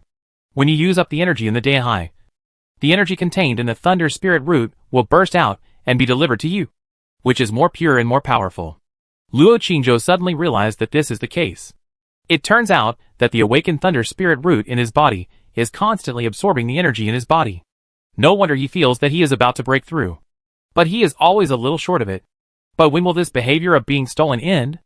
Luo Qingzhou asked, does Sister Yu know how much or how long it needs to absorb energy? Sister Yu, I don't know. Luo Qingzhou was stunned, pondered for a while, and asked again, can I turn it off temporarily? Sister Yu, no. Luo Qingzhou sighed and gave up. In this case, he could only continue to practice and wait for his accumulation to blossom. Luo Qingzhou, okay. Sister Yu, I understand. Thank you for clearing up my confusion. By the way, you haven't been out recently, have you? Sister Yu, no. Luo Qingzhou, oh. Then Sister Yu, go to bed early. I have to sleep too. I have to get up before dawn tomorrow. Sister Yu, yes. Luo Qingzhou put away the message and stood in the courtyard for a while. Suddenly, he had an idea and looked at the door. The courtyard door was closed, but his soul was sharp. There seemed to be a familiar breath outside the door. He was stunned, walked over silently, and suddenly jumped up and jumped out of the courtyard wall. As soon as he landed, a figure suddenly flashed at the door and was about to leave. Luo Qingzhou grabbed her and shouted, female thief. Don't leave. Take my stick. After saying that, he suddenly pulled her into his arms with force. Then picked her up, and jumped into the courtyard again. Xia Chan lay in his arms, holding the hilt of the sword, struggling and threatening, let me go. Let me go. Or are you going to murder your husband? Luo Qingzhou was fearless, and carried her into the house, closed the door, and then entered the room. Don't. What don't? Luo Qingzhou took her sword and threw it on the stool beside the bed, then put her on the bed, quickly helped her take off her shoes and socks, and then pulled down the curtain. Outside the window, the moonlight was like water. A figure quietly stood in front of the window, peeking inside with his head, and eavesdropping with his ears erect. A red candle was burning at the head of the bed, and the figure was reflected on the curtain. Chapter 503 Self-Love. The night was silent. The autumn wind swept by, and the dead leaves rustled. Outside the window, Bailing was still standing there furtively, with eyes wide open and ears erect, reluctant to leave. I don't know how long it has been. The red candles on the candlestick at the head of the bed were still burning, but the swaying curtains had already stopped. The ground in front of the bed was covered with messy clothes. The two people on the bed seemed to be talking softly, full of love. After a while, everything was quiet. Bailing stayed outside the window for a long time, then sighed softly and left with a lonely face. The bluestone slabs in the courtyard were covered with white frost. Her footprints were lonely on them. The moonlight was bright, and the autumn was getting stronger. In the room, Luo Qingzhou held the delicate person in his arms, and talked softly and lingeringly for a while, and then coaxed her to sleep, thinking that he would leave tomorrow. He was not sleepy. After the person in his arms fell asleep, he flew to the rooftop and sat there, looking up at the bright moon in the night sky, thinking about some things that had happened recently. The city was dark, and the lights had long been extinguished. Even the brothel, which was brightly lit at night, was dark at this moment. The events of the past few days have made all the residents in the city panic. They don't know that the instigator at this time is sitting on the roof, blowing the cool breeze at night, bathing in the cold moonlight, and looking at the silence and mess of the whole city. While Luo Qingzhou was thinking about things, the communication treasure on his body suddenly moved. He woke up, took out the communication treasure and looked down. Sister Yu, what are you doing? Luo Qingzhou was a little surprised and replied, I can't sleep. I'm looking at the moonlight on the rooftop, thinking about things. Where is Sister Yu? Only then did he realize that Celia had also sent a message. Celia, brother. I'm so sad. I can't go out recently. I don't know that damn spirit has entered the inner city and is ready to kill people, causing the whole city to be on alert and search. Brother. Be careful. It's best not to go out recently. If you are caught by the Jinui, you will be in trouble. Luo Qingzhou replied, okay. You should be careful too. At this time. Sister Yu replied, same? Same? Luo Qingzhou was stunned. Sister Yu was also sitting on the roof looking at the moonlight and thinking about things? Luo Qingzhou, is it such a coincidence? What is Sister Yu thinking about? I just asked casually. Sister Yu doesn't need to say it. I am thinking about what happened recently, and what I will do in the future. I want to practice hard and become stronger. The white figure of the moon, I am thinking about why I should practice. Luo Qingzhou thought for a while and replied, practice is for myself and for the people around me. This world is inherently unfair and dangerous. If I don't become stronger, how can I protect myself and the people around me? Doesn't Sister Yu have someone she wants to protect and guard for a lifetime? After a long time. The white moon figure replied, yes. Luo Qingzhou, that's it. Only by making myself stronger can I survive and protect them. Sister Yu, I actually wanted to tell you something a long time ago. But I was afraid you would be angry. So I didn't dare to say it. The white moon figure, say. Luo Qingzhou, I think the techniques that Sister Yu practices are not suitable. If people don't have feelings, what's the point of living? You've gone through so much hardship and tried to make yourself stronger. Is it just for the illusory immortality? Most people only have a lifespan of a few decades. Even for us practitioners. How many can live forever? I think Sister Yu should cherish and love the people around her in her limited life. Joy, anger, sorrow, love, hate, and hatred. These are the feelings that everyone should have. Sister Yu, don't you think that there is only loneliness and coldness left in your life now?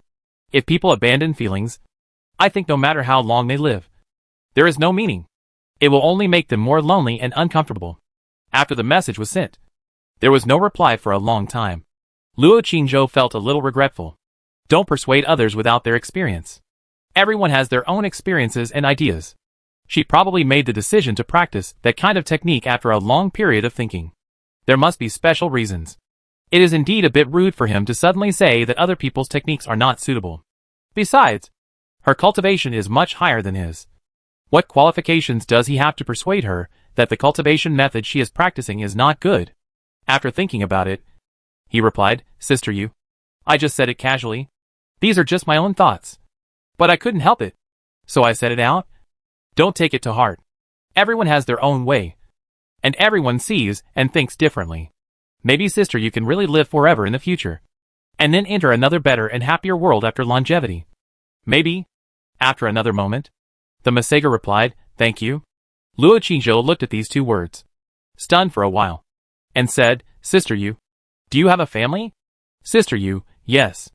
Luo Qingzhou hesitated for a while, and then said, do you have a husband? After a long time, the Masager replied, yes. Luo Qingzhou, oh, then Sister Yu's practice of this method should have a great impact on them. Right? Sister Yu, no one cares about me. Luo Qingzhou, what about Sister Yu's husband? Doesn't he care about you either? Sister Yu, Luo Qingzhou, why? Sister Yu is so good. Sister Yu, what's so good about me? I'm ugly and have a bad personality. No one will like me. Luo Qingzhou, Sister Yu is not ugly at all. Although her personality is indeed a little unapproachable. She has a very special temperament and charm. Other women can't compare with Sister Yu at all. If your husband doesn't like her, he is either blind or stupid. In front of the window, the moonlight is like water. The girl in a snow-white dress stood there quietly, bathing in the white moonlight, holding the jade in her hand, and pursed her lips slightly. After a while, Luo Qingzhou received a reply, really? Then do you like it? Luo Qingzhou looked at the message, was stunned, and replied frankly, of course I like it. Sister Yu, what kind of like? Luo Qingzhou, I want to see Sister Yu every night, talk to Sister Yu every night, and practice with Sister Yu. Sister Yu, please don't get me wrong. We are all family members. Sister Yu is like my teacher. She has given me all kinds of guidance and help. I only respect and appreciate Sister Yu. It is the love and closeness for an elder, not the kind of love between men and women. Sister Yu, oh, Luo Qingzhou looked at this word and didn't know how to reply. The night was silent. One person sat on the roof, and the other stood in front of the window. Both bathed in the white moonlight, looking at the jade in their hands, and fell into silence. After a while, Luo Qingzhou looked at the sky and said, "Sister Yu, I'm going to sleep for a while. Good night." "Sister Yu, good night." Luo Qingzhou put away the jade, returned to the room, and his soul returned to his body. The person in his arms had already opened his eyes, and was staring at him with dark eyes. Luo Qingzhou opened his eyes wide, and stared at her for a while. And he was no longer sleepy. It's almost dawn. Why hasn't Chanshan come back yet? In the front yard of Lingshan Moon Palace, Bailing was sitting at the stone table, tearing petals boredly and muttering. After another moment, she couldn't help but stand up, went out, and went to the exiled fairy residence again. When it was dawn, Luo Qingzhou got up, dressed, and left the room. Bailing immediately hid in the corner, motionless. Luo Qingzhou glanced at her, but ignored her. After washing up by the well, he left the exiled immortal residence and went directly to the Lingshan Moon Palace to steal Dabao and Erbao away. These two rabbits from ancient times are quite magical. They allow him to ignore the barrier formation and enter the ancient broken space. So he must bring them with him when he goes out. Maybe he will use them. After he left, Bailing hid in the corner for a while, then tiptoed out and went into the house. Chanshan. Poor Chanshan. She was tortured by her son-in-law and couldn't move. Woo-woo. Luo Qingzhou left the house through the back door, just as he put on the mask and changed into a tight outfit and walked out of the alley. A figure suddenly flashed beside him and grabbed his vital point. Luo Qingzhou turned his body to the side, grabbed her sneak-attacking hand, and glared at her. Nandong Meijio snorted coldly and turned the tables, saying, "Chu Feiyang, why are you holding my hand? Men and women should not be intimate. Don't be a hooligan. Let go." Luo Qingzhou still held her hand tightly and said coldly, "I have something to do today. If the county lord has any instructions, let's talk about it when I come back. Okay?" Nandong Meiju did not struggle anymore, looking at him and said, "I also have something to do today. I have to go to Lingxiao sect to watch the game. So I came to tell you, don't follow this county lord. Do you hear me?" Luo Qingzhou frowned. "You want to go too?" Nandong Meiju said proudly. When Lingxiao sect's new disciples compete, they always invite people from other sects and the court to watch. Chu Feiyang. As a county lord, it's easy for me to get a quota. Are you envious? Luo Qingzhou was silent for a while and let go of her hand. Nandong Meiju saw that he looked unhappy and said, "But don't worry. This princess has asked Jiu Mama to stay at your house, with the protection of the great martial artist. I believe your 3 wives and 4 concubines will be very safe." Luo Qingzhou glanced at her and said, "Thank you. But that kind of place is very chaotic, and the princess shouldn't take risks." Nandong Meiju sneered and said, "This princess went with other royal family members. Who dares to bully me? Humph. Except you. A blind villain." Luo Qingzhou saw her eyes and charming expression, so he didn't dare to say anything more. He bowed and said, "Princess, take care. I'll take my leave first." After saying that, he left quickly. Nandong Meiju looked at his back and suddenly said, "Chu Feiyang, the Jinui people may also go. You have to be careful." Luo Qingzhou paused, suddenly turned his head and looked at her and said, "So you tried to get a place and want to go with me?"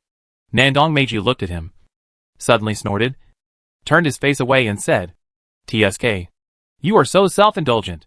This princess just feels bored and wants to watch the fun."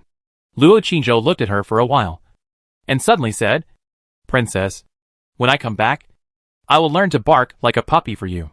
Nandong Meiju raised the corner of her mouth, turned her face and looked at him and said, "Who cares?" Luo Qingzhou said, "Then the princess barks like a puppy for me?" Nandong Meiji's eyes suddenly glared. "Chu Feiyang, do you want to die? This princess barks. Do you dare to listen? Aren't you afraid of a short life?" Luo Qingzhou smiled, said nothing more, and prepared to leave.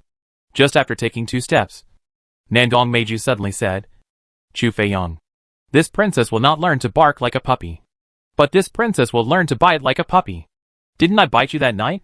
When you come back, this princess will bite you again. You are not allowed to resist. Do you hear me?" Luo Qingzhou paused, ignored her, and left quickly. Nandong Meiju stood at the entrance of the alley for a while before walking in another direction. Luo Qingzhou met up with Sister Dao and entered the martial arts hall. Then, under the leadership of Sun Jiang, they got on the carriage together and quickly left the city. At this time, the morning sun had just risen. Chapter 504, Late Stage of Martial Master. The carriage was exceptionally quiet. Because of Sun Jiang's presence, everyone was resting with their eyes closed or thinking about things. And no one was talking casually. The headquarters of the Lingxiao sect is located on the Lingxiao Peak, only tens of kilometers away from Kyoto, and across the river from the Yunwu Mountains. However, the mountain roads there are rugged and the terrain is complex, so carriages are definitely not allowed to enter. So when they arrived at the horse farm outside the 10-mile pavilion, Sun Jiang took a few people off the carriage and rented a horse each. Luo Qingzhou led the rented horse and missed the last Dilu BMW. That horse was the real divine BMW. However, the Dilu was snatched back by the Nandong princess the day after it was sent to Sister Dao's house. Several people got on the horses and ran on the official road under the leadership of Sun Jiang. An hour later, they got off the official road and turned into a small road. As they got closer to the Yunwu Mountains, Luo Qingzhou recalled the killing of He Yang and the other two. If it weren't for the Nandong princess, who took the initiative to help him take the blame, it would not have been so easy. Thinking of the help that Nandong princess had given to the Qin family and helped him find out all kinds of information during this period, he felt more and more conflicted. Another hour later, the few of them passed through a forest, and the road ahead suddenly became clear. A cool breeze blew, bringing a damp breath. Turning around a hillside, a huge river with a wide surface and turbulent waves suddenly appeared in front of them. The two sides of the river were about 1,000 meters apart, and the water surface was hazy and sparkling.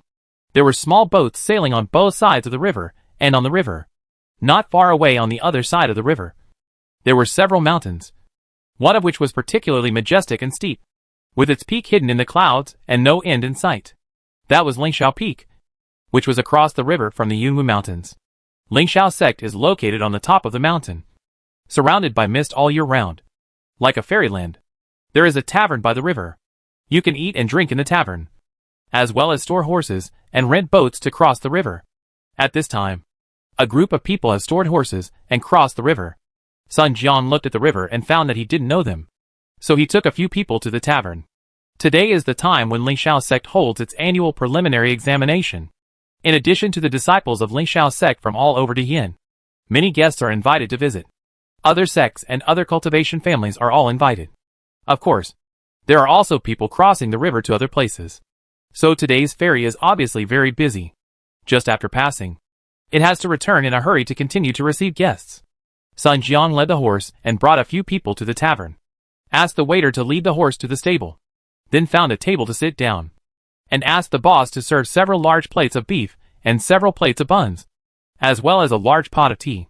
The group set out before dawn, so they naturally didn't have breakfast. They had been traveling all the way, and were already hungry. When the beef and buns came up, everyone didn't hesitate to eat. After eating a few buns and a plate of beef, they stopped to rest. After Sun Jiang drank a few cups of tea, he wiped his mouth and reminded, "We will be at the foot of the Sect Mountain soon. Remember, don't say anything careless. Don't offend people at will. Who knows? Some elder of the sect may be at the foot of the mountain to welcome guests, and other guests can't be offended at will. After all, they are guests of our Lingxiao sect. Don't let people laugh at us, and don't lose face for your teacher." Several people hurriedly said, "Yes, Master." Sun Jiang poured another cup of tea, and seeing that there was no one else around, he said, "Those who came back to the sect to participate in the competition this time should all be confident. I calculated that, including our Kyoto branch, there are probably about 30 teams. The results of the competition are not only divided according to each person, but also according to each team. If your team ranks high, in addition to the individual rewards, the team can also get extra rewards. I don't ask you to rank in the top 10, but you must not fall below the 20th place. After all, we are from the Kyoto branch. If we can't even get into the top 20, it's too embarrassing. Do you have confidence?" Chu Xiaoxiao immediately said in a sonorous and powerful voice, "Master, don't worry. We will definitely work hard to get into the top 10 and win glory for you."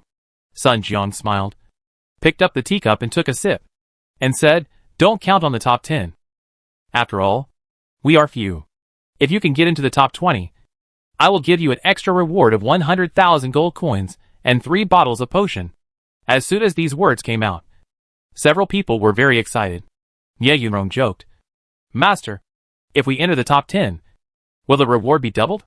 Sun Jiang smiled and said, if you can really enter the top 10, or if your personal ranking can enter the top 10, the reward will be more than doubled.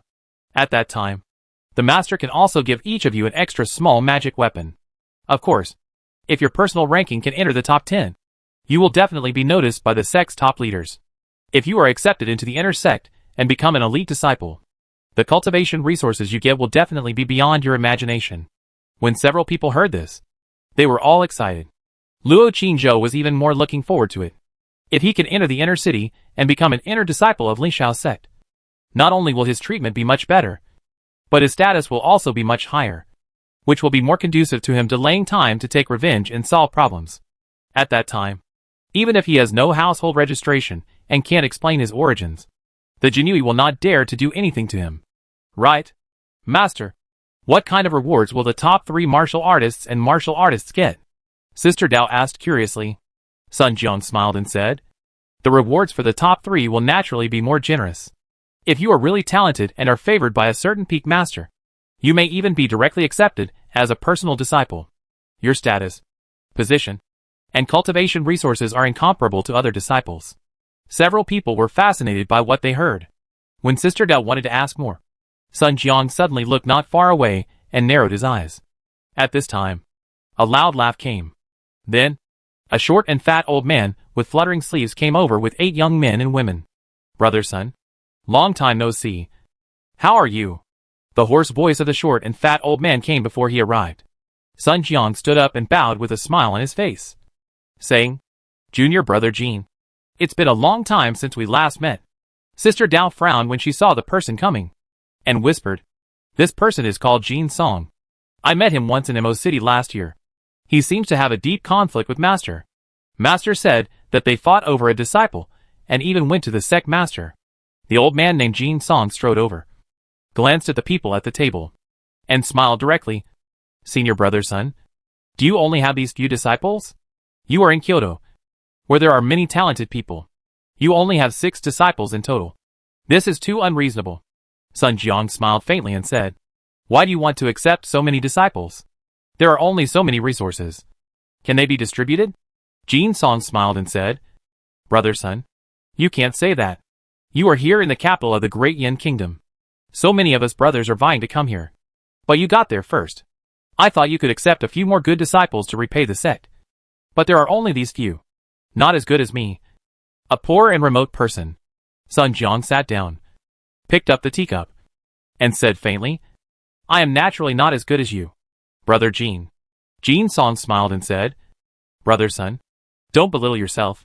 The sect sent you to Kyoto to accept disciples, so they naturally have high hopes for you. By the way, brother Sun, I heard that among the new disciples recruited by this sect from all over the country this year, there are 3 disciples in the late stage of martial arts, and they are all very talented.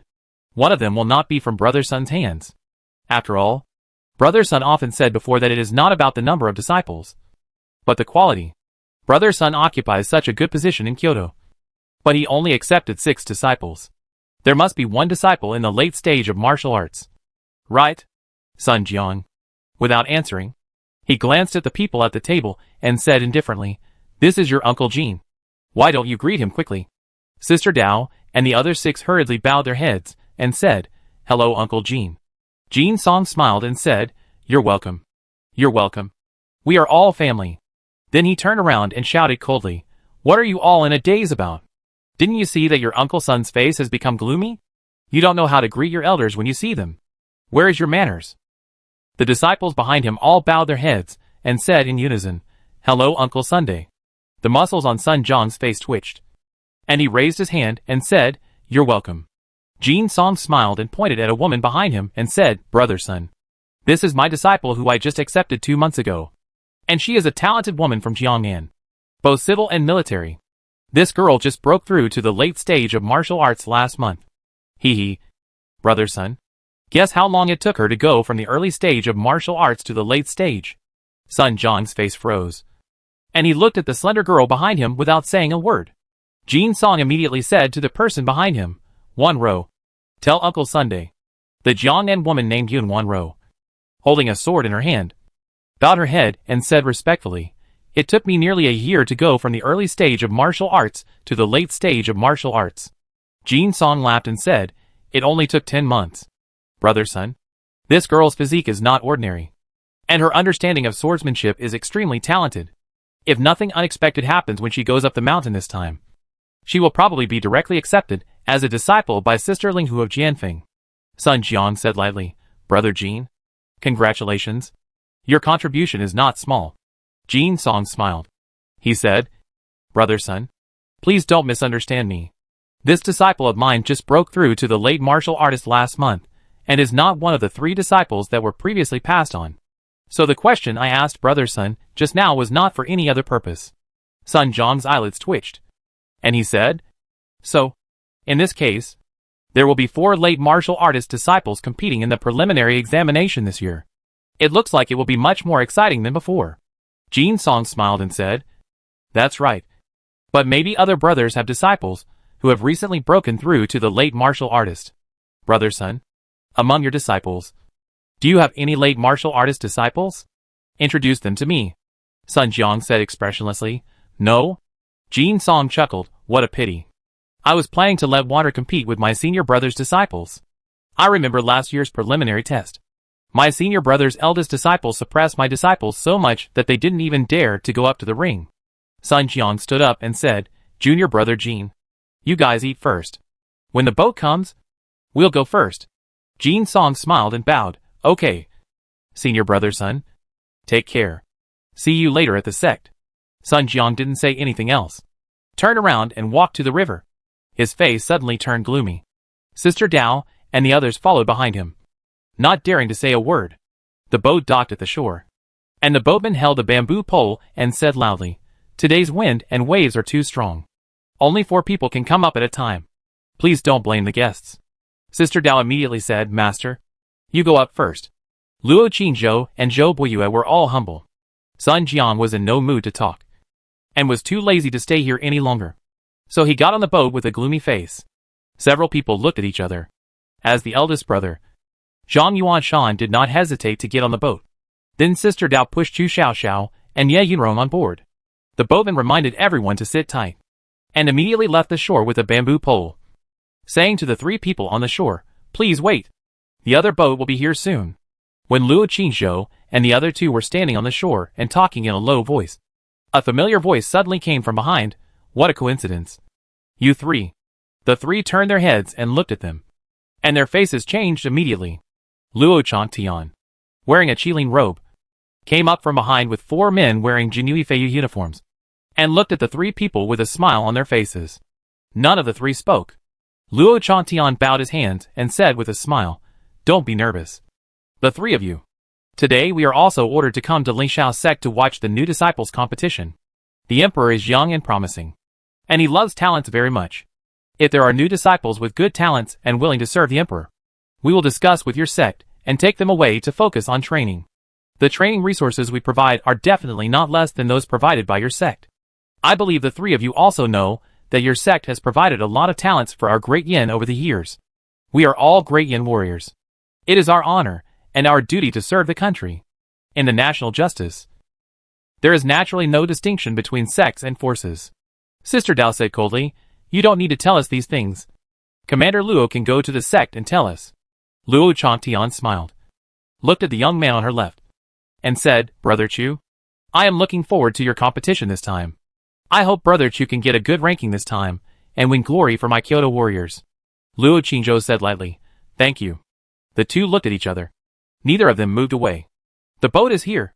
We'll leave first. Sister Dao touched the person next to her, and turned to get on the boat. Luo Qingzhou and Zhou Buiyue also jumped on. The boatman looked at the shore and said, One more can come up. Luo Changtian smiled and said, No. We'll wait for the next one. The boatman said nothing more and paddled the boat away. Luo Changtian stood on the shore, looking at the 3 figures on the boat, and the smile on his face gradually faded. A guard behind him whispered, Sir, we still haven't found his address and family. Every time he goes to the martial arts hall and leaves from the martial arts hall, he is very vigilant and walks around every street and alley. Our people always lose him. Luo Chantian looked at the figure on the boat and said, "How big can the inner city be? There are so many people, but none of them can catch up.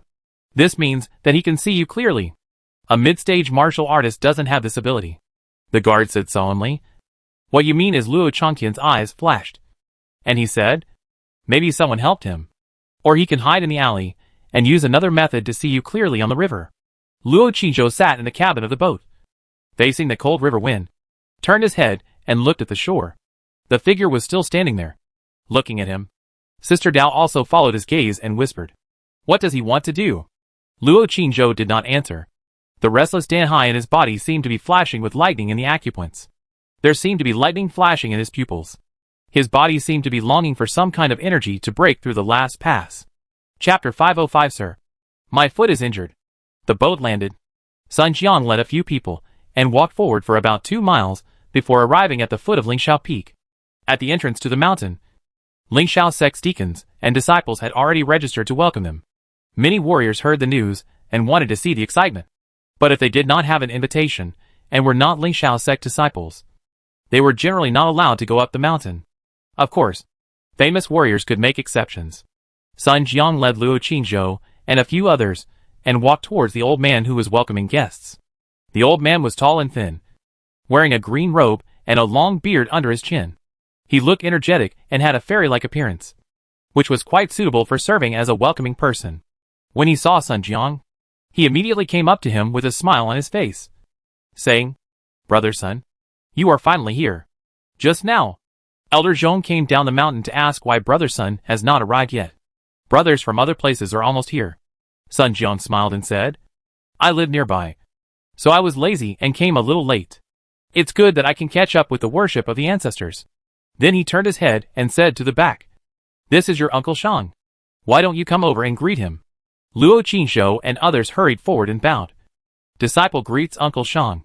The old man laughed, glanced at a few people, and said, Okay. Everyone hurry up. It's getting late. When you all arrive, we will start worshipping the ancestors." Sun Jiang didn't dare to delay any longer and bowed to say goodbye. As the few people walked up the steps, the old man suddenly said, "By the way, Senior Brother Sun, people from Qingyan Temple and Jinshan Temple are here too. They were all the people who went to southern Xinjiang with Senior Brother Sun to kill the demons. Elder Zhong just told you that if Senior Brother Sun comes, you can help entertain them. After all, Senior Brother Sun is familiar with them." Sun Jiang was slightly startled when he heard this, nodded, and quickly walked up the steps. The Lingshao sect gate is located on the top of the peak. Even if the few people did not stop in the middle, it took nearly half an hour to reach the top of the peak. The sun was about to rise to the sky at this time. The peak was full of strange rocks and mist. Sun Jiang led a few people into the gate and came to a small square under the guidance of the servants, because the new disciples had to worship the ancestors first. The square at this time was filled with disciples from all over Yin. Everyone was silently looking at others. Of course, there were also disciples who were excited and spoke in a low voice. After Sun Jiang asked a few people to find an empty place to stand, he went to greet other brothers and sisters, and helped a few people register their information. Each new disciple's name, age, cultivation, and the branch and master they came from must be registered in the sect. After they worship the ancestors, the sect will immediately make their own waist badges for them, and they will be considered true disciples of Lingshao sect in the future. After Sun Jiang left, Chu Xiaoxiao began to chatter excitedly, saying that this place is so beautiful, like a fairyland, and then saying that this place is so high and it is tiring to come up, and then started to talk about other disciples. Finally, he said indignantly that Uncle Jean is too much. Isn't it just a disciple of the late martial arts master? What's there to show off? He deliberately showed off in front of the master, and ridiculed the master as soon as he opened his mouth. How hateful. Zhang Yuanshan said quickly, "Junior Sister Chu, let's not discuss the conflicts between the elders here. Be careful not to be laughed at by other disciples." Chu Xiaoxiao snorted and did not continue the topic, and then excitedly said, "I heard that our sect master, Fairy Zixia, is very beautiful. I wonder if I can see her later." Nie Yunrong said, "We will go to the back mountain to worship the ancestors later. the sect master should appear. As the few people were talking, the short and fat old man named Jin Song, with his 8 disciples, strode over and said with a smile, "Where is your master?" John Yuanshan bowed and said, "Uncle Jin, master has gone to greet other uncles." Jin Song smiled and said, "You've been building relationships everywhere since you first arrived. No wonder you were able to get the position of the Kyoto branch. Your master is really good at flattering people." After saying that, he laughed and said to the back, "You can get to know several disciples of your uncle's son here and learn how to deal with people. I have to build relationships with other brothers and sisters, so as not to fall behind them again." After saying that, he strode away. Zhang Yuanshan and others all looked unhappy. Yun Wanru and others glanced at them and stood by, without coming to talk. After waiting for about an instant's stick of time, the originally noisy square suddenly became quiet. An old man with white hair and beard, accompanied by several middle-aged men and women, walked onto the stone platform and looked at the new disciples below. At this time, Sun Jiang and Jin Song both rushed back, stood in front of their respective disciples, and looked quietly at the stage. After everyone quieted down, the old man spoke, "I am Wu Yuzi, the great elder of Lingxiao sect. Welcome all disciples back to the sect today. In addition to the annual Lingxiao preliminary test, new disciples need to worship the ancestors and swear allegiance to the sect. I will read out the names now. Disciples whose names are called, please stand in the open space on the right. Later, I, other elders, and the masters of each peak will take you to the back mountain to worship the ancestors. As for other disciples, go and rest and eat first, and wait for the afternoon to have the first competition." After that, he took out the list and began to read out the names. Baidi City Branch, Bai Zichuan, Zhang Yao, Yunzhou Branch, LV Jing, Wang Deng, Mao Xiulan. After a while, Fong read the name of the Kyoto Branch, Yujing Branch, Dao Ling, Chu Feiyang, Zhou Buiyue, Chu Xiaoxiao, Shuicheng Branch, Yun Wanru, Lei Yang, He Ruan, Chao Hua. The names called went to the open space on the right, where there were already disciples in green waiting to welcome guests, and let them line up. Chu Xiaoxiao whispered, "Sister Dao, didn't you join the sect when you were in Mo City? Haven't you ever come to worship the ancestors?" Sister Dao whispered, "My father was recovering from his injuries at the time, and I was worried about leaving, so I never came. But Master had already registered for me." While the two were talking, a disciple in green suddenly came over, glared at them and said, "Be quiet." The two immediately shut up. There were more than 40 new disciples, who had never come to pay homage to the Master. They all gathered in the open space, lined up in a queue, and waited quietly. After a while, the great elder Wu Yuzi came over with a group of people and explained, "This time, the worship of the ancestors should have been led by the sect master himself. But the sect master is in seclusion recently and cannot come out. So today I will lead it. You must not make noise, whisper or laugh, and go to the ancestral hall with a pious and respectful heart. If you disturb the ancestors and seniors, I will not forgive you." All the disciples bowed their heads and looked respectful. Wu Yuzi glanced at everyone again, then turned around and led them to the back mountain from the bluestone path next to them. After leaving the back mountain gate, they passed through a bamboo forest, and there were huge rocks piled up in front of them, and the mountain mist was lingering. Turning around the huge stone path, a towering building suddenly appeared in front of them. Wu Yuzi led everyone, walked on the road paved with white marble, and came to the gate of the ancestral temple. He bowed and worshipped first, and then said loudly, "Disciple Wu Yuzi, today I lead the new disciples of the sect to come to the ancestral temple to worship the ancestor and all the predecessors." As soon as the words fell, the white mist lingering in front of the ancestral temple suddenly dissipated. An old man in a gray robe and a hunched figure walked out of the ancestral temple with a broom in his arms. He looked at everyone and bent down to leave. After seeing him walk away, Wu Yuzi stood up and led the disciples into the ancestral hall. There were densely packed spirit tablets in the ancestral hall, and the largest spirit tablet in the middle had the words Grandmaster Ling Xiuzi written on it. Wu Yuzi lit the incense and inserted it in front of the spirit tablet. He first led the elders and peak masters to worship, and then each disciple came forward in turn to burn incense and kneel, raising his hands to swear. As for the oath, Wu Yuzi read a sentence, and the new disciple followed it. In the ancestral hall, incense smoke curled up, solemn and dignified. The sonorous oaths of the disciples echoed throughout the hall. When it was Luo Qingzhou's turn, He stepped forward to light incense and worship, then raised his palm, stared at the tablet on it, and recited it in a sonorous and powerful voice following the elder beside him. When the oath came out, his soul trembled slightly, and he always felt that his oath seemed to have touched something here, and those tablets that were hazy in the curling smoke seemed to have pairs of eyes staring at him. Luo Qingzhou calmed his mind, read solemnly, bowed and retreated. After all the new disciples had worshipped and sworn, Fang was taken away by several deacons and welcoming disciples, returned to the square, and walked back to his team. Then, led by the servants, they went to rest and eat first.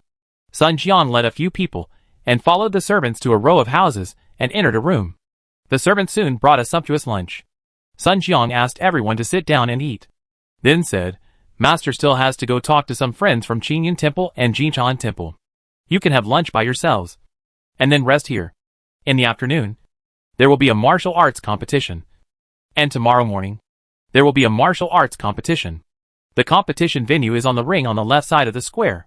You can go and have a look in the afternoon, or you can rest in the room. But remember, don't run around. Don't cause trouble. If you want to walk around or see the scenery, stay nearby. Don't go far. And don't go to other peaks. Be sure to remember." Several people said respectfully, "Yes, Master." Chu Xiaoxiao glanced at the room and said, "Master, are we all going to sleep together here tonight?" Sun Jiang said, "There are 3 rooms. You can make do with them. There are many guests this time, and other places are full. As for other peaks, they are forbidden areas for you. If you are not an inner disciple or a direct disciple, you cannot go there casually. Anyway, we will make do with them for 2 nights, and we should be able to leave the afternoon after tomorrow." Chu Xiaoxiao said, "Oh, Master, do we have a place to take a bath tonight? It will be very uncomfortable if we don't take a bath." Sun Jiang paused and said, "There is a hot spring on the hillside behind. Usually no one should go there to take a bath. If you want to take a bath, you can go there in advance. If you wait until tonight, it is estimated that there will be a lot of people." As he was talking, a disciple in green hurried over and said, "Uncle Sun, Uncle Zhong and other uncles are calling you over to accompany the guests." Sun Jiang heard it and hurried out of the hut and left in a hurry. Chu Xiaoxiao immediately came to Sister Dao and said, "Sister Dao, Sister Nya, let's go to the hot spring later. Anyway, the afternoon competition is a martial arts competition, and there is nothing to see. It's better for us to have fun by ourselves." Nya Yunrong agreed. Sister Dao hesitated for a moment and said, "I don't know if it's safe. What if other people go?" Chu Xiaoxiao thought for a moment, looked at Luo Qingzhou and the other 2, and said with a smile, "Let Senior Brother Zhang, Senior Brother Chu, and Senior Brother Zhou help us guard outside. If someone comes, notify us in advance." Zhang Yuanshan hurriedly said, "I have to watch the competition in the afternoon. Although it is a competition for martial artists, I still want to observe it. Let Junior Brother Chu and Junior Brother Zhou accompany you." Zhou Buiyue said a little embarrassedly, "I also want to watch the competition. After all, it's my first time in this sect and my first time watching this kind of competition. Maybe I can learn some experience." Zhang Yuanshan smiled and said, "Junior Brother Zhou thinks the same as me. Although it is a competition for martial artists, there must be a lot of things worth learning. Maybe we can use it when we go on stage tomorrow." After saying this, Sister Dao also hurriedly said, "Since Senior Brother Zhang said so, let's all watch it in the afternoon. I hope I can get one this time. Good times. Otherwise the Uncle Jean would be even more ridiculed." Nya Yunrong also nodded, "I will see it. Brother is willing to accompany you to make a hot spring. But you have to be careful of someone to keep himself." Chu Xiaoxiao laughed, "Brother Chu will not. My figure is not good. And Brother Chu will not be interested in me." Nya Yunrong laughed, "Brother Chu, where are you going to go in the afternoon?" Nya Yunrong smiled and said, "I'm not going. I'm going to watch the competition." Luo Qingzhou didn't say anything else. After a moment, he said, "I'm going to practice in the house this afternoon, and I'm not going anywhere." Sister Dao whispered, "Are you going to break through?" Luo Qingzhou shook his head. "Not yet. I always feel like there's something missing." Hearing this, Zhang Yuanshan comforted him. "Brother Chu, don't worry. It means the time has not come yet. When the time comes, you will naturally break through." Others also comforted him. After lunch, a while later, Zhang Yuanshan called on others to watch the competition together. Seeing that no one was accompanying her, Chu Xiaoxiao naturally went too. Sister Dao was the last one to leave. After seeing that everyone else had left, she approached Luo Qingzhou and whispered, "Why have you been so rude to Sister Nia these days? Did she offend you?" Luo Qingzhou walked into the room, took off his shoes, sat cross-legged on the bed, closed his eyes, and ignored her. Sister Dao clenched her fist and punched his shoulder, angrily saying, "Chu Feiyong, I'm talking to you? Senior Sister Nia is so nice. Why do you always confront her?" Luo Qingzhou opened his eyes, looked at her and said, "She is indeed a good person, but she is not good to me." Sister Dao was puzzled when she heard it, and said, "What do you mean?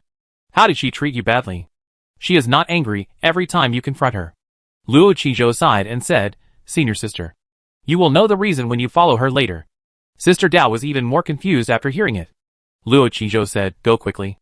You will not be able to catch up later. I still need to practice. Don't disturb me."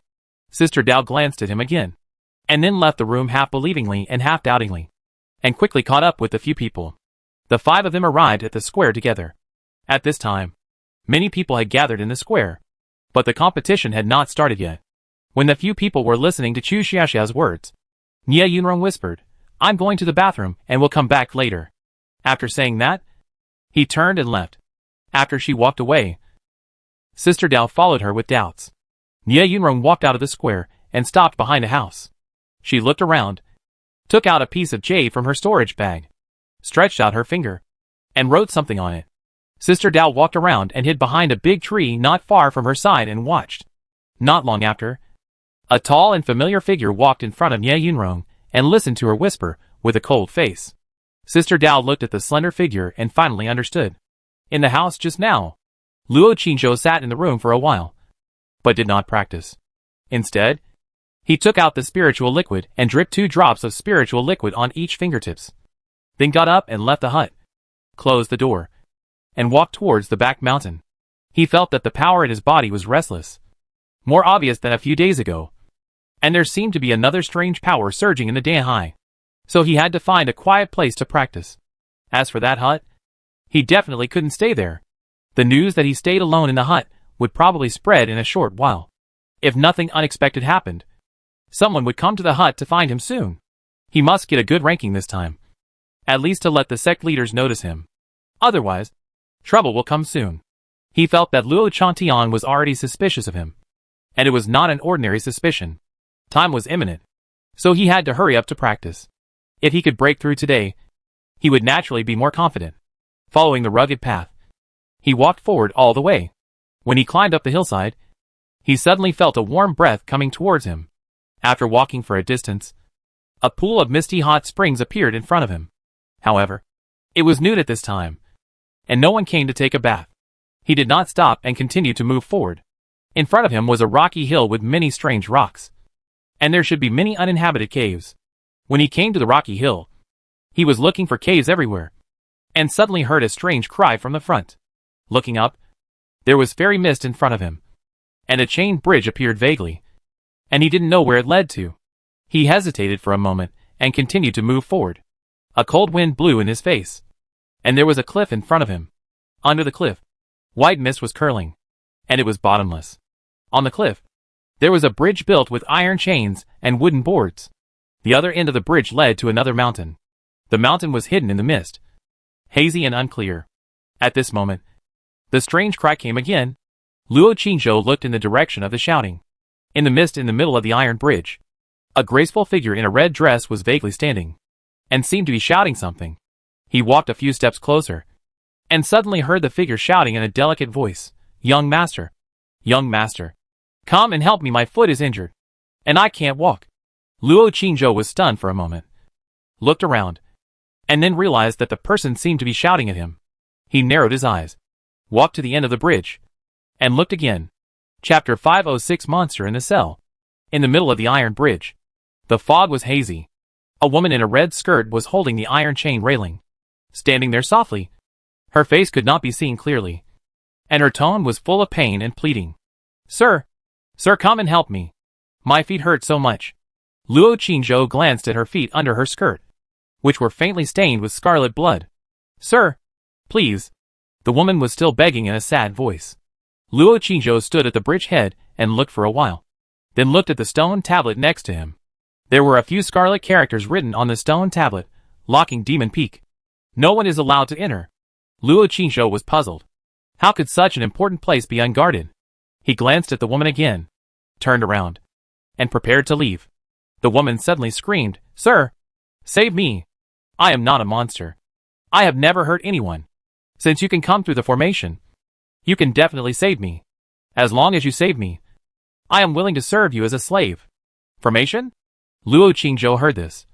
His heart moved, and his eyes looked around. Besides the hideous rocks, there were only a few white flags stuck in the ground.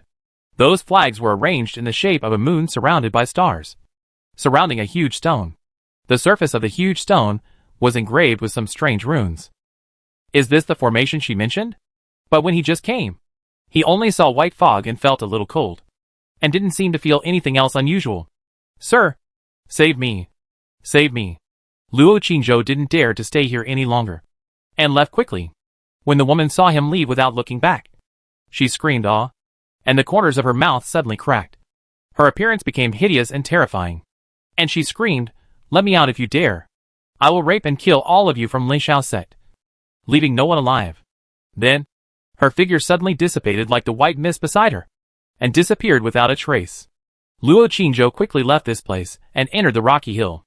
After searching for a while, he saw a cave and immediately went in. After calming down his fluctuating emotions for a while, he closed his eyes and began to activate the internal force in the Dehai, which slowly flowed through the meridians and acupoints. The blood had been refined and clean, and the energy accumulated in the body had long been sufficient. The internal organs and acupoints were already filled with energy, ready to move, just waiting for the last moment to burst out and help him break through the obstacle. It's almost there. It should be soon. While he was practicing, the figure of the woman who had just disappeared on the iron bridge suddenly appeared in the underground cell of the demon locking peak. "Fellow Taoist Fox, have you found anything?" a voice suddenly asked in another cell. The woman's spirit floated in the corridor, and she said bitterly, "I saw a human boy who broke into here. He actually ignored the formation outside the bridge and did not alarm any guards. I wanted to lure him over, occupy his body, and then come back to save you fellow Taoists. But unfortunately, the boy was alert and did not go up the bridge. Hey, fellow Taoist, you are too impulsive. If he saw your spirit transformation and told the guards, you will be in trouble. You are our only hope here now. Don't worry. That kid looks strange. He probably broke in accidentally. He shouldn't dare to say anything to others." At this time, a hissing sound suddenly came from the cell on the other side, and then a woman's voice sounded, "Fellow Taoist Fox, can you find a way to notify other seniors of the Demon Clan? I heard from the guards that our Demon Clan army is now counterattacking Dian City, and it is time to use people. If other Demon Clan seniors know, they will definitely come to rescue us. Hey, there are formations on the bridge and outside. Although I have secretly recovered some of my cultivation and can leave my body, I really can't get through. As for possession, those guards are carrying magic weapons. I dare not take the risk. Hey." Sighs were also heard in other cells one after another. "Fellow Taoist Fox, come back quickly. There are guards coming." A hoarse voice suddenly came from the front cell. As soon as these words came out, the figure of the woman floating in the corridor suddenly got into the cell next to her and disappeared. Pile of rocks. In the cave, Luo Qingzhou was still practicing. On the square outside, the competition for new disciples had already begun. Ye Yunrong returned to the square, pretending to be calm, and talked to Chu Xiaoxiao with a smile on her face. Sister Dao, who came back early, glanced at her and pretended to know nothing. The figure who met Ye Yunrong, after watching the competition in the square for a while, left the guards and went to the row of houses where the new disciples lived alone. She accurately found a small house, eavesdropped outside for a while, and then went to knock on the door. There was no movement in the house. She knocked a few more times, and then said coldly, "Xu Feiyang, I know you are in there. Open the door quickly. This princess has news to tell you." It turned out that this person was Nangong Meijio, who came to Lin Xiao sect with the royal warriors. Dong! Dong! Dong! There was still no movement in the house. Nangong Meijio kicked a few more times, suddenly pushed the door open with force, and then felt something was wrong, and rushed in immediately. However, all 3 rooms were empty. Nandong Meiju stood in the room for a while. And suddenly, she thought of what Mia Yunrong had just said to her. Master said, there is a hot spring in the back. Junior sister wanted to go there to soak in the hot spring. And wanted junior brother Chu to go over and help watch. Hot spring? A cold light suddenly flashed in Nandong Meiju's eyes. There is a hot spring. So someone must be bathing in it. That guy wouldn't sneak over to watch others bathing. Right? Thinking of this, she immediately left the hut and walked along the path next to it towards the hillside behind. Passing through a bamboo forest and climbing up the hillside. There were piles of rocks and lush bushes. A wave of hot air hit her face. At the same time, there was a sudden pa-pa-pa sound of water splashing in front, as well as the voice of a woman. Nandong Meiju's face changed, and she immediately walked over quickly. Behind the rock in front, there was mist. Two figures were looming in the mist. Nandong Meiju's face was gloomy. He held the whip handle at his waist and hesitated behind the rock for a while. Suddenly he turned around and prepared to leave. But at this moment, the woman said delicately, "Brother, when you go back, divorce your bitch wife and marry me. Okay?" Schwa. When Nandong Meiju heard this, he was furious. He could no longer hold back and turned around to rush over. He swung the long whip in his hand and whipped the two people in the pool fiercely. Pa! A crisp sound. The two people never expected that someone would suddenly rush out and whip them without saying a word. Nandong Meiju attacked in anger, and the barbs on the whip stood up. This whip directly whipped the two people's skin and flesh, and blood was dripping. The two people screamed awe and separated in fear and shock, thinking that the law enforcement uncle of the sect passed by, and they were immediately scared and trembling. Nandong Meiju was standing on the shore. When she whipped the wrong person, she was stunned for a moment. When she didn't know how to end it, she saw the two people trembling with fear. She immediately shouted, "Which peak are you two disciples from? Do you know the rules of my Lei Shao sect?" The two saw her face clearly. When they were confused, they heard her shouting in such a righteous way, and they were even more frightened, thinking that they were really from the sect's law enforcement department. The man hurriedly bowed and begged, "Senior sister, we are wrong. We are new disciples today and don't know the rules. Please don't tell the law enforcement hall. Don't tell our master." The woman also cried and begged for mercy. "Get up immediately. Don't do it again." Nandong Meiju shouted again, and the long whip in her hand snapped and smashed the rocks next to it directly, then wrapped around her slender waist, turned around with a cold face, and strode away. Seeing this, the two dared not stay any longer, and hurriedly became terrified. The young man ran away. The woman followed behind and fled in a hurry. After seeing the two leave, Nandong Meiju came out from behind a rock not far away, secretly relieved, then looked around, frowned, and continued to walk towards the back mountain. Just after walking a distance, she suddenly felt a chill on her face. "Hey, there seems to be a cliff in front. That guy won't hide there." Nandong Meiju walked along the rugged path. The cliff in front was shrouded in clouds and mist, hazy, like a fairyland. However, she soon found something wrong. It looked so close in front, but she walked for a long time, and saw it getting closer and closer, but she couldn't get close. She walked for a while, and suddenly stopped. Formation? She was shocked and didn't dare to move forward, so she turned around and returned the same way.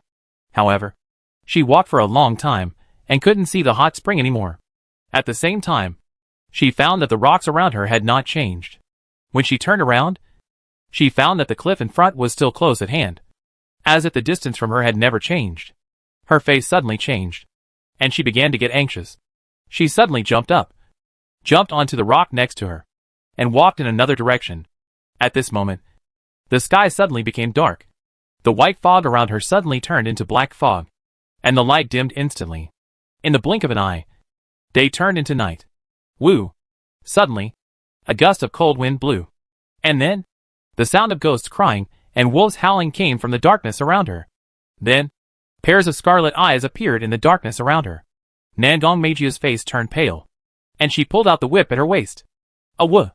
At this moment, a little ghost with a green face and fangs suddenly jumped out of the darkness next to her and pounced on her fiercely.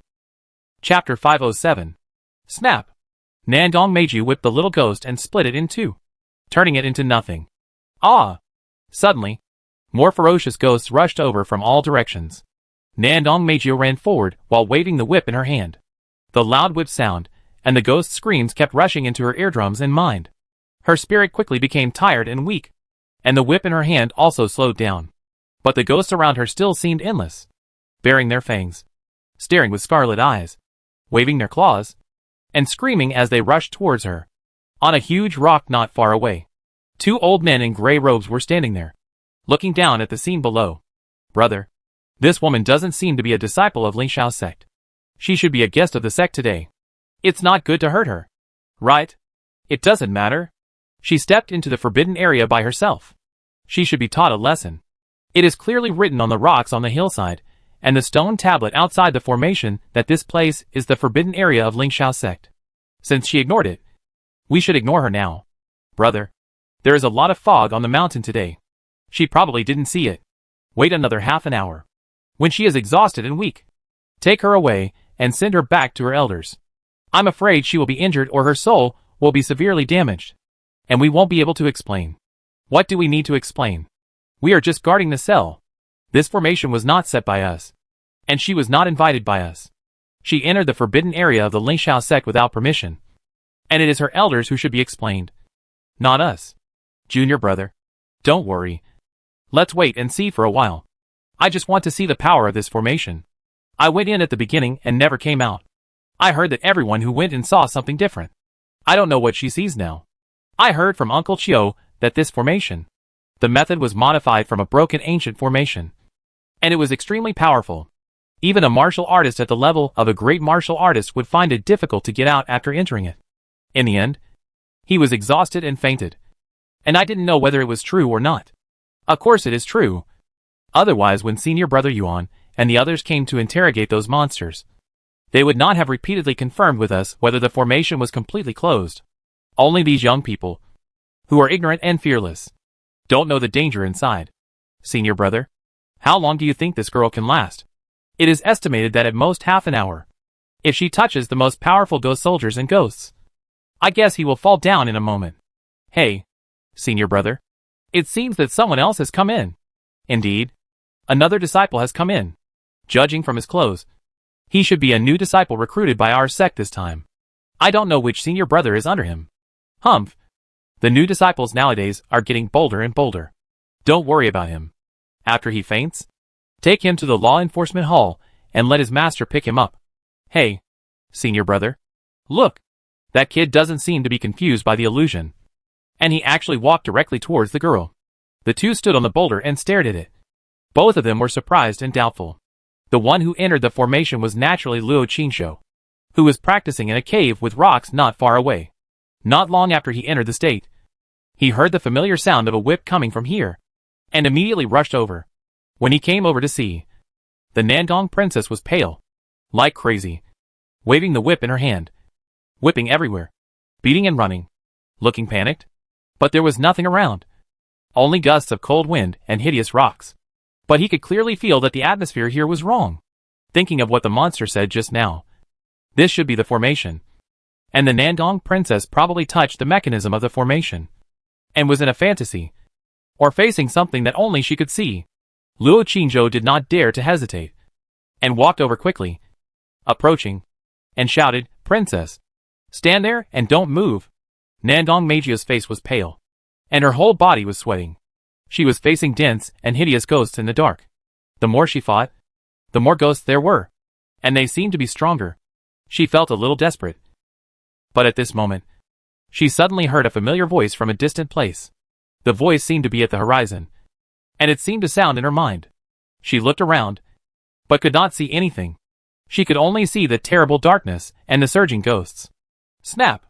She raised her whip and whipped the ghost fiercely, thinking that she was going to die here. Her heart suddenly ached and she cried, "Chu Feiyang, you bastard! Even if I become a ghost, I will pester you." Who knew that as soon as she finished speaking, a figure suddenly appeared beside her, hugged her and said, "Why are you pestering me, princess?" Nandong Meiju froze for a moment, stared at him for a few seconds, and suddenly whipped him with a whip, angrily saying, "Illusion! You are a little ghost. Don't touch me." Luo Qingzhou grabbed her whip, put one hand around her slender waist, jumped up, jumped onto a rock next to him, and then boom punched out. Zizi! A flash of lightning flashed, The darkness in front of Nandong Meijiao's eyes was suddenly illuminated, and the hideous little ghosts around them disappeared instantly.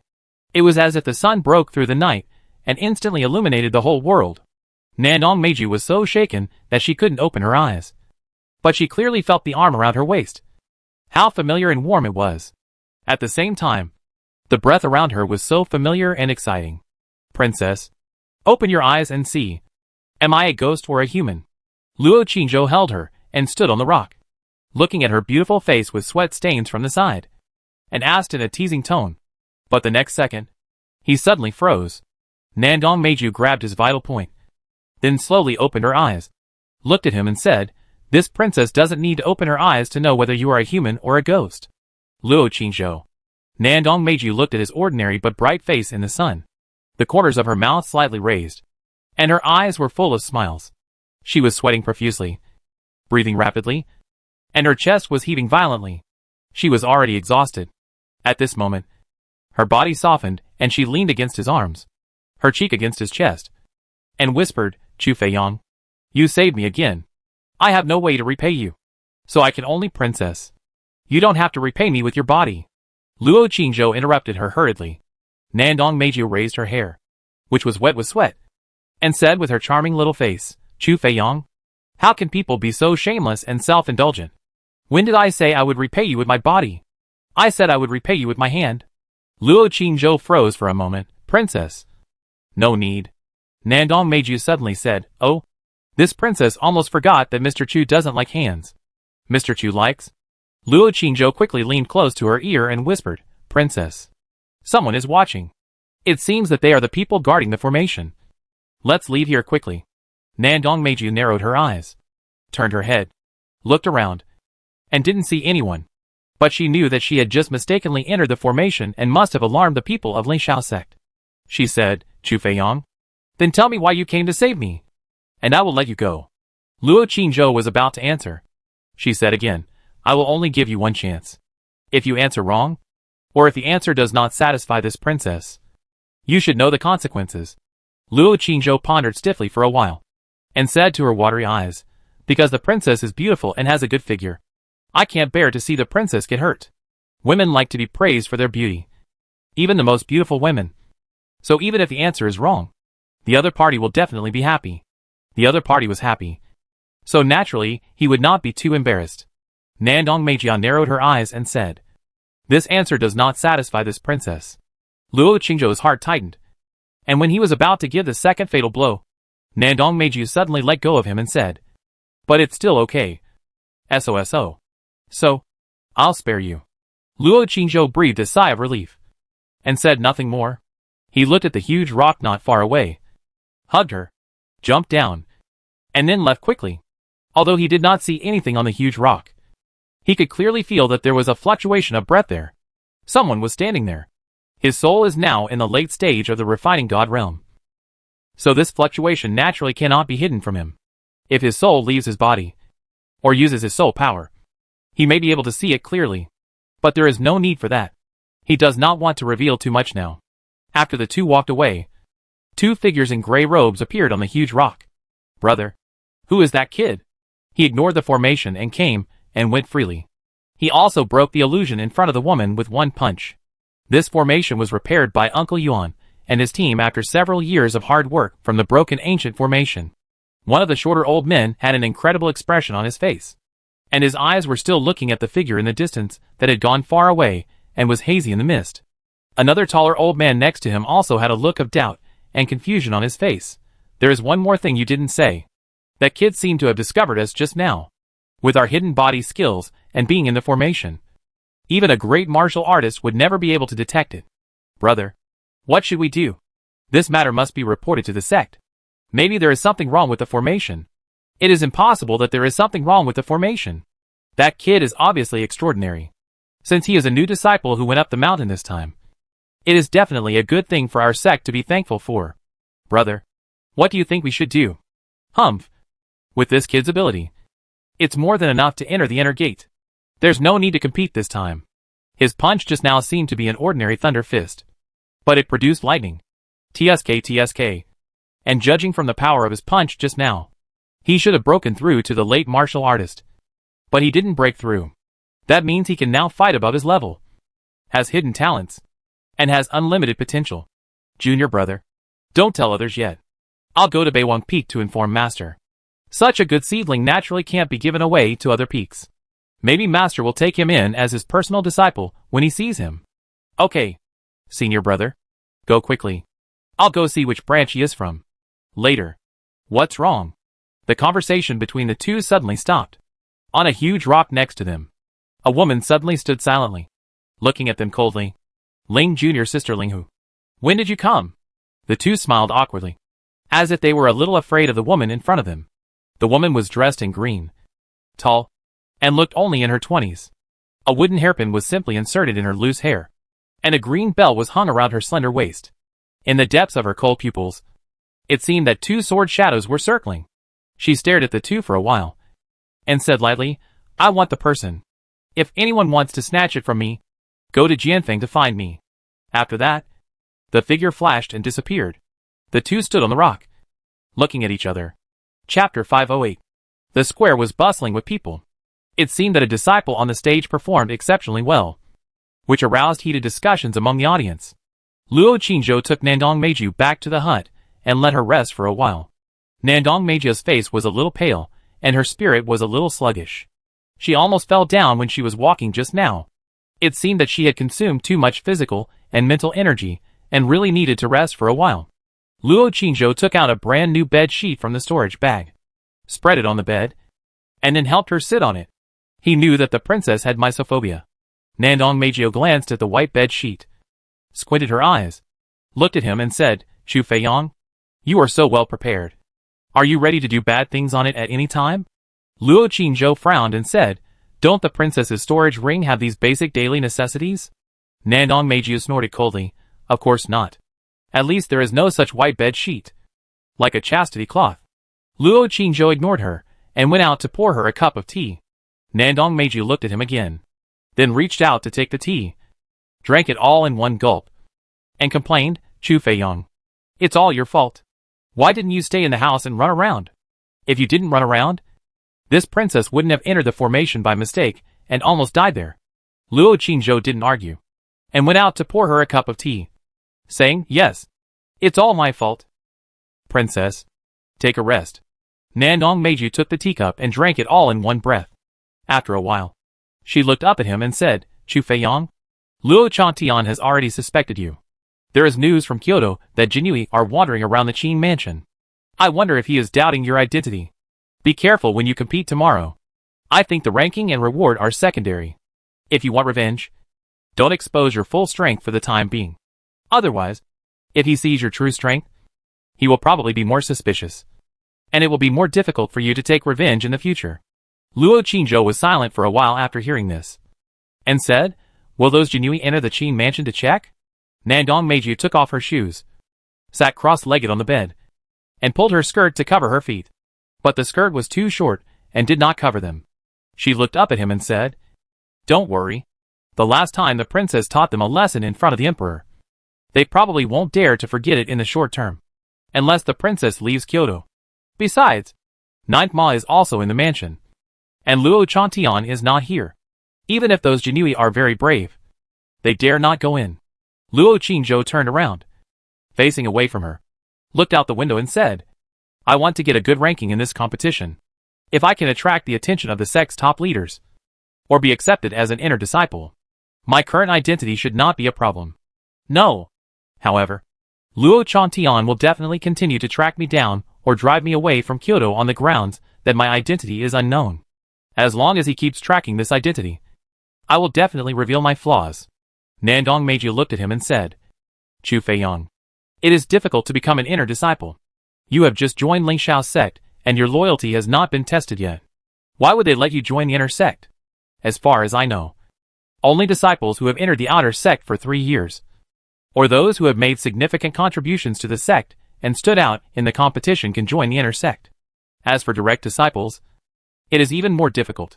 Your identity is unknown, and you have just joined the sect. No one knows whether you are loyal to the sect. Maybe you are a spy sent by another sect? Therefore, even if you get a good ranking in the competition this time, you can only get more training resources, and the sect's intensive training at most. It is difficult to join the inner sect directly.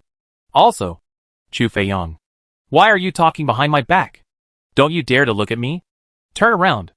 Luo Qingzhou turned around, looked at her face, and said, Princess, my cultivation is the middle stage of the martial artist. Naturally, I will only use the strength of the middle stage of the martial artist. As for other things, I will definitely not expose them. Other things? Nandong Meijia narrowed her eyes, looked at him and said, in addition to the strength of the middle stage of the martial artist, do you have anything else? Tell me. Luo Qingzhou ignored her and bowed, saying, Princess, rest quickly. I'll help you guard outside. Just as she was about to leave, Nandong Meijia suddenly said, Chu Feiyang, you are not allowed to be outside. You just sit here and guard. Otherwise I can't sleep. As she said, she patted the edge of the bed and said, sit here. Luo Qingzhou glanced at her, and when he was hesitating, Nandong Meijia moved away, fell down, lay on the bed, closed her eyes and said, don't be afraid. This princess is really tired, and won't bully you. Just sit next to me and smell your scent. This princess will feel safe. Luo Qingzhou looked at her closed eyes, trembling eyelashes, and her undulating and slender figure, paused again, and then walked to the bed and sat down, with his back to her, and whispered, Princess, thank you for everything you have done for me. Nandong Meijia closed his eyes and said, is it just a verbal thank you? Luo Qingzhou didn't say anything else. Nandong Meijia opened her eyes, looked at his back, and suddenly said, Brother Feiyang, I'm cold. Luo Qingzhou was stunned and turned his head to look at her. Nandong Meijia's towering chest rose and fell slightly, and her eyes looked at him with autumnal eyes, and said, my feet are cold too. Luo Qingzhou retracted his gaze, took out the quilt from the storage bag, covered her body, and said, this way you won't be cold. Right? Nandong Meijia closed her eyes and ignored him again. Luo Qingzhou got up, walked to the window, looked outside, listened to the noise coming from the square in the distance, and thought about tomorrow's competition in his mind. The princess was right. With Luo Chantian around, he really couldn't reveal too much of his strength. Otherwise, the other party would be alert, and it would be more difficult for him to take revenge. But if he didn't get a good ranking, how could he use Ling Xiao's sect to protect himself? The difference between outer disciples and inner disciples is not just about cultivation resources and the importance of the sect. With the status of an inner disciple, even if he was found to have killed someone, the court would not dare to kill him on its own initiative, and it would probably require the sect to re-examine him. As long as there is no hard evidence and the sect values him, there will be no problem. But judging from what the princess just said, it is probably not realistic to become an inner disciple in this competition. So, should he go all out? Maybe if he gets a good ranking and has more training resources, he can advance faster, and then kill Luo Yinyan's family to avenge himself and solve all the troubles. Or maybe, if he reveals his true strength, the other party will be prepared and take the initiative, and he will have no chance. Luo Chantian came in person today. In addition to the mission of the emperor, he probably wanted to see his true strength and the skills he used. He will definitely not reveal the bull demon magic, because he used the bull demon magic when he assassinated Luo Yu that night. And he also used the bull demon magic when he fought with Luo Yanyan. Luo Yanyan must have told Luo Chantian about his moves a long time ago. So once he reveals this skill, it will be confirmed that he is the murderer who assassinated Luo Yu. Chu Feiyang, don't bite. While he was thinking about things, Nandong Princess's sleep talk suddenly came from the bed behind him. He turned his head and took a look. Nandong Princess had fallen asleep. At this time, she was frowning slightly, as if she was dreaming. Luo Qingzhou was stunned and closed the window. The noise outside the window suddenly became smaller. He walked to the bedside, looked at the sleeping princess, and sighed as he thought about every detail from the first time he met her until now. A moment later, he sat down on the bedside, closed his eyes, and decided to continue practicing. The room was quiet. Time passed quietly.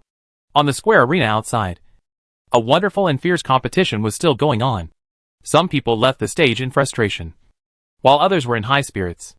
The audience below the stage included new disciples, old disciples, and guests from various sects who came to watch the battle. The sun quickly fell from the sky to the western hilltop. When Luo Qingzhou was practicing, he suddenly felt an itch on his neck, and at the same time, a warm breath was exhaled into his neck. He immediately stopped practicing and turned his head to look. Nandong Meiju had already woken up and was kneeling behind him, holding a strand of her hair in her hand and stroking his neck. When she saw him turn around, she said with a faint look, "Chu Feiyong, when I just woke up, I found that my socks were taken off. My clothes were disheveled. My hair was messy, and my body was in pain. You have to be responsible for me." Luo Qingzhou immediately got off the bed and moved away from her and said, "First, I didn't take off anything from you. And second, I didn't touch anything from you. Your disheveled clothes, messy hair, and pain in your body are all caused by entering the formation before, and have nothing to do with me." Nandong Meiju touched her chest and said, "But the belt of my underwear is also broken. And it hurts here too. You must have touched it secretly, or even bit it." Luo Qingzhou was too lazy to pay attention to her. He went over to open the window in the door, and said, "Princess, the competition is almost over. They will be back soon. You should leave quickly." Nandong Meiju suddenly laid down again, rolled up the quilt and said, "Why should I leave? I will sleep here tonight. Let them sleep somewhere else." Luo Qingzhou glanced at her, walked over directly, forcibly pulled up the quilt and sheets, put them into the storage bag, and said, "If the princess must sleep here, that's fine. This room will be given to the princess. I will take them to find a new place." After that, he left the room. Nandong Meiju gritted his teeth, got out of bed, and put on his shoes immediately, chased out, and said fiercely, "Chu Feiyong, I have slept on your sheets and quilts. There is my smell on them. Give them back to me." Luo Qingzhou was stunned for a moment, and took out the sheets and quilt from the storage bag. Nandong Meiju snatched it and put it into her storage ring. When she was about to speak, she suddenly heard footsteps and voices coming from outside. She quickly stuffed a jade pendant in her hand into his hand and said, "Take this jade pendant. It is a magic weapon passed down from my mother's ancestors. You will carry it with you during the competition tomorrow. If you are in danger of your life, it will help you resist a fatal blow." After a pause, she looked into his eyes and said, "Chu Feiyong, we just slept on the same bed and the same sheet, and it was a snow-white sheet. My innocence has been ruined by you. You must be responsible for me. Don't play missing, let alone cheat." After that, she left quickly. When she walked out of the courtyard, she found that it was a disciple from another place. But she did not stop. She walked away quickly with her long legs and a cold and arrogant face. "What a beautiful girl. Is she a senior sister from the sect? She has a great figure and good temperament. I'm afraid she's not an ordinary woman." Several new disciples whispered and walked into another small room next to them. Luo Qingzhou stood at the door, stunned for a while, then entered the room, opened the door and windows to the maximum, and punched a few strong winds to blow out the smell in the room, so that Dao Jia and the others would not smell it and misunderstand it later. At the same time, on the Jianfeng Peak east of Lishao sect, a woman in green was instructing two female disciples to bring a new disciple to Jianfeng tonight. If he doesn't want to come, just kidnap him. "Yes, master." The two female disciples agreed respectfully and retreated. The woman in green sat in the room, and was silent for a while. She looked at the clouds in the distance outside the window and murmured, "Ancient formation. I hope he won't let me down, and can take me in." Chapter 509 Jianfeng's designated disciple. The stick and the sword. In the evening, in the square, Ling Zhao's first martial arts competition finally ended. All the disciples and guests left one after another. Sister Dao and the others returned to the hut while discussing. As soon as Chu Xiaoxiao entered the door, she said excitedly, "Brother Chu, you didn't go this afternoon. What a pity." There were several exciting competitions. Two new disciples defeated their opponents by leaps and bounds. There was also a disciple who used a move that was like a wild boar's collision. And when he attacked, he made a wild boar's cry, which was so funny. Chu Xiaoxiao chattered and laughed. After Sister Dao entered the house, she went around the rooms and sniffed everywhere, as if looking for some evidence. Luo Qingzhou looked calm.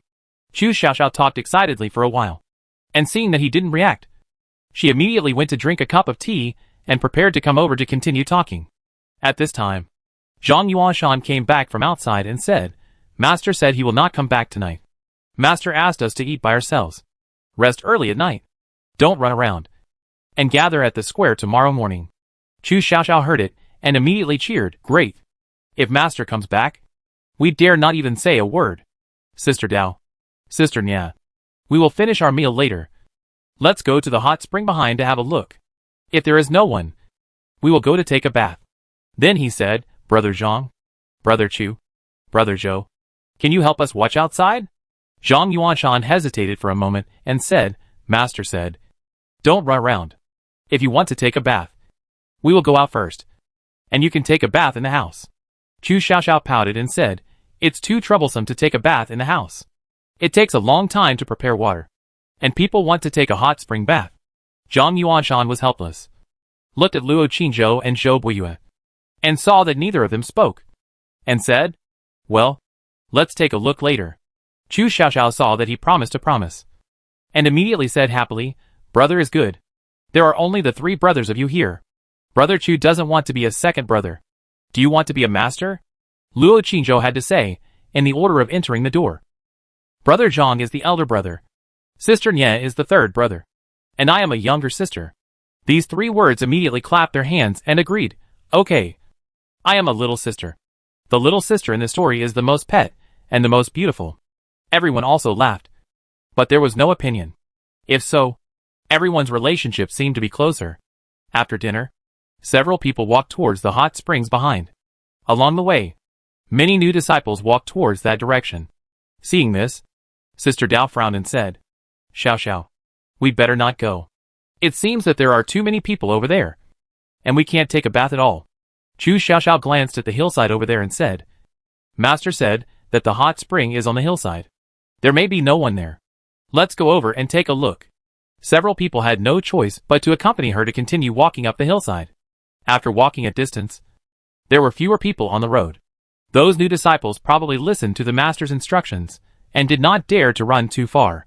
Chu Xiaoxiao immediately ran up the hillside excitedly, followed the hot air, and saw the hot spring at a glance. She saw that there was no one in the hot spring, and there seemed to be no one else around, and immediately waved with joy, "Second sister, 3rd sister, come quickly. There is no one here. We can take a good bath here." Sister Dao and Ye Yunrong heard the words, and they quickened their pace and walked up the hillside. Chu Xiaoxiao took the 2 to the hot spring to take a look.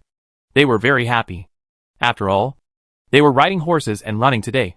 Their bodies were covered with dust, and they were crowded in the square to watch the competition in the afternoon, and they were sweating all over. It was naturally very comfortable to be able to soak in the hot spring here at this time. Chu Xiaoxiao immediately shouted to the 3 people at the bottom of the hill, "Big brother, 4th brother, 5th brother, you stand there and help us watch. We are going to take off our clothes and take a bath. You are not allowed to come near." Zhang Yuanshan and the other 2 had already stopped at the bottom of the hill, and immediately said, "Hurry up and take a bath. We will help you watch." Chu Xiaoxiao immediately walked to the hot spring and couldn't wait to untie her belt. Sister Dao hurriedly stopped her and said, "Xiao, wait a minute. Let's go to the front first. If someone suddenly comes in front, Big brother and the others can't see it." After saying this, Chu Xiaoxiao quickly tied her belt again. The 3 were about to walk forward, and Luo Qingzhou suddenly shouted at the bottom of the hill, "Sister Dao, you can't go ahead. It's a forbidden area." In the afternoon, when he returned with Princess Nangong, he saw the stone tablet hidden in the mist. Sister Dao looked at him and asked, "Chu Feiyang, how do you know?" Luo Qingzhou said, "I came here this afternoon. Go forward 200 meters and look for a stone tablet in the bushes next to you. Look carefully at the words on the stone tablet. Remember, never go over the stone tablet. Just look around to see if there is anyone around. If there is no one, come back immediately." Sister Dao heard this and took Chu Xiaoxiao and Ye Yunrong forward. Sure enough, they found a stone tablet in the bushes 200 meters away. There were 2 lines of big characters written in bright red on the stone tablet. "This is a forbidden area. The formation is dangerous. No one is allowed to enter. Life and death are at your own risk." The 3 of them stopped immediately after seeing it. "It seems that there is no one here. Let's go and take a bath." Sister Dao immediately took the 2 back. The 3 of them returned to the hot spring. Sister Dao shouted to the bottom, "There is no one in front. Chu Feiyang, remember to guard the bottom. We are going to take a bath. You are not allowed to get close and peek." Luo Qingzhou ignored her. Chu Xiaoxiao immediately ran to the hot spring and began to take off her clothes, shoes and socks. The three of them had just taken off their clothes, revealing their snow-white bodies, when Zhang Yuanshan's voice suddenly came from the hillside. Everyone. Sorry. Our junior sister is taking a bath up there. You can wait for a while. Then, a man's voice came. What a joke. This Lingxiao sect is not your place. What qualifications do you have to stop us here? The hot spring was not bought by you. So you allow your junior sister to take a bath up there. But why don't you allow our junior sister to take a bath there? We insist on going there today. So what? The faces of the three Dao sisters changed slightly when they heard this argument. Sister Dao immediately picked up her clothes and said, "Put on your clothes quickly and go down to take a look." The three of them quickly put on their clothes and walked down the hillside quickly. Only then did they realize that the people confronting Zhang Yuanshan and the others were actually the 8 disciples of Master Jin. 5 burly male disciples were aggressively trying to go up the hillside. 3 female disciples stood behind and watched. Sister Dao led Nie Yunrong and Chu Xiaoxiao down the hillside quickly and came to the side of Zhang Yuanshan and the other 2. She frowned and asked, "What's going on?" Zhang Yuanshan saw them coming down and said with a gloomy face, "If they insist on forcing their way up, I've already said that you can take a shower up there." As soon as these words came out, a long-faced man on the opposite side sneered. "What do you mean by insisting on forcing your way up? Is this place yours? If you can go up there, why can't we?" Another short man also sneered. "Everyone, if you can go up there to take a shower, we can naturally go up there too. We don't mean anything else. We just want to go up and see if there are other men there. And then let our junior sister take a bath too." Sister Dao said coldly, "If they want to take a bath, of course, they can. But at least they should wait until we finish. Right?" As soon as this was said, a woman wearing a gold hairpin walked out from the back and sneered, "Why do you want us to wait? The hot spring is so big. We want to go up and take a bath with you. Isn't it possible?" "That's right.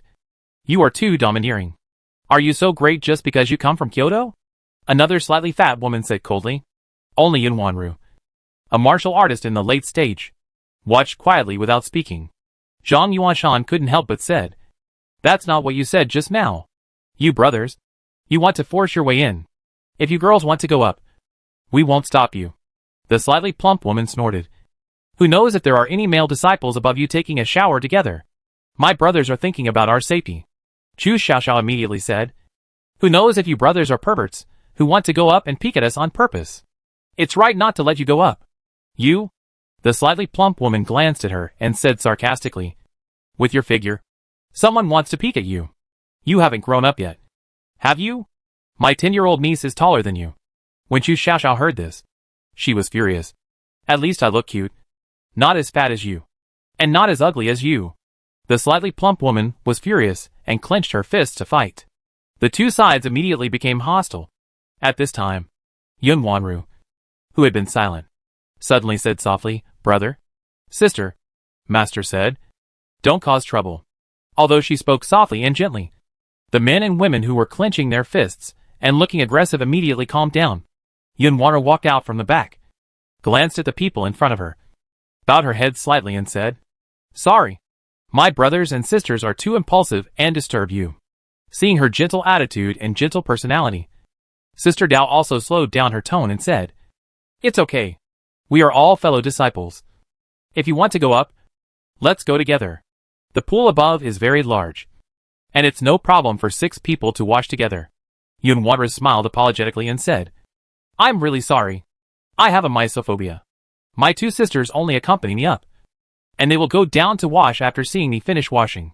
So, 3 sisters, can you let me go up to wash first? Wait until I finish washing, and then you go to wash?" After saying this, Sister Dao frowned. Chu Xiaoxiao immediately said, "Why? We were here first. If you have a mysophobia, you shouldn't go up to wash, because others have already washed in that pool, and maybe even urinated in it." Yun Wanru smiled and said, "The hot spring pool is running water. I came to see it today. At least today. No one has gone down, so it should be clean. This little sister, can you give me a favor?"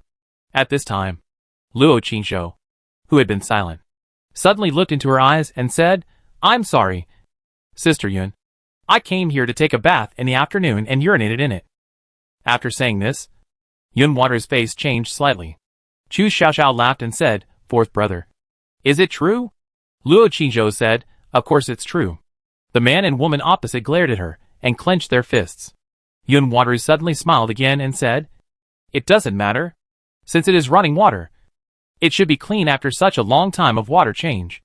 I still want to go up and take a bath. Chu Xiaoxiao was about to speak when Sister Dao suddenly said, Xiaoxiao, forget it. Let her go up and take a bath first. We just wait here.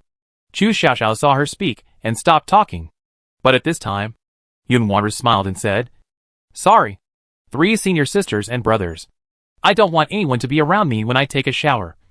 Even if I stand here, you should go back first. I'll call you over after I finish my shower. Okay? After this, even Ye Yunrong was a little angry and said, why? You are being overbearing. Right? Isn't it okay for us to stand so far away? The slightly fat woman sneered and said, because my junior sister Wanru is a martial artist in the late stage. Because my junior sister Wanru has been selected by Jianfeng to become an inner disciple. You, a mere outer disciple, are also qualified to question an inner disciple?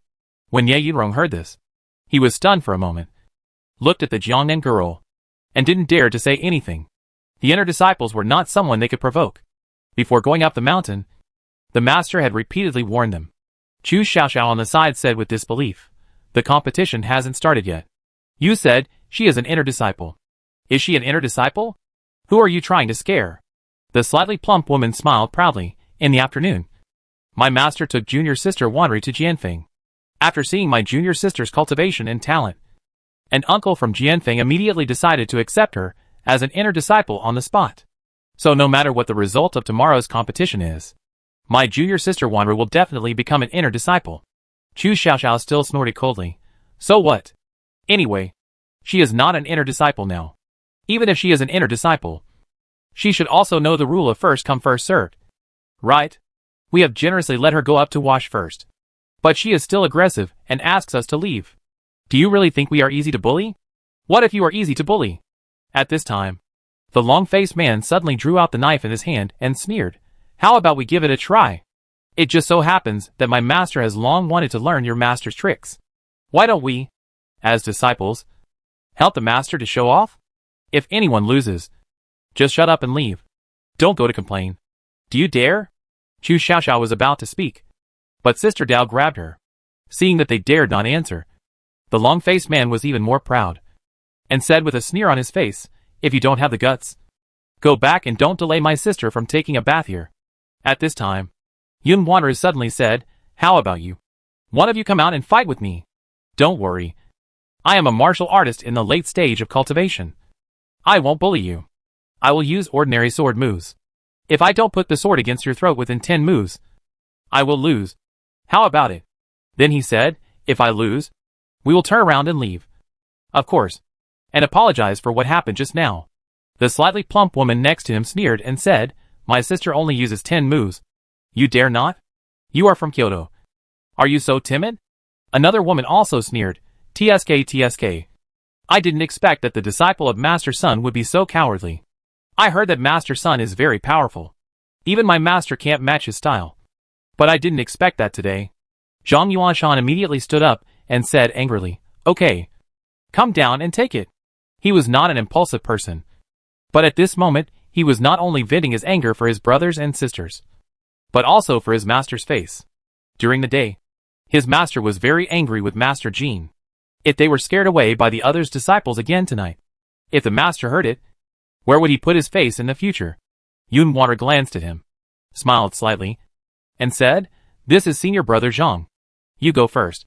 Don't worry. I will only make 10 moves. After 10 moves, no matter whether I win or lose, I will put away my sword and will never hurt senior brother Zhang. Senior brother Zhang can make a few more moves. As long as senior brother Zhang's fist touches my dress, senior brother Zhang wins. The other disciples behind her all had sarcastic and watching the show expressions on their faces. Zhang Yuanshan suddenly felt a sense of humiliation and anger, and clenched his fists and said, Junior Sister Yun, although I am not your opponent, I will never let you insult me. After 10 moves, if I can't touch you, I will admit defeat. Yun Wanru smiled, said nothing more, walked to the open space on the side, and looked at him calmly. Zhang Yuanshan clenched his fists, and was about to go over. when Luo Qingzhou suddenly said, "Senior brother, let me do it." As soon as this was said, everyone looked at him. Zhang Yuanshan was stunned for a moment and said, "Junior brother Chu, you?" Luo Qingzhou said, "Senior brother, I should be faster than you. If you can't beat her, you can hide and just hold her back for 10 moves."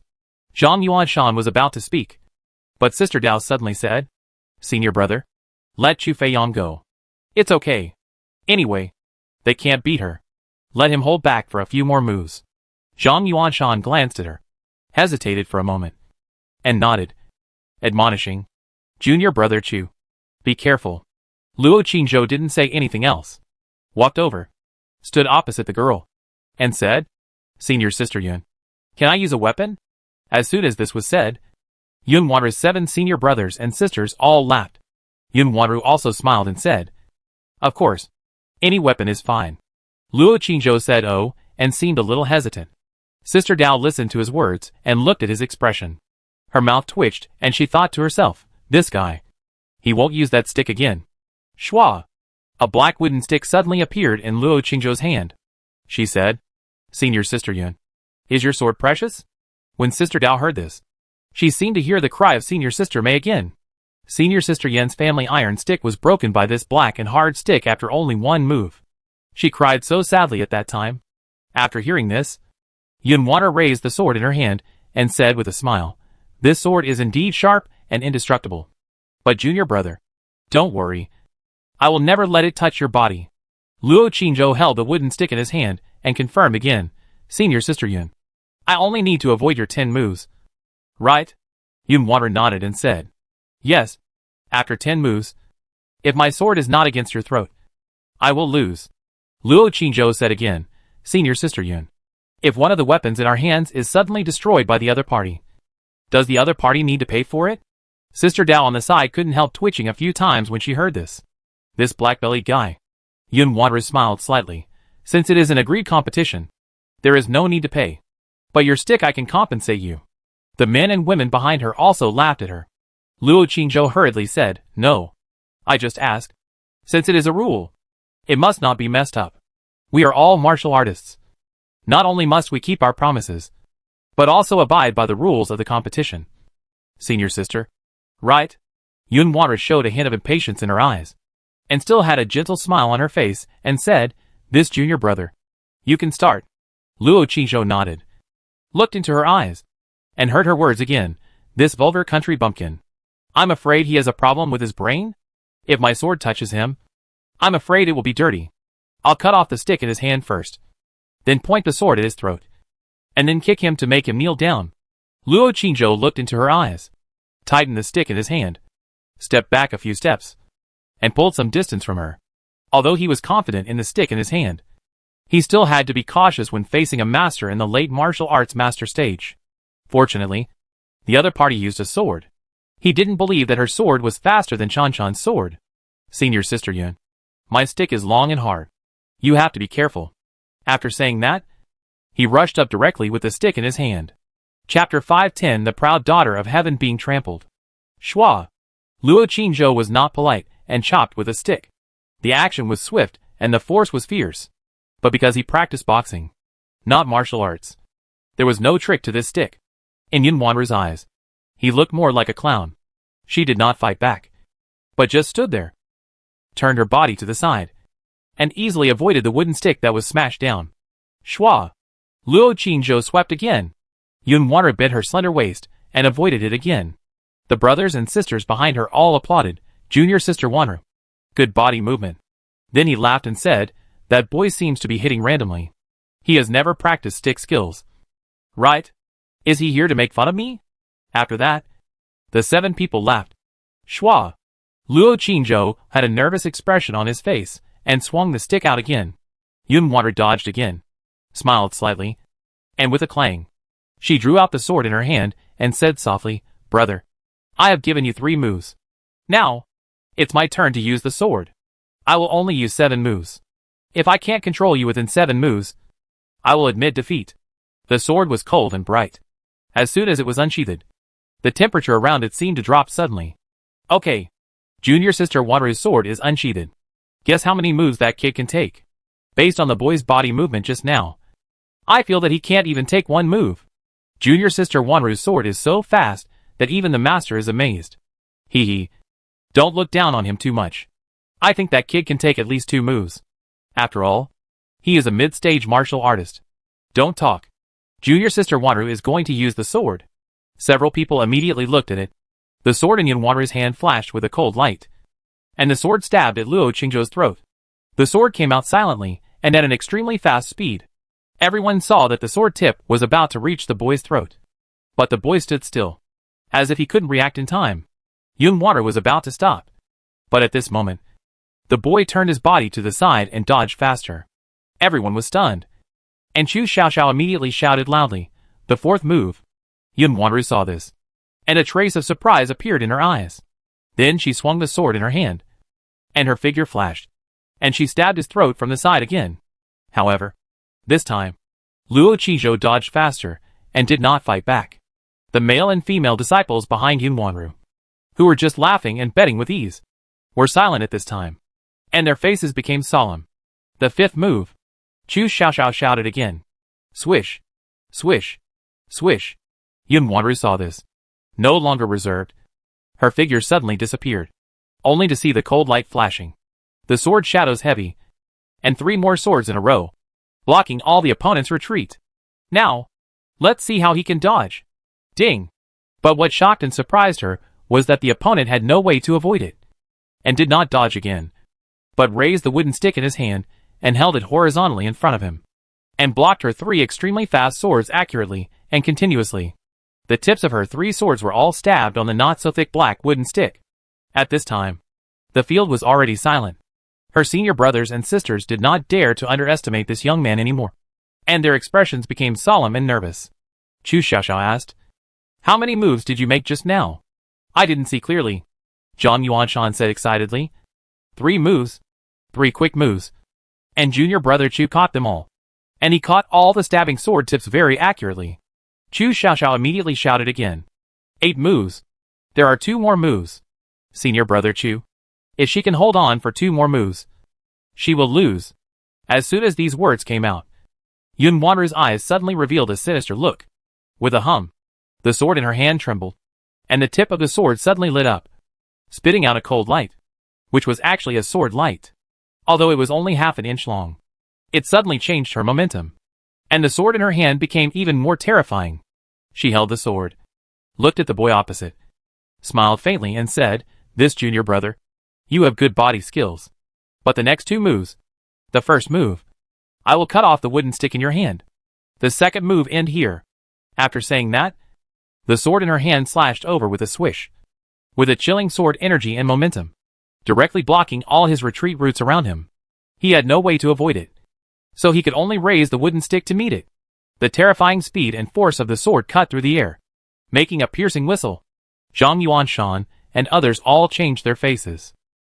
Luo Qingzhou held the black wooden stick tightly with both hands, and his pupils clearly faced the sword that was slashing. The internal force flowed along his arm, and with a boom it poured into the wooden stick in his hand. In this case, don't blame his stick for being hard. Swish. He raised the wooden stick in his hand, swung it violently, and met it. Zheng, the slashing sword, and the suddenly approaching wooden stick collided heavily. The slightly plump woman behind Yun Wanru sneered and said, "You dare to take a wooden stick to welcome the sword of junior sister Wanru? It's simply crack." However, before she finished her words, the sword in Yun Wanru's hand suddenly broke into 2 pieces, and the tip of the sword that was spitting out sword light suddenly dimmed and fell to the ground. The slightly plump woman's words stopped abruptly, and she opened her mouth wide. Her disciples all widened their eyes when they saw this scene. Yun Wanru held the broken sword, and the arc of her mouth slightly raised twitched a few times. The faint smile on her face that was about to appear suddenly stiffened. Her sword was actually broken. It was actually broken by a wooden stick. Zhang Yuanshan and others were also stunned and unbelievable when they saw this weird scene. Only Sister Dao twitched her mouth and looked at the dumbfounded girl with some sympathy. If she wasn't so arrogant, if she didn't think about chopping the stick with the sword in her hand, if she only used her graceful sword moves and agile body movements to stab, she would definitely win. Although 10 or 20 moves might not work, when her sword moves really burst out, that guy is definitely not an opponent. After all, She is a late martial artist, a master who specializes in swordsmanship. Although the guy's body movements are fast and the stick in his hand is very hard, he doesn't know any stick techniques at all, and his cultivation is one level lower, so he will definitely lose. However, this proud girl is too confident in her swordsmanship. But Sister Dao is also a little strange. That guy specializes in boxing and has never touched a sword. But why does he know those sword moves so well? And can easily see those sword moves and avoid them very accurately? Senior Sister Yun, there is one last move.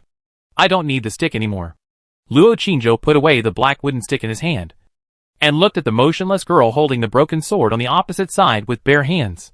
He may not know how much of a blow his precise avoidance of sword moves and the act of breaking the sword with a stick just now had on this girl, who was praised as a genius in sword use. At this moment, all the confidence she had developed in the past few years was destroyed by him and collapsed to the ground. Junior Sister Wanru, her senior brothers and sisters all came over, wanting to comfort her, but didn't know how to start.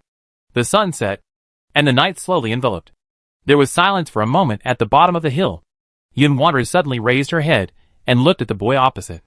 The expression on her face was surprisingly calm, and she said lightly, "I'm fine." After speaking, the broken sword in her hand suddenly swished and threw it towards the boy opposite, and her face instantly became a little distorted. She reached out her hand to her waist, took out another ordinary Qifeng sword from the storage bag, and rushed forward in a flash. Luo Qingzhou dodged the sword that flew like a hidden weapon, and when he saw her rushing with a sword again, he was furious and punched her. The broken sword just now was pointing directly at his heart, and it was very powerful and fast. This girl was so angry that she wanted to kill him. Of course, he couldn't bear it anymore. Swish, swish, swish. Yun Wanru stabbed 3 times in a row, and each move was fatal. Chu Xiaoxiao immediately shouted, 13 moves. You lose. Stop it now. Zhang Yuanshan and Dao Jia saw this. Their faces changed, and they hurried forward to stop them. But at this moment, Yun Wanru's brothers and sisters took out their weapons and stopped them, and the two sides were on the verge of a fight again. The long-faced man said gloomily, "My senior sister just wants to test the boy's true strength." "Don't worry." Sister Dao was immediately angry. "Is she trying? She obviously wants to kill people." Chu Xiaoxiao also sneered. "Don't play if you can't afford to lose. If you lose, you get angry and embarrassed. Isn't it shameful? You?" While the two sides were confronting each other, under a big tree not far away, 2 women in green were staring at the fight between the boy and girl. What a pity. That girl has good talent and swordsmanship, but her character is really she lost. And it's fine if she doesn't admit defeat, but she actually wants to kill people. After all, she is too young, and she has probably never suffered such injustice. But did you see that boy? Although he has not practiced swordsmanship, his body movements, footsteps, and understanding of sword moves and eyesight are all extraordinary. The girl's swordsmanship is very high, and she is a martial artist in the late stage. Her body movements are also fast, but no matter how she attacks, the boy seems to be able to see it in advance. Yes, this boy is indeed not simple. No wonder Master wants us to take him back no matter what. Master is not going to take him as a disciple. Right? It's very likely. Master has never allowed other men to enter the Sword Peak. This time he is so anxious. And it's at night. I'm afraid that he saw the boy's talent today, so he can't wait to let us snatch him away, so as not to be snatched away by other peaks. Senior sister, what should we do now? Let's wait and see. But the boy is a mid-stage martial artist after all. If we wait any longer, I'm afraid that the female disciple will. I don't think it's right. The boy's strength doesn't seem to be that of a mid-stage martial artist. Although his aura is indeed that of a mid-stage martial artist, I feel that he has actually broken through. But for some reason. Boom! At this moment, a loud bang suddenly came. The two of them looked at each other, and saw that the boy's fist actually lit up a purple lightning. The lightning suddenly jumped up along the tip of the girl's sword with a swish sound, and instantly wrapped around the girl's body. The girl's dress suddenly emitted smoke, and at the same time, the hair on her head suddenly spread out and flew up. Fortunately, the lightning flashed and disappeared. However, the girl's clothes were torn. Her hair was messy, and her hand holding the sword was trembling slightly. She was obviously scared. A master of the late stage of martial arts was actually scared by a mid-stage martial artist. Sister, what kind of boxing technique did the young man use? There was lightning. Another girl looked confused. It looks like the Thunder Fist that has long been abandoned by warriors. But? Thunder Fist? It's the kind of boxing technique that has great power, but is actually powerless, and has been eliminated? But how could there really be lightning? I don't know, it's really strange. So powerful. He is obviously one level lower than that female disciple. No wonder the master likes him. At this moment, the frightened girl suddenly screamed, waved the sword in her hand, and rushed forward, in front of all the brothers and sisters. She was beaten into this state by a young man in the middle stage of martial arts. The pride and dignity in her heart were completely trampled under her feet. She completely lost her mind, and her brothers and sisters felt extremely ashamed. In anger, they were ready to take revenge for their sister. Under the big tree, two women in green finally walked over. Chapter 511 Junior Brother Chu. You are so awesome. Swish. Swish. Swish. Yunwanra gritted her teeth and drew her sword. Each move was fierce. The disheveled, gritting her teeth, looked particularly ferocious. And there was no trace of the gentleness of the Jiangnan girl before. Luo Qingzhou naturally would not be merciful to women. And the restless energy that had long been gathered in the acupoint surged out at this moment. Bang! He punched away her sword and punched her in the face again. Yunwanru was frightened by his fist with lightning just now. Seeing the fist coming, she was startled and immediately dodged away, and stabbed again with a sword. She was a martial artist in the late stage of martial arts, and a genius in swordsmanship. But she didn't dare to take the opponent's moves head-on at this moment. The more she thought about it, the angrier she became, and the more humiliated she felt. So, the sword moves in her hand became more and more fierce and vicious. And she wished she could stab the boy to death with a sword immediately to wash away the shame. Zhang Yuanshan and his men were also preparing to fight the 7 men on the other side. But at this moment, a cold shout suddenly came from behind both sides. Stop! The men on Zhang Yuanshan's side were stunned when they heard the words. They looked in the direction of the sound, and saw 2 women in green holding swords coming. When the 2 women in green came closer, they could see the cloud logo embroidered on the sleeves and chests of the other party. It was actually 3 clouds. The Lingxiao sect's emblem is clouds. 1 cloud means an outer disciple. 2 clouds mean an inner disciple. And 3 clouds mean a direct disciple. The elders of the sect and the peak master are purple clouds. The more clouds, the more noble the other party's status. The 2 women in green in front of them are actually direct disciples, who are more noble than inner disciples. Their cultivation may not be as high as some inner disciples, but their talents are definitely better than those of inner disciples, and they will definitely go further in the future. Therefore, among all the disciples of the sect, their status is the most noble. Even the inner disciples would be respectful and call them senior brother and sister and obey their orders. Not to mention the outer disciples who had just joined the sect, such as Zhang Yuanshan.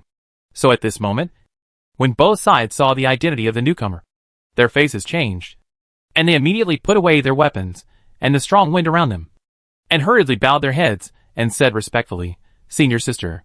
The 2 women in green, about 18 or 19 years old, had similar eyebrows and eyes, and similar heights, and looked like a pair of sisters. The 2 held swords and walked closer, looking at them coldly, and then looked at Yunwanru and the other person who were still fighting. One of the women in green pulled out the sword in her hand with a clang, and her figure flashed, swept over, and swung away Yunwanru's sword with 1 sword, and stabbed Luo Qingzhou's fist with another sword. Luo Qingzhou had wanted to stop a long time ago, but the other party was aggressive. Seeing someone blocking him at this time, he immediately put away his fist and retreated. Yunwanru seemed to be crazy, with disheveled hair and a face full of resentment. As soon as the sword in her hand was swung away, she stabbed the woman in green with another sword. Her brothers and sisters all changed their faces and shouted, Junior sister Wanru. Stop it! The woman in green snorted coldly, standing still, and stabbed out with the sword in her hand. With a buzzing sound, it just stabbed the tip of the opponent's sword. The tips of the 2 swords stabbed together. Yunwanru's moves finally stopped. Just as she was about to continue attacking with red eyes, the slightly plump woman hurried over to hug her and said in a hurry, Junior sister Wanru. Stop it. This is the senior sister of the sect. Then she leaned close to her ear and whispered, It's the direct disciple of the sect. Put away the sword quickly. At this time, Yunwanru, who had lost her mind, was shocked and suddenly woke up. But she was still in a trance and held the sword in her hand tightly. The green-clothed woman looked at her coldly and said, I am Su Feng. the direct disciple of Jianfeng. And that is my sister Su Yu. You just came to the sect. And you gathered to fight and kill wantonly. Do you take the rules of my Lingxiao sect seriously? If guests from other sects see it, where will the face of my Lingxiao sect be? The direct disciple of Jianfeng?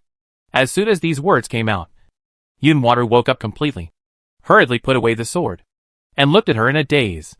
The brothers and sisters behind her also became excited when they heard Jianfeng. The slightly plump woman hurriedly flattered, "Senior Sister Su. My sister Wanru followed Master to Jianfeng today and met Master Weiqiu of Jianfeng. Master Weiqiu promised Master that he would accept my sister Wanru as an inner disciple of Jianfeng." Su Feng frowned slightly, sheathed his sword, and said coldly, "No matter who she is, she will be punished for fighting with a sword here today." After that, he looked at the disheveled girl in front of him, and then glanced at the boy next to him, and said, "You two will follow us to Jianfeng. No matter who is right or wrong, you will be punished." Su Yu looked at. She glanced at him. Her heart moved, and she hurriedly said, "Let's go. Since we sisters have met you, we will naturally take you to teach you a lesson.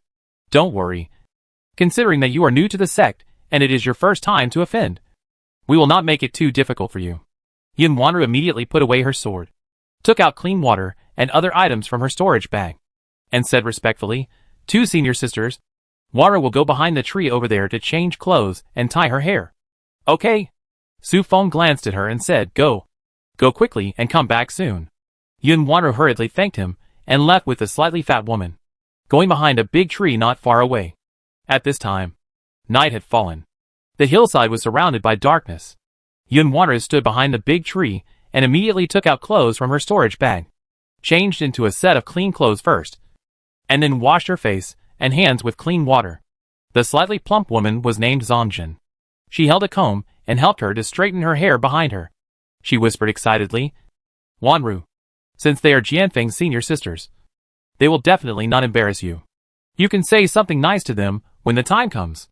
The boy will definitely be punished." That boy and his senior brothers and sisters would never have dreamed that the disciple who suddenly appeared was actually a disciple of Jianfeng. Hee. It just so happens that you, junior sister Wanru, are the inner disciples of Jianfeng. With your talent, you may be valued by the peak master after you go up later. Yun Wanru scrubbed her neck anxiously, looking at the mirror in the moonlight, and said, "Senior sister, don't wear a gold hairpin. Change it to a wooden hairpin. And don't wear any other decorations." Zhangjin was stunned for a moment, then realized and whispered, "Yes, I just looked carefully. And the two senior sisters only had one wooden hairpin on their heads. We can't be too ostentatious." After a while, Yun Wanru changed into a green dress, with a wooden hairpin in her hair, and walked out gracefully. She came to the two green-dressed women and bowed her head respectfully and said, "Senior sister, Wanru knows that she is wrong, and is willing to go back with the two senior sisters to be punished." Su Feng glanced at her, then looked at the young man next to him and said, "What about you?" Luo Qingzhou said respectfully, "I am willing too." However, he felt a little strange. If it was just a few words of preaching, he could preach here. Why go to Jianfeng? And wouldn't this kind of thing be done in the sect's law enforcement hall? He guessed that the two female disciples might be bored and wanted to show off in front of the two with their status as direct disciples. So he didn't ask much. "Let's go!" The two sisters Su Feng and Su Yu looked at each other, and stood on the left and right sides of Luo Qingzhou and Yun Wanru, as if they were afraid that they would escape halfway. Junior brother Chu. Seeing this, Zhang Yuanshan was anxious, but he didn't dare to stop them. Daojia and the others were also worried.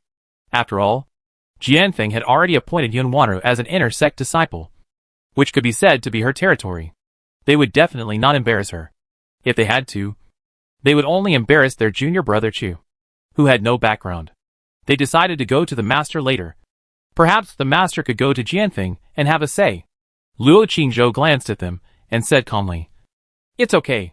There's no need to go to the master. The two senior sisters have already said that they won't embarrass us too much. I'll be back soon." Su Feng glanced at him, then looked at Zhang Yuanshan and the others and said, "Don't worry. We'll just talk to them. There won't be corporal punishment. Since you've done something wrong, you should face it bravely. It's useless even if you go to your master." Zhang Yuanshan and the others looked at her and didn't dare to say anything. The two sisters immediately took the two away quickly. After the four people left, Zhang Jin looked at Zhang Yuanshan and the others with a gloating face and said, "Go back and wait for news. No matter how powerful your master is, he dare not go to Jianfeng. The peak master of Jianfeng, Uncle Ling Hu, is the junior sister of the sect master, Fairy Zixia. I heard that other men cannot go up without permission. Even other peak masters dare not step in casually. Who is your master? Even if he has a few courage, he dare not go up." Chu Xiaoxiao immediately said, "Who are you? Even if you have a few courage, you dare not pee in front of us. You, what do you mean? Your junior sister lost, and she was so angry that she wanted to kill people. Aren't you ashamed? I feel ashamed for you. You actually have the nerve to speak so arrogantly here. In a martial arts competition, the most important thing is to keep your word. You are not worthy of being a martial artist at all. Shut up." "I won't shut up. Who do you think you are? You want me to shut up? Oh, are you angry? Your fists are clenched so tightly, and your eyes are so wide open. Do you want to hit me? Come on. Even if I lend you 100 courages, you dare not touch me. Coward. Coward. So fat. Useless." Zhang Jin's face suddenly turned pale with anger and trembled all over. He wanted to scold her, but felt that he was no match for her. He could only point at her and trembled. You. Chu Xiaoxiao was full of pride and was about to scold again. But Sister Dao grabbed her and said, "Xiaoxiao. Okay. Let's go back." Several people took her away immediately. The long-faced man couldn't help but sneered behind him. "Wait until tomorrow's competition. And see how arrogant you are?" Zhang Yuanshan and his companions heard it, but ignored him and left quickly. At this time, in a spacious room below the main peak, a table of people were sitting together eating, drinking, and chatting lively. All the people at the table were Ling Xiao sect's branch helmsmen, who were over 50 years old and rushed back from all over to Yin. And they were all bragging about the disciples they had accepted this year. Jin Songjung was smiling and proudly talking about his most proud disciple. "My little disciple is a natural swordsman. Today I took her to Jianfeng. Senior Sister Wei fell in love with her at first sight, and directly said that she wanted to accept her as an inner disciple after showing off for a while." He suddenly turned his head and looked at Sun Jiang, who was drinking alone beside him, and smiled. "Senior brother Sun, you are in charge of Kyoto. You should have received a lot of good disciples this time. Right? How many places will you rank in tomorrow's competition? Are there any disciples who have the opportunity to become inner disciples?" As soon as this was said, the others also started to ask with envy.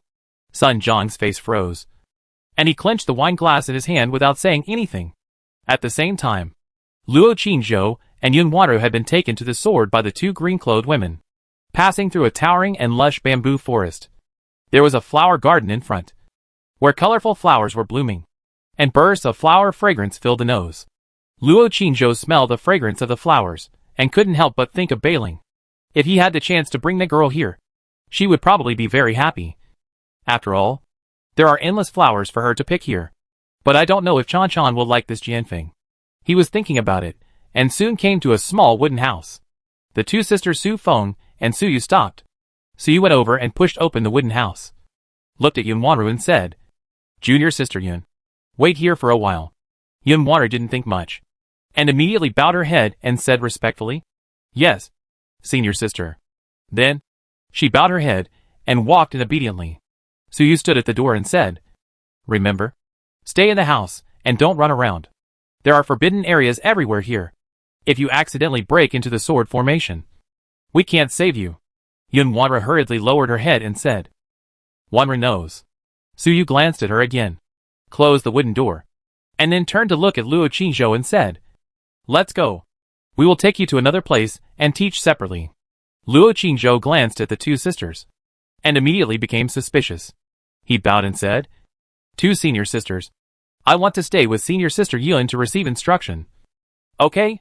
Yun Wanru in the room heard it and snorted coldly, saying, "Sorry, I don't want to stay with you. Since the two senior sisters want you to leave, you should obey the orders of the two senior sisters instead of disobeying them." Su Feng said coldly, "Brother Chu, go. Don't be afraid. We just say a few words to you and remind you of some sect rules. There will be no other punishment." As they said that, the two sisters actually held the hilt of the sword together, one on the left and one on the right, sandwiching him in the middle. Looking at him coldly, "Junior brother Chu, let's go." Su Yu directly pressed the hilt of the sword against his waist. Seeing this, Luo Qingzhou became even more suspicious. But he knew that at this time, he could no longer resist. This is someone else's territory. And it seems that these two sisters are not easy to mess with. He didn't say anything else, and followed the two of them obediently, thinking secretly in his heart, is it because he had a fight with Senior Sister Yun? And Senior Sister Yun is Jianfeng's designated disciple. So the sisters are going to take him to a secluded place to vent their anger for Senior Sister Yun? Obviously, it's impossible. The sisters are disciples of Jianfeng, and there is no need to ignore the rules and beat up fellow disciples for a junior sister who has not yet entered the sect. So, what is the reason? Could it be? He suddenly glanced at the two sisters and thought secretly, could it be that the sisters fell in love with him and wanted to take him to a place where no one was? And then, of course, it's impossible.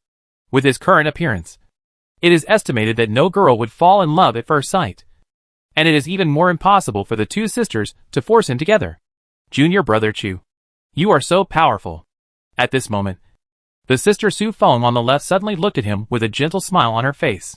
What made him even more nervous was that his sister Su Yu on the right also laughed and said, yes, Junior brother Chu, you are really amazing. Luo Qingzhou began to get scared. At this time, the road ahead became more and more rugged, and the scenery ahead began to become more and more desolate. The moonlight was cold, and the autumn wind was bleak. The ground was covered with thick fallen leaves. Luo Qingzhou quietly clenched his fists, concentrated his mind, and pretended to be calm and asked, what do you mean by these two senior sisters? The two sisters smiled slightly, and did not answer. At this moment, a sound of a flute suddenly came from the front. The sound of the flute was soothing and particularly desolate. There was actually a cliff in front. On the huge rocks of the cliff, a figure in green stood there, playing the flute in a sobbing manner. The wind blew over the cliff. The clothes fluttered, and the sound of the flute was faint. Chapter 512 Helping Master Ling Hu break the formation. Woo! The sound of the flute stopped, and the wind on the cliff stopped. The moonlight was like water. The mist was like gauze, hazy and ethereal, like a dream. The woman in green held the flute and slowly turned around. The Su Feng sisters stepped forward and said respectfully, Master, Junior brother Chu is here. Luo Qingzhou's heart skipped a beat when he heard it. Master? The head of Jianfeng Peak. Linghu Qingzhou? What did she want him for? Linghu Qingzhou looked at him, without any expression on his face, and nodded slightly. The Su Feng sisters immediately bowed and retreated. When passing by him, Su Feng whispered, Junior brother Chu, listen to Master and don't disobey. The two sisters left quickly. On the edge of the cliff, the two looked at each other in silence. Seeing that she didn't speak, Luo Qingzhou could only ask respectfully, Uncle Linghu, what instructions do you have for me? Linghu Qingzhou looked at him for a while and said coldly, do you understand the formation? Luo Qingzhou was slightly startled when he heard this, and lowered his head and replied, I don't understand. Linghu Qingzhou looked at him and said, how did you enter the ancient formation outside the demon-locking peak today? And how did you get out? Luo Qingzhou suddenly realized that it was because of this incident. It seems that the incident of mistakenly entering the formation in the afternoon has been seen by others. He paused for a moment and said, I don't know how I got in and out. It was just like walking. I didn't feel anything unusual. Linghu Qingzhou showed a hint of surprise in her eyes and said, what did you see when you entered? Luo Qingzhou said respectfully, I didn't see anything. Linghu Qingzhou asked again, can you feel anything? Luo Qingzhou thought for a while and said, it seems that there is a cold wind, but I didn't feel anything else. Linghu Qingzhou stared at him, silent for a moment, and said, your name is Chu Feiyang, and you are Sun Zhang's disciple, right? Luo Qingzhou bowed his head and said, yes. Linghu Qingzhou said coldly, I need your help with something. If you can help me, I can make an exception and accept you as an inner disciple of Jianfeng, and you don't have to participate in tomorrow's competition. As soon as these words came out, Luo Qingzhou's heart was shocked. He looked at her blankly and said quickly, Uncle Linghu, please tell me, if he can become an inner disciple without participating in tomorrow's competition, then all his current troubles will be solved. He didn't have to expose his true strength on the stage, in front of so many people, especially in front of Luo Changtian. After becoming an inner disciple, his cultivation resources will become more, and his identity will also change dramatically. Luo Changtian dared not do anything to him before there was solid evidence. This was definitely a surprise that he never expected. However, the offer of help from this Linghu uncle was probably not simple. Linghu Qingju's figure flashed, and he came down from the boulder, walked forward along the edge of the cliff, and said, "Follow." Luo Qingzhou hurriedly followed. Linghu Qingju took him into a cave in the back mountain, then turned left and right, and entered a stone chamber. After entering the stone chamber, she walked to the corner and stopped in front of a piece of jade. The jade was green all over, 2 people tall, and the surface was as smooth as a mirror. As soon as he approached, a chill came to his face. Luo Qingzhou looked up and saw that the top of the cave was empty. He could see the moonlight and the starry sky outside. At this time, the moonlight fell down and landed on the huge jade in the corner. On the front of the jade, an illusory door seemed to appear. Linghu Qingju looked at him and said, "There is an ancient broken space inside. My master's soul once went in accidentally. After coming out, he wrote down what he saw and heard in the book. According to my master's record, there are some treasures inside. But what interests me most is the ancient sword tactics recorded on a jade wall.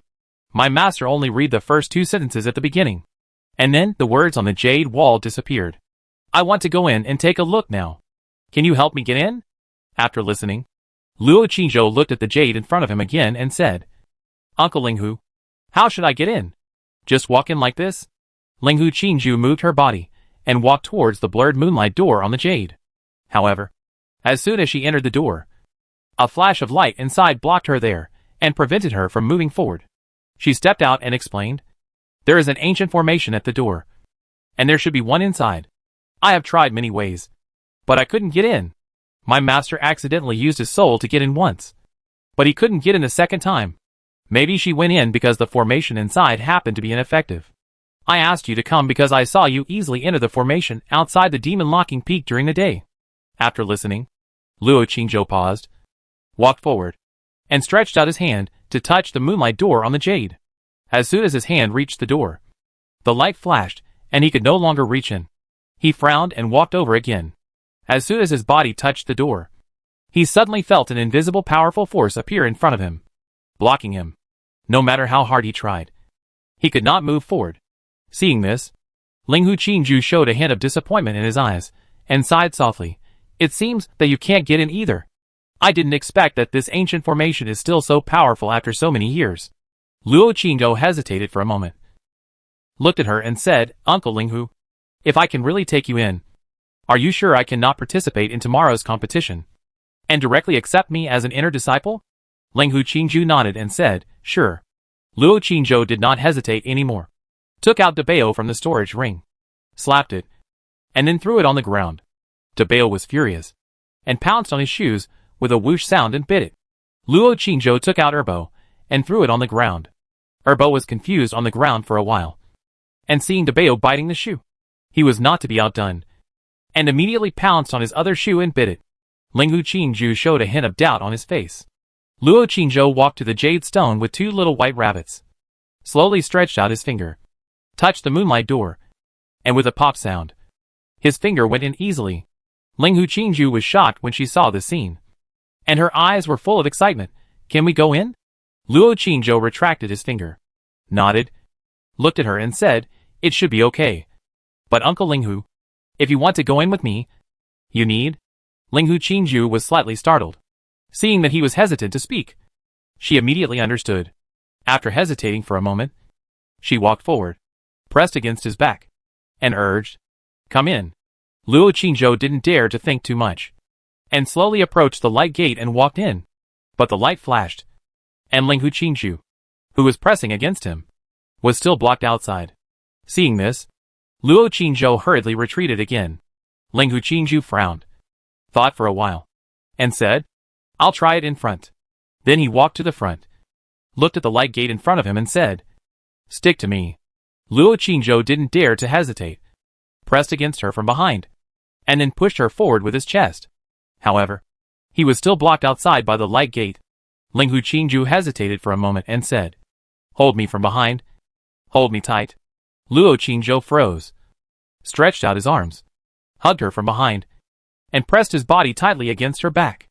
Linghu Qingju grabbed his hands with both hands, and ordered with a determined look, "Hold me tight. Rush in directly. Don't stop." Luo Qingzhou took a deep breath, hugged her tightly, and then rushed to the door suddenly. With a puff, he rushed in all of a sudden. The front was suddenly clear. Ling Hu Qingju trembled. I'm in. Luo Qingzhou breathed a sigh of relief, and was about to let go of her. But Ling Hu Qingju said again, keep holding me. There are formations in this passage. I can't get through alone. Luo Qingzhou had to hold her stiffly from behind, and pushed her forward step by step. The two little white rabbits still bit his shoes on the left and right, refusing to let go. After walking for a distance, Ling Hu Qingju suddenly said, don't tell a third person about what happened today. Luo Qingzhou said, disciple knows. The two of them pressed their bodies together, and continued to move forward step by step.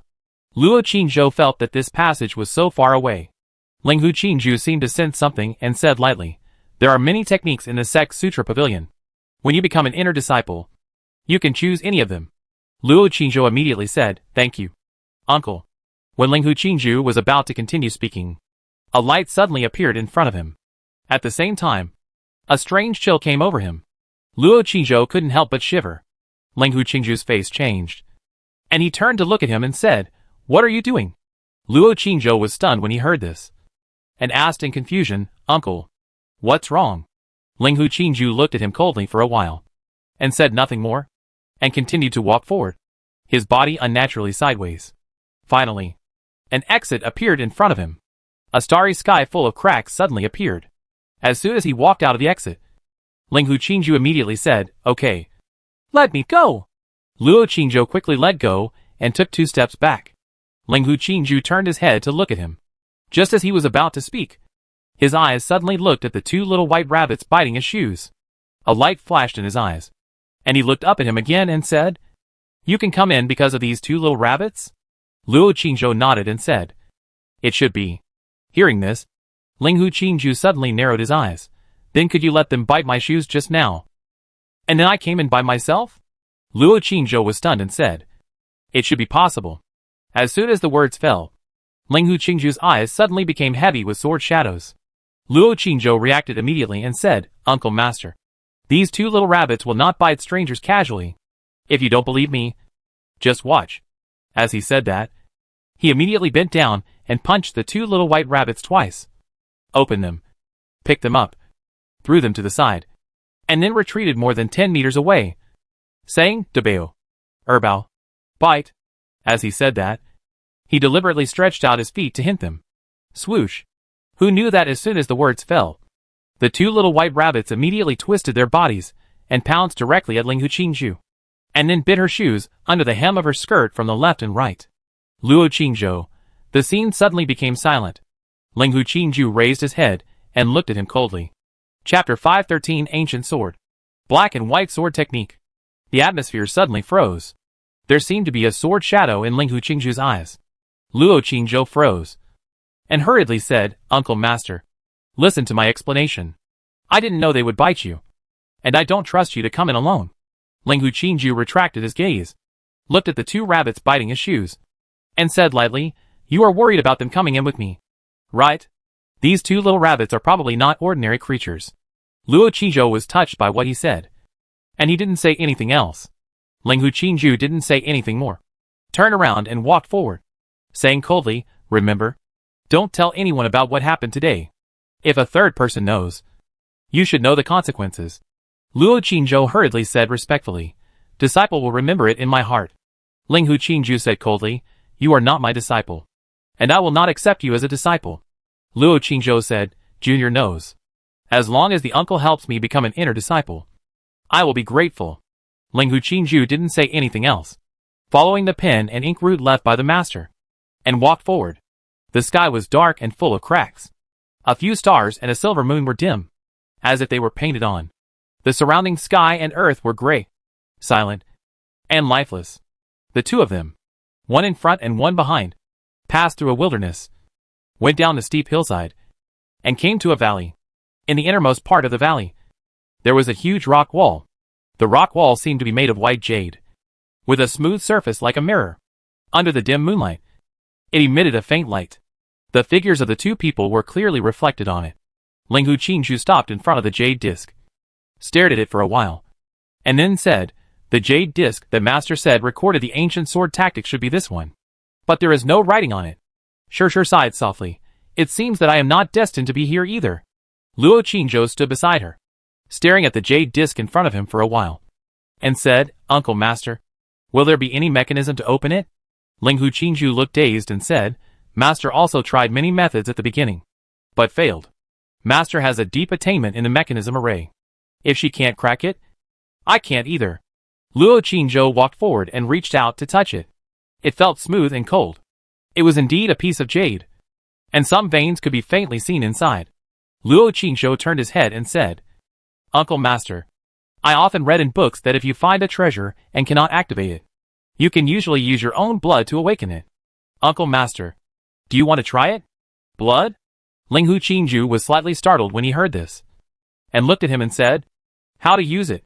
Luo Qingzhou said, Uncle Master, just bite your fingertips, squeeze out the blood, and drip it on this jade disc. Linghu Qingzhou frowned. Bite your fingertips, squeeze out the blood. Luo Qingzhou nodded and said, Uncle Master, come and try it. Anyway, there is no other way. Try this method first. Linghu Qingzhou looked at him and said, Then you try it. Use your blood. Luo Qingzhou was stunned and said, Uncle Master, the book says that many treasures can only be seen or owned by oneself with one's own blood. I am not interested in sword techniques, so Uncle Master should try it yourself. Linghu Qingzhou heard this and said nothing. She looked back at the stone wall in front of her. Luo Qingzhou stared at the expression on her face and suddenly said, Uncle Master, you are not afraid of pain, are you? Or, are you afraid of blood? Linghu Qingzhou looked at him expressionlessly, walked to the jade wall, stretched out her fingertips, and took out a dagger with her other hand, but hesitated to do it. Luo Qingzhou walked to the side, leaned over and looked at her and said, Uncle Master, do you want me to help you? Linghu Qingzhou paused, handed the dagger to him, and explained in a light tone, My body and hair are from my parents. I have never hurt myself. Luo Qingzhou said took the dagger, and touched her fingertips. Linghu Qingzhou turned his head and looked to the other side. Luo Qingzhou glanced at her and said, Uncle Master, I am offended. It won't hurt if you bear it for a while. Just bleed a little. After that, he gently scratched with the dagger in his hand. Linghu Qingzhou shuddered, still looking away, seeing that blood had already flowed out. Luo Qingzhou immediately held her slender fingers and gently wiped the jade in front of him. The scarlet blood was immediately imprinted on the jade. But after waiting for a long time, the jade still did not react. What happened? Linghu Qingzhou turned his face away and asked coldly. Luo Qingzhou was a little embarrassed and apologized. It seems to be useless, uncle. I'm sorry. I made you bleed. Linghu Qingzhou didn't say anything else, turned around and walked away, without looking at the blood on the jade. After a while, she sighed and said slowly, Master said that any opportunity requires fate. It seems that I have no fate with this ancient sword technique. Luo Qingzhou took another look at the jade in front of him, and didn't dare to make any more random suggestions. When he was about to ask about other treasures, he suddenly found that Debao and Erbao, who had bitten her shoes before, had disappeared. Hey, where are the two little rabbits? His face changed, and he hurriedly looked around. These two little rabbits were given to Chan Chan and Bailing.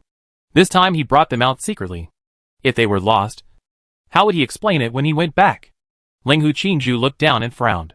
He searched around and suddenly fixed his eyes on the grass on the far left of the jade wall. She walked over and was surprised to find that there was a stone sword stuck in the grass. The stone sword was 3 feet long, with the tip of the sword inserted into the ground. There were some strange strips of characters engraved on the sword.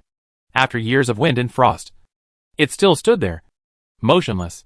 The two little white rabbits were close to the stone sword, moving their noses and sniffing the smell on it. Linghu Qingzhou was observing carefully, and Luo Qingzhou appeared behind him and asked, Uncle, can this stone sword be pulled up? Linghu Qingzhou heard this, and her heart moved. She immediately stepped forward and held the hilt. However, she pulled hard, but the stone sword on the ground did not move at all. She paused, then immediately activated her internal strength and pulled hard again. But the stone sword remained motionless, as if it had merged with the ground. She frowned. Luo Qingzhou said, Uncle Master, let me try.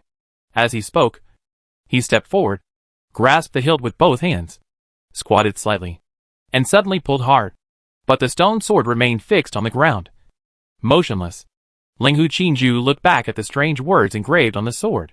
But she couldn't understand it at all. Luo Qingzhou pulled it again, but had to give up. He also walked to her side and looked at the strange words on the sword. He was shocked when he saw it. The words were so familiar. They were the words of the demon race. He froze and thought to himself, could it be that this ancient space was also the place where the demon race lived or practiced? He looked carefully at the 2 lines of words on the sword, and his mind began to quickly recall the demon race's skills that he had memorized in the coffin, as well as the words that Sister Yu helped him translate. After a while, the 2 lines of words on the stone sword suddenly became familiar. Let's go! Ling Hu Qingju turned around, and her eyes were full of frustration. She had been looking forward to entering here for so many years. But when she came in, she couldn't see the ancient sword technique. You can imagine how disappointed she was. Luo Qingzhou still looked at the words on the stone sword, silently reciting in his heart, black and white asterisk tactic. Pull out the asterisk to get it. If you want to pull this asterisk, drip blood to recognize the master. Swear to the sky. Never do evil. He didn't recognize 3 of the words. But judging from the meaning of the sentence and the stone sword, that word should be sword. He didn't dare to reveal that he could understand the words of the demon clan, and looked at the side and said, Uncle, this stone sword looks very simple. Why don't you try dripping blood again? Maybe after you drip blood, you can pull it out?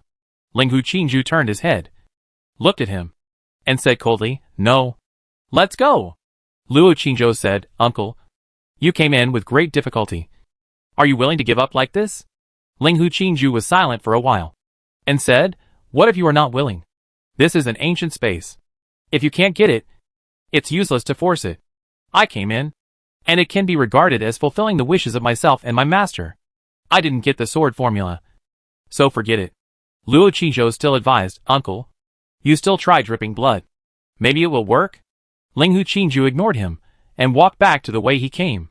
Seeing this, Luo Qingzhou immediately said, Uncle Master, I'll try. If I pull it out, please don't blame me. Ling Hu Qingju ignored him, and continued to walk forward. Luo Qingzhou immediately took out the warrior's dagger, gently wiped it on his fingertips, and then wiped the blood on the hilt of the stone sword. A magical scene suddenly appeared. The blood just fell on the hilt, and suddenly disappeared. At the same time, the stone sword seemed to vibrate suddenly. Luo Qingzhou immediately raised his palm and swore in a low voice to the sky full of cracks, Chu Feiyong swears here that if I pull out this sword and obtain the sword formula, I will never do evil in this life. If I cheat, I will be struck by lightning. I thought the 3 words Chu Feiyong had no effect. But as soon as I finished swearing, the stone sword suddenly hummed and made a deafening sword sound. Ling Hu Qingju, who had walked a distance away, was suddenly shocked and turned around abruptly. The young man held the hilt of the sword, took a deep breath, and with a swish, he easily pulled up the stone sword from the ground. Swish! At this moment, the stone sword suddenly flashed, and all the stone chips on the surface fell off, revealing a sword with a black handle and a white blade. Ling Hu Qingju was stunned and walked over. Luo Qingzhou held the sword that had just been shed, and suddenly felt a blood connection with it in his heart. He secretly thought, is this the blood oath to recognize the master? However, he was not a swordsman, so it seemed a bit of a waste to have this sword, if he could take it back to Chanshan. When he saw that the fox master suddenly came back and was standing silently in front of him, staring at the sword in his hand, his heart suddenly trembled, and he quickly held the sword with both hands and handed it over respectfully, saying, Master, you should be a swordsman. This sword should be an ancient treasure. I will give it to you. The treasure is attractive. If he dares to take it for himself, I am afraid his life will be in danger. He came to Li Shao sect this time, and he was very satisfied to become an inner disciple and be able to enter the Sutra Pavilion to choose the exercises at will. He did not dare to ask for too much. At any time, it is wisest to stop when you are ahead. People who are too greedy will die the most miserably. Ling Hu Qingju heard the words, looked at him, hesitated for a moment, and reached out to take the sword. When he was about to stretch out his fingers to touch the blade, the hand holding the sword suddenly shook, and the sword in his palm suddenly began to vibrate violently. 2 sword shadows suddenly appeared in Ling Hu Qingju's eyes. She clenched her 5 fingers tightly, but the sword in her hand was still unruly and trembling. Her arms began to shake, and her face began to turn pale. Then she could no longer hold it. Her 5 fingers loosened, and the sword flew out of her hand with a swish sound, and inserted into the ground. Linghu Qingju raised the hand holding the sword and found that there was a trace of burnt marks on the palm of her hand. The tip of her eyebrows twitched a few times. Seeing this scene, Luo Qingzhou was stunned for a moment, and went over to pull out the black and white sword, waved it in his hand a few times, and handed it over again, respectfully saying, "Uncle, I have just dripped blood to recognize the master. Uncle can try to see if you can erase my blood contract inside, and then Uncle will drip blood to recognize the master again." Linghu Qingju looked at the sword handed to him. His face changed for a while, and then looked at him and said, "There is only one way." Luo Qingzhou said, "What way?" He suddenly felt a little frightened.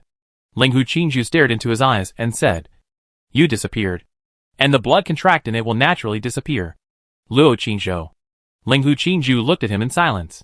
After a long time, he sighed bitterly and said, "I really have no fate with this place. The first time you asked me to drip blood, I did, but it was useless. The second time you asked me to drip blood, I didn't, but I missed such a precious sword. Don't worry. I won't kill you. If I want to kill you, the lime in your hand can't be spilled at all." Luo Qingzhou froze, and silently spilled the lime in his palm on the ground. Linghu Qingju took another look at the sword in his hand, and was about to turn around and leave, when his eyes suddenly fell on the jade disc in front of him. On the jade disc that was just as smooth as a mirror, a long and thin dent suddenly appeared, and the shape of the dent was actually like a sword. She was stunned, and suddenly her heart moved, and her eyes looked at the sword that had shed its stone SHL again. Luo Qingzhou also discovered the situation on the jade disc, and quickly raised the sword in his hand, saying, "Uncle Master, if we embed this black and white sword into the dent, will the ancient sword formula come out?" Linghu Qingju's heartbeat suddenly accelerated, and after a pause, he said, "Go and try it." "Yes, Uncle Master." He immediately held the sword, walked to the jade disc, and saw the position of the dent. Suddenly, he jumped up, and the sword in his hand snapped and accurately stuck into the groove. Wow!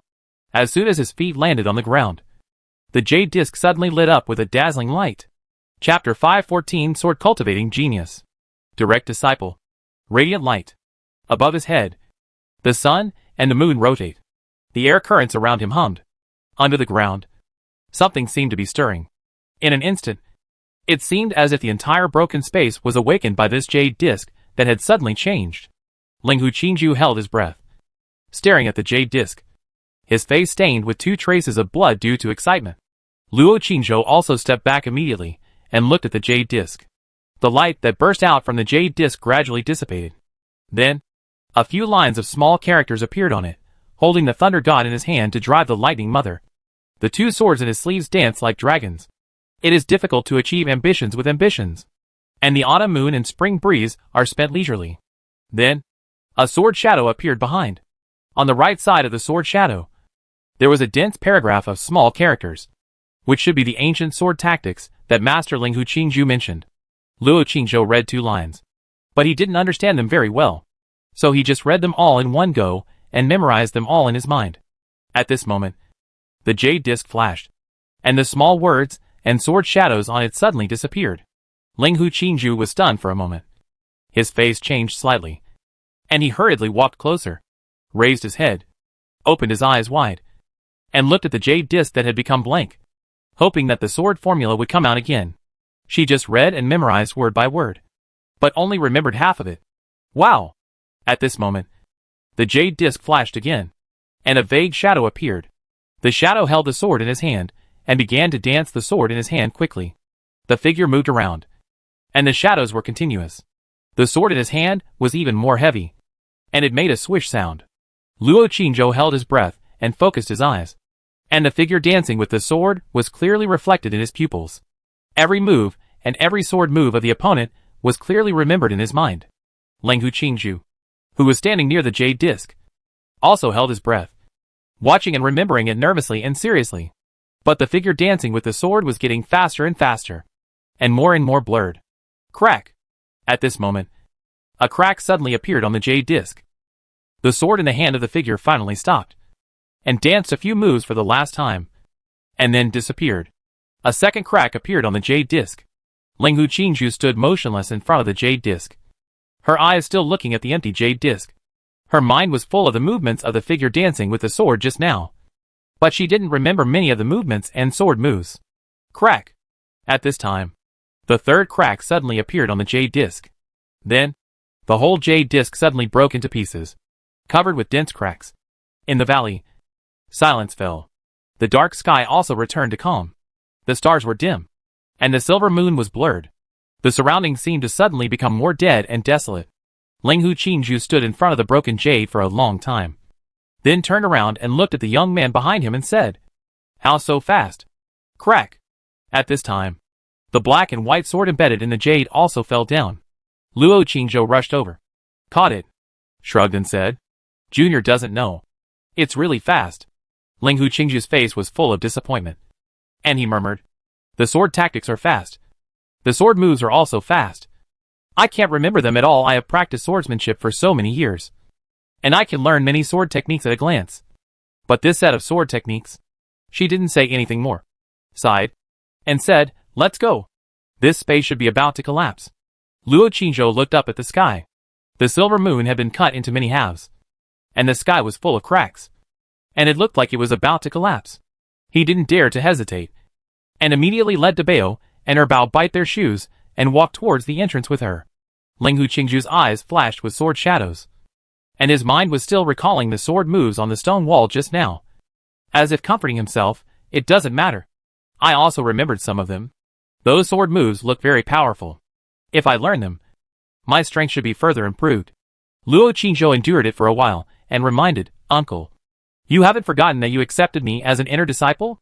Linghu Qingzhou turned his head and looked at him, and said, "I only accept personal disciples, and only female disciples." Luo Qingzhou was stunned and said, "Then the younger generation."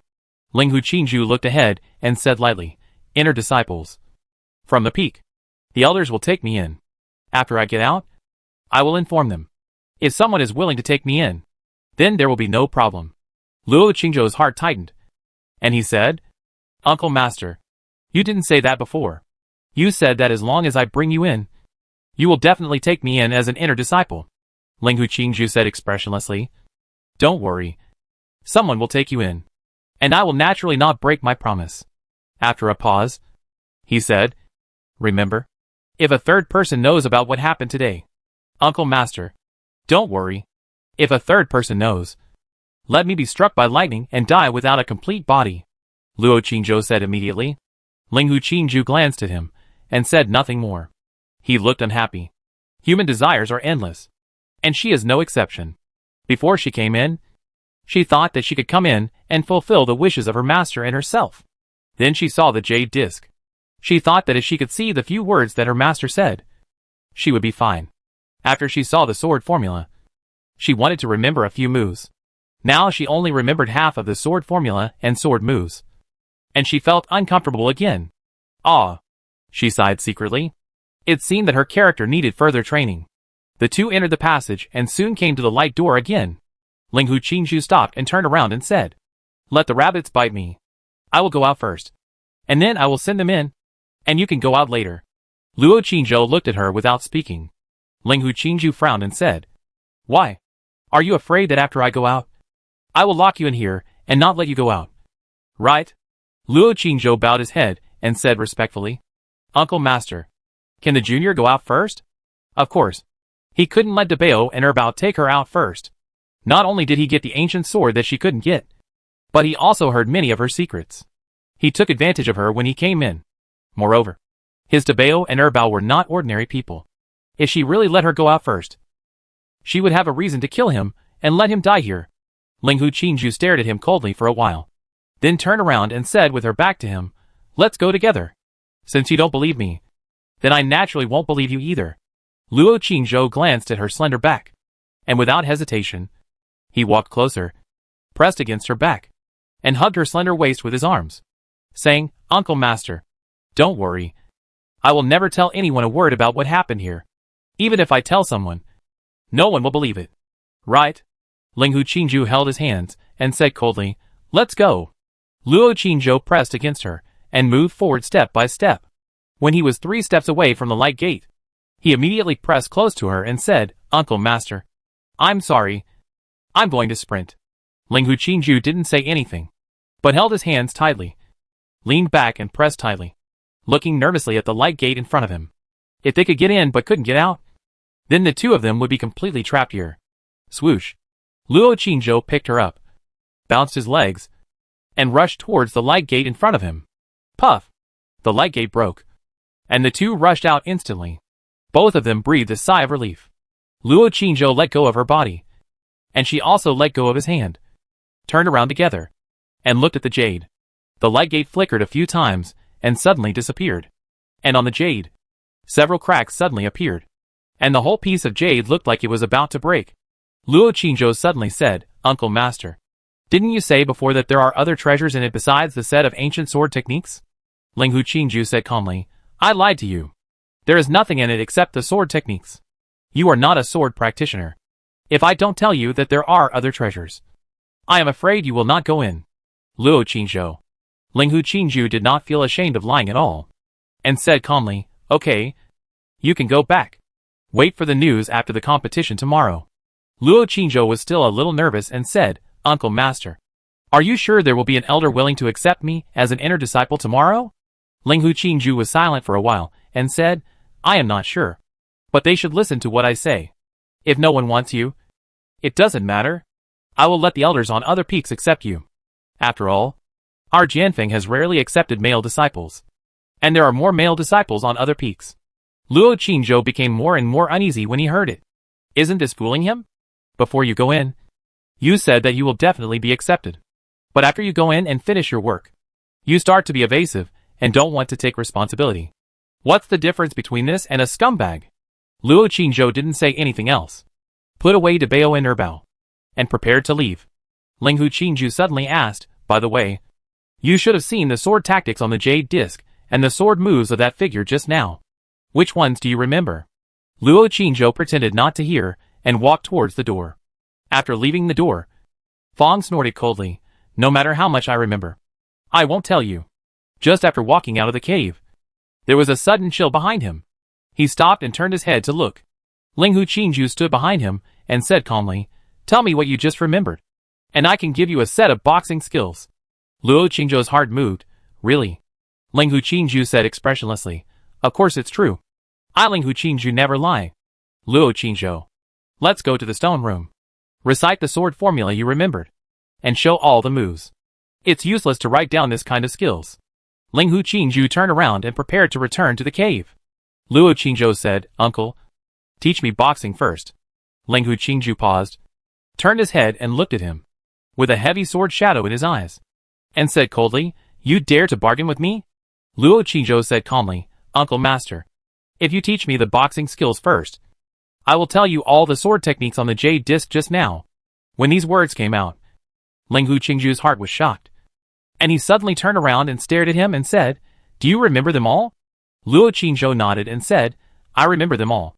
Ling Hu Qingju's expression froze, and his eyes showed an expression of disbelief. "What about those sword moves?" Luo Qingzhou said, "I remember them all." Ling Hu Qingju. The cave entrance suddenly became dead silent. After a while, Ling Hu Qingju said, "You should know the consequences of deceiving me." Luo Qingzhou said expressionlessly, "Uncle Master, I, Chu Feiyang, never lie." Ling Hu Qingju. Another moment of silence. Ling Hu Qingju suddenly said, "Empty palms. Make the sword alive." "What is the next sentence?" Luo Qingzhou answered without thinking, "Empty soles. Walk fast. Empty top. Heart and eyes are one." Ling Hu Qingju's eyes fixed, and he said, "The way of swordsmanship depends entirely on the spirit. The spirit is full, and the way is complete." What is the next sentence? Luo Qingzhou said, "Practice essence into qi. Practice qi into spirit. Practice spirit into Tao. Sword and spirit are one." Ling Hu Qingju's breathing became obviously rapid, and he said, "Guimei tends to Wuwang. Wuwang tends to Tongren. Tongren tends to Dayo." What is the next sentence? Luo Qingzhou continued, "Jia turns to Bing. Bing turns to Gung. Gung turns to Gui. The intersection of Zi and Shou. The intersection of Chan and Si. The intersection of Wu and Wei." Ling Hu Qingju looked at him in disbelief, and said nothing more.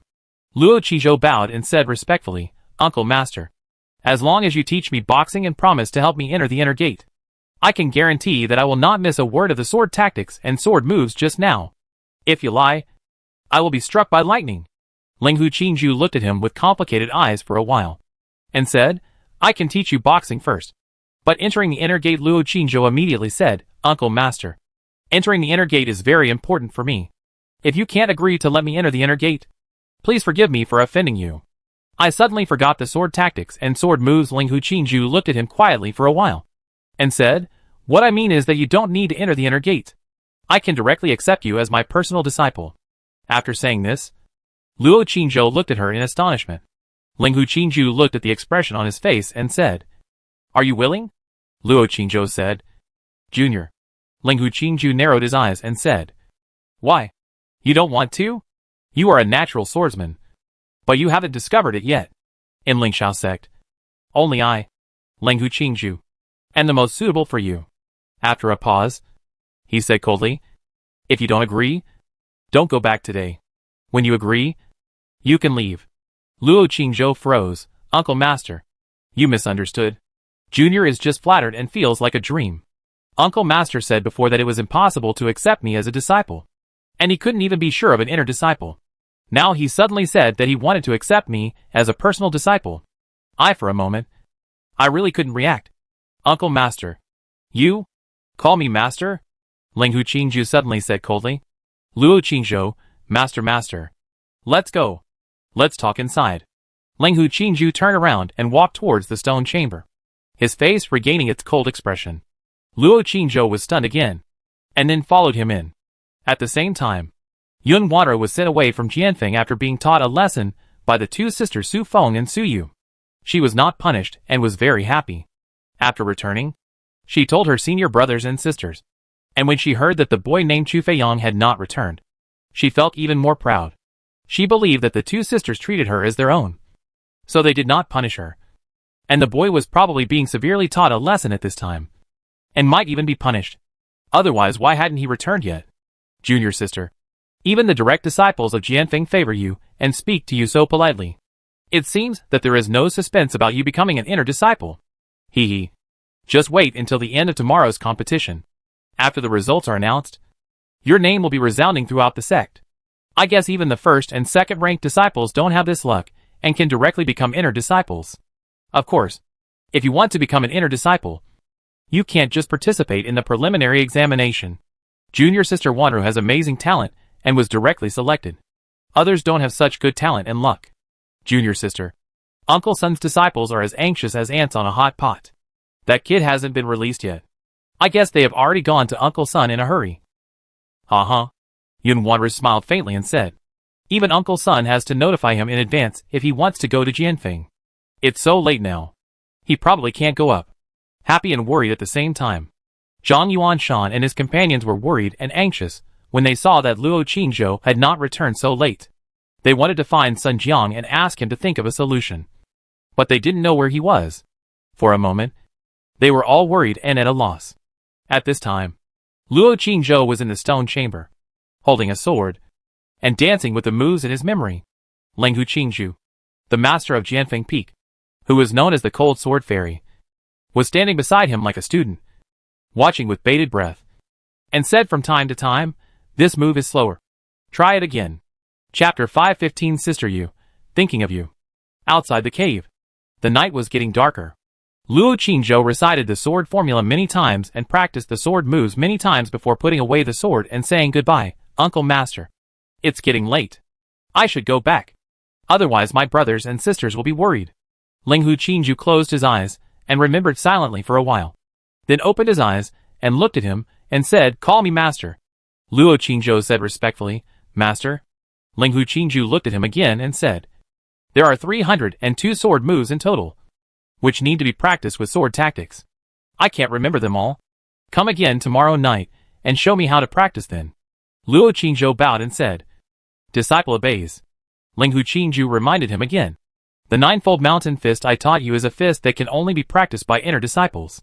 When you go back today, you must not reveal this fist because you are still an outer disciple. It is impossible to tell others in advance that I will accept you as my personal disciple. When the results of the competition come out tomorrow, you will be on the list. Luo Qingzhou said quickly. Yes, master. I dare not say anything nonsense.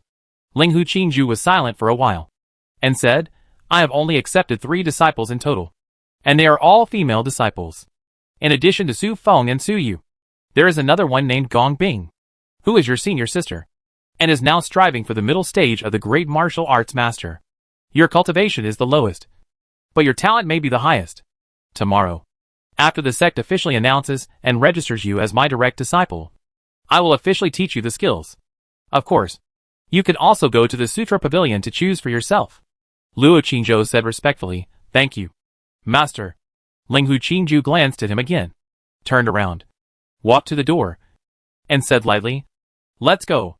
I'll take you out. After a pause, he said, Also, you have to remember that a man is innocent, but he is guilty of possessing a treasure. You can't let others know about your 2 rabbits and the sword you got. Luo Qingzhou followed behind and said, Disciple will remember this. Ling Hu Qingxu took him out of the passage and walked on the small path on the edge of the cliff. He asked, Wait until the result is announced tomorrow. Are you willing to stay in Jianfeng to practice? Or go back to practice? Luo Qingzhou said, Master, I want to go back to practice. Ling Hu Qingju stopped when he heard this, turned his head and looked at him and said, Oh, why? If I stay at Jianfeng, the master can guide you at any time. And the cultivation resources here, the master can guarantee that you have enough. Luo Qingzhou said, Disciple is not used to staying in this sect. Ling Hu Qingju glanced at him again, without asking any more questions, and continued to walk forward, saying, Then you will leave with them the day after tomorrow. Before you leave, just tell me what you want. But you must come to the sect once a month. I will personally check your cultivation progress, and give you guidance and exercises based on your cultivation results. Luo Qingzhou said, Thank you, master. Ling Hu Qingju didn't say anything else, and took him out of the cliff path and through the bamboo forest. Su Feng and Su Yu had been waiting outside for a long time. When they saw them coming, they hurriedly said respectfully, Master. Ling Hu Qingju said lightly, The master has agreed to accept him as a personal disciple, and he will be your junior brother in the future. Although Su Feng and Su Yu were mentally prepared, their expression still changed slightly when they heard these words. Luo Qingzhou hurriedly bowed and saluted, Senior sister Su Feng, Senior sister Su Yu. The 2 sisters were stunned for a moment, and hurriedly returned the salute, Junior brother Chu. We are family from now on. No need to be polite. Su Yu smiled and said, Junior brother, call me 3rd senior sister from now on, and call me sister 2nd senior sister. We also have a big sister. Luo Qingzhou said, 2nd senior sister, 3rd senior sister. Ling Hu Qingju said coldly, Send him back. Don't tell others that I accepted him as a direct disciple for the time being. Su Feng and Su Yu hurriedly said, Yes, master. When Luo Qingzhou was about to leave with the 2, Su Yu suddenly said, Master, I have something to report to you. Uncle Wei met a female disciple with good talent today and wanted to accept her as an inner disciple of Jianfeng. But that female disciple, Su Feng hurriedly interrupted her and said, Su Yu, let's send junior brother Chu back first, and come back to tell master later. Su Yu glanced at her and stopped talking. The 2 sisters took Luo Qingzhou out of Jianfeng and returned to the hospitality peak.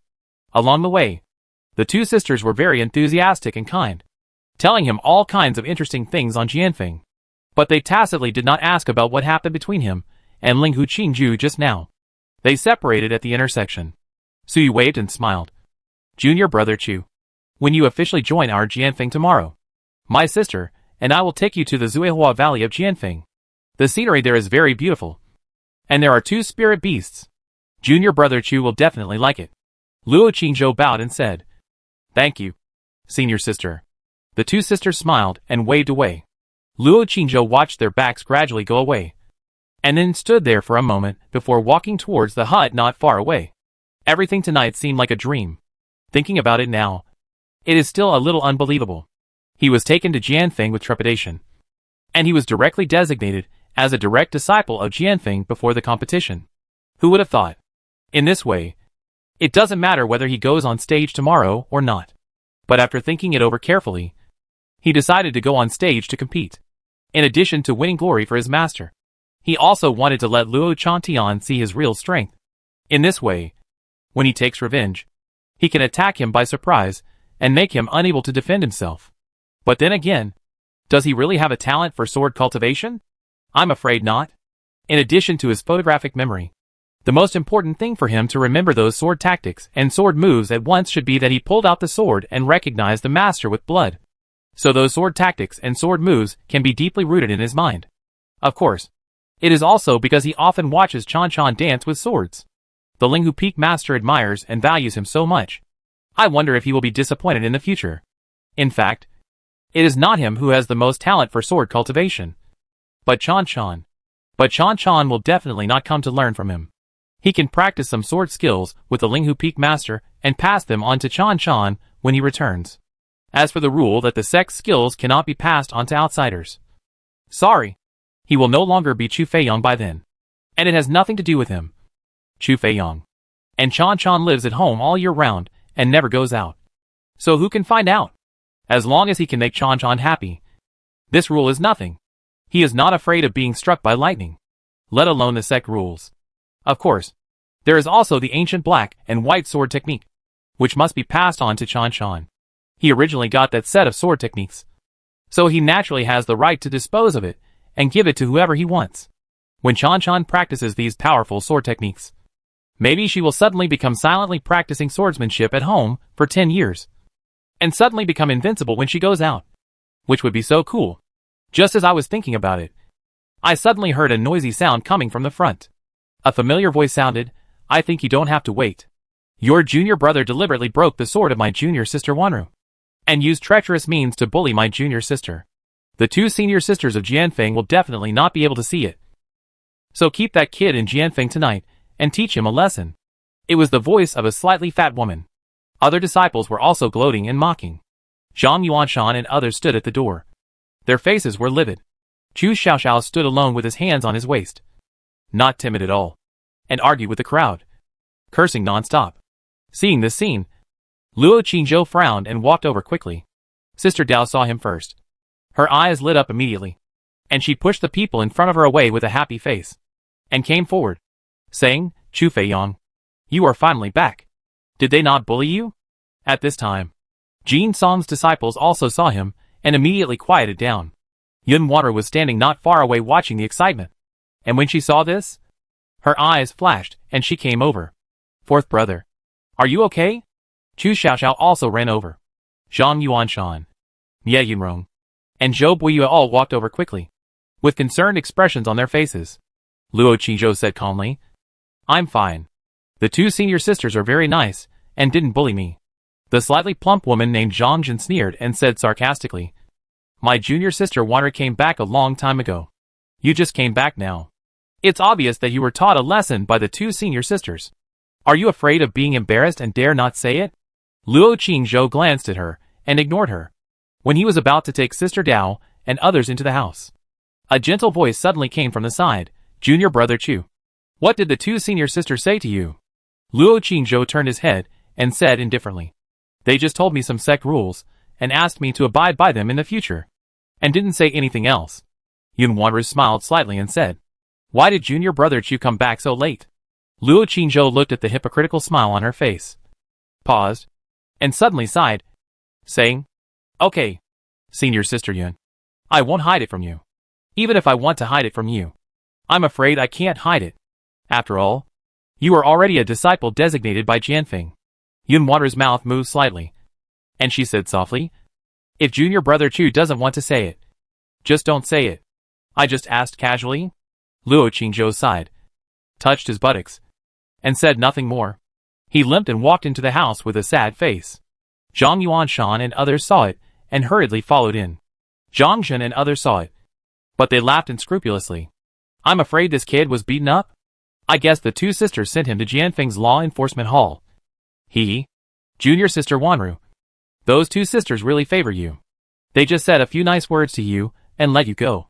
Of course, our junior sister Wanru is Jianfeng's designated disciple. Once the elders announce it tomorrow, junior sister Wanru will officially become Jianfeng's inner disciple. She is a true fellow sister with those two sisters, so they certainly won't make things difficult for her." Yun Wanru listened to their words with a humble smile on her face, and said softly, "Senior brothers and sisters, the results are not out yet. Don't say that first, lest people say we are showing off." Zhang Jin snorted coldly and said, "What are you afraid of? This is the fact. Not us bragging. Junior sister Wanru, you are too weak and introverted. You should be more assertive, so that you won't be bullied." Yun Wanru smiled gently and said, "Let's go back. We have to get up early tomorrow." Yes. We have to get up early tomorrow to compete. We have to keep our spirits up tonight. We are different from junior sister Wanru. We still have to fight hard on the stage. The disciples immediately talked and laughed, and surrounded her and left. In the room, the oil lamp was dim. Luo Qingzhou sat down at the table and drank tea. Chu Xiaoxiao came up to him, took a look at his butt, and asked in confusion, "For senior brother, didn't you get spanked on your butt? How can you sit? It hurts." Luo Qingzhou drank 3 cups of tea in a row before looking at her and asking, "Who said my butt was spanked?"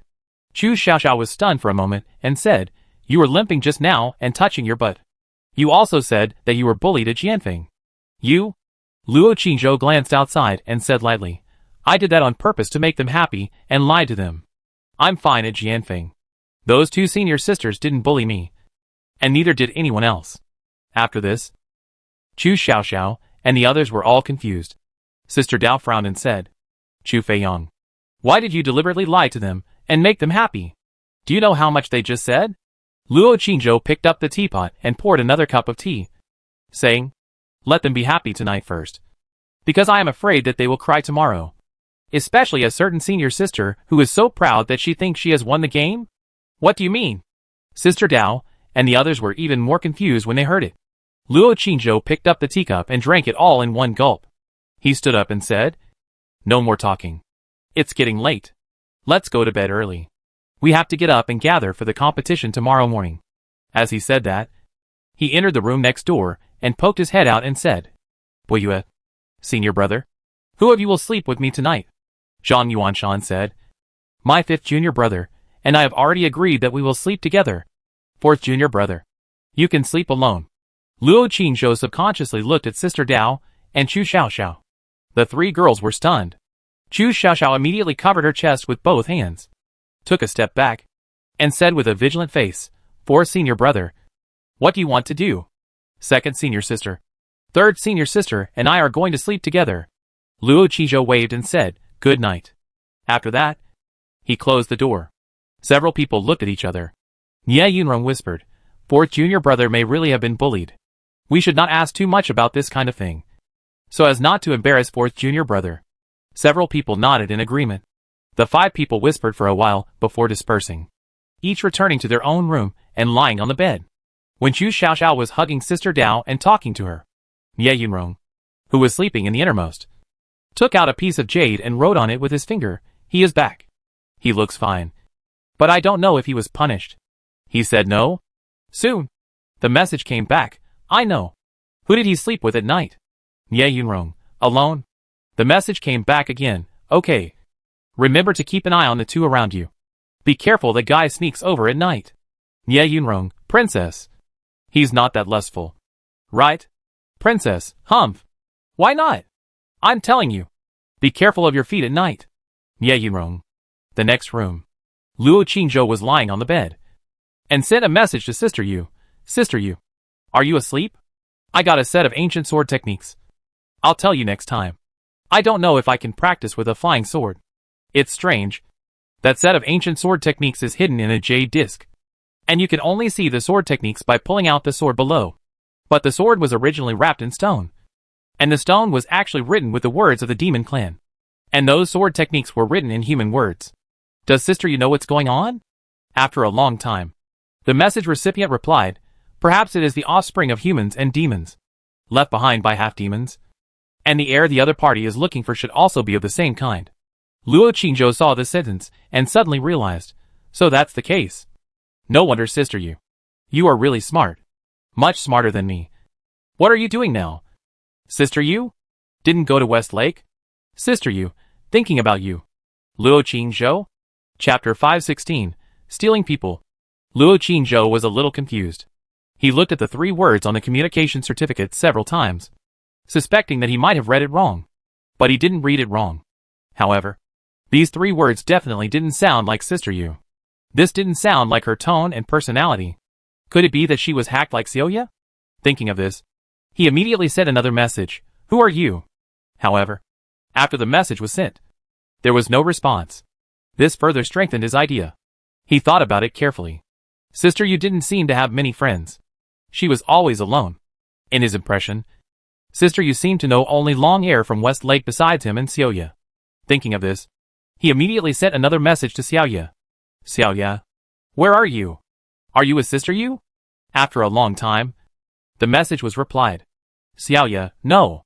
The answer was short and cold, which was completely unlike the enthusiastic style of the dog-licking Xiaoya. Luo Qingzhou was stunned for a moment and said, "Are you Xiaoya's sister?" The other party did not reply. Luo Qingzhou was a little puzzled. Why are both of them not right tonight? Were both of them hacked? Strange. Just as he was wondering, a black shadow suddenly appeared in front of the window. His expression froze, and he immediately put away the message, clenched his fist, then covered himself with a quilt and closed his eyes. Squeak! With a light sound, the window slowly opened. The moonlight was like water, pouring in. The black shadow stood outside the window, looked at the bed for a while, suddenly flipped in from the window, landed lightly on the ground, then closed the window and walked to the bed. Luo Qingzhou clenched his fist in the quilt, and heard the footsteps getting closer and closer. The power in his body immediately surged and poured into his fist. When he was about to punch, he suddenly smelled a familiar fragrance. At the same time, a familiar voice sounded, "You dare to hit me? Try it." Huh? Nandong Meiju suddenly moved her nose, sniffed his clothes, sniffed his hair and neck, then looked at him suspiciously and said, "Why do you have a woman scent on you? Tell me, where did you go tonight? What did you do?" Luo Qingzhou confessed honestly, "I fought with someone tonight. A woman in the late martial arts master. It should be her smell." Nandong Meiju said coldly, "What else?" Luo Qingzhou looked at her and said, "Then the two of us were attacked by Jianfeng's direct disciple. I took my son to Jianfeng, and was taught a lesson by them on Jianfeng." Nandong Meiju narrowed her eyes and asked, "How was it taught?" Luo Qingzhou sighed and said, "It was just a severe criticism, and I was asked to copy the Lingxiao sect's rules 10 times. Nandong Meiju said coldly, "Is that all? No other punishment?" Luo Qingzhou said, "That's all." Nandong Meiju stared at him for a while with a cold face, and suddenly said, "Take off your pants. I want to see your back." Luo Qingzhou, "Take it off or not." Nandong Meiju increased the force. Luo Qingzhou gritted his teeth and said, "Princess, I would rather die than surrender." Nandong Meiju snorted coldly and increased the force again. Luo Qingzhou trembled and said, "Princess, I can swear that my buttocks are really not injured, and they didn't punish me. If I lie, I will be struck by lightning. If you don't believe me, look." After saying that, he suddenly raised his buttocks, and then dropped them heavily, hitting the bed below hard, and then raised them again, and dropped them again. After more than 10 times in a row, he said, "Princess, look, if my buttocks were really injured, I would never dare to do this." Nandong Meiju stared at the expression on his face for a while, and said, "It seems that you are really not injured. But why do you look so happy?" Luo Qingzhou suddenly said, "Princess, I have a secret to tell you." Nandong Meiju was slightly startled and said, "Speak." Luo Qingzhou whispered, "I found that I am a genius in swordsmanship. The female disciple who fought with me tonight has a very powerful swordsmanship. But any of her sword moves, no matter how fast, I can easily see and dodge." Nandong Meiju raised an eyebrow and said, "Oh, then congratulations. You finally found your true talent. But can you answer my question just now? Why do you look so happy?" Luo Qingzhou was silent for a while, looked at her and said, "If I say it, the princess should not be angry." "Don't be angry." Nandong Meiju snorted coldly and said, "Speak." Luo Qingzhou said a little embarrassedly, "Because the princess looks so beautiful tonight, and smells so good." Nandong Meiju was stunned when she heard it, and saw that he was staring at her with burning eyes. Her cheeks suddenly heated up slightly, and she glared at him and said, "Stop flattering." Luo Qingzhou didn't say anything else, and secretly breathed a sigh of relief. The two lay close together and fell into silence. The room was quiet. After a while, Nandong Meiju said calmly, "Because you are an outer disciple, other outer disciples dare to bully you. But don't worry. I have already found someone today. The one who once received the favor of my father is now an elder of Lingxiao sect. He promised me that he would see your strength tomorrow, and then accept you as an inner disciple. After you become an inner disciple, naturally no one will dare to bully you again. But? She turned sideways and looked at him and said, but in tomorrow's competition, you have to do your best. In the individual competition, you must be at least in the top 10. I checked. There are a total of 4 martial artists in the late martial arts competition this time. The others are in the middle and early martial arts realm. You are in the middle martial arts realm. It should be no problem to rank in the top 10? Luo Qingzhou stared at her in a daze. After a moment of silence, he said softly, Princess. Thank you. Nandong Meijio snorted coldly and said, this princess said that this princess doesn't like you to thank her with your mouth. You? She stopped talking before she finished. Because Luo Qingzhou suddenly raised his head and kissed her cheek. Like a dragonfly touching the water. Passing by, Nandong Meiju suddenly froze. And 2 light blushes suddenly climbed up on her cheeks. She was stunned for a moment. And slapped him on the face with a slap. Staring at him fiercely, what are you doing? Luo Qingzhou covered his face and said innocently, didn't the princess say that you don't like me to thank you verbally? Then I will kiss you to express my gratitude. Is this not okay? Nandong Meiju stared at him and said nothing. Luo Qingzhou knew her identity and the majesty and arrogance of the princess she had cultivated since childhood. He did not allow her to fall into such a passive and shy situation. So he quickly changed the subject, Princess. If it's the top 10, I should have no problem. However, you also said that Luo Chantian will definitely keep an eye on me. Can I reveal my true strength? Nandong Meiju blushed, stared at him for a while, then said, if you don't expose your full strength, can't you enter the top 10? Chu Feiyang. If you use your full strength, I think you can at least enter the top 5. Right? Even if you can't enter the top 5, the top 7 or 8 should be no problem. Right? Luo Qingzhou smiled and said, the princess thinks too highly of me. In fact, with my real strength, I think entering the top 3 should be no problem. Nandong Meiju. Bragging. She snorted and said, anyway, you don't have to use your full strength on the stage tomorrow. As long as you enter the top 10, that person will accept you as an inner disciple. Luo Qingzhou was silent. Suddenly, he said seriously, Princess, I don't want to rely on connections to become an inner disciple. I want to enter with my own real ability. Even if I can't become an inner disciple tomorrow. It doesn't matter. If I really rely on your relationship to inner. To be honest, other disciples will look down on me. The person the princess knows will look down on me. And even I will look down on myself. Nandong Meiju stared at him for a while. And said, Chu Feiyang, I didn't expect you to have such stubbornness and character. I thought you were cunning and black-bellied. And you could do anything to enter the inner sect. Luo Qingzhou said righteously, as a warrior, I have my own dignity and persistence. Only what I get with my own ability is considered. Only when it is yours, you will feel at ease. So, Princess, please take back your order. Tomorrow, I will conquer those uncles in the sect with my real ability and charm. Maybe they will make an exception and accept me as an inner disciple. If I am lucky enough, maybe there will be uncles who will see my talent and potential and accept me as a direct disciple. Nandong Meiju sneered and said, can you stop bragging? Stop fantasizing? It's already difficult to become an inner disciple directly. And you still want to become a direct disciple all at once. You think you are the best genius in the world. And everyone is crying and shouting to accept you. You have no shame. Luo Qingzhou coughed and said, Princess, I just casually. Everyone has their own opportunities and luck. Don't they? Who can predict whether the next step will be to fall into the abyss? Or to suddenly grow wings and fly into the sky? Nandong Meiju curled her lips. Still full of sarcasm and ridicule, don't dream. Just be honest and practice down to earth. Of course.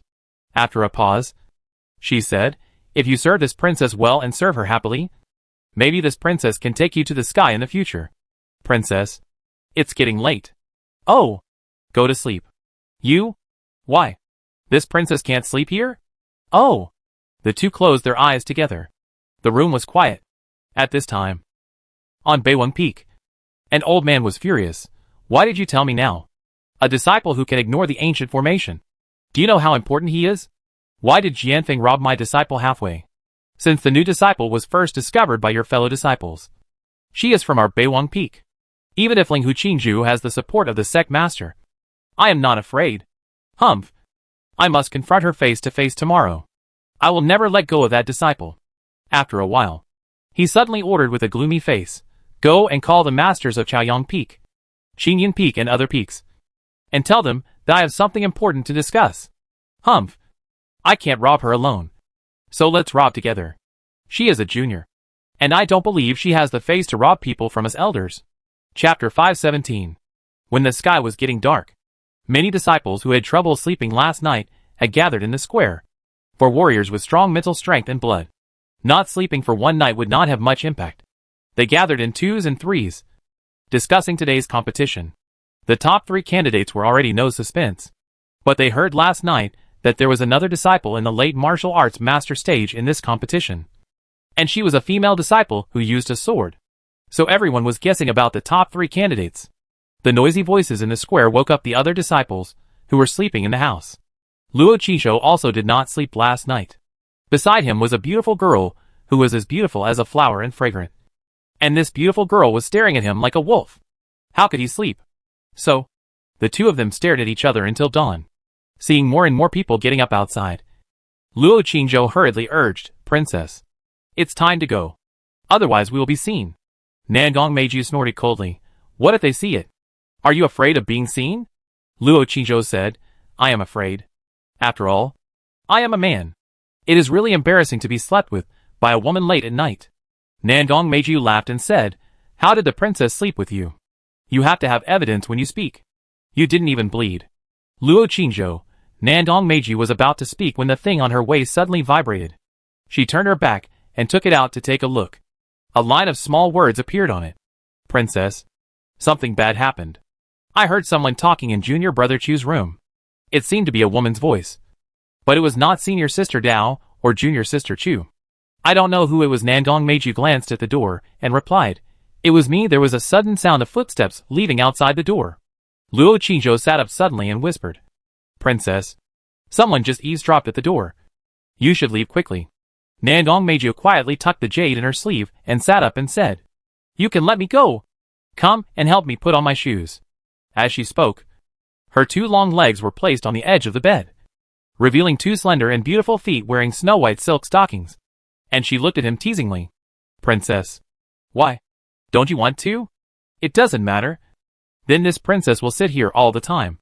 When they all get up and open the door, this princess will say, 'Last night you went out and knocked me out and brought me back while they were all asleep.'" At this time, the voices of Zhang Yuanshan and Zhou Boyue suddenly came from outside. Luo Qingzhou's face changed, and he quickly got off the bed, squatted beside the bed, and helped her put on the shoes on the ground. Nangong Meiju suddenly shrank her feet and handed him a pair of pink silk stockings, saying, "Change yours. I wore the pair last night after taking a shower. I slept here all night, so you must have made them dirty. Throw them away." Luo Qingzhou defended, "I didn't touch them last night." Nangong Meiju snorted, "But your quilt is dirty, and you and your smell are dirty, too. They have been stained." Luo Qingzhou said, "Since the princess dislikes me so much, why do you sleep with me and touch me?" Nangong Meiju raised her eyebrows and said, "This princess is willing." "What? Are you feeling wronged?" "I dare not." Luo Qingzhou ignored her, took the pink stockings from her hand, and quickly took off the snow-white stockings on her feet. When she was about to put on the pink stockings, she shook her snow-white and attractive feet and said, "This princess allows you to kiss and touch for a while. It's okay. Just think of it as your reward for sleeping with this princess last night." Luo Qingzhou ignored her and quickly helped her put on the pink stockings, and then helped her put on her shoes, urging, "Princess, you can go." Nangong Meiju sat on the bed, stared at him coldly for a while, and said, "Are my feet not beautiful?" Luo Qingzhou said, "Beautiful." Nangong Meiju said, "Then do you like it?" Luo Qingzhou said, "I like it." Nangong Meiju snorted, "Then why don't you kiss or touch it?" Luo Qingzhou replied, "Because the princess is too beautiful. I dare not. I'm afraid I will endure. Can't help it." Suddenly turned into a beast, and ate the princess directly. Nangong Meiju narrowed her eyes, and suddenly sneered, "You lied. This princess slept with you all night last night, and I didn't see you suddenly turn into a beast. I just saw you motionless, closing your eyes and pretending to be dead. Worse than a beast." Luo Qingzhou, Nangong Meiju sneered, walked to the window, and then stood in front of the window again, turned her head and looked at him and said, "Chu Feiyang, Since you want to rely on your own real ability to enter the inner gate, then this princess will wait and see. But if you fail, it doesn't matter. Come to this princess again, and this princess will still help you. Luo Qingzhou was silent for a while, and said, "Thank you, princess." Nandong made you open the window, and said lightly, "Family. Don't be polite. Anyway, as long as this princess needs it in the future, you have to come to sleep with me." After that, he was about to leave. Luo Qingzhou quickly raised the stockings in his hand and said, "Princess, your stockings." Nandong Meiju jumped out lightly, turned around outside the window and said, "This is a reward for you. When you miss me, you can hold it to sleep or kiss it. Of course, if you want to do other bad things to it, it doesn't matter." After that, he walked away quickly with his long legs. Luo Qingzhou stood in the room, stunned for a long time. And suddenly there was a knock on the door from Sister Dao, Chu Feiyang. "Are you up? It's time to go." Luo Qingzhou woke up, put away the stockings immediately, and put all the quilts and bedding he slept on last night into the storage bag before leaving the room. After a simple wash and breakfast, several people went out together. Nie Yunrong secretly looked at him from time to time, with a complicated expression. Luo Qingzhou couldn't help but say, "Sister Nie, why do you keep peeking at me? If you like me, you can tell me directly. Although I won't accept your confession, I can introduce Bo Yu to you." As soon as this was said, everyone laughed. Nie Yunrong blushed immediately. Zhou Buiyue also blushed and said, "Brother Chu, don't joke like that." Everyone knew it was a joke, so they didn't care. Several people quickly stood in the same position as yesterday. Not long after, Sun Jiang came over expressionlessly, glanced at them, and said, "How was your sleep last night? Did you feel better?" Seeing that he looked unhappy, and seeing that he had just come with Master Jean, they must have been mocked by Master Jean again, and hurriedly replied respectfully, "Master, we all slept well." Chu Xiaoxiao was still chattering just now, but seeing his expression, she didn't dare to say anything. At this moment, the surprised voice of Master Jean suddenly came from the side. "What? Wanru's sword was broken, and that kid used a trick to burn her skirt? Who? Go over and point it out. Wanru, don't be afraid. I will definitely make a decision for you." As he said, Jin Song came over with 8 disciples. Aggressively, seeing that they were the first to complain, Sister Dao hurried to Sun Jiang and briefly told him what happened on the hillside last night in the afternoon.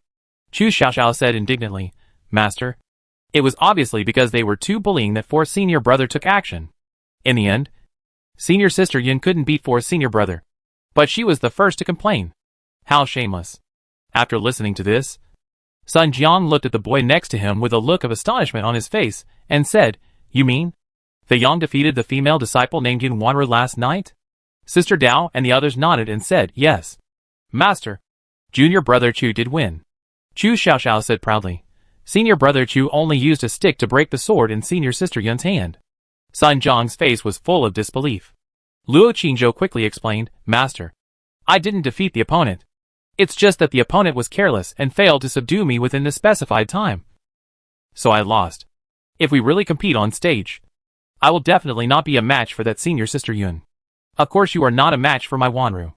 At this moment, the Uncle Jean and his 8 disciples stopped in front of them aggressively. Jin Song said with a gloomy face, "Boy, what kind of weapon is that? It actually broke my Wanru's sword. Take it out and show it to me."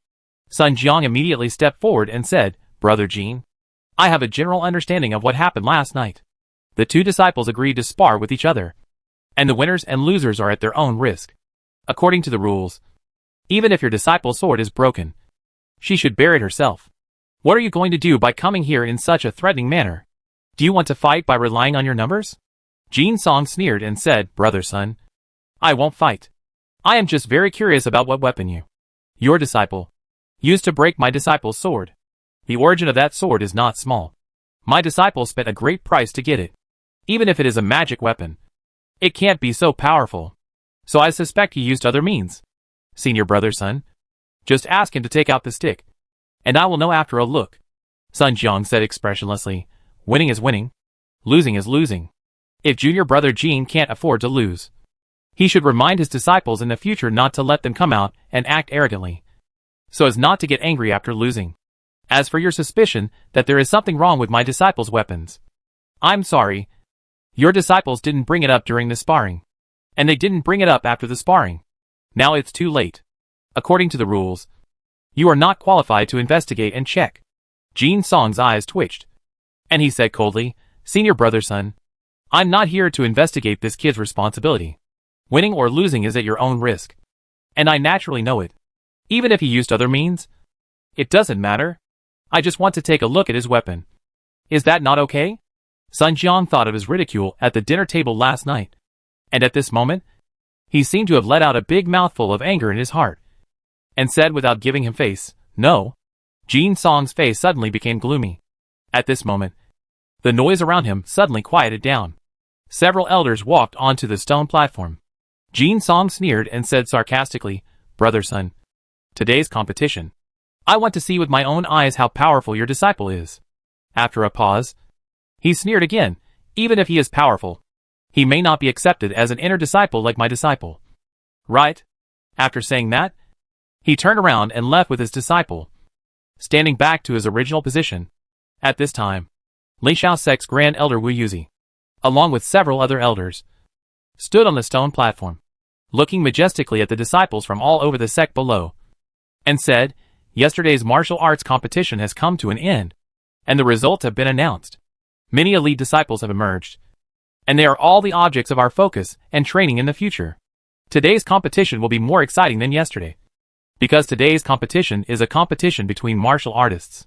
The rules were already stated yesterday, and they are the same as the rules of the martial arts competition. You can use any skills and weapons, but you cannot use hidden weapons, poisons, etc. Everyone should stop the competition when they are satisfied. If you feel that you cannot win, just admit defeat in advance. It is not shameful. If you don't admit defeat, you may be seriously injured, or even seriously injured and dying. Individual competitions will be awarded points according to rankings. It was made clear yesterday that the higher the individual ranking, the more points, and the total score of each of your branches will be higher. For branches with fewer disciples, additional points will be awarded according to the situation. The top 3 in the martial arts competition will all receive the most generous training resources. At the same time, the elders of each peak, and even several peak masters, have arrived at the scene today to watch the competition. If your talent and strength are favored by them, they can also make an exception to accept you as inner disciples. Of course, this situation is limited to the top 5, and only 2 people. When the disciples heard this, their faces were immediately excited. Of course, some disciples in the early stage of martial arts definitely have no hope this time. They secretly vowed to wait until the Li Xiao test next year before fighting again. Wu Yuzi spoke on the stage for a while before announcing the start of the competition and letting the disciples in the front row start drawing lots one by one. At the same time, the heads of all the peaks followed Imo Jiufeng, the head of Beiwang Peak, and came to the square while talking in a low voice. Hey, Linghu Qingju doesn't seem to be here yet? Will that girl not dare to come after hearing that we are coming to snatch people? Humph. With her personality, do you think it's possible? Don't worry. Let's see how that boy performs first. Humph. No matter how he performs, I'm going to take this person. Why? Because you are so shameless? I'm going to take this disciple too. If you don't agree, let's have a fight later. Let's fight. Who's afraid of who? It just so happens that I haven't fought with you for a long time. And I don't know if you, a shorty, have made any progress in the past few years. Big-faced monster. Who are you calling a shorty? Your granddaughter is practicing on my peak. Why? You start threatening the younger generation when you can't win by scolding? Are you getting more shameless as you get older? When several people were arguing, a woman in a green robe came hurriedly and said excitedly, Dear brothers, Xiong'er said that the sect master has come out of retreat and may come later. When these words came out, several people were shocked. And then, their faces were full of surprise. Did the sect master break through? The lady in the green robe shook her head and said, It seems not yet. Hey, why did he come out of retreat early? Could it be that he encountered a bottleneck and could not break through in a short time? Well, it's very likely. Several people immediately became worried again. And at this time, on a cloud bridge on a certain mountain, the fairy mist was lingering. Linghu Qingju, who was dressed in green, was standing in front of the railing with a woman in a red skirt, bathing in the rising morning glow and talking softly. Qingju, is that boy really that powerful? Well, I saw it with my own eyes last night. Otherwise I wouldn't believe it. So, you have to help me. The woman in the red skirt was silent for a while, facing the morning glow. Then turned around and looked at her and said, Xinju, I have reached a bottleneck, and I don't think I will be able to break through in the next few years. So, I want to accept a disciple. Linghu Qingzhu. Chapter 518 Fairy Zixia. Shua. On the stage, two warriors holding swords have already started fighting. There are warriors competing on all three stages. Under each stage, there are disciples surrounded, some of whom are shouting and cheering for their fellow disciples. According to the rules, the disciples in the early stage of martial arts will first draw lots to choose their opponents. In the end, only the top 10 disciples will be selected. Then, the disciples in the middle stage of martial arts will go on stage to compete, and the top 10 will also be selected. The top 10 disciples in the early stage of martial arts have the right to challenge the top 10 disciples in the middle stage of martial arts. If they win, the scores of both individuals and teams will be doubled. Similarly, the top 10 disciples in the middle stage of martial arts also have the right to challenge the disciples in the late stage of martial arts. And there are only 4 disciples in the late stage of martial arts. Naturally, there is also a competitive relationship between the 4. In the Kyoto Martial Arts Hall, except for Luo Qingzhou and Zhang Yuanshan, who were in the middle stage of martial arts, all the others were in the early stage of martial arts. So they all drew lots and prepared to go to the ring. Luo Qingzhou and Zhang Yuanshan mixed in the crowd, carefully observing the competition on the ring. The competition between martial artists was naturally much more exciting than the competition between martial artists yesterday. Zhang Yuanshan repeatedly shuttled between the 3 rings. When he encountered the skills and moves that interested him, he immediately stopped to observe and ponder carefully, and even couldn't help but stretch out his hands to gesture. Like a martial arts fanatic, Luo Qingzhou stood in front of one of the rings, watching the competition on the ring while thinking about things. The next 2, Jiang Hai, a disciple of the Yanqing branch, and Dao Ling, a disciple of the Kyoto branch. As this voice sounded, a burly man, holding a mace, walked onto the ring majestically. Then, a tall, silver-haired girl with a broad sword on her shoulder also walked onto the stage amid the curious gazes and discussions of the crowd. Luo Qingzhou then put away his thoughts and stared at the stage. The two stood opposite each other, looked at each other for a few times, bowed and said a few words of humility, and then began to compete. The burly man's moves were open and closed, extremely fierce, and his first move was a violent storm-like attack. The mace in his hand was swung with a whirring sound, and the shadow of the mace was all over his body. The dance was impenetrable, which immediately attracted cheers from the audience. Sister Dao's style was equally fierce, but at this moment she held the sword with both hands, fighting and retreating, spitting on the stage, and did not fight hard. About half an incense stick later, seeing that Sister Dao was about to be submerged in the dense shadows of the clubs, she saw the big knife in her hand suddenly buzzing, and she slashed with a swish, and she actually directly swung away the fierce mace, and then began a fierce attack like a storm. Swish, swish, swish. The big knife in her hand chopped up and down, slashed left and right, and in an instant, there were snow-white knife shadows everywhere. The burly man on the opposite side was instantly submerged in the dense and cold knife shadows, and he could only dodge and block. The situation suddenly reversed. Before the disciples and the audience could react, Sister Dao's long legs suddenly tightened, and then swish bounced up, and the big knife in her hand suddenly became several times larger, with a dazzling light flashing on the blade. And while chopped down, the burly man had retreated to the edge of the ring at this time, his whole body covered by the big knife. He had no way to avoid it, so he could only roar, grit his teeth, raise the mace in his hand, and meet the attack fiercely. Bang! The enlarged blade chopped heavily on the mace. Sparks flew everywhere. The burly man's body shook, his knuckles split, and the mace in his hand almost slipped out of his hand. But before he could react, Sister Dao had already landed on the ground with a spin, and after spinning a circle to accumulate power, the big knife in her hand swept across from his right again. Bang! The burly man urgently waved the mace to resist, but suddenly felt a terrible gravity coming, and his whole body was shaken away with a whoosh sound, and fell directly on the ground more than 10 meters outside the ring, almost hitting the disciples watching the excitement below. Sister Dao stood on the ring, holding the knife in both hands, her silver hair flying, and the wind around her body spinning. like a god descending from heaven. The burly man was shocked and his blood surged up. While spit out a mouthful of blood, struggled to get up from the ground, and wanted to go up to fight again. But suddenly his legs softened, and he almost fell. His fierce attack at the beginning had doomed him to be unable to last. At this time, the internal force and strength in the body had been completely squeezed out by the last few swords. A middle-aged man suddenly walked out from the side and frowned, saying, "Jiang Hai, admit defeat.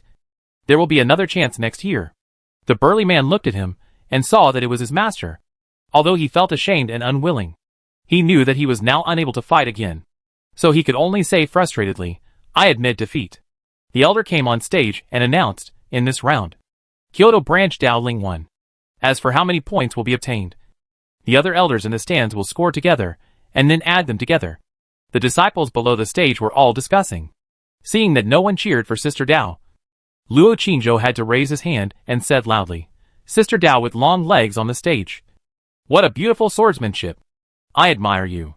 Sister Dao put away the knife, looked at him, suddenly smiled strangely, and pointed behind him. Luo Qingzhou was stunned for a moment, and looked back. Princess Nandong was wearing a black dress, with her arms folded across her chest, standing behind him, looking at him coldly. Sister Dao laughed and left the ring. This last smile had the charm of an exotic girl, which immediately aroused the restlessness of the disciples below the stage. Sure enough, such long legs, silver hair and blue eyes. Just now when she smiled, I felt like I was in love again. She has a great figure, bigger than my senior sister. Ah, senior sister, I was wrong. When did you come? The disciples next to her laughed. Luo Qingzhou looked at the princess behind him, blinked, and said, "Is there anything wrong?" Nandong Meiji looked at him coldly for a while, raised his eyebrows and said, "Now you like legs, not feet?" Luo Qingzhou twitched his mouth and said, "Princess, don't get me wrong. I just saw that senior sister Dao won." No one cheered. I helped cheer and encourage her. There is no other intention. Nandong Meiji sneered. Then why cheer for her long legs? Luo Qingzhou, I didn't. You did, Nandong Meiji said coldly. Luo Qingzhou did not argue with her anymore, and looked at the stage and said, "Princess, let's just watch the competition." Nandong Meiji approached him, stood with him, looked at the stage and said, "Luo Chantian is on the stage. He should be observing you. There will be a competition for midterm martial artists this afternoon. Have you thought about what to do then? Will you try your best to win a place and fight for a place as an inner disciple? Or will you continue to shrink your head and be a coward?" Luo Qingzhou looked at her and said, "Why is the princess speaking so harshly? Can't you just say that you are keeping a low profile and developing in a low profile?" Nandong Meiji snorted coldly and curled her lips and said, "People like you should be spoken harshly." Luo Qingzhou asked, "What kind of person am I?" Nandong Meiji said, "A bad man. A treacherous villain. A man worse than an animal." Luo Qingzhou said, "Thank you for the compliment, Princess. Usually, such people live the longest." At this time, the two disciples on the ring began to fight with bare hands. Cheers suddenly rang out from the audience.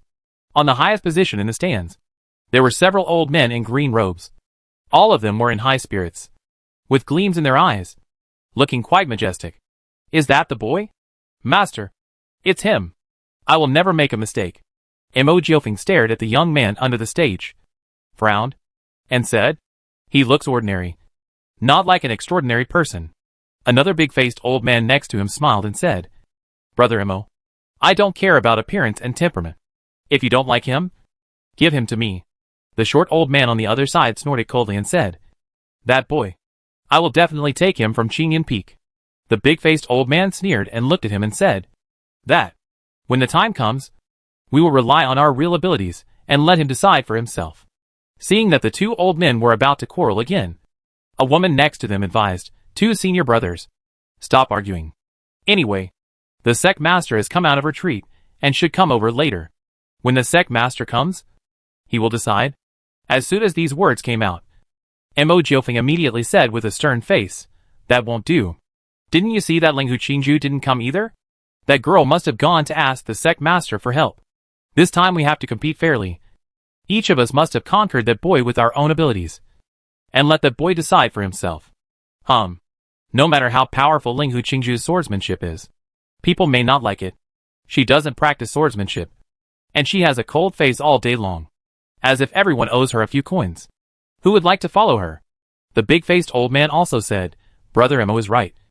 And we will compete fairly based on our abilities later. Anyway, I am willing to give all the training resources of Chaoyang Peak. If that kid is willing to go, I will make an exception and accept him as my last disciple. The short old man on the side snorted coldly and was about to confront him. But the woman in the green robe said, Fellow brothers, you have only heard about it, but you have not seen it with your own eyes. Maybe the boy entered the formation with something on him.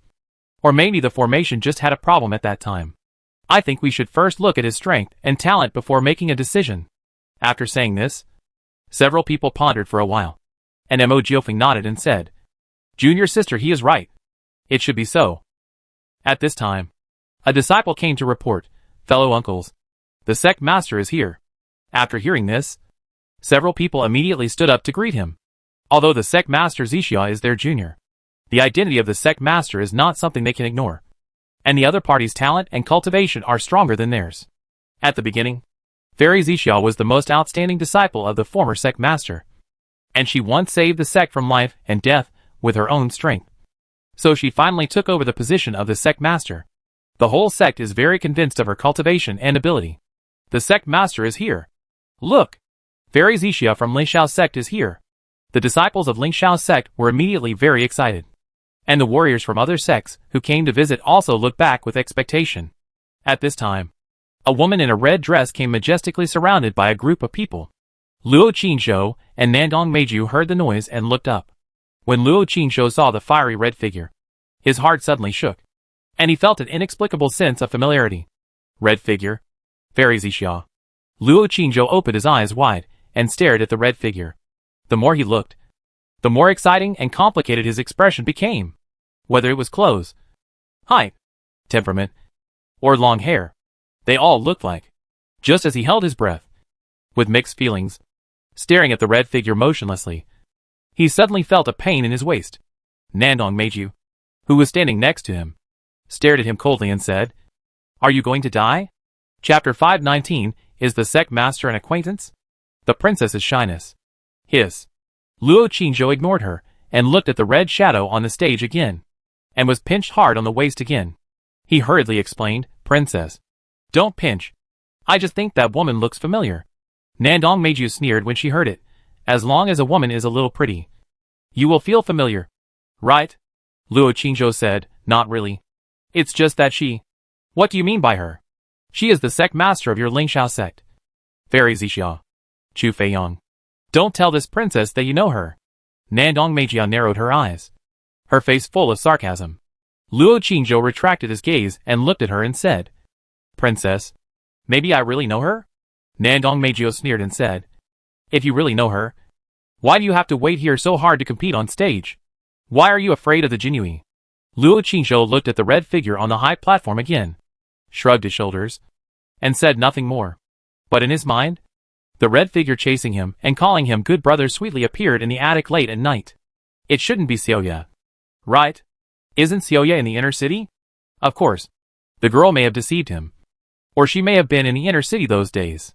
He thought for a while, glanced at the side, and quietly took out the communication treasure with his left hand, on which was written the message, Xiaoya, where are you now? After the message was sent, he immediately put away the treasure and looked at the highest stand again. A pain suddenly came from his waist again. Nandong Meiju pressed close to him and said fiercely, If you look at it again, I will dig out your eyes. Luo Qingzhou grabbed her hand, roughly broke it off, and then held it tightly in his hand, making her unable to move. Nandong Meiju struggled for a few times, and seeing that she couldn't get away, she stepped on his foot and said angrily, Rogue, let go. Luo Qingzhou ignored her and kept his eyes on the stands. But on the stands, the red figure surrounded by the crowd was looking at the ring, listening to an old man talking, and didn't lower his head to take out anything. Luo Qingzhou waited for a long time, and the communication treasure did not vibrate. Now, he became more suspicious, and Nandong Meiju, whose hand he held, calmed down and looked at the ring. She didn't speak or move again, but her foot was still on his foot. The next game, Zhou Buiyue, a disciple of the Kyoto branch, will fight Jiang Yi. a disciple of the Liuzhou branch. As this voice sounded, Luo Qingzhou retracted his gaze and looked at the ring. Zhou Buiyue, dressed in black, walked onto the stage. Seeing that everyone was staring at him, he suddenly became nervous and reserved. Another tall man named Jiang Yi also walked onto the stage with his bare hands. A group of disciples raised their hands and shouted, "Brother Jiang will win! Brother Jiang will win!" Seeing this, Luo Qingzhou raised his other hand and shouted, "Buiyue, defeat him!" Zhou Buiyue heard the voice, turned his head to look at him, smiled, and then looked at Nandong Meijia next to him. He was stunned for a moment, and quickly retracted his gaze. Outside, he didn't dare to look at other women casually, especially beautiful women. I don't know if it's because of his personality, or if he feels sorry for his wife. On the stage, the two men exchanged greetings and then took up their positions, ready to fight. Zhou Buiyue looked silent and honest, but in fact, his boxing skills were extremely domineering and fierce. He threw several consecutive punches at once, surging towards the other side like a tidal wave. Seeing this, the man named Jiang Yi was delighted and prepared to defend first, slowly exhaust his sharpness and internal strength, and then counterattack. Then he underestimated the might and power of Zhou Buiyue's fists. A series of punches rolled down, and he couldn't resist it immediately. Luo Qingzhou knew that Zhou Buiyue usually hid his strength, and thought that he would retain some strength in this first competition. Who knew that he would attack with a violent storm as soon as he attacked, and directly stun the opponent. After only more than 10 moves, the man named Jiang Yi was hit in the chest by his punch, flew off the stage, and fell to the ground. There was a burst of cheers from the audience. Jiang Yi struggled on the ground for a while, but didn't get up, so he had to admit defeat. Zhou Buiyue is the winner of this round of Kyoto branch disciples. After the elder announced on the stage, Zhou Buiyue bowed to the audience and walked down, looking very elegant. Nandong Meiji whispered, "Chu Feiyang, your brother Zhou doesn't look simple. I saw it last time in Zhou Mansion. He should still have some hidden strength." Then he turned his head and looked at him and said, "Like you. Both are very insidious." As expected, birds of a feather flock together. You two are birds of a feather, colluded with each other, and have the same bad smell. Luo Qingzhou was speechless. "Princess, can you stop slandering others behind their backs?" Nandong Meiji raised his eyebrows and said, "Did this princess slander behind her back? The person this princess wants to slander is you.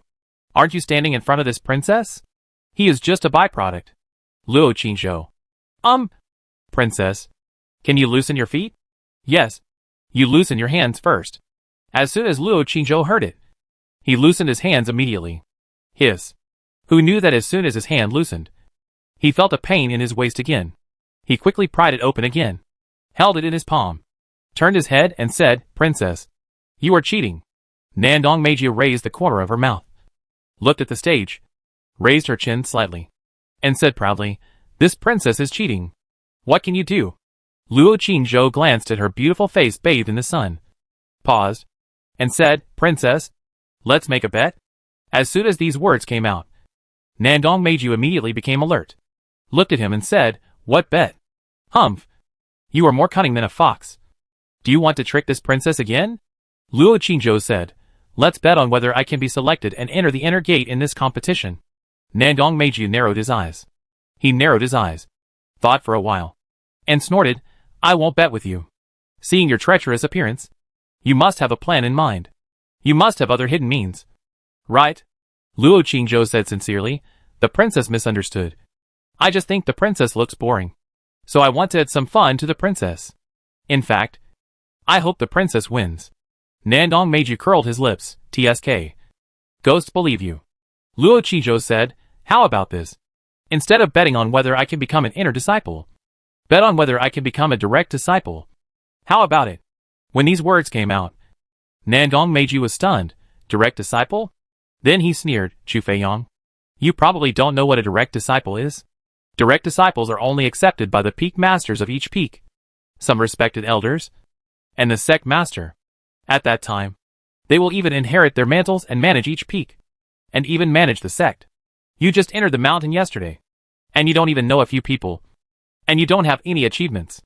Are you daydreaming?" Luo Qingzhou shrugged and said, "So, princess, didn't I just say it? I just saw that the princess was bored and wanted to make the princess happy.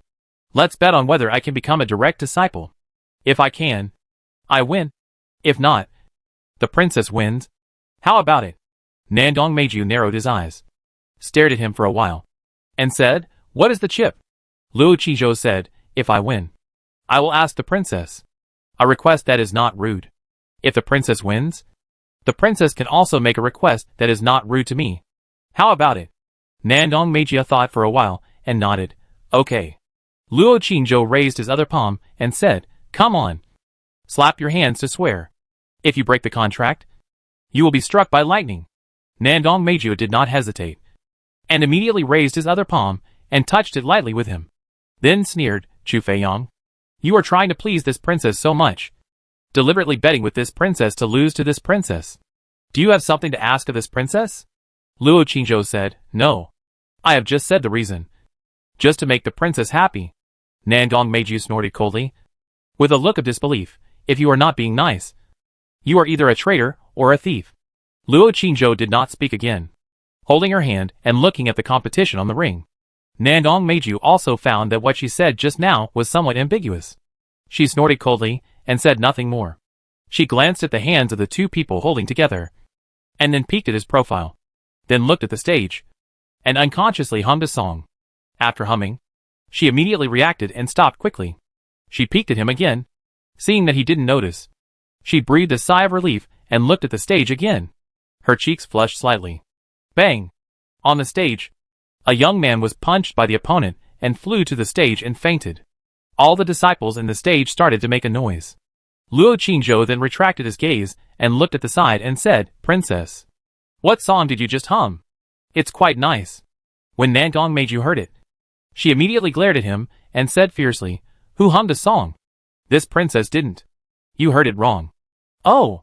Luo Qizhou said "oh" and said nothing more. "If the princess likes songs, I can teach you a few next time. All kinds of styles." Nandong Meijiao's cheeks are hot, and she glared at him and said, "No need. Don't flatter this princess.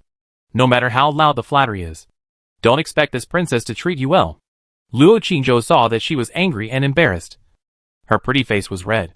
Her eyes were glaring, and she looked cute and coquettish, and couldn't help but smile. Unexpectedly, he felt a sudden pain under his feet. Nandong Meiju stepped hard on him and said angrily, "Chu Feiyang, do you want to die?" Luo Qizhou immediately turned his head and looked at the ring. He said seriously, "No." "Humph." Nandong Meiju continued to step on his feet and crushed them a few times. Then he warned fiercely, "If you dare to tease me again next time, I will turn you into a eunuch." Luo Qizhou did not dare to say anything. The two looked at the ring and fell silent. At this time, several eyes in the stands were looking at him, including the leader of Lingshao's sect, Fairy Zixia, the leader of Jianfeng, Lenghu Qingzhu, and other elders from various peaks. Mo Jiufeng, the leader of Beiwang Peak, was talking with a cold face, and his eyes occasionally glanced at Lenghu Qingzhu. Fairy Zixia listened quietly, did not speak, and kept looking at the young man in the crowd. Since there were more disciples in the early stage of martial arts, the disciples in the early stage of martial arts competed all morning. At noon, the competition of the disciples in the early stage of martial arts finally ended. As for the ranking and scores, they will be announced together after the competition in the afternoon. The disciples gathered in the square, all in twos and threes, excitedly discussing today's competition, and then dispersed. The elders and guests in the stands also dispersed one after another. Chu Xiaoxiao, Dao Jie, and Zhou Boyue all walked towards Luo Qizhou and Zhang Yuanshan with excitement on their faces. When the competition ended, Nandong Meiju had already left. At this time, Luo Qizhou and Zhang Yuanshan stood together, looking up at the place where the red shadow disappeared on the high platform, thinking about something in their hearts. Judging from the competition in the morning, Zhou Boyue and Dao Jie's rankings should not be low. Chu Xiaoxiao only won one game, and her ranking is probably at the back. But she is cheerful, and still talked and laughed. Not caring, several people returned to the hut. Sun Jian also came over and praised the three of them, and then reminded Luo Qizhou and Zhang Yuanshan that they should do their best in the afternoon competition and not be too strong. When the master and apprentice were talking, a disciple suddenly came over to report, "Uncle Sun, several peak masters want to see you." Sun Jian was surprised when he heard it. "Peak master? Do you know what happened? The disciple shook his head. Sun Jiang's expression suddenly became serious. He didn't dare to delay and hurriedly followed the disciple and left quickly. On the way, he happened to meet Jin Song and his 8 disciples, who were returning with a happy face.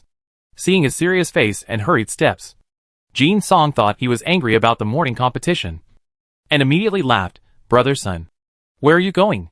We have an appointment with Brother Wan and others at noon, and we have to drink together. By the way, how are the results of your disciples this morning? Sun Jiang ignored him with a cold face and left quickly. Jin Song looked at his back and sneered. You stole my position in Kyoto, but you accepted a bunch of garbage. Let's see how you will report to the elders this time.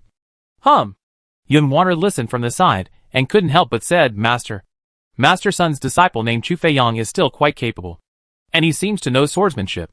Jin Song looked at her and said, so what if he knows swordsmanship? His cultivation is only at the middle stage of martial arts. Wanru, if you meet him on the ring this afternoon, don't be polite. If you get hurt, I will take the blame for you. Yun Wanru said respectfully, yes, Master. Then he tightened his sword and bowed his head and said, if I really meet him this afternoon, I will wash away yesterday's shame on the stage in front of all the elders and disciples. Jin Song nodded and said, just use your most powerful sword moves and don't show mercy to anyone, because the last disciple left is the most dangerous, and it is better to hurt the other party than to hurt yourself. Although you have been selected as an inner disciple by Jianfeng, you still have to try your best to get a good ranking. Otherwise it will be embarrassing for your master, yourself, and your Uncle Wei. Do you understand? Yun Wanru said with a firm look. Disciple understands. At the same time, Sun Jiang followed the inner disciple and rushed all the way. He actually crossed the stone bridge and came to the main hall of the main peak. At this time, not only the peak masters and elders gathered in the hall, but also the sect master Zixia Fairy. Everyone was gathering together, seemingly arguing about something. Seeing this scene, Sun Jiang's face became more and more ugly, and his heart began to beat. Could it be that Jin Song and others have already reported him, saying that he wasted the resources of the Kyoto branch and did not receive a late martial artist disciple? Sun Jiang, the leader of the Kyoto branch, greets the sect master. Greetings to the peak masters. Greetings to the elders. Sun Jiang stopped at the door of the hall, bowed his head, and his heart was uneasy. When Mo Jiofeng, the head of Beiwang Peak, saw him, he immediately came out quickly, grabbed his hand, and said enthusiastically, Junior brother Sun, come on. Come in and talk. We have been waiting for you for a long time. In the hall, the faces of other people also showed kind and enthusiastic smiles. Even Ling Hu Qingzhu, the head of Jianfeng Peak, who was always cold, looked at him with burning eyes. Seeing this scene, Sun Jiang was a little dazed. His feet subconsciously followed him into the hall. His mind was blank. He didn't even hear other people greeting him. Junior brother Sun, come, tell us, how did you accept that disciple as your apprentice? What is his physique? What is his talent? Chapter 520, Defeat the enemy with one punch. The power of thunder and lightning. Of course he will choose me. Lunch was very sumptuous. Luo Qingzhou and his friends ate while talking about the morning competition. Chu Xiaoxiao chattered non-stop. After a while, Zhang Yuanshan asked, in the afternoon competition, do any of you four want to challenge a mid-stage martial artist? Chu Xiaoxiao immediately shook her head when she heard this. I'm sure I can't. Ye Yurong also shook her head. Neither can I. Dao Jia hesitated for a moment and said, I'm afraid I can't either. I found out today when I went on stage to compete that I still lack some practical experience. It was a bit difficult to compete with an early-stage martial artist. So how could I dare to challenge a mid-stage martial artist? Luo Qingzhou said, I watched the competition this morning by Dao Jia, and she was very impressive. Dao Jia heard this and thought of the time when he shouted long-legged senior sister from the audience during the morning competition. She immediately glared at him and said unhappily, compared with long-legged junior brother Chu, you're far behind. You'll have to watch long-legged junior brother Chu's wonderful performance this afternoon. As she spoke, she stepped hard on him with her foot under the table. Luo Qingzhou's mouth twitched, and he didn't dare to say anything. At this time, Zhou Buiyue suddenly said a little embarrassedly, I want to go on stage in the afternoon to try.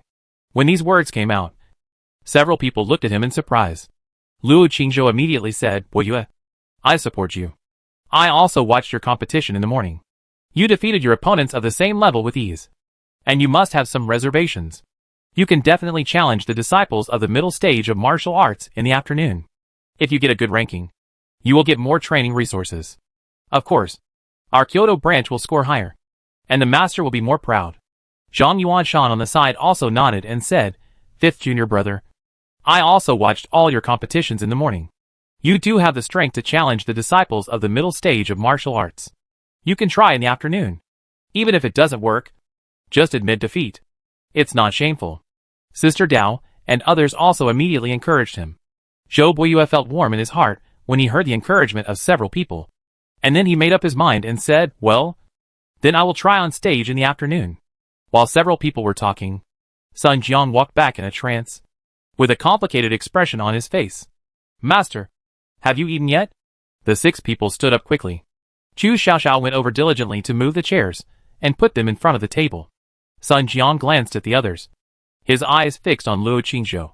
But he quickly retracted them, sat down at the table, and said, "Not yet." Sister Dao quickly brought him clean bowls and chopsticks. "Sit down." Sun Jiang showed a kind and gentle smile on his face, and glanced at someone again.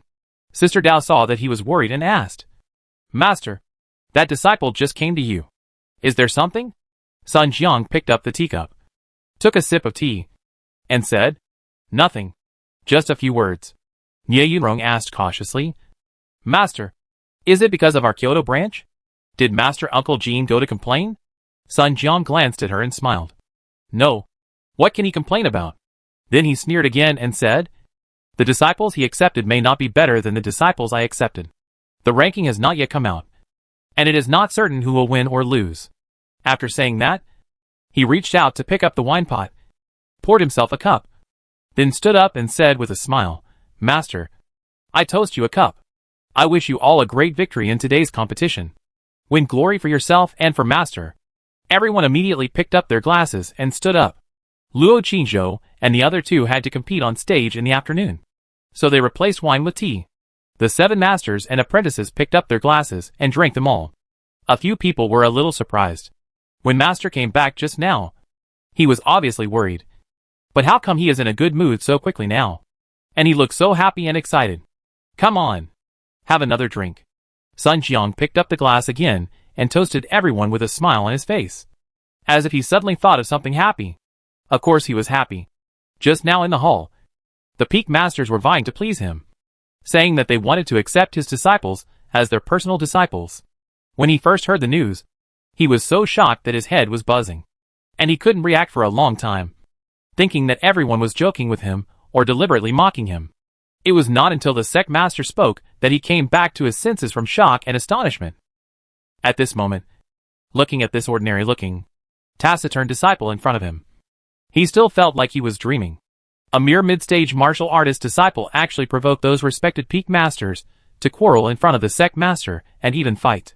Even the Linghu peak master of Jianfeng, who was always cold and peaceful, said that he needed this person. If the sect master hadn't spoken, several people would have fought on the spot. The scene was extremely chaotic at the time. He stood there with a blank mind, completely unaware of what had happened, and completely unaware of how these high-ranking members of the sect took a fancy to his not-so-outstanding disciple. He was really confused at the time. Of course, he is still confused now. They didn't tell him the reason. That is, they had to have this person. And they also told him not to say anything when he came back, and they would speak for themselves after the results came out in the afternoon. Sun Jiang had lived for most of his life and had never seen such absurd and incredible things. He picked up the wine glass and stared at the other side, looking left and right. But he couldn't see what was so amazing about this kid. Ahem. The competition will be held in the afternoon. Yuan Shan. Fei Yang. Are you sure? He decided to test the waters. Zhang Yuanshan said respectfully, disciples should have no problem winning the first game. As for the ranking, I dare not guarantee it. Sun Jiang nodded, looked at the other side and said, Fei Yang. What about you? Are you sure? Luo Qingzhou said respectfully, disciples should have no problem in the first game. As for the rest, I don't know. Sun Jiang's eyes flashed, and he said, if you two are ranked in the top 10, do you dare to challenge the 4 late martial arts disciples? Zhang Yuanshan hesitated for a moment and said, disciple dares. But I should not be sure. Sun Jiang looked at the opposite side again. Luo Qingzhou said, Disciple will be very satisfied if I can enter the top 10 of the midterm martial arts disciples. As for challenging the late martial arts disciples, I dare not. A burst of sneers suddenly came from the side. Sister Dao glanced at him and said, Chu Feiyang, is there anything you dare not do? Last night you. At this point, she suddenly stopped and said, If you are afraid of getting hurt, then if you meet them, just admit defeat. But in the competition for mid-level martial artists, I think you should be able to enter the top 5. She actually wanted to say that he could definitely challenge the disciples of the late-level martial artists. After all, he defeated Yun Wanru, who was also a late-level martial artist last night. However, she suddenly remembered that Luo Changtian from the Jinui was also here. This guy probably didn't want to expose his full strength, so he said he didn't dare. Sun Jiang glanced at her and said with a smile, Linger, do you think that with Fei Yang's strength, he can enter the top 5 of the midterm martial artist ranking? Sister Dao glanced at someone next to her and nodded. It should be no problem. Luo Qingzhou quickly changed the subject and said, Master, Wu Yue's competition this morning was very exciting. He should be among the top 5 of the early martial artists. He also wants to try the midterm martial artist competition in the afternoon. When Sun Jiang heard this, he looked at Zhou Buiyue with a smile on his face and said, Okay. Then go and try. Master believes that you can go further. Zhou Buiyue said a little stiffly, Thank you, Master. Sun Jiang smiled and didn't ask any more questions. He was very happy, and picked up the wine glass again and drank. There was almost no suspense about the ranking this time. When any branch has an inner disciple, the score and ranking will be directly raised. Not to mention the direct disciple. He really wanted to see the expression on Jin Song's face at that time. Humph. So what if your female disciple was selected as an inner disciple by Jianfeng? My disciple is being scrambled by all the peak masters to be his personal disciple. Thinking of his pride, he couldn't help but grin and laugh. Finally, he could hold his head high and let out his anger. Zhang Yuanshan and the others looked at him in surprise, and looked at each other, wondering what good thing happened to the master today that made him so happy. After dinner, they took a short rest. Sun Jiang led them out of the house and walked towards the square. Coincidentally, Jin Song also walked out of the house next door with his 8 disciples. When the two sides met, they smiled on their faces, but there were flashes of swords in their eyes. Brother Sun, congratulations. Jin Song suddenly came over and said with a smile on his face. Sun Jiang's heart jumped immediately. Did he know that news too? Unexpectedly, Jin Song smiled and said, I heard from my disciples that your disciples performed very well this morning. TSK. It seems that the ranking should not be the last. Congratulations, Senior Brother Sunday. When Sun Jiang heard this, he secretly breathed a sigh of relief and sneered. I am disappointed. Junior Brother Jin. Jin Song said with a smile on his face. Senior Brother Sun, what are you talking about? I really congratulate you. By the way, you should have 2 disciples to go on stage in the afternoon competition. Right, Junior Brother. I wish you 2 nephews a good start and get a good ranking in advance. Sun Jiang said with a fake smile. No matter how good the ranking is, it can't be better than you. Junior Brother Jin. Your disciple has been selected as an inner disciple by Jianfeng. How can we compare with him? Jin Song immediately laughed and said, Lucky. Just lucky. The 2 chatted in a perfunctory manner and took their disciples to the square together. Luo Qingzhou was thinking about something when Yun Wanru suddenly came over and said with a gentle smile on her face, Junior Brother Chu, I believe you will be able to enter the top 10 this afternoon. If you meet me then, we can have a good competition on the ring. Luo Qingzhou glanced at her and begged for mercy directly. Senior Sister Yun, I was wrong last night. If I really meet Senior Sister Yun on the ring in the afternoon, I hope Senior Sister Yun will show mercy. Yun Wanru's eyebrows twitched a few times. She didn't expect that with this guy's ability. He would actually beg for mercy directly. She froze, but still kept a smile on her face and said, Junior Brother Chu, don't be modest. Junior Brother Chu is incomparable to ordinary warriors in terms of body skills, speed, and eyesight. If we really meet on the ring in the afternoon, don't worry. We will stop at a certain point. I will not deliberately target Junior Brother Chu because of what happened yesterday. Luo Qizhou bowed and said, Thank you, Senior Sister Yun. Yun Wanru's senior brothers and sisters were also watching and listening on the side, and their eyes showed a hint of sarcasm and disdain when they looked at him. It was embarrassing to beg for mercy before going on stage. The group came to the square. Not long after, many people had gathered in the square. Those who came to participate in the competition in the afternoon, as well as other disciples, hurried over. The guests from other sects also sat in the stands in advance. In the afternoon, there will be a competition between the middle and late martial arts masters, which will definitely be more exciting than yesterday and the morning. After a while, several elders who presided over the competition also came together. The disciples immediately lined up and waited for the draw. Several elders stood on the stage, not speaking, as if waiting for someone. Soon, several old men and a group of disciples, surrounded by a woman in a red dress, walked up to the stands and sat at the highest point. The disciples on the square immediately whispered excitedly, "It's the sect master, Fairy Zixia." The guests from other sects also looked over. When Luo Qingzhou was staring at the red shadow, the elder on the stage suddenly said loudly, "The top 10 of the early martial arts disciples competition this morning have come out. Now I will start to announce the list. Those whose names are read, stand in front and decide whether to participate in the afternoon draw." Zhou Boyo immediately became nervous. Yan Fei from Liuzhou branch. 10th place, Zhu Lin from Wancheng branch. 9th place, Zhou Boyue from Kyoto branch. 4th place. Hearing the ranking, Chu Xiaoxiao and the others standing next to Zhou Boyue cheered. Chu Xiaoxiao said excitedly, "Brother Zhou, you are so amazing. You are ranked 4th. Zhou Boyue smiled shyly and walked forward quickly. After the elder finished reading the list, he asked the top 10 disciples which of them wanted to continue to participate in the afternoon competition. In addition to Zhou Boyue, there were 3 people who wanted to participate again. After the elder registered, he let them disperse. Another half an instant stick of time passed. The elder went up to the stone platform again and began to announce the drawing of lots. Luo Qingzhou, Zhang Yuanshan, Zhou Boyue, and other disciples in the middle stage of martial arts all walked over. The elder took the list, and every time a name was read, a disciple went up to draw lots. Luo Qingzhou drew Han Xian from Meicheng. Judging from her name, she should be a female disciple. But he naturally would not be sympathetic to women. He must win this competition. He glanced at the stage again and found that Linghu Qingzhu was looking at him. The two looked at each other, and Linghu Qingzhu looked cold, as if he didn't know him. Luo Qingzhou retracted his gaze and followed the other disciples to the ring. There were 3 rings in total, and 6 of the disciples went on stage to compete first. The elder Wu Yuzi took the list after the draw and read out the names in order. When the names of Chu Feiyang and Han Xian were read out, Luo Qingzhou and a tall woman holding a spear walked out of the crowd.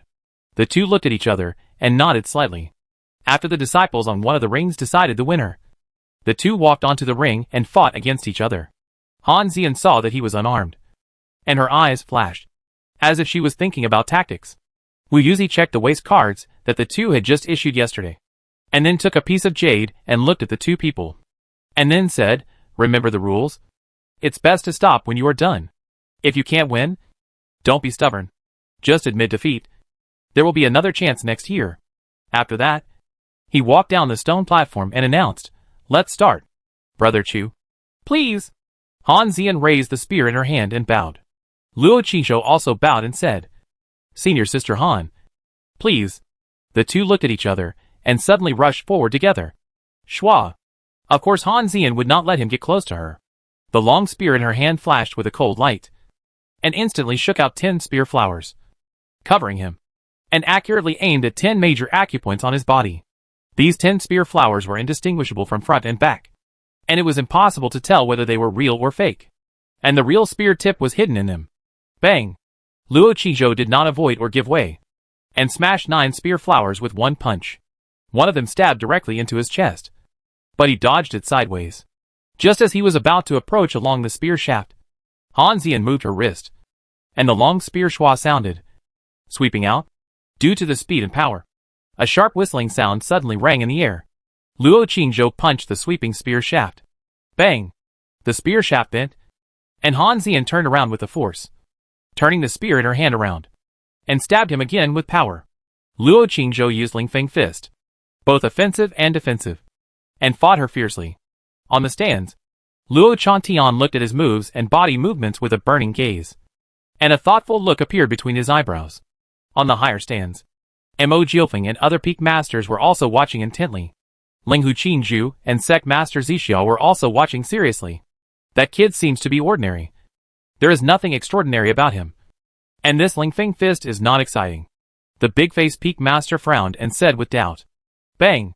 At this moment, on the ring, Luo Qingzhou finally found the right opportunity to get close and punched Han Xian in the chest. Before she could retract the spear, he punched her in the stomach with a bang. Bang! Bang! Bang! 3 consecutive punches directly knocked her out and fell into the crowd below the ring. The crowd dispersed and did not dare to catch it. Her fellow apprentices who were watching the fight from the stage gathered around her, their faces full of concern. But they didn't dare to help her, because the competition was not over yet. Luo Qingzhou stood at the edge of the ring and looked at her. Han Xian spat out a mouthful of blood, struggled on the ground for a few times, stood up, raised her head, looked at him for a few times, and then bowed and said, Brother Chu, I am no match for you. I admit defeat. Luo Qingzhou bowed. From the crowd beside him, Chu Shixiu's excited cheers came. Senior Brother Chu is mighty. Senior Brother Chu won. Luo Qingzhou glanced at her, walked down the ring, and waited for the next game. In the stands, several Peak Masters were a little confused. How did he win? His boxing skills looked ordinary. How did he suddenly win? The opponent is too weak, not too strong. He probably just practiced his Lingfeng fist, and his fight is not as good as that of ordinary disciples. It seems that he probably won't make it through the second game. It's not really a coincidence that this kid was able to enter that ancient formation yesterday? Several Peak Masters were a little suspicious. Linghu Qingzhu, who was sitting next to him, had a flash of eyes and suddenly said, I met him last night, tested him, and helped him check. He has ordinary talent and nothing extraordinary. The reason why he was able to enter the ancient formation should be related to something on him, and has nothing to do with him. Fairy Zixiao on the side glanced at her. Mo Jiufeng sneered when he heard this and said, Master Linghu, do you think we will give up if you say that? You underestimate us old guys too much. Don't you? Linghu Qingzhu didn't say anything else and turned to look at the Sec Master beside him. Fairy Zixiao looked at the young man below, her eyes flashing. But she didn't say anything. Next game. Lei Yang from Shuicheng branch and Chu Fei Yang from Kyoto branch. Half an hour later, Luo Qingzhou's name was called again. Shuicheng branch? Luo Qingzhou looked at the familiar long-faced man and narrowed his eyes. Under the ring, Jin Song was watching with other disciples. When he saw the long-faced man walking onto the ring, his disciples raised their hands and shouted loudly, Senior Brother Lei will win. Senior Brother Lei will win. The competition began. Jin Song looked to the side with a smile on his face. Sun Jian also stood there with his disciples, looking at the stage with complicated eyes. Jin Song thought he was nervous, so he smiled, walked over and patted his shoulder and said, Brother Sun, what a coincidence. Our 2 disciples met so soon. That's my eldest disciple. He reached the middle stage of martial artist a year ago. It is estimated that he will break through in a few months. Your disciple has just broken through. Right? I just saw that he seemed to be a little unfamiliar with the Lingfeng fist. You didn't just teach him, did you? My disciple's Lingfeng fist. Boom! At this moment, there was a sudden explosion on the stage. Jin Song was smiling, and while talking, he looked at the stage. When he saw this, the smile on his face froze. The competition had just begun, and his eldest disciple had been knocked out of the ring. At this time, Mo Jiufeng and others in the stands also had bright eyes and faces full of surprise. Good boy. You actually hid so much strength just now. This punch is incredible. The essence of Lingfeng fist is all in this punch. This boy's punch is even more powerful than the inner disciples. No. Did you see it clearly just now? When the fist hit the disciple, it seemed that there was a lightning. It seems that there are other skills in Lingfeng fist. Lightning? Why didn't I see it? I can only see the side from this angle.